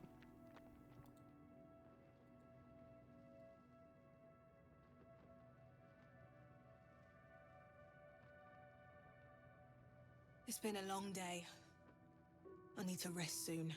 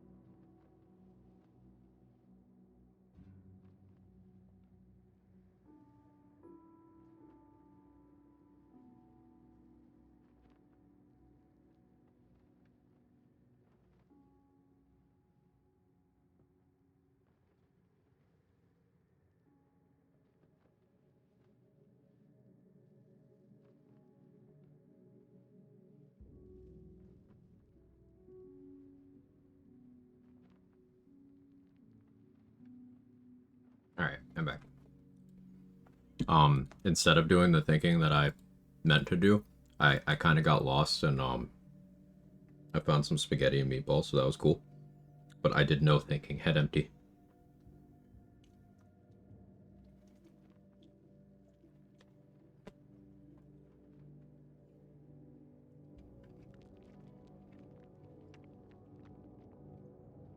Jira's a special arrow vendor.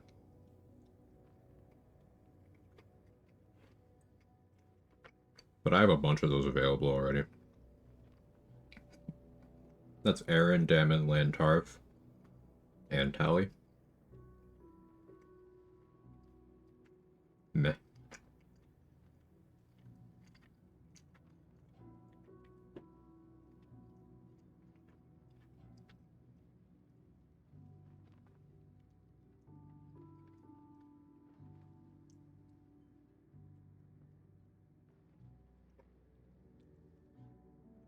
Eating overthinking. Dispose, yeah. Want to find some spaghetti too? You want some of this?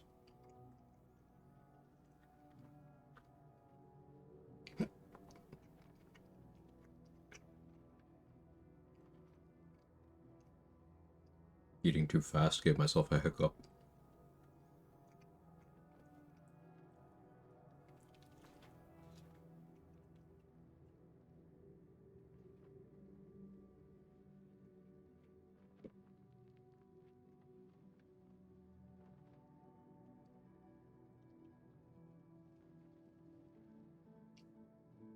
So I think we killed Jira for the Amulet of Branding.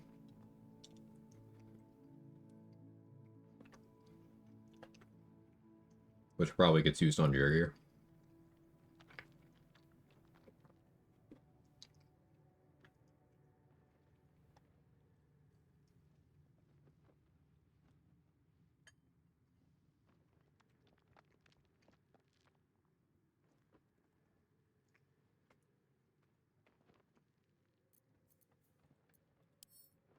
Free for the taking.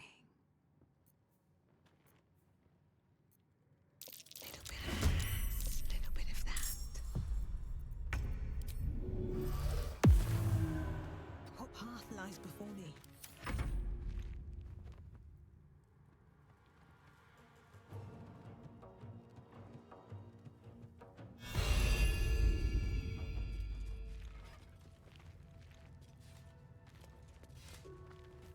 Out of sight, Yeah. out of mind. Your head snapped around fast.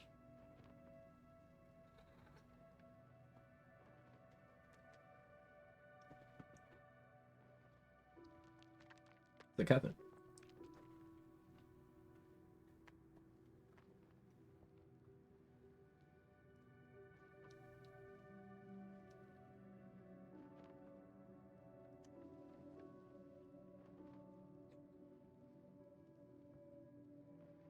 You gotta focus on breathing, man. You get too excited, forget to breathe.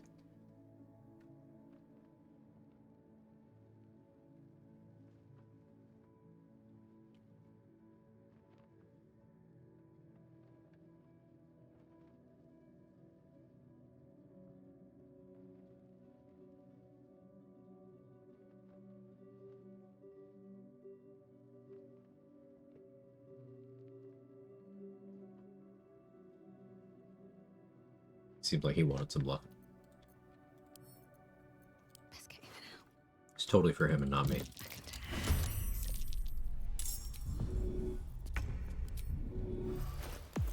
We got that. Very well. I'll just kill her for the dex gloves. They're not terribly useful to me here. But they'll kind of function as an initiative item for if I don't want to wear Graceful Cloth.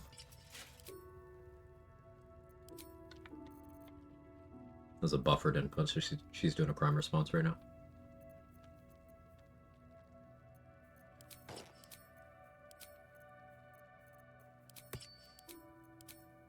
Can go Elite Infusion.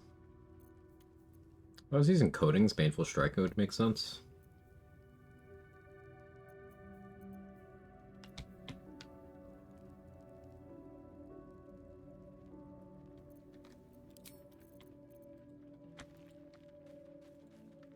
Oh, I guess Alien Fusion doesn't make sense right now, because I don't have Flawed Helldusk. Only makes sense if I pop Guileful Movement here.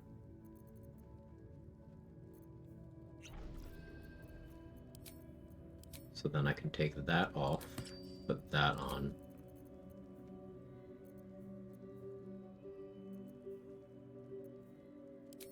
Just put Fleet Fingers on.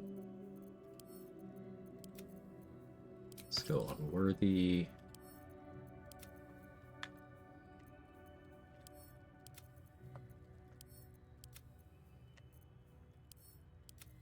Away all the stuff I don't need. I doubt I'll use Lorethians, but it's better for keeping on me than Jorgorl's Greatsword in terms of carry weight. Vital Conduit Boots can also go for now. I like how I still have the option to send to her.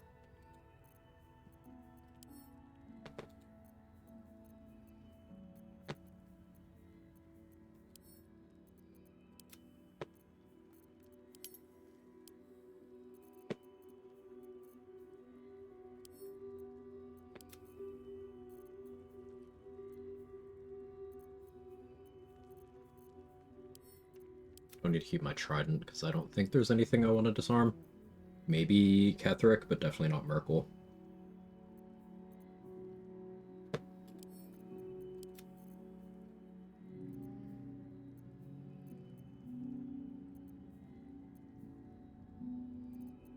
Stupid broken Staver of Skulls.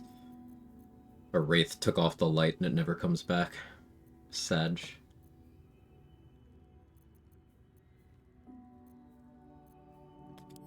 Guess I could put Lorethians away for now, too. I've got to keep Skin Burster around. I do need to downsize.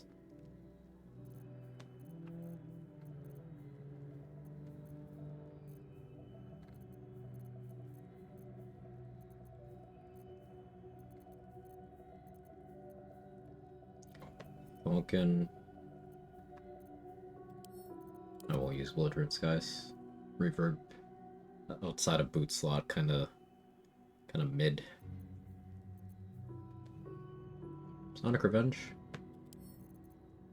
Maybe for Merkel. I'll have to remember to grab that again.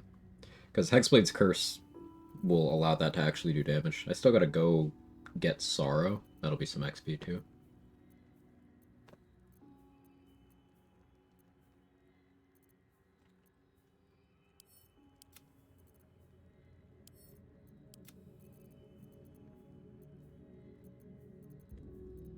Water Sparkers for lightning charge access matters. I never got an item from Floric because I had to kill her.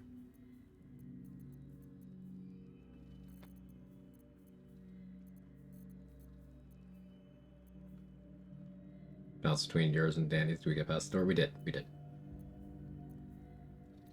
The trick was turning the door sideways. Funny enough. Not the door, the chair.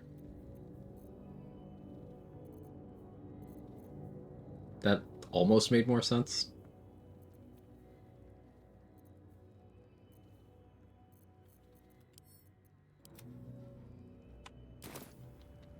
Speaking of door, could I have shrunk the door? I couldn't successfully damage it, so I don't think so. Didn't have a health bar. Reason why it works on like these wooden doors, because they have a health bar.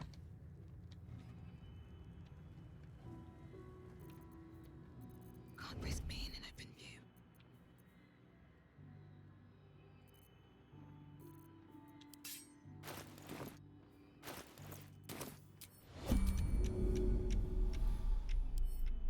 Let's see what you're hiding.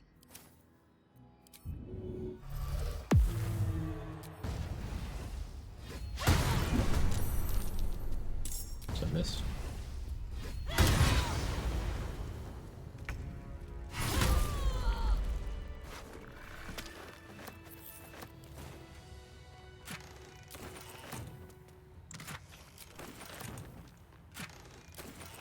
Time to press ahead. Carry weight. Oh, that fixed it.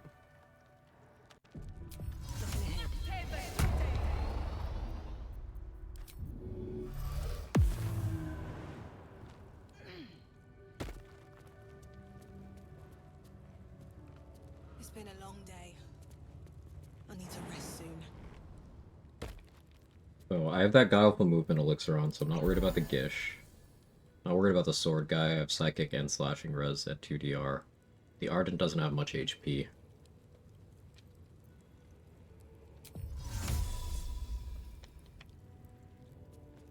Don't want to draw any attention.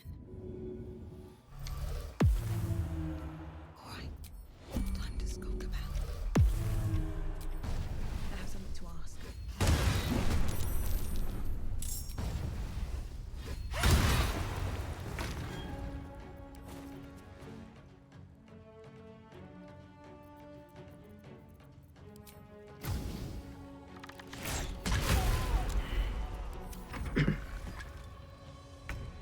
Chess had good stuff, hence why I got excited before. I think so, yeah.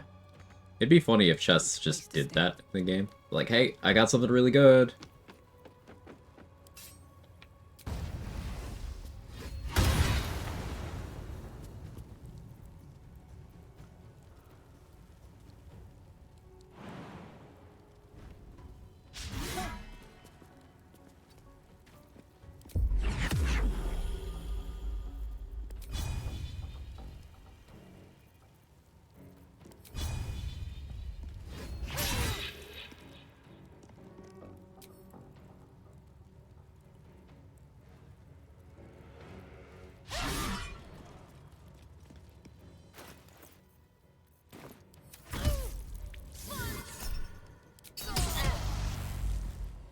Cloak on.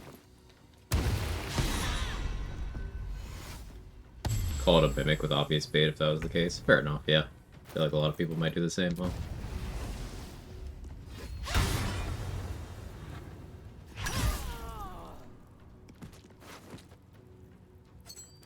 Arcane Synergy is useless to me this run. My stats will never be high enough. To be fair, Arcane Synergy is useless to me most runs. Nice 0 damage, nerd.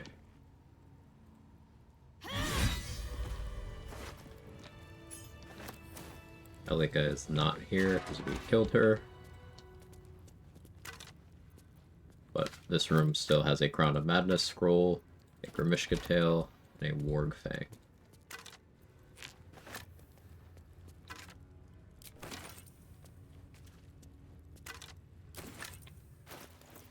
We make it through, we did, Russ.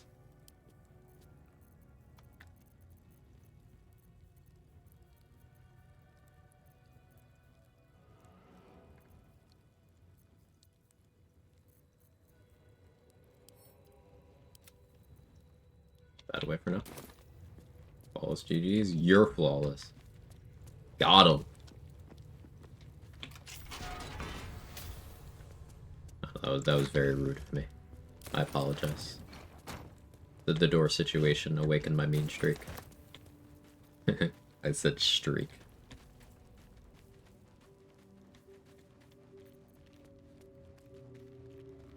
Better not be cursed.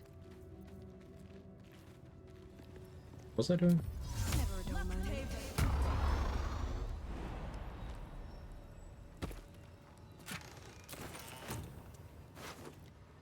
Hey, no, bring the egg back. Okay, I can be reformed. I can change. I can do better. What's in here? Just bring the egg back.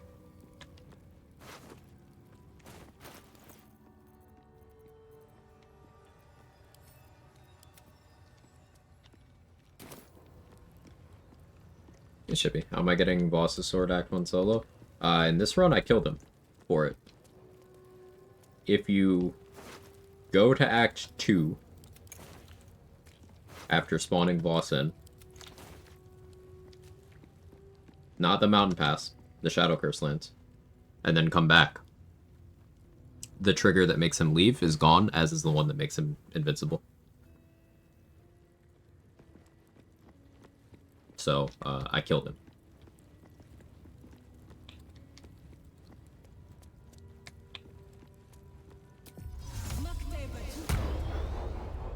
It was in a fight, but... Oh, gods. It smells awful in here.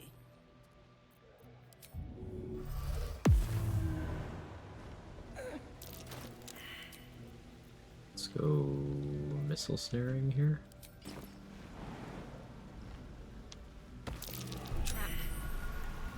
Yeah, you trigger the cutscene, spawns them in, then you go to Act 2, then you come back. And you need to... This only works if you do not go to the mountain pass. Because as soon as you go to the mountain pass, Gift Patrol disappears. So you have to go directly from Act 1 to Act 2. That's a friendly looking shadow. What do we have here?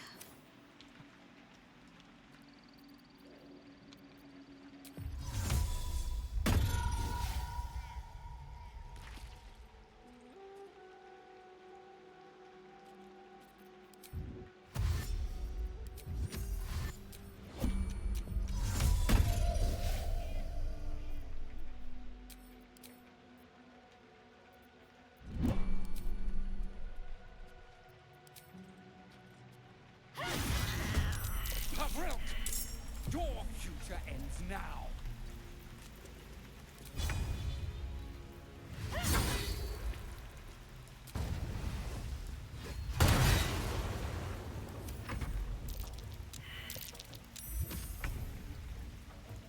Did I kill him? Boom. Fire, surface, smoke powder bombs in this instance, but I also made sure to have a universal res elixir, and good damage reduction, and I was ready to, win in a slugfest. Having a strength ability drain is good. When he pops his elixir of heroism, it helps to direct impact him with, like, a fire res or poison res elixir, because that will not only apply ability drain because you threw something at him, but it'll also change his elixir effect over.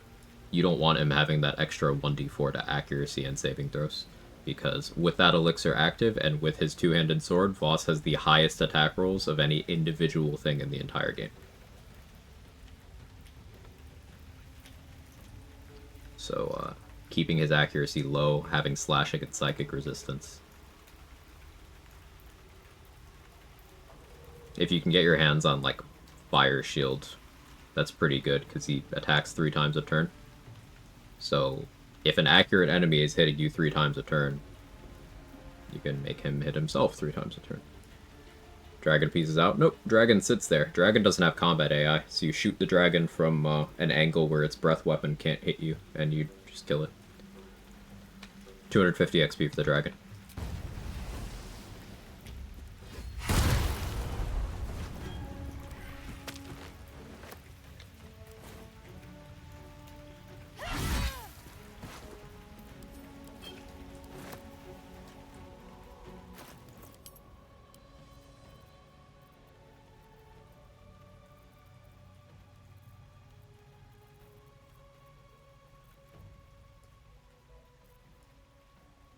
I won't really need to carry Silver Sword around after even just this enemy.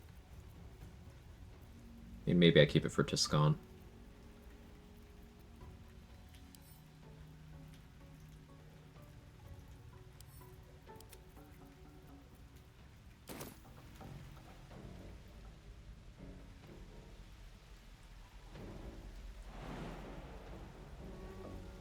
Need to find a way forward.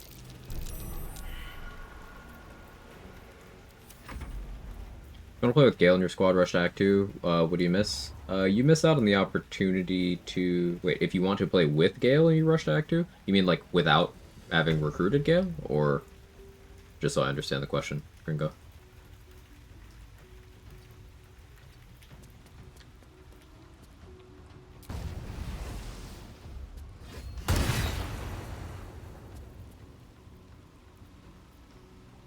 Like, if you go to Act 2 without resolving any of the things that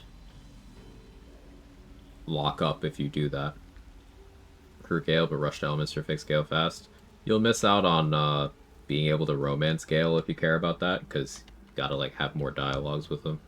All the tieflings will be killed, Barkus will be killed, Lorik and Benren will be killed. You'll miss out on a lot of XP opportunities. Halsin will be killed.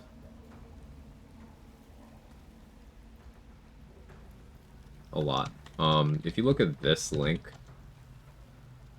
That's a link to the wiki page that shows like everything that's time sensitive like that.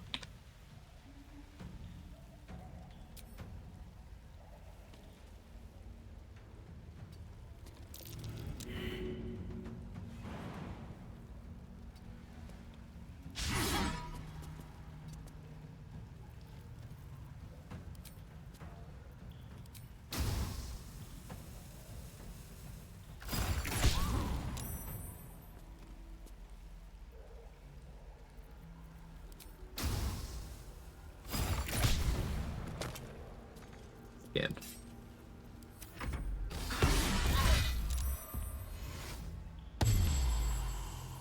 That's dead, not much of a loss. A lot of XP. We care about XP, right?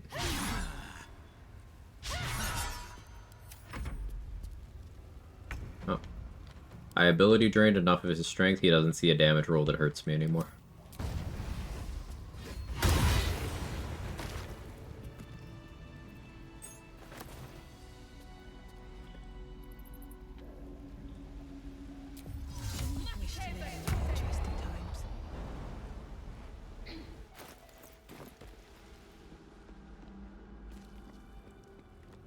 Is that it for the crush? We can't do the Zathis.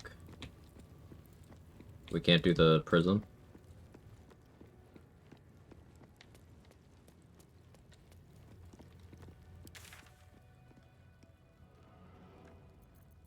Yeah, that's it. Alright.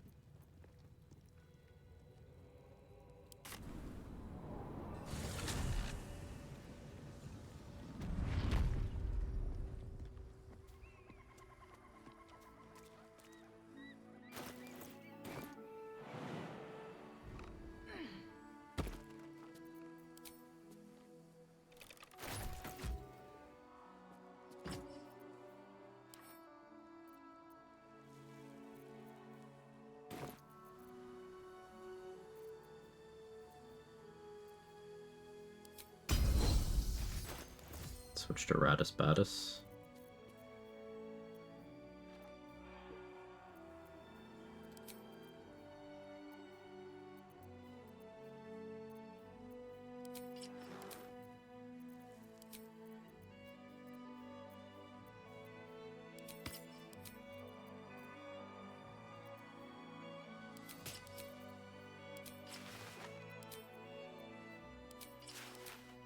I don't need to be tanky, right?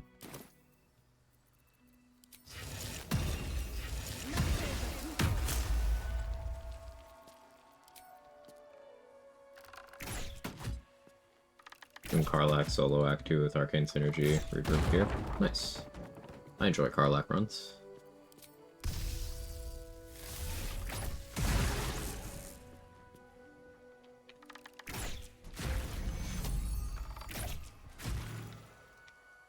Softer than a whisper.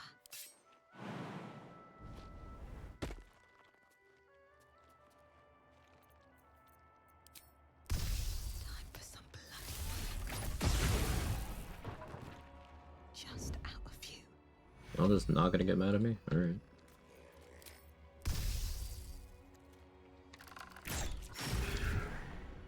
If everyone else minds their business, I'll be fine. I don't need any attention. I don't know why this is happening the way it is. Sure.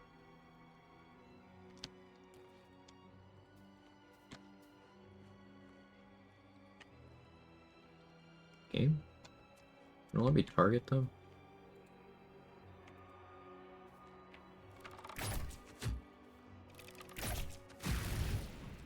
Can't risk being in open view.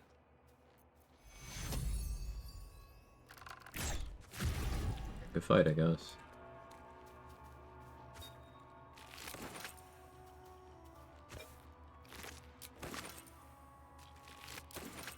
Let's have a look.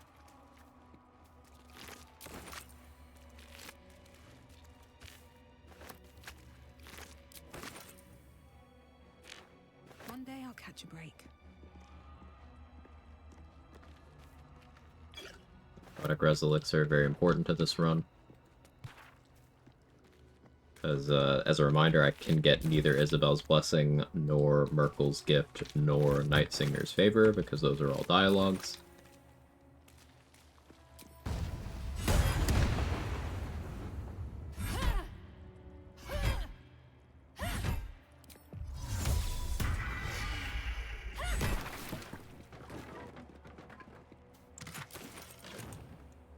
So, Necrotic Resistance is going to come either from the Protective Plate, which I do still have to grab, I keep forgetting.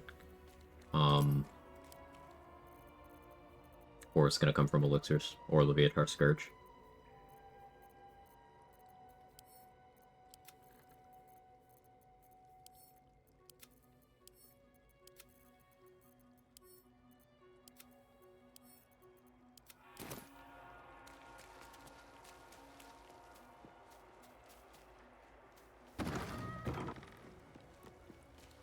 I could get the Eagles down here. A magic missile. How many fire shields do I have left? 4? I'd rather save those. That would be really effective.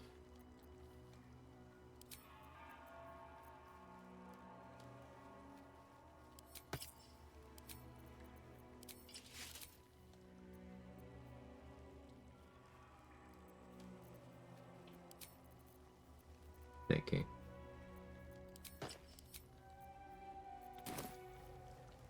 Bucket we ball.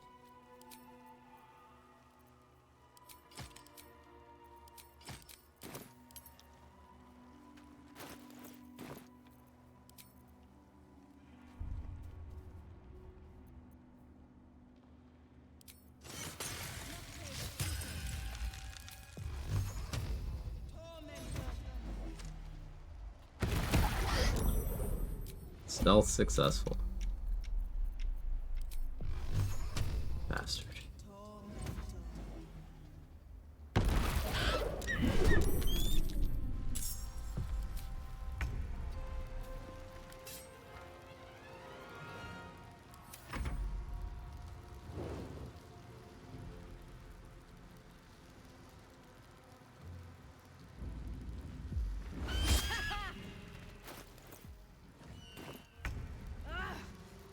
Screeching for help.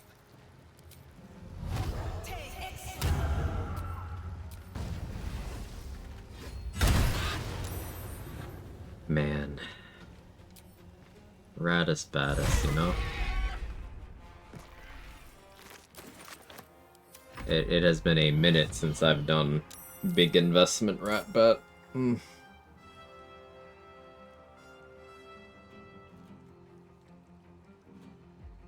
The good, Jake. We got the good.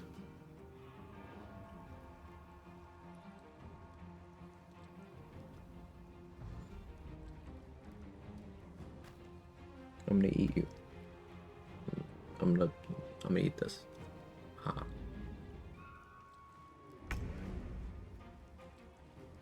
He knows I won't do that. It's no fun. Do you hear something? I believe there's a Kevin near you. There's Jake, and he's just jaking off. Straight up jaking it.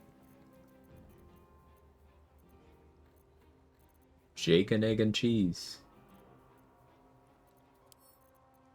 Chat, is having a cat cheese?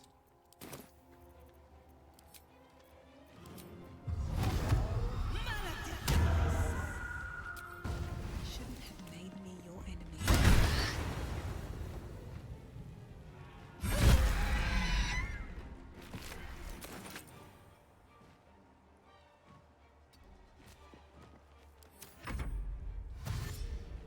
Having cats gourmet cheese? Living as cheese? Yes, because they eat the rats that would eat the cheese? Ah, I see.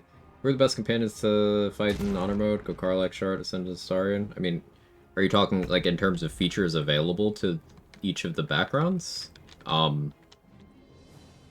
Minthara? And then we're gonna leave, like, 2 blank tiers? Then Ascend to Astarion? Then... probably consider Karlak and Gale, like, roughly even with non-ascended Astarion. Everyone else is so much weaker than those, then that's not really worth mentioning. I guess if you include Dark Urge, I mean, Dark Urge has Slayer form, so that's pretty good. Minthara and Gale. Minthara has an ability called Soul Branding. She can use a bonus action, and there's no cooldown on this. She can use a bonus action to grant a creature extra movement speed and bonus fire damage on their next attack. Now that fire damage is not consumed if the attack you do is a throw, rather than a weapon attack. So you can keep the buff on for quite a while. Gale, because he has... if you play as Origin Gale, rather than Companion Gale, he gets a very good ring very early in the game. That ring is otherwise not available at all. Origin Gale also gets an additional spell slot permanently if you make a certain choice.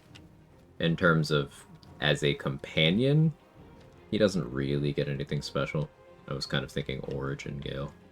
But if you mean specifically and only companion, then yeah, remove Gale from that conversation.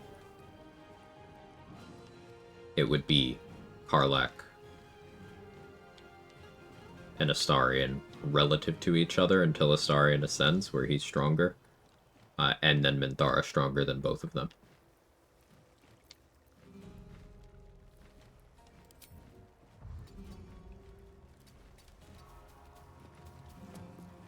Necklace if you knock out Tara as well, yeah.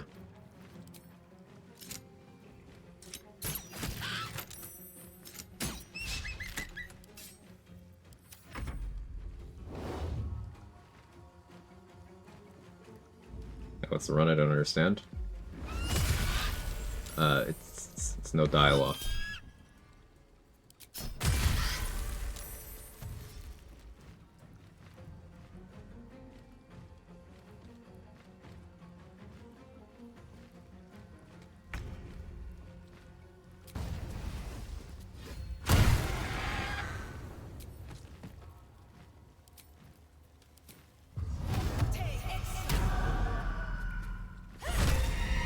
So, if I were to have something show up here, the idea is to have as few things show up in this dialogue panel as possible. So, can you beat the game with absolutely no dialogue? No. But we can do minimum dialogue. Like Shard in Act 2, she doesn't get anything that is exclusive to her. In fact, she gets kind of screwed in a couple areas, depending on what choices you make. Like, at the very start of the act, she has Shadow Curse protection that no one else has, but other than that, she doesn't get anything. So the idea is we're getting as few things that go in this tab as possible. See, almost all of these that say narrator are just the narrator telling me I failed sleight of hand. Same with the ones that just say not talking. This one was me accidentally clicking on Roa. That was a rest event.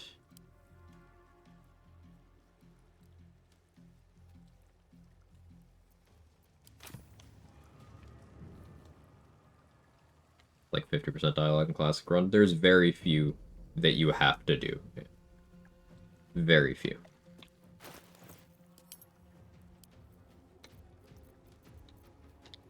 But a consequence of not doing the dialogues is that you'll find yourself locked out of a lot of buffs. Obviously, I can't have any people in my camp, really, other than Volo, who just kind of invited himself there, and now I rob him every day. I can't respec, because I can't talk to Withers. There's a lot of quests that I can't complete. And I spent like an hour figuring out how to clip myself through a door, because I didn't want the dialogue from using the key to open the door. So it's led to some interesting problem solving.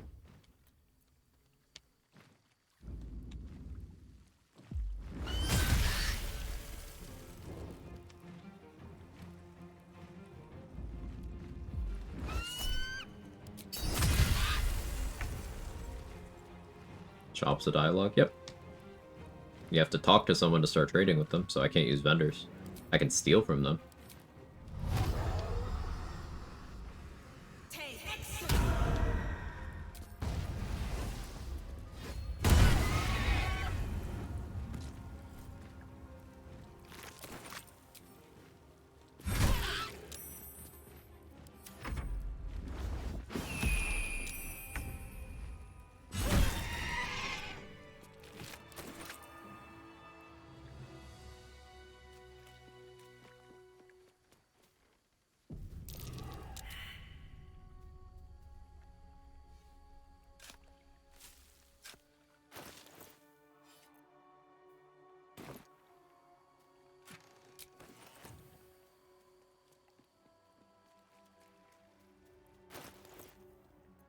2.7k. Given the amount of stuff we still have left, maybe level 10 Merkle can happen. Which parts are the hardest in auto mode? Depends on your run. Depends on what restrictions you apply, if any, and your comfort with certain mechanics versus others. There's not going to be a clean answer to that. If I had to give one, I would say Act 1, because your player power is at its lowest. Having the self-control to not pick fights that you don't need to, and wait until you've gotten, like, you know, critical hit immunity, a good supply of consumables, a couple levels under your belt. Like, I try not to... In a normal run, I don't get in combat until level 5. Right, off to play a game. Have fun, Spellman. Thanks for hanging out. Appreciate you. In a normal run, I don't do combats until level 5. I mostly just walk around talking to people and questing. In this run, I had to start doing fights at level 3. And I actually had to start doing fights at level 1 in this run, because I had to kill Shadowheart first thing off the Nautiloid. And that was an ordeal.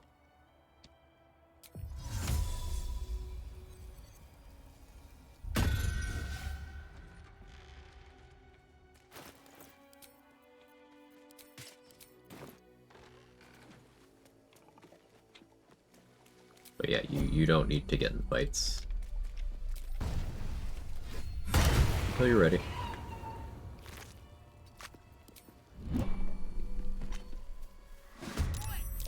That kobold reeks of spirits. Fire could be explosive.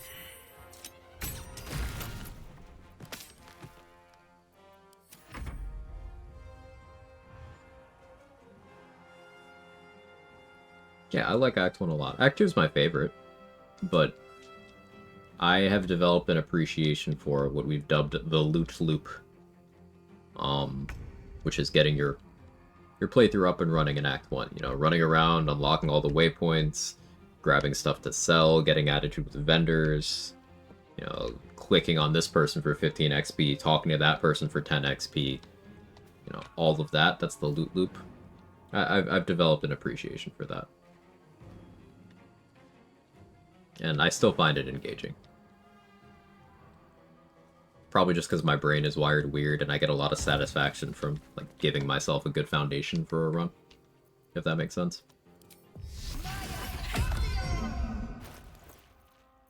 You don't equip this amulet.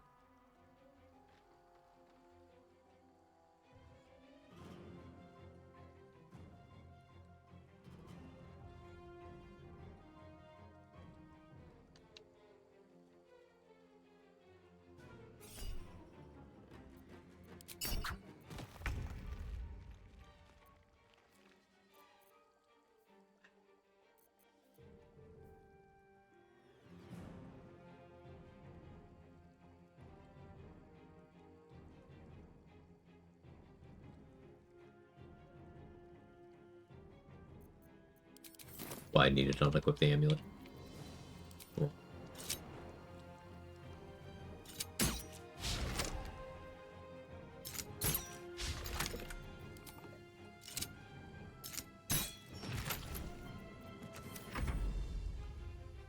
My favorite run?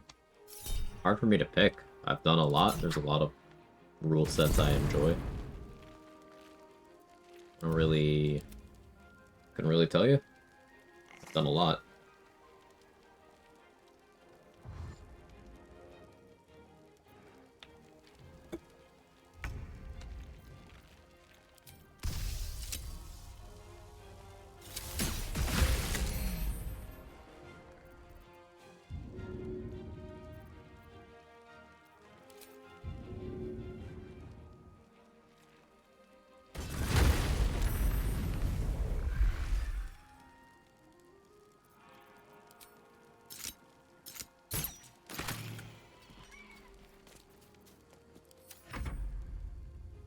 Your favorite for me was Jack of all trades run. Yeah, I'm glad you liked it.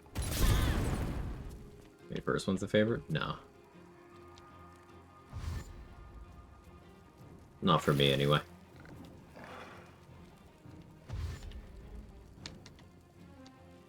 can see it live, unfortunately. And I'm glad you get use out of the bots channel.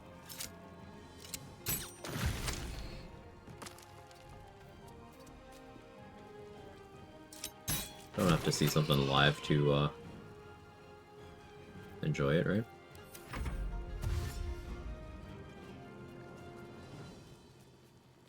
Favorite was when Big Lady... You know when Big Lady... Yeah, me too. I miss her. That why my first run isn't my favorite? It's because there's a lot of things that I could have done better, and a lot of things that I had flawed perspective on. My preferences have shifted a lot, and my valuation of a lot of things in the game have progressed.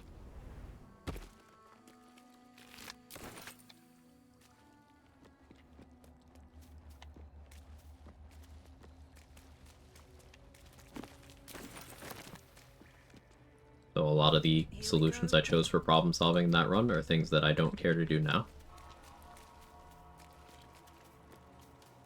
That's a big part of it.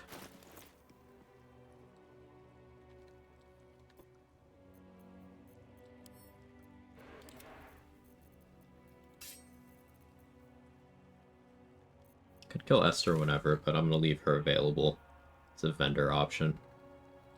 There's still the monastery front door exploration spot.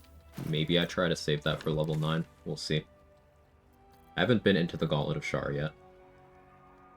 Maybe I try to save that for level 9 after all, too. When I picked to play in my first and second run. My first run was... I assume you still mean honor mode.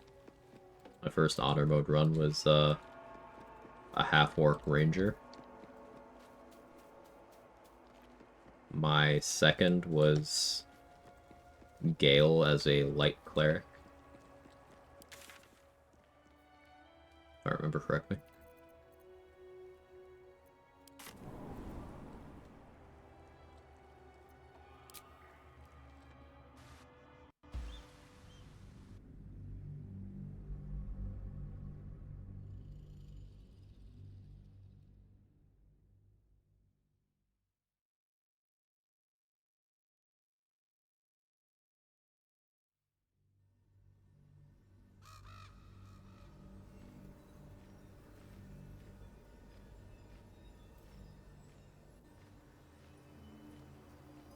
I was thinking about how I minimize dialogues here, and I might have to sneak into Last Light and just assassinate Isabel.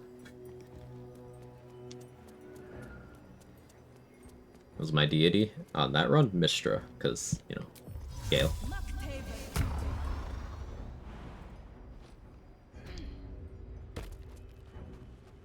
When I keep myself interested in playing, especially streaming, I make every playthrough different. Whether it's a different rule set, whether it's a different build, whether I just use different solutions for different fights than I normally do, I make every playthrough different. Also, I don't force myself to play a game when I don't feel like playing that game. That really helps with burnout, especially from a streaming perspective. I haven't been doing much non-BG3 streaming lately, but I always have like 1 to 2 other games that I'm willing to stream. So if the mood strikes me that, hey, I'm not feeling BG3 today, but I do still want to go live, play something else. Also built different. I'm also built incorrectly. You know, ADHD, hyperfixation, go burr.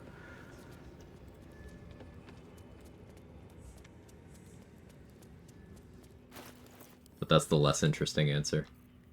Cyberpunk when we get more sequel news, probably.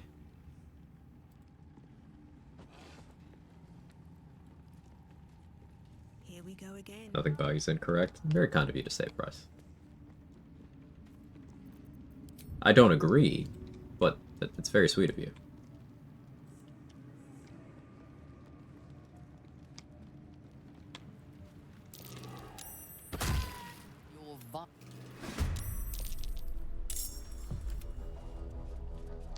An unfortunate accident, but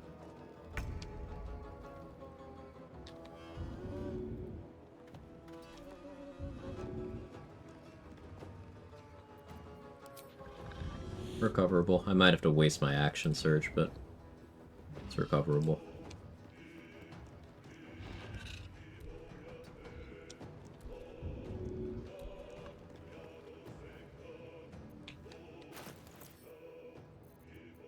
If I wasted a speed pot instead.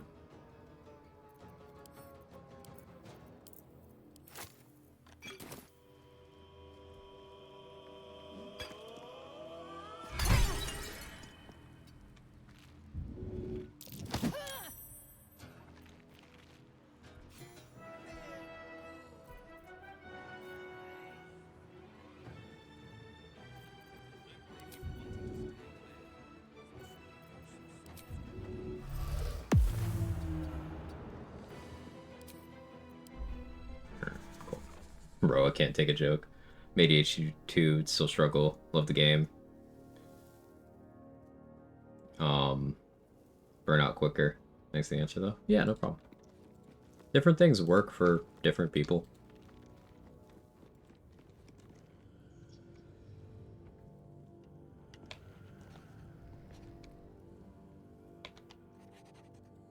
Like, I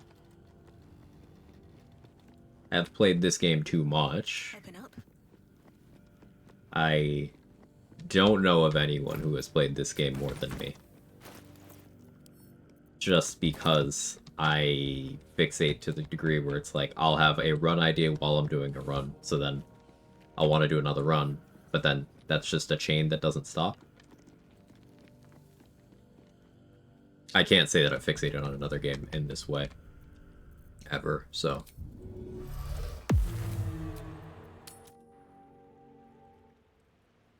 Hey, Happy Zara. Did we manage to enter that part of the crash? We did. We did. The key was turning the chair sideways. As soon as we started doing that, got in within like a couple minutes. And it was all good. We collected all achievements a long time ago. Yeah, I grabbed my last couple achievements after a couple thousand hours of gameplay. I don't care about achievements, they don't mean anything. But I did it just so people would stop asking me what I was gonna do it, to be honest.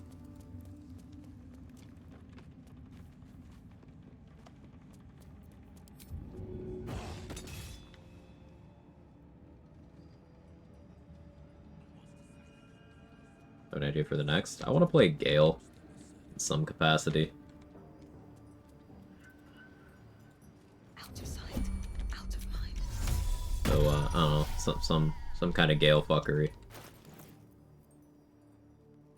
I don't have the amulet that I'm supposed to have on. Let's just pretend that that's fine. Were witnessed assaulting someone.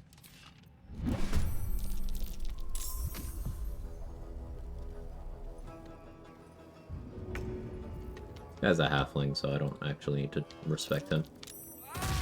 Sounds terrible out of context, but that means I can just throw him on the ground like that.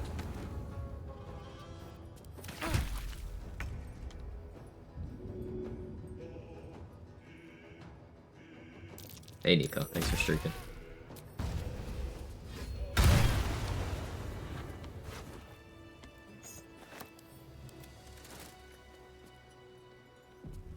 Need to find a way forward.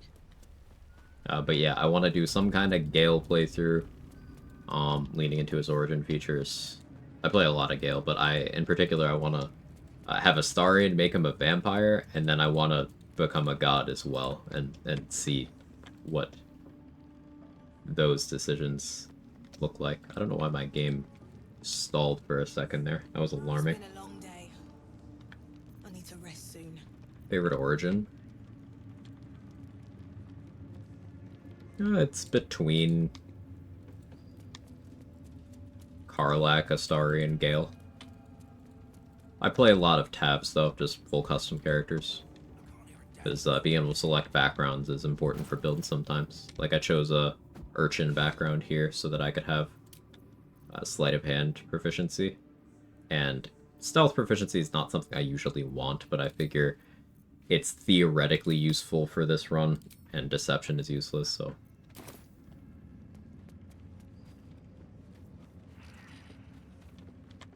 I don't need the tadpoles. I do eat the tadpoles. Sorry for my English. No, you're good. True man of culture. I understand you. I have more than I need. I've spent as many as the game will let me. Until Act 3.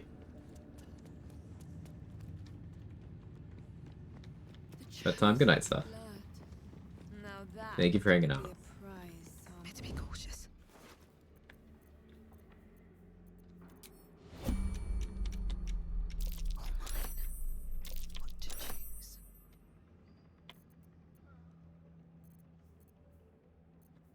Do I need this other stuff? I think I'm good. Light on my feet.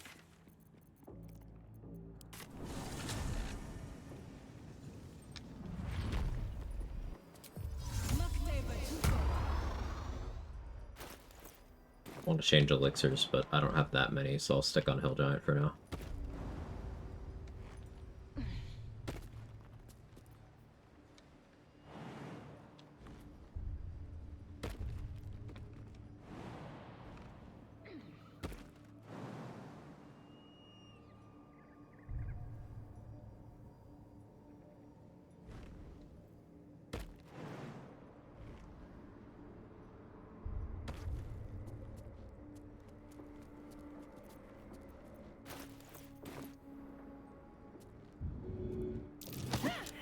You were witnessed assaulting.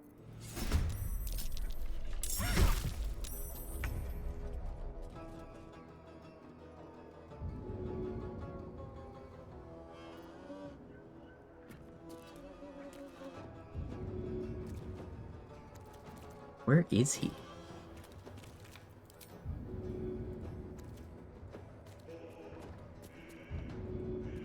I had to do that to fix his coordinates. The game didn't know where he was.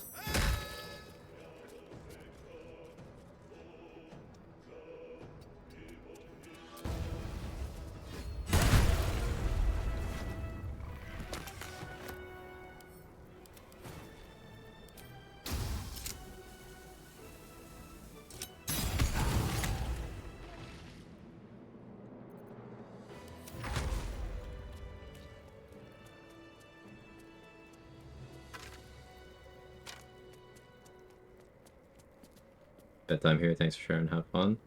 Have a good one. Thanks for stopping by. Alright.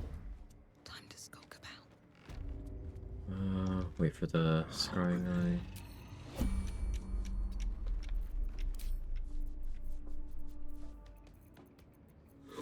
Surely I did grab that chromatic orb. Okay, I have several. Cool. Murdered someone in view. Did do that. Unequip that. We don't want bludgeoning golem for this.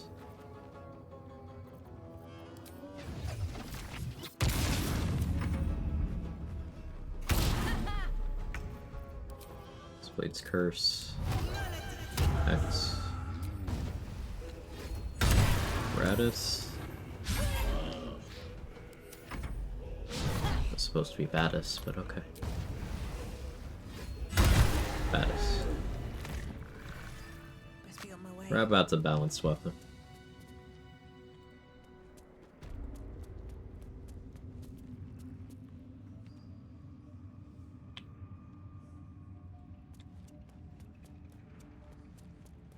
Anything of use? Any particular reason you went Warlock? For the two abilities you just saw me use. Hexblade's Curse and Hex. Now, normally I don't advocate for multiclassing a fighter in the way that I did here, because getting improved extra attack and Eldritch Inertia at levels 11 and 10, excuse me, are really big deal. But because of the nature of this run, I won't be getting level 11 before Merkle, so Hexblade's Curse allows me to be as strong as I can be under this rule set for that. Eldritch Knight only or multiclass? 7 Eldritch Knight, 1 Hexblade right now.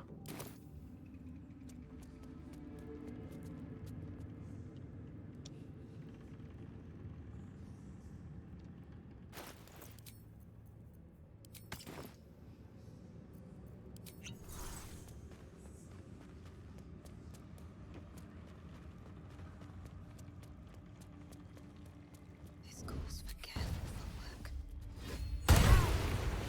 honest, assault.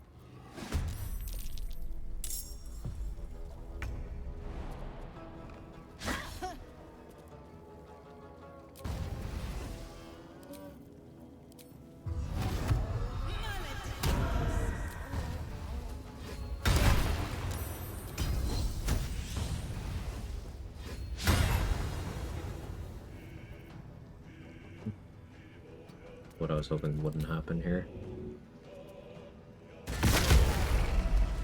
Let's do that.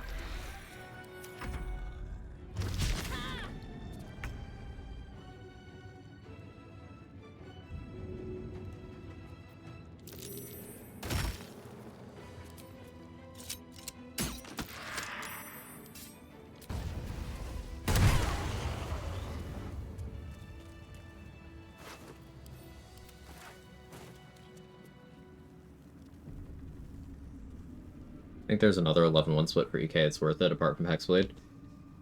You could make a couple cases for one rogue level. You make some cases for a cleric level. Make some cases for a wizard level. Those all make an amount of sense. A monk level, even. Barbarian. Like, I don't think any of those cases are as strong as the Hexblades, but those all make sense. Great Old One also makes sense. Still Warlock, just different Warlock. Very well. Spell based more on Inter Charisma. So, like, if I cast a scroll right now, it's Charisma. But I don't care about either of those. I'm not using spells that care about such things. Like, Hex doesn't... My spellcasting stat doesn't matter. Booming Blade, my spellcasting stat doesn't matter. Minor Illusion, Mage Hand, Blade Ward, Armor Bagathis. Like, none of those matter. I don't need spellcasting stats on this build. Hey bro, Dirt. Doing a first playthrough with a friend in co-op vanilla, thinking of Fire Sorcery, some sort of Light Cleric, which would be better. What are you comfortable on?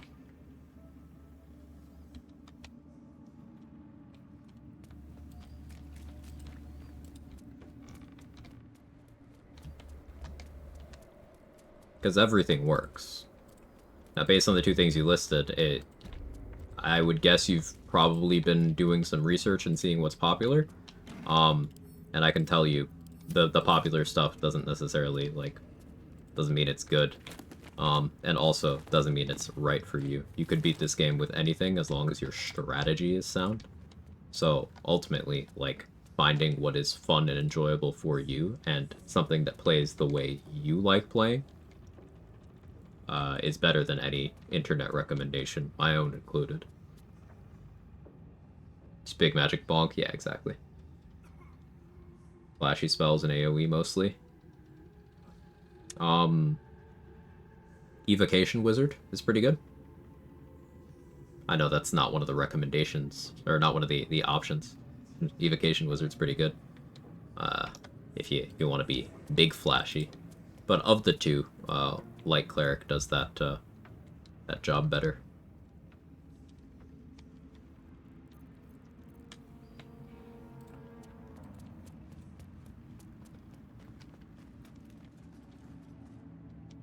I want to push this guy over the railing into the throne room cutscene so badly, actually. That would have a lot of aura, but I don't feel tanky enough to deal with that right now.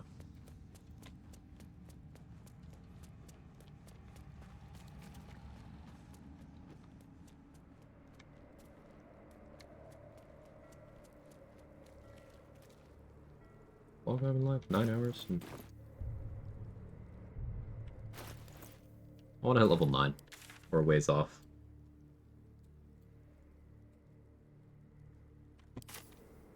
Dismiss my familiar.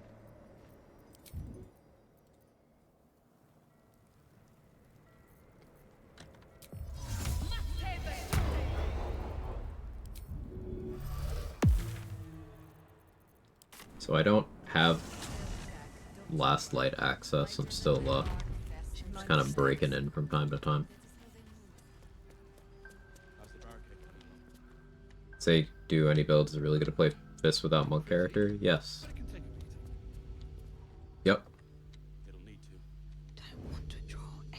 Barbarian Rage applies to punches. Everyone gets their strength modifier applies to punches. Everyone can use strength boosting elixirs and permanent gear increases, and permanent stat increases rather, and gear and such. Everyone can take the Tavern Brawler feat. Warlock has things that apply to punches. Barbarian Rage applies to punches. I know I said that, but I'm saying it again.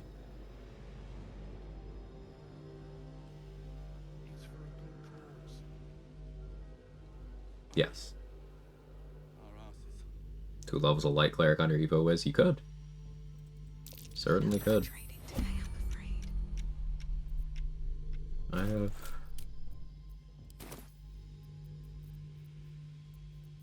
One. This. This is a big thing I want.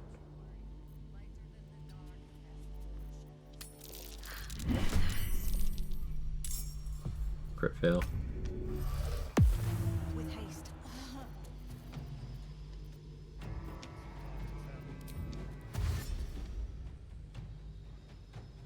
Game? Game is stalling quite a lot.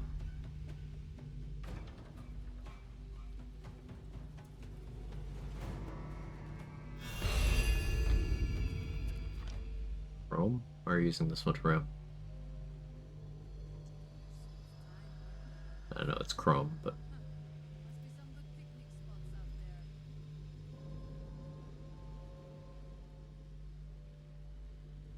It's been happening to you a lot on console, I see. Yeah. There's more where that came from. Wish we had stone or steel. Symbiotic entity applies punches, yeah. I would encourage, like... I know a lot of people like to go off of vibes and assume, well, surely only monks can punch, but like... Nah. Be creative. Instead of saying, hey, this class does this, ask, alright, how can I make this thing better?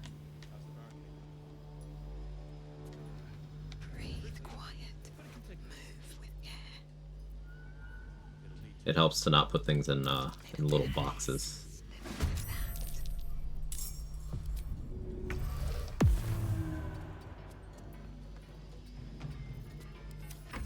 I'm thinking lately of one-turn Arson to Soil setups. They can EK Battlemaster or Hunter.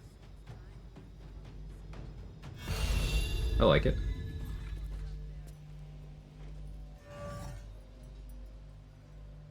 What's the thought process with Battlemaster? You thinking riposte? That's a friendly looking shadow.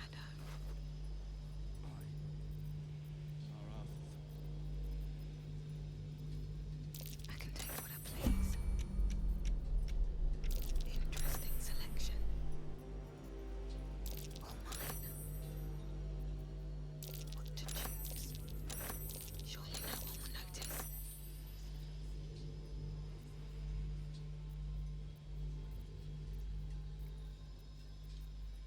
What to take?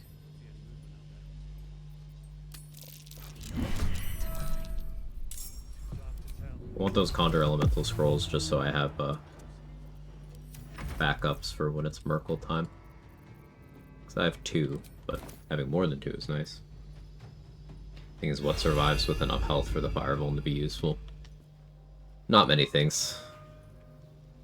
Like, the funny thing is, min-maxing fire damage just... It isn't real. Not really, because, like, think about Scorching Ray. Just a Scorching Ray scroll with no outside assistance. You could do 72 damage with this, with absolutely no outside help. So even the slightest bit of outside help. Okay, what's living? And remember, this is a non-upcast Scorching Ray. It only gets better. Like, oh no, I'm gonna optimize my fire damage. Yeah, sure. Just Arsonist Oil and a Scorching Ray scroll by itself, you can just slap someone for 144 damage. Up to. Really want to do Nature Cleric build? Looks really bad. It is not. Nature Cleric is one of the strongest subclasses in the game. I literally just finished a Nature Cleric run before this run. I play the class regularly. What makes you think Nature Cleric isn't good? Because there's some people who are very loud about thinking Nature Cleric isn't good.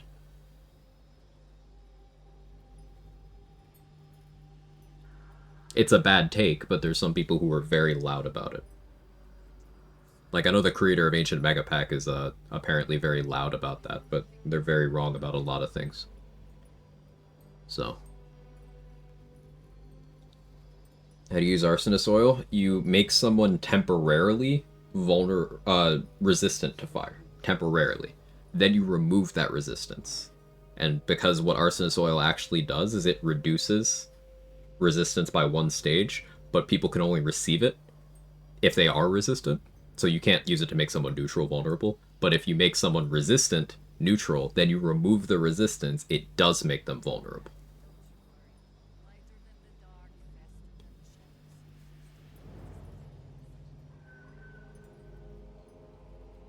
That's why it's melee, since boosting fire spells with Vuln's useless. Makes sense to me.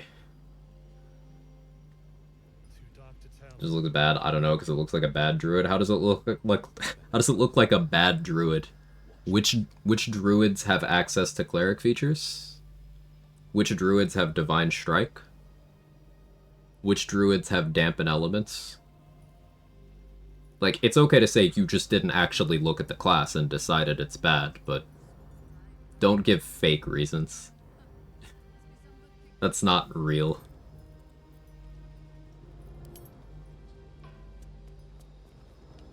Out of sight, out of mind. Using a 5-finger discount. Yeah, druids don't get heavy armor or martial weapon proficiency either.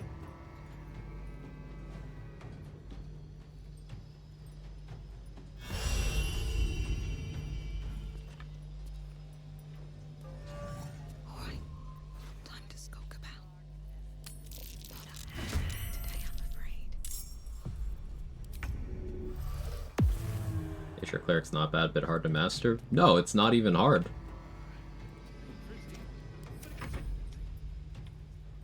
At level 1, you are a cleric with heavy armor proficiency, martial weapon proficiency, and a druid cantrip. How much farther can I go? At level 3, you get spike growth from the druid list on top of everything clerics normally get.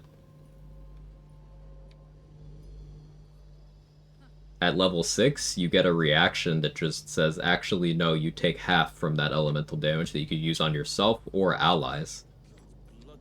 At level 8, you get the strongest version of Divine Strike in the game. Now, every version of Divine Strike is good. Nature gets the strongest version of that ability. So, if an ability is good, and a class gets the most powerful version of that ability, surely that class is good. And it's all very straightforward stuff. It just has good features. Now, I'm not telling you that charm plants and animals is a good ability. I'm not lying to you. But Nature Cleric is extremely good. It's a baffling take, thinking that anything about it isn't or is even a little hard to understand. Because it's simple. Light on my feet. You're really tanky and you hit really hard.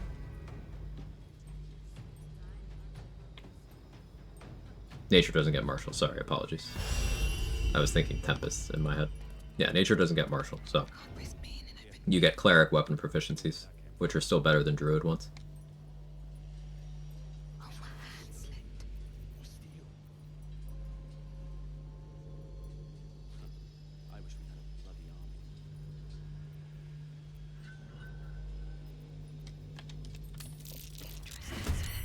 I really want those scrolls, so we're gonna be here till I get them.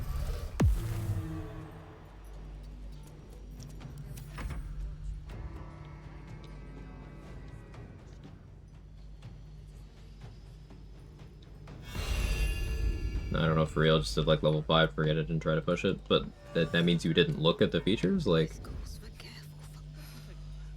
don't try to spoil myself. Better find somewhere to to camp. So why did you... See, this doesn't make sense to me. That's a contradiction. Because you said that, but then you also said it looks bad. So if you didn't look at the features, how could you think it looks bad if you haven't seen the features? You decided something was bad before experiencing it, and then you walked around saying it was bad. Like, be better than that. I just want a little look.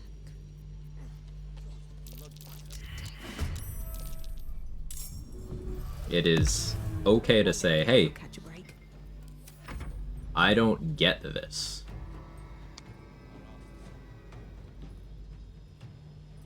But it looks bad is, that's a different thing. I don't know enough? Yeah. Could just say, I don't know enough. Now, I don't want you to think that I'm getting mad or anything. It's just something I'm passionate about because it happens a lot. Even with this specific class, it happens a lot.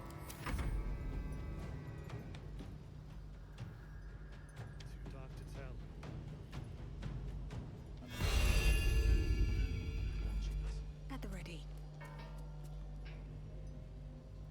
Breathe quiet. Problem with that subclass, the animal spells, there are not many animals. What about literally everything else it does, Gringo?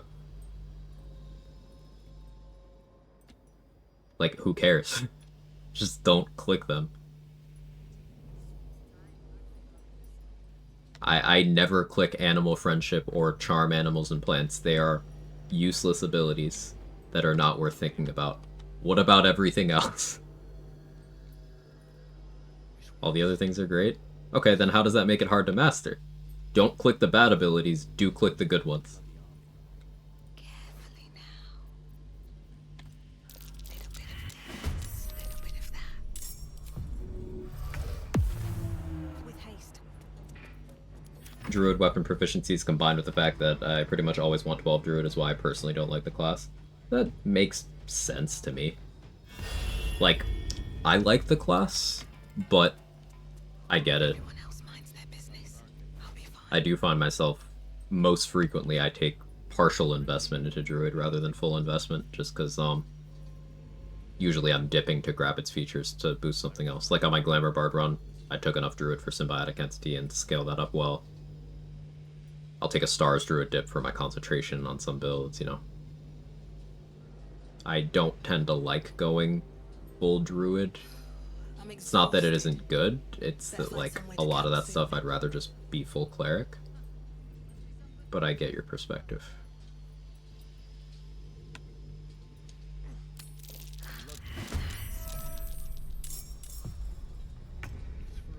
I'm just rolling bad here. Yeah, it could have been a translation thing. Just, I would encourage, in general, when you're trying to figure out the value of something, keep an open mind. Because, once again, Nature Cleric is literally one of the strongest subclasses in the game. I don't mean, like, one of the strongest Cleric subclasses, I mean one of the strongest subclasses, like, across all subclasses in the game.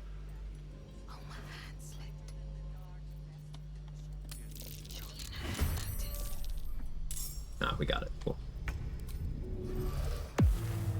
These boots have seen everything. Pretty much all classes, something that's not worth clicking.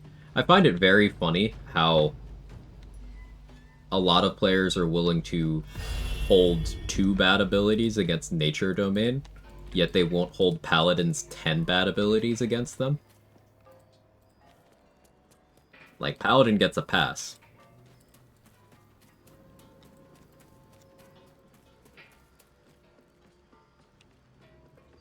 But Nature only uses one of their 2 channel divinity functions and everyone loses their fucking minds.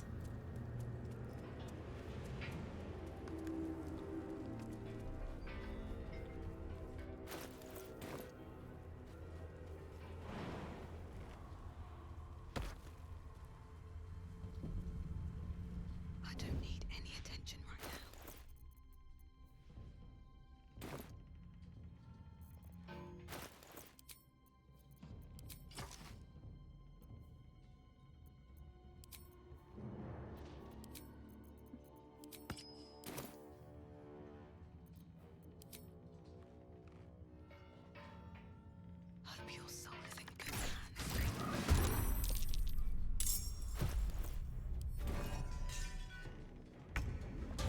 Lay on hands, useless auras, channel oaths that are a joke or somehow forgiven.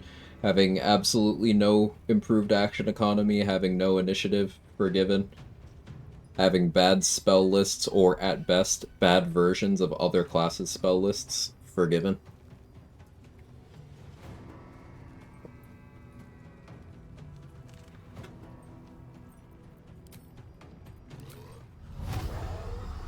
All right then.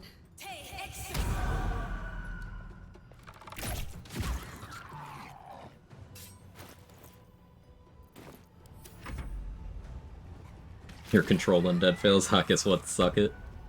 Yep, sorry, you got a short rest, buddy.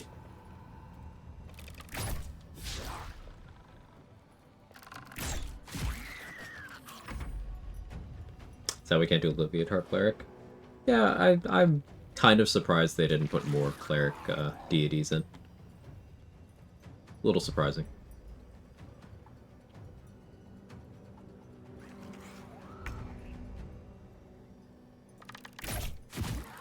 Yeah, the funny thing about valuation of Channel Divinity features is that they are only as valuable as the number of exploits you are using to bypass the game's resource economy.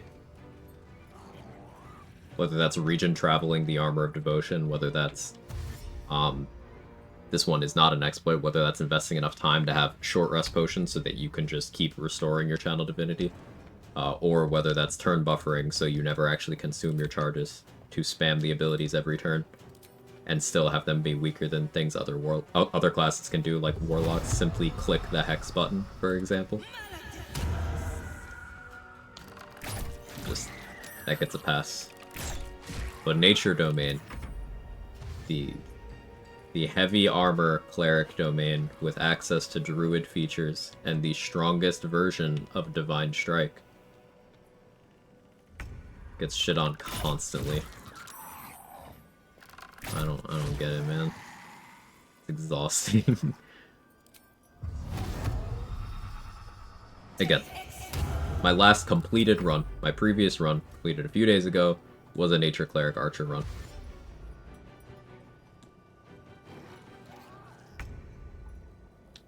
Just check it out. It was a lot of fun. Say it's a bit hard to master because you're able to know the goods and bads of the class. No, you don't. Tempest and Light are way easier. Light is actually objectively harder to play than Nature. Tempest, I'll give you that one. Tempest is easier. But Light is objectively harder to play than Nature. For example, did you know if you use Warding Flare on an enemy, you could make them crit you through your crit immunity? So there's some pretty complex factors in deciding when or if you click the Warding Flare feature. Light Domain also doesn't get heavy armor, so there's a bunch of good gear, especially good gear for Cleric playstyles, that they simply can't use.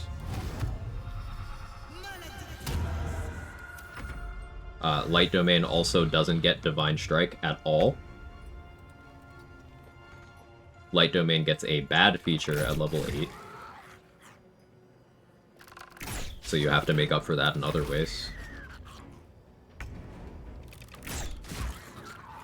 So, no. What you're referring to is you have not given Nature Cleric an intellectually honest chance to do anything, and you've decided how it is without engaging with the mechanics available.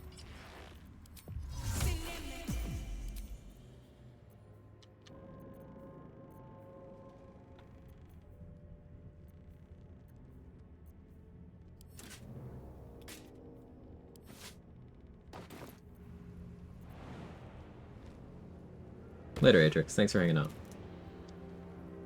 I grabbed the lantern, right? I did. Can't slow down.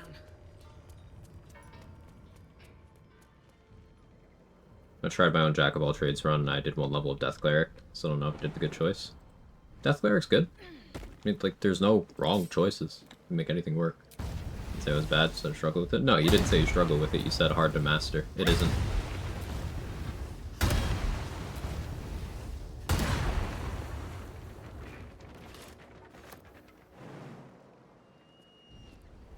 like, in terms of gameplay loop, Nature Cleric is, once again, not a subjective take, objectively more simple than one of the other two classes you just compared it to.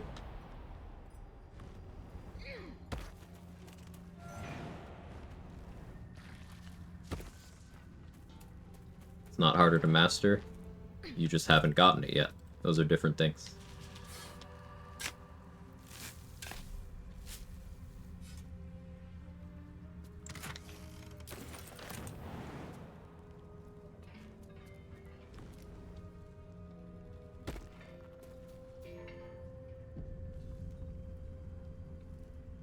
Minthara's a paladin, right? How do you level her? By respecking her as fast as possible. Did they get Moonbeam? Nature Clerics? No. Moonbeam is exclusive to Druids, Oath of the Ancients Paladins, and the Bad Saluna Spear. Oh, hi Dolly, you're still talking over here.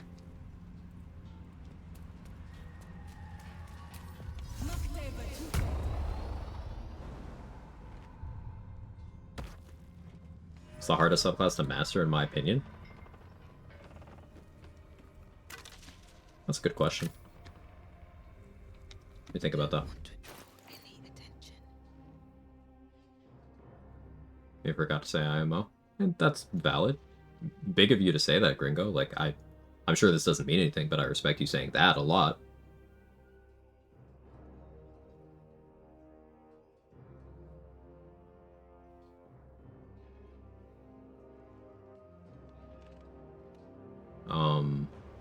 Sorry, I'm still thinking about my answer to the question.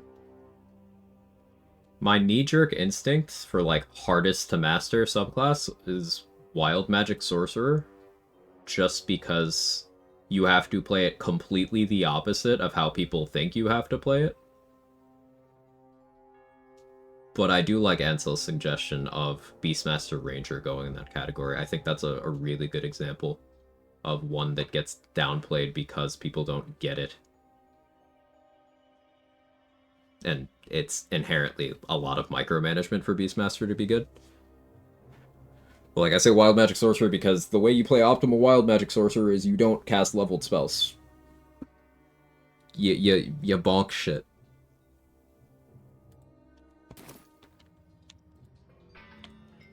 You either fish for extremely specific Wild Magic surges while outside of combat, or you just are a Booming Blade Merchant.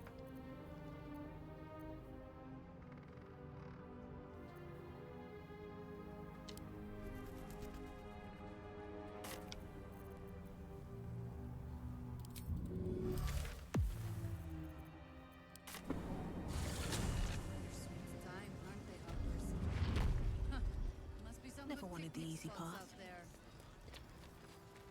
I don't want to do a 4-player run with other people, and I already do 2-player. I've done 2 4-player runs with other Honor Mode Challenge runners.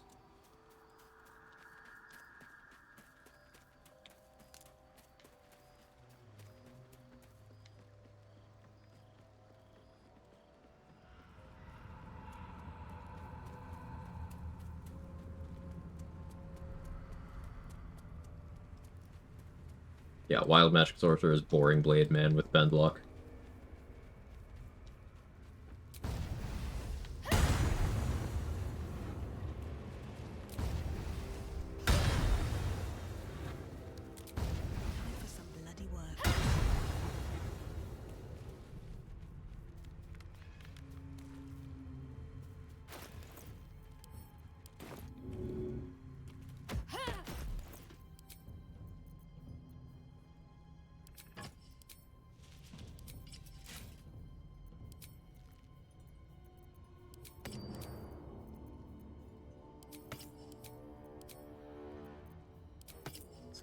Here.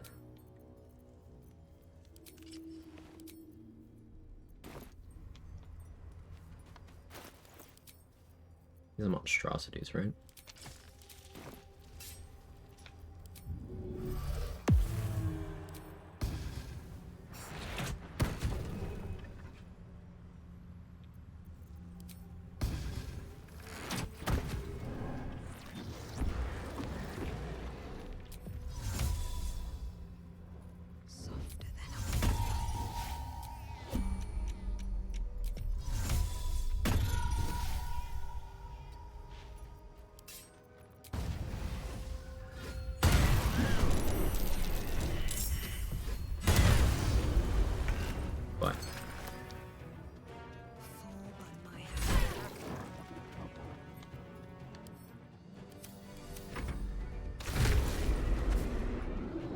management of the beast can be a pain in the ass. That's a completely legitimate criticism.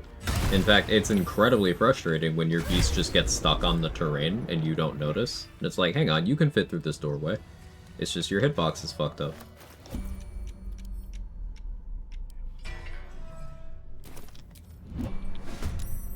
Oh, hey, I forgot one. Do I care? No. I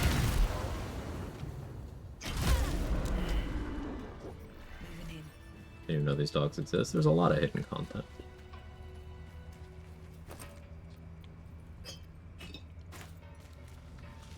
So I only do Raven. The Raven's really good. Yep. Holds up well the entire game. At level 5, the bear gets the most consistent disarm ability in the entire game, so there's a lot of reasons to use the bear. The boar is very tanky the entire time. At high levels, the wolf has access to a bunch of different damage types and has naturally high initiative.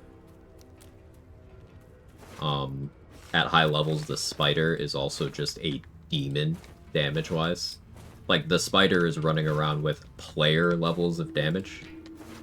Like, my first Beastmaster run, I just stood there next to Answer while my spider killed the boss for me. And I just kind of was like, I'm helping. Spider just chewed him up. More accurately, spat on him till he died, but it was embarrassing for the big stupid dragon.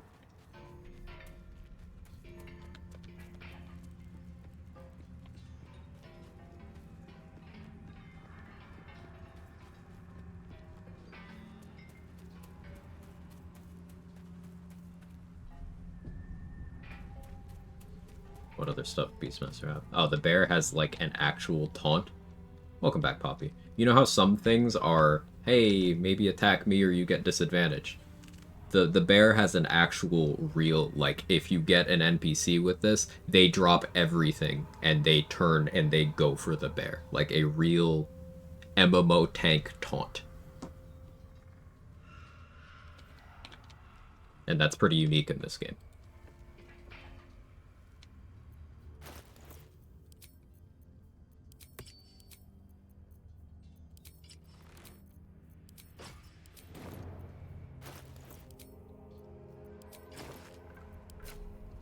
Better be cautious.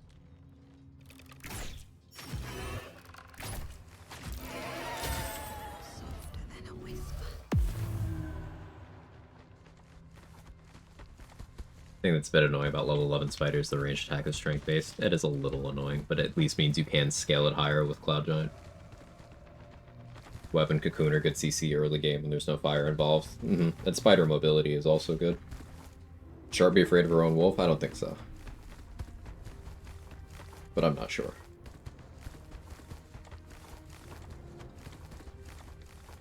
Saw some wild box stack shenanigans to crush while I was lurking. How'd that go? It worked. We eventually got through.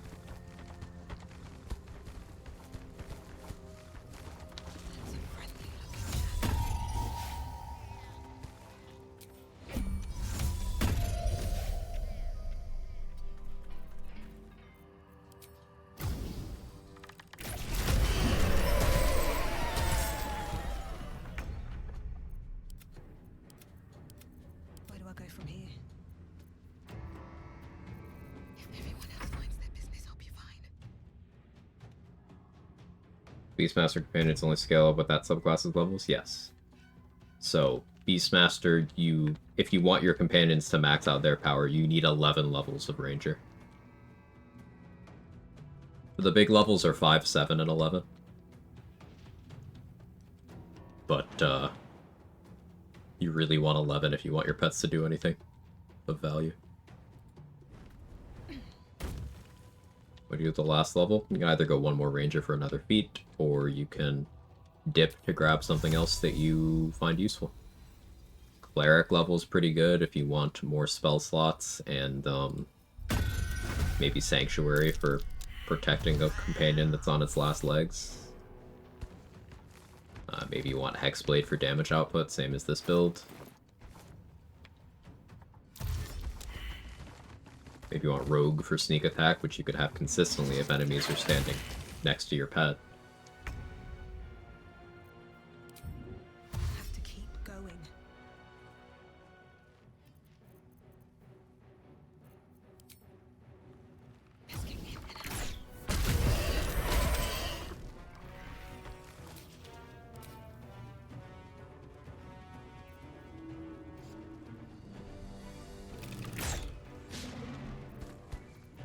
don't like shooting on 60% because that's 0% as far as I'm concerned. Level 11 Wolf is probably my favorite. It's got so many cool things. Like, it's got a Force AoE, it's got a Necrotic single target hit, it's got a Piercing attack too, and it has, like, naturally high initiative, which is so rare among summons. It's like the Diva and, like, the Wolf, and I think everyone else sucks.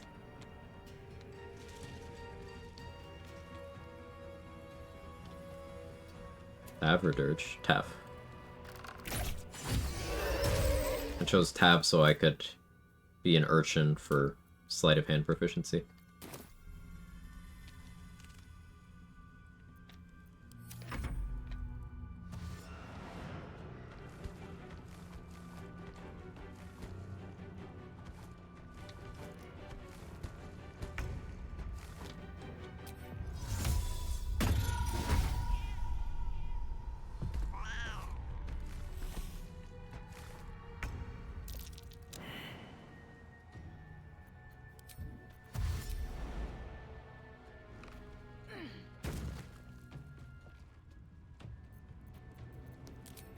Gonna be difficult.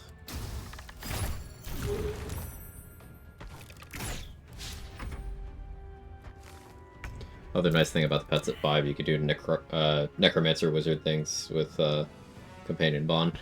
Yeah, the companion bond bonus is applied to any damage attributed to the companion. So, as Trade's mentioning, if you have them destroy like a bomb or make a fire surface, it's going to get that bonus damage.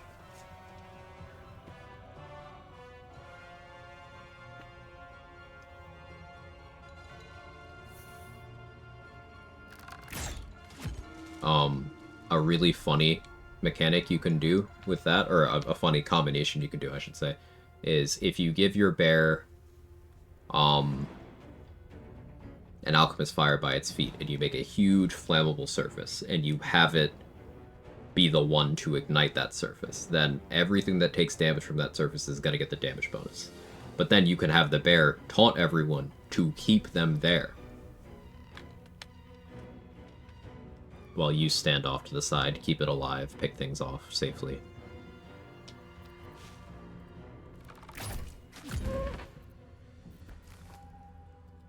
Dade once made a pretty good play while defending Halsin's portal of, she had spike growth, and she put the bear in the middle of the spike growth and had it taunt the enemies, so they all walked through the spike growth to get to the bear and died trying.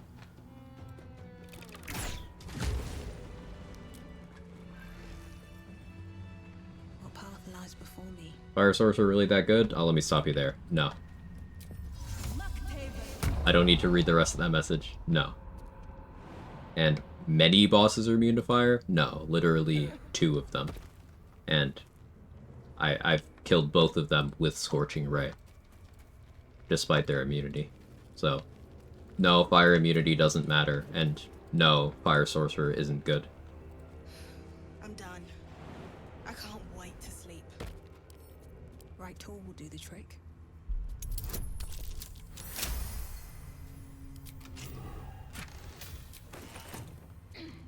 By the time you are fighting the second fire immune boss, what's inside? You have Psionic Overload, you have Hex, you have Crater Flesh Gloves, you have Callous Glow Ring, you have Lighting Charges. So you can just make your Scorching Rays all crit for 0 damage, and have the Damage Riders still kill that boss in a matter of 1 to 2 turns as a solo character. Source, I did that shit. Hey Mystic Lion, hope you've been well.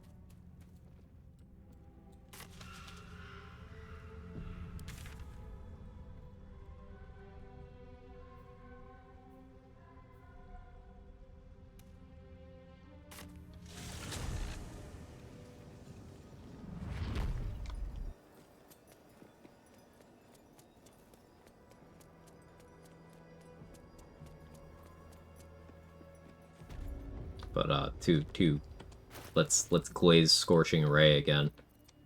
So Black was spitballing the idea of an Arsonist Oil build, and he rightly pointed out after I glazed Scorching Ray earlier, this spell is so powerful that it doesn't make sense to boost it more beyond a certain point.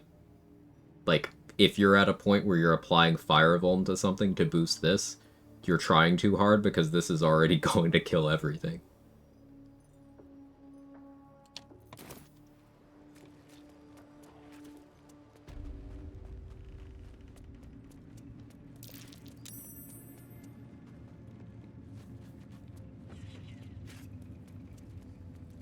Been playing Mass Effect series? Nice. I've been contemplating a replay, but I got other things I'm playing first. I used to replay the Mass Effect trilogy once a year. But done it less frequently as I've aged. Can't risk being in open view. Out of sight, out of mind. Time to press ahead.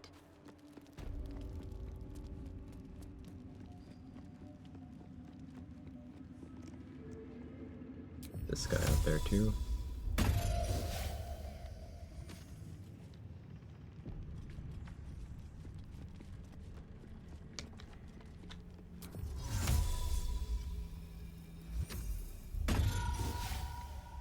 Background for this. Let's go more into the Fire Sorcerism good thing. Draconic Elemental Affinity is a bad version of Wizard's Empowered Evocation. You get it at level 6 versus level 10, but with a bit of know-how, you can have level 10 for most of Act 2. So, you know, when you actually need damage. And all of Act 3. So, you're already getting slapped pretty hard by a class that has a better spell list than you do already.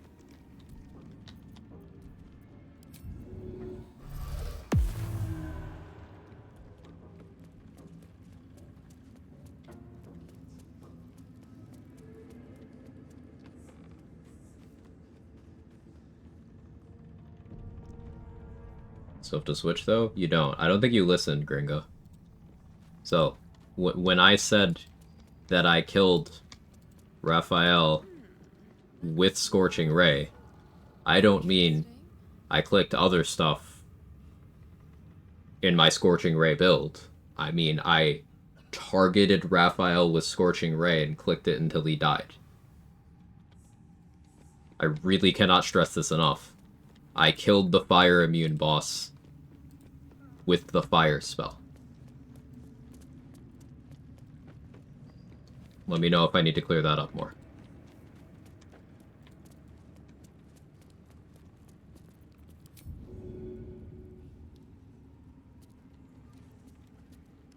Try me.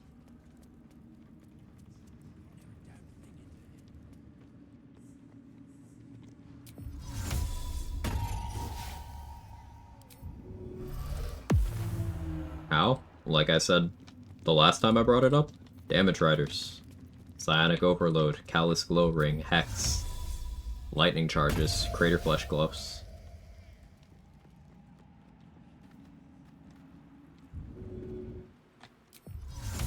The fact that Scorching Ray itself is a multiple instance of damage spell that can crit means it is an utterly absurd damage platform, and you can just make it vomit enough damage to one-tap anything in the game, provided you have enough supporting gear on.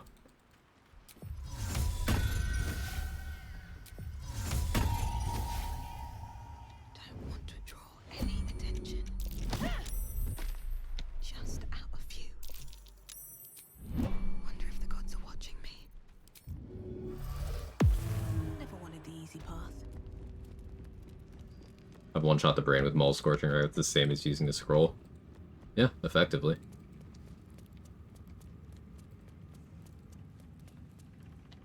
Not that you don't try poaching self-promote, well then don't do that. But you've been spending time streaming, good for you.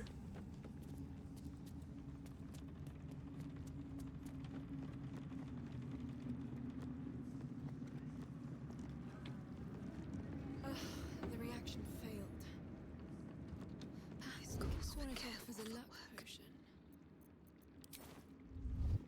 How much farther can I go?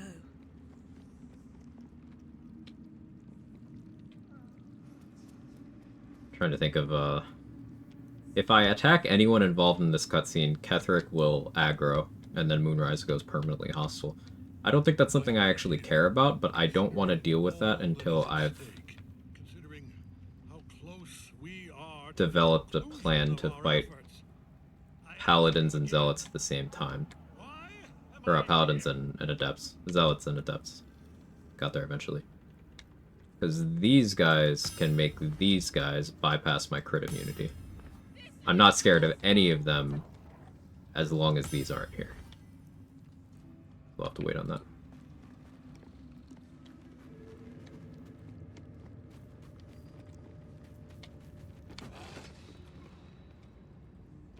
Let's deal with these two.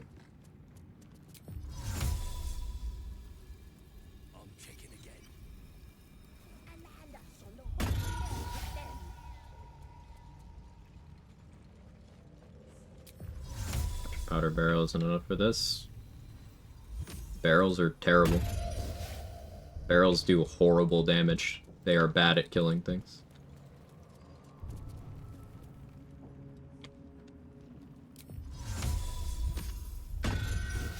If you think a barrel does good damage, you have not seen good damage.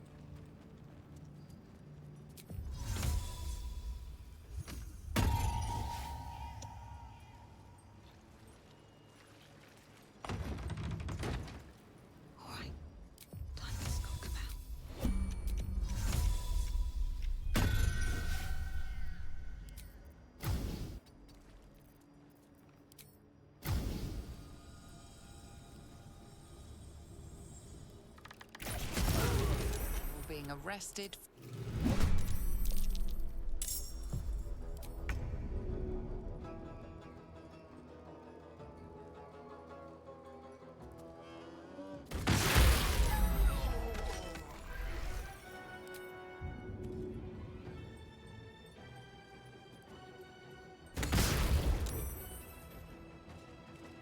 On my way.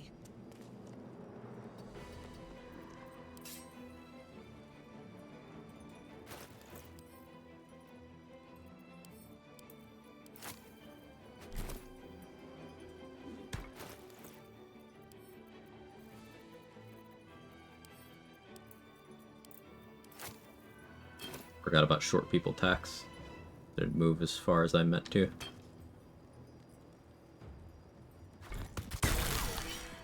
We'll do that.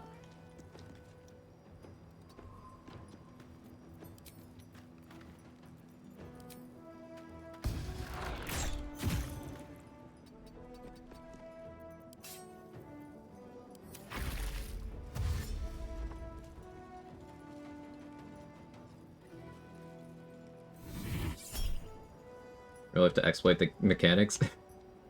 Exploit the mechanics. Is knowing how to do damage now an exploit, Gringo?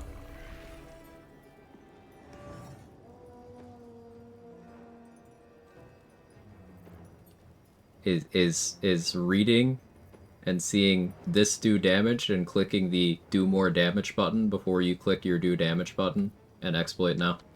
Is that where the goalposts are going?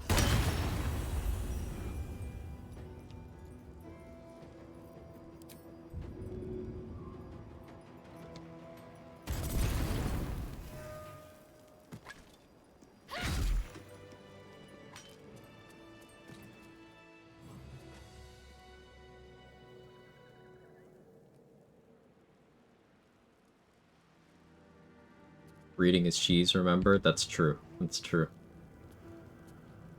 Playing games is an exploit.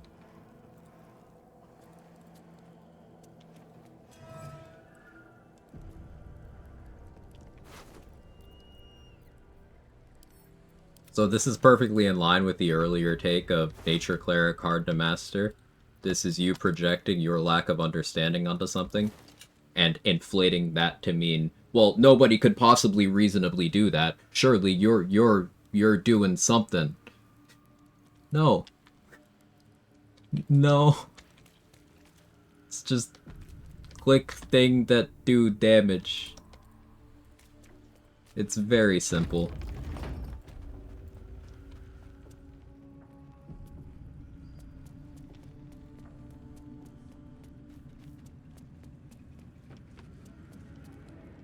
Once again, something that I stress is I do not do anything that is outside the realm of possibility of, like, what you guys can do. Many of the people who are active in the chat here right now are better at this than me, are smarter than I am.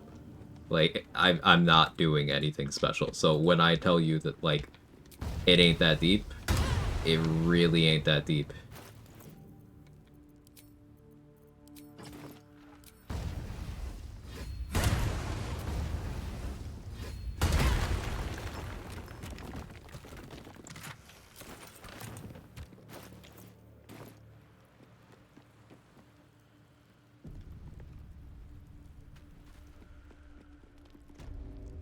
Hey, Tippington.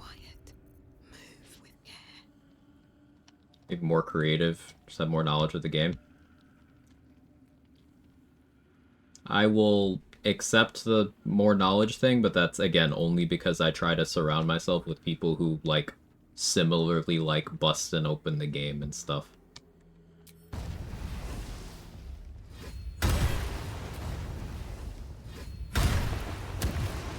Like, of people active in the chat today, I know for a fact that Trade and So Black both, like, know more about game mechanics in this game than I do.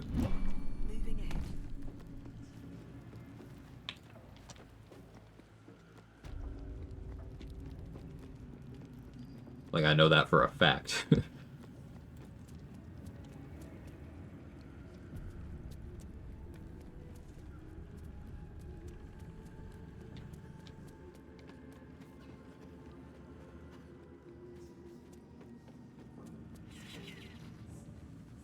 Alright, time to skulk about.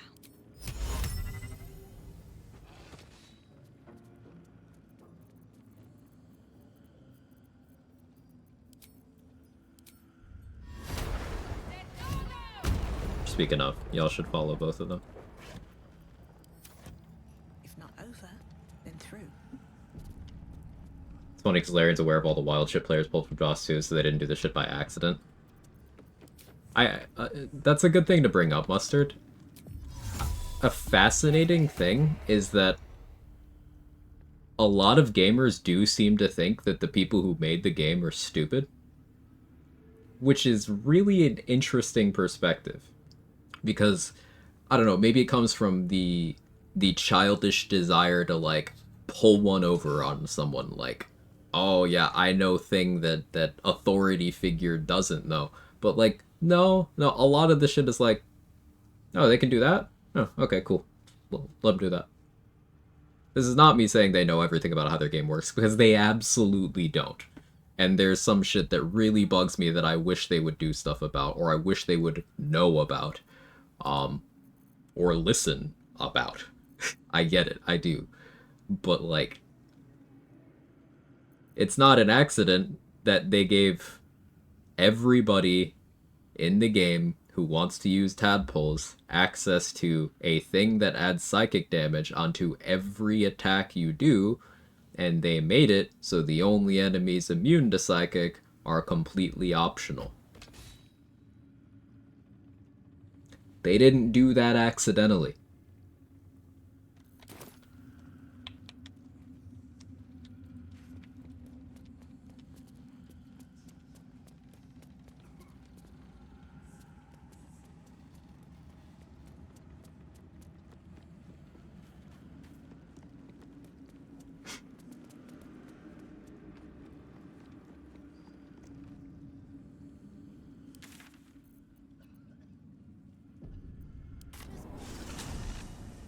Maybe it's that need a lot of people have to be the smartest person in the room, and the inability to admit having overlooked something, but, like,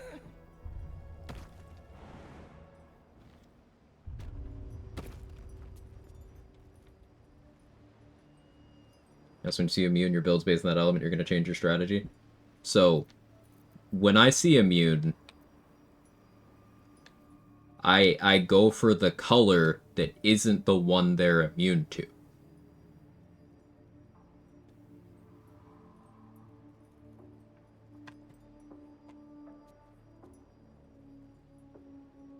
we can agree that that's a thing, right?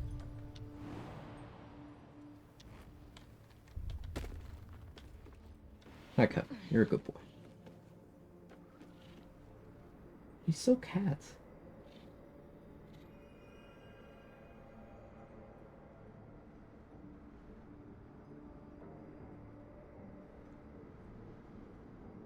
When it comes to feeling better than the devs topic, I've been in QA testing for 25 years. I've released AAA games. I'd love to hear, did no one test this?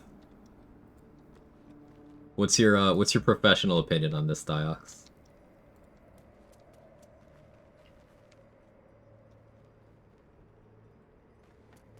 Hey, Shay Gaming. Was watching your stream, had to go to sleep, woke up, still streaming, hard work.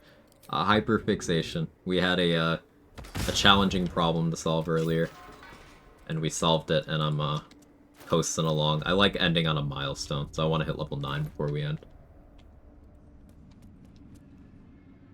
Quag is not most players. That's true. Like, again, I play the game wrong. I am playing the game with self-imposed rule sets on top of the hardest in-game rule set. And I have knowledge of certain things that a lot of players who don't engage with game mechanics beyond the surface level and who haven't been playing the game for 2.5 years, like, yeah, that's all true. But there is some basic transferable knowledge. I get past the tough dialogue scene. I had to clip through a door, Meridian Sun. You know the door to get from Kithrak Therazin's office, like, to the last section of the Kresh where Wargaz is and stuff? I clipped through it. A letter from Ketherick's wife. Because, using the key item to open it would have caused a dialogue. So I had to, figure out exactly how to position myself to use a chair to force myself through a wall. Got there eventually. With some help from chat. And some ideas, but I got there. So that was very satisfying. I'm very proud of that. Me and my heavy modded run still enjoying vanilla content. There's so much content in this game. Like, Mark the Power Hour plays vanilla, still. And he's been playing this game as long as I have. He's been challenge running it longer than I have. And he doesn't use mods at all. With the exception of occasionally on co-op, he'll bust out a mod or something. Like he did he and Danny did a double enemies playthrough recently. And that was cool. But there's a lot of depth to this game, and you can still constantly be learning, refining your understanding of the game, even in vanilla.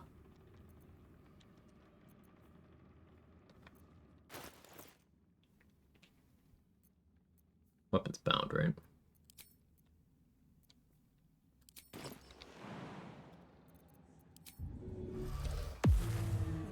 Did I try Kenshi? I've never played Kenshi.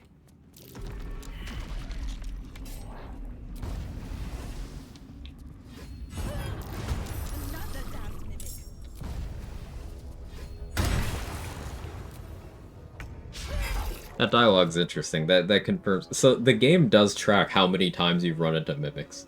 If you run into the ones in Grimforge by the time you come here, it's like, oh, yeah, another one. And it does affect your XP. That's such a cool little tidbit.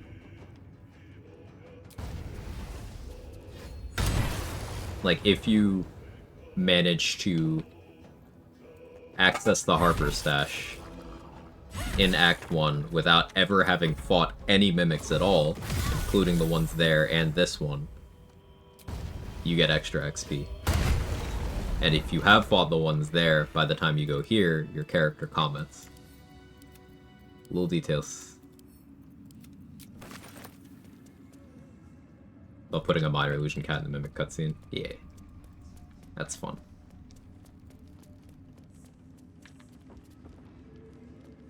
Since I have a widescreen monitor, going back to vanilla hotbar has been rough after using the modded ones. That's understandable.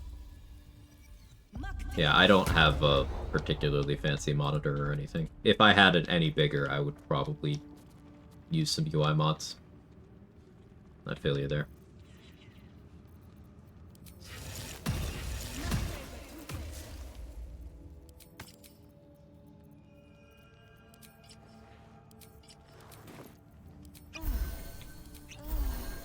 thing. First time you fight Wrath, fires your main damage source. So like, oops. Same for Answer with Lightning. So, couple things.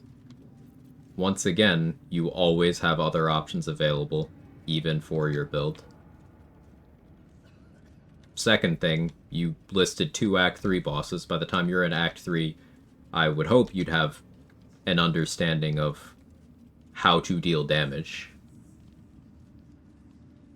Third thing, if we're talking specific builds, like specific build crafting, that is not something relevant to someone who's doing their first go-around on enemies in the game.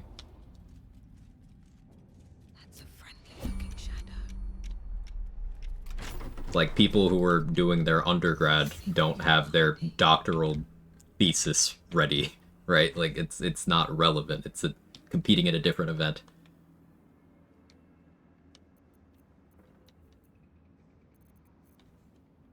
Have to keep going.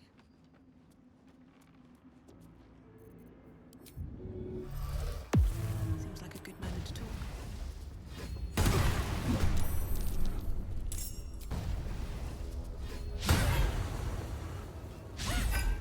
I love missing. Missing my attacks is my favorite thing ever, actually.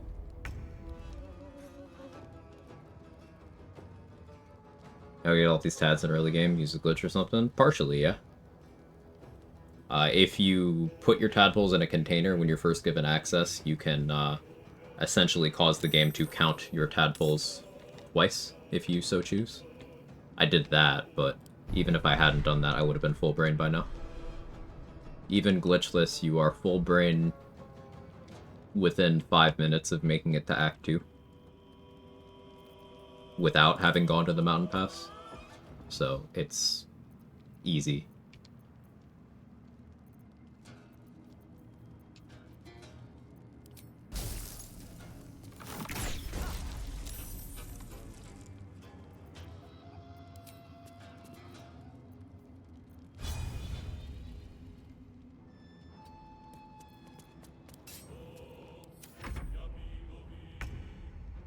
Nice slip, nerd.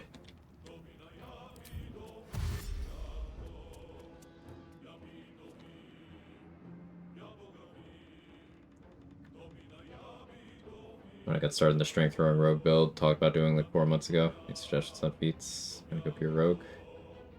Yeah, like trade set, pretty customizable. Tavern Brawler's nice, moderately armored alert, dual wielder. Big fan of heavy armor rogue. If you're focusing on throwing, it's less relevant, but it's still good.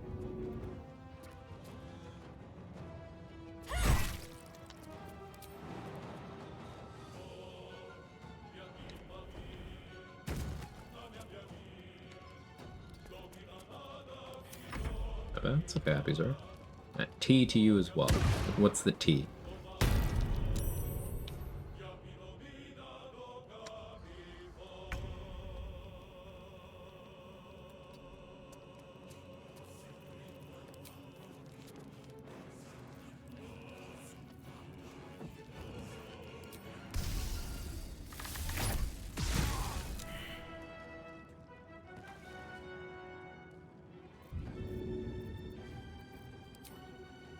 I think I'll let the Scrying guy call reinforcements. That'd have been a good spot.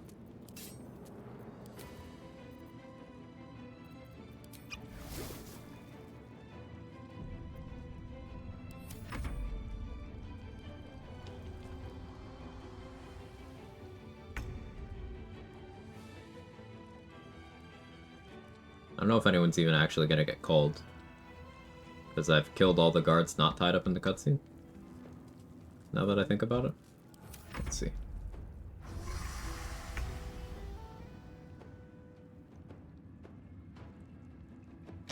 Oh.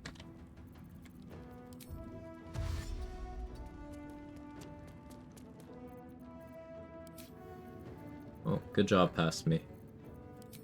I have been kind of working my way through Moonrise. Made a grave mistake.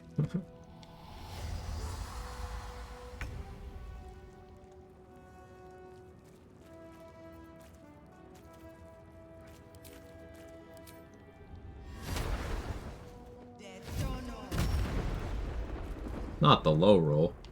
3 on 3d8. I didn't ever see a min damage chromatic orb roll before.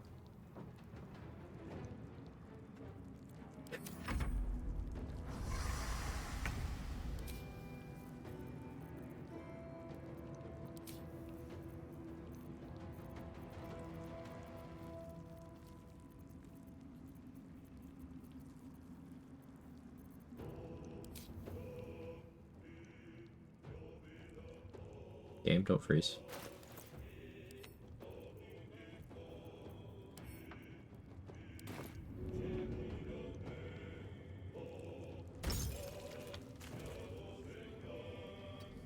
So unlucky or lucky? Either, yeah.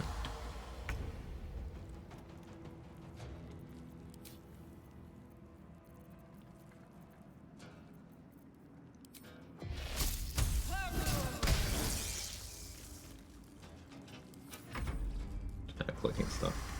That doesn't work on them, so I encourage you reading enemies. Ethereal form, all incoming damage is reduced by 8. Piercing resistance.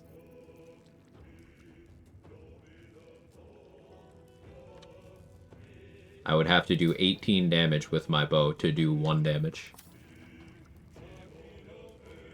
Now, I can, but it's not likely. So I'm using things that hit harder against this enemy. Wet to give lightning vuln. It already has thunder vuln, which is why I started with thunder.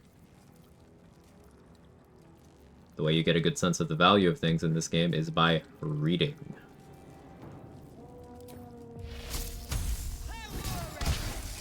No, I'm just being very unlucky and missing.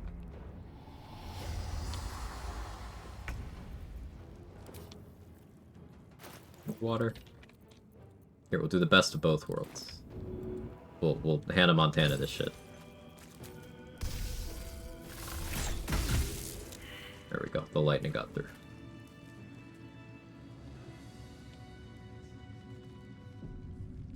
Can't remember every enemy in the stat in the game. That's why it's a very good thing. You can just look at their stats whenever they're in front of you.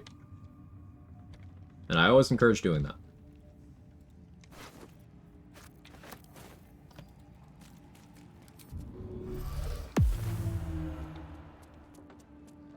Focus lightning on one run. The first time I saw an answer, I was like, damn.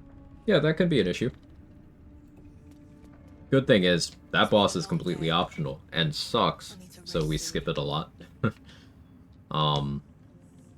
But it's always possible to change your setup. And unlike, say, Raphael, it's easy to simply leave and grab what you need for the answer fight and come back. Technically, you can do the same thing with Raphael, it's just harder.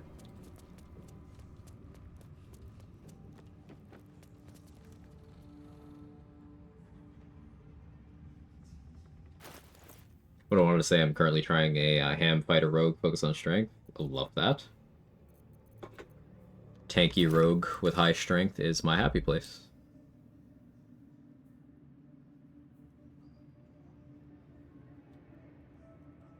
We have to get the ambush over here.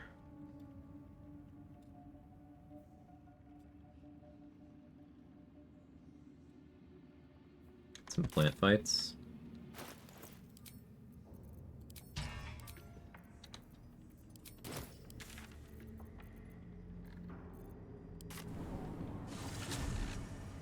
Different arrows above resistances, the white and blue, does that mean physical and magical damage? Yeah. Blue is for magical, white is for physical.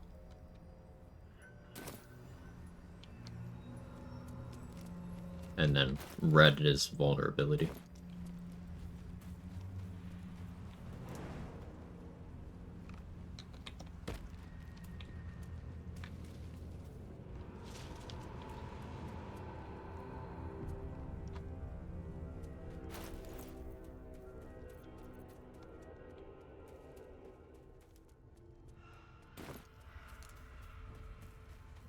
Yeah, I didn't have to be worried about hitting level 9.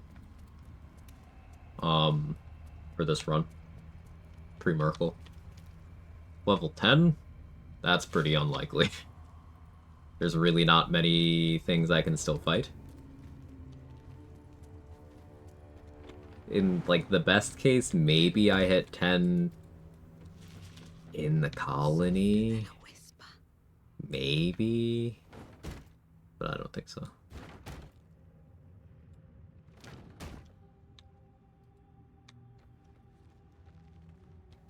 that a non-Evo wizard problem? Oh no, it's lightning being boss. Let me switch to Scorching Ray. Deletes the universe. And it's funny. Answer is one of those cases where, remember when we were like, hey, Fireball and Scorching Ray, not practical? Well, that's probably the biggest case where it is practical. Gonna go see you. Have a good one, True Man of Culture. Thanks for hanging out. Hope to see you next time.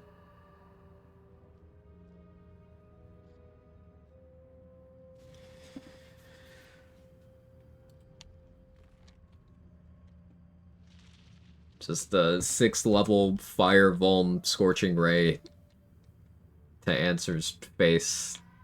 Hit him for... I was gonna give a number, but just take all of the HP. You could just take all of it.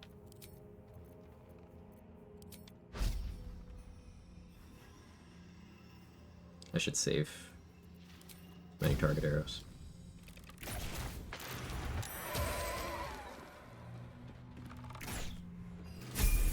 Hey, there's my level. That was easy. I helped a friend of Zana run and played Lore Bard, focusing on control spells. 90% of the fights were a walk in the park, so also focused on getting that spell safety DC as high as possible. 95% chance to wrap with Eye Bite Panic and landed, so we tipped him like a cow. Yeah, Eye Bite Panic is my favorite Wrath counter lately. My favorite counter is actually Eye Bite Panic, Wall of Ice, and opportunity attacks. So he'll keep running away from me, provoking opportunity attacks, and he'll run through the ice cloud. Then I'll just go to the other side, and he'll run away from me again. That's been my favorite way of dealing with him. Alright, feat. Dual Wielder is sensible for Act 3. This is my final feat for the run. Tough is just comfortable overall, though. Mobile helps get rid of the short tacks.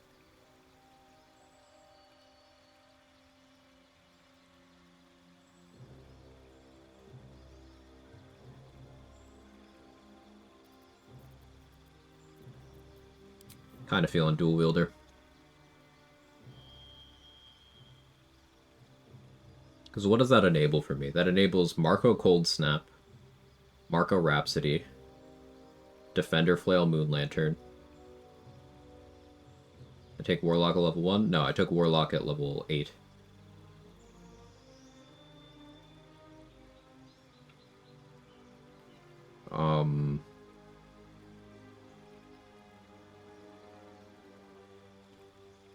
Leviatar Scourge as a Necrotic Res option.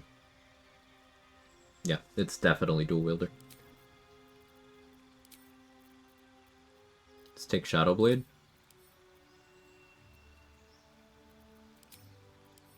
Swap out Peg for Knock, because I can see a few uses for that. And we'll pick up Peg again next level. Or I could pick up Scorching Ray.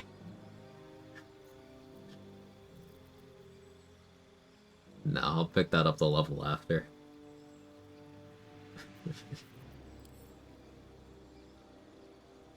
False Life would be pretty good too.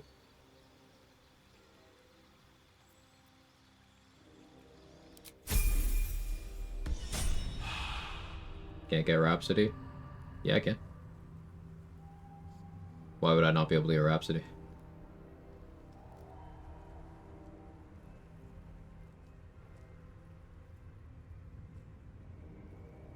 Oh, elevator, right? Oh. Yeah, elevator's an issue there.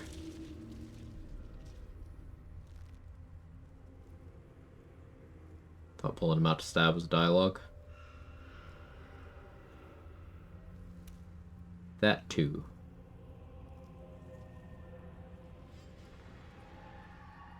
So no Rhapsody. Marco Cold Snap. Can we buy bows with Hexblade, please and thank you? It'd be cool, but not like bows need help in this game.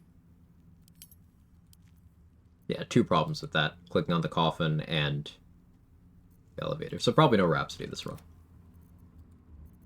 But we still got Marco. Most importantly, I can do this now. Shadow Curse Protection, Necrotic Res.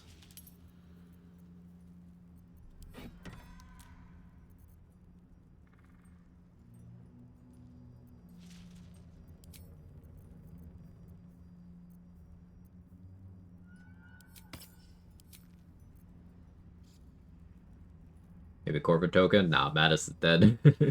I couldn't talk to Roland, so...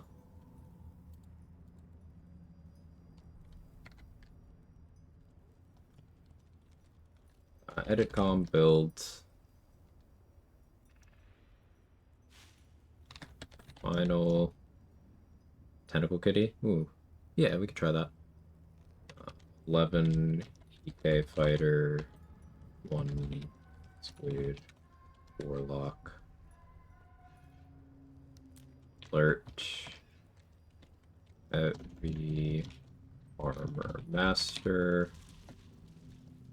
Wielder. Very standard, very cookie cutter build here. Could at least sewer entrance, I think. I would have to clip through a thing again, but now that I know the principle, I could probably do it. Can you open that entrance from the sewers? No, but I wonder if you can clip through enough to click on the actual area transition that's like just on the other side of the door. That's the theory, anyway. Because it's not the door itself that you use, it's the thing the door is blocking.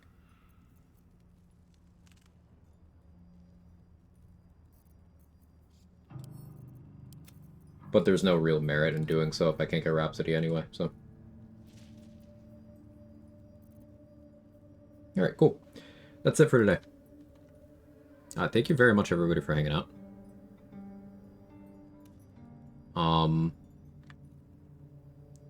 I will be live on Monday. Today's Saturday, right? Yep, tomorrow's my scheduled day off. I will not be live tomorrow. Will on Monday.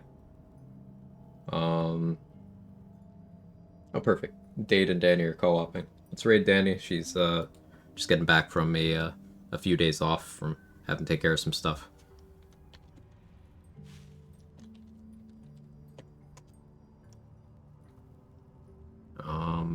My brain is quickly turning to soup.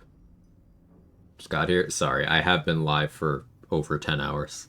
Got a lot done today. Really productive. Thank you very much, everybody, for hanging out.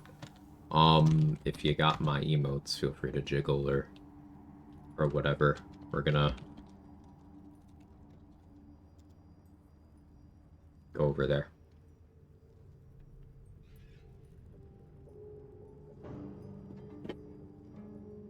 I did the shout out first just because make sure you're following. I know sometimes if you don't see someone live for a few days, some people are like really meticulous about cleaning up their follow list. Make sure you're still following my friend Danny.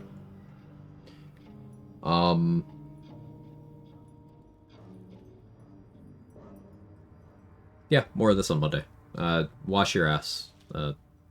Say something nice to someone. Bye.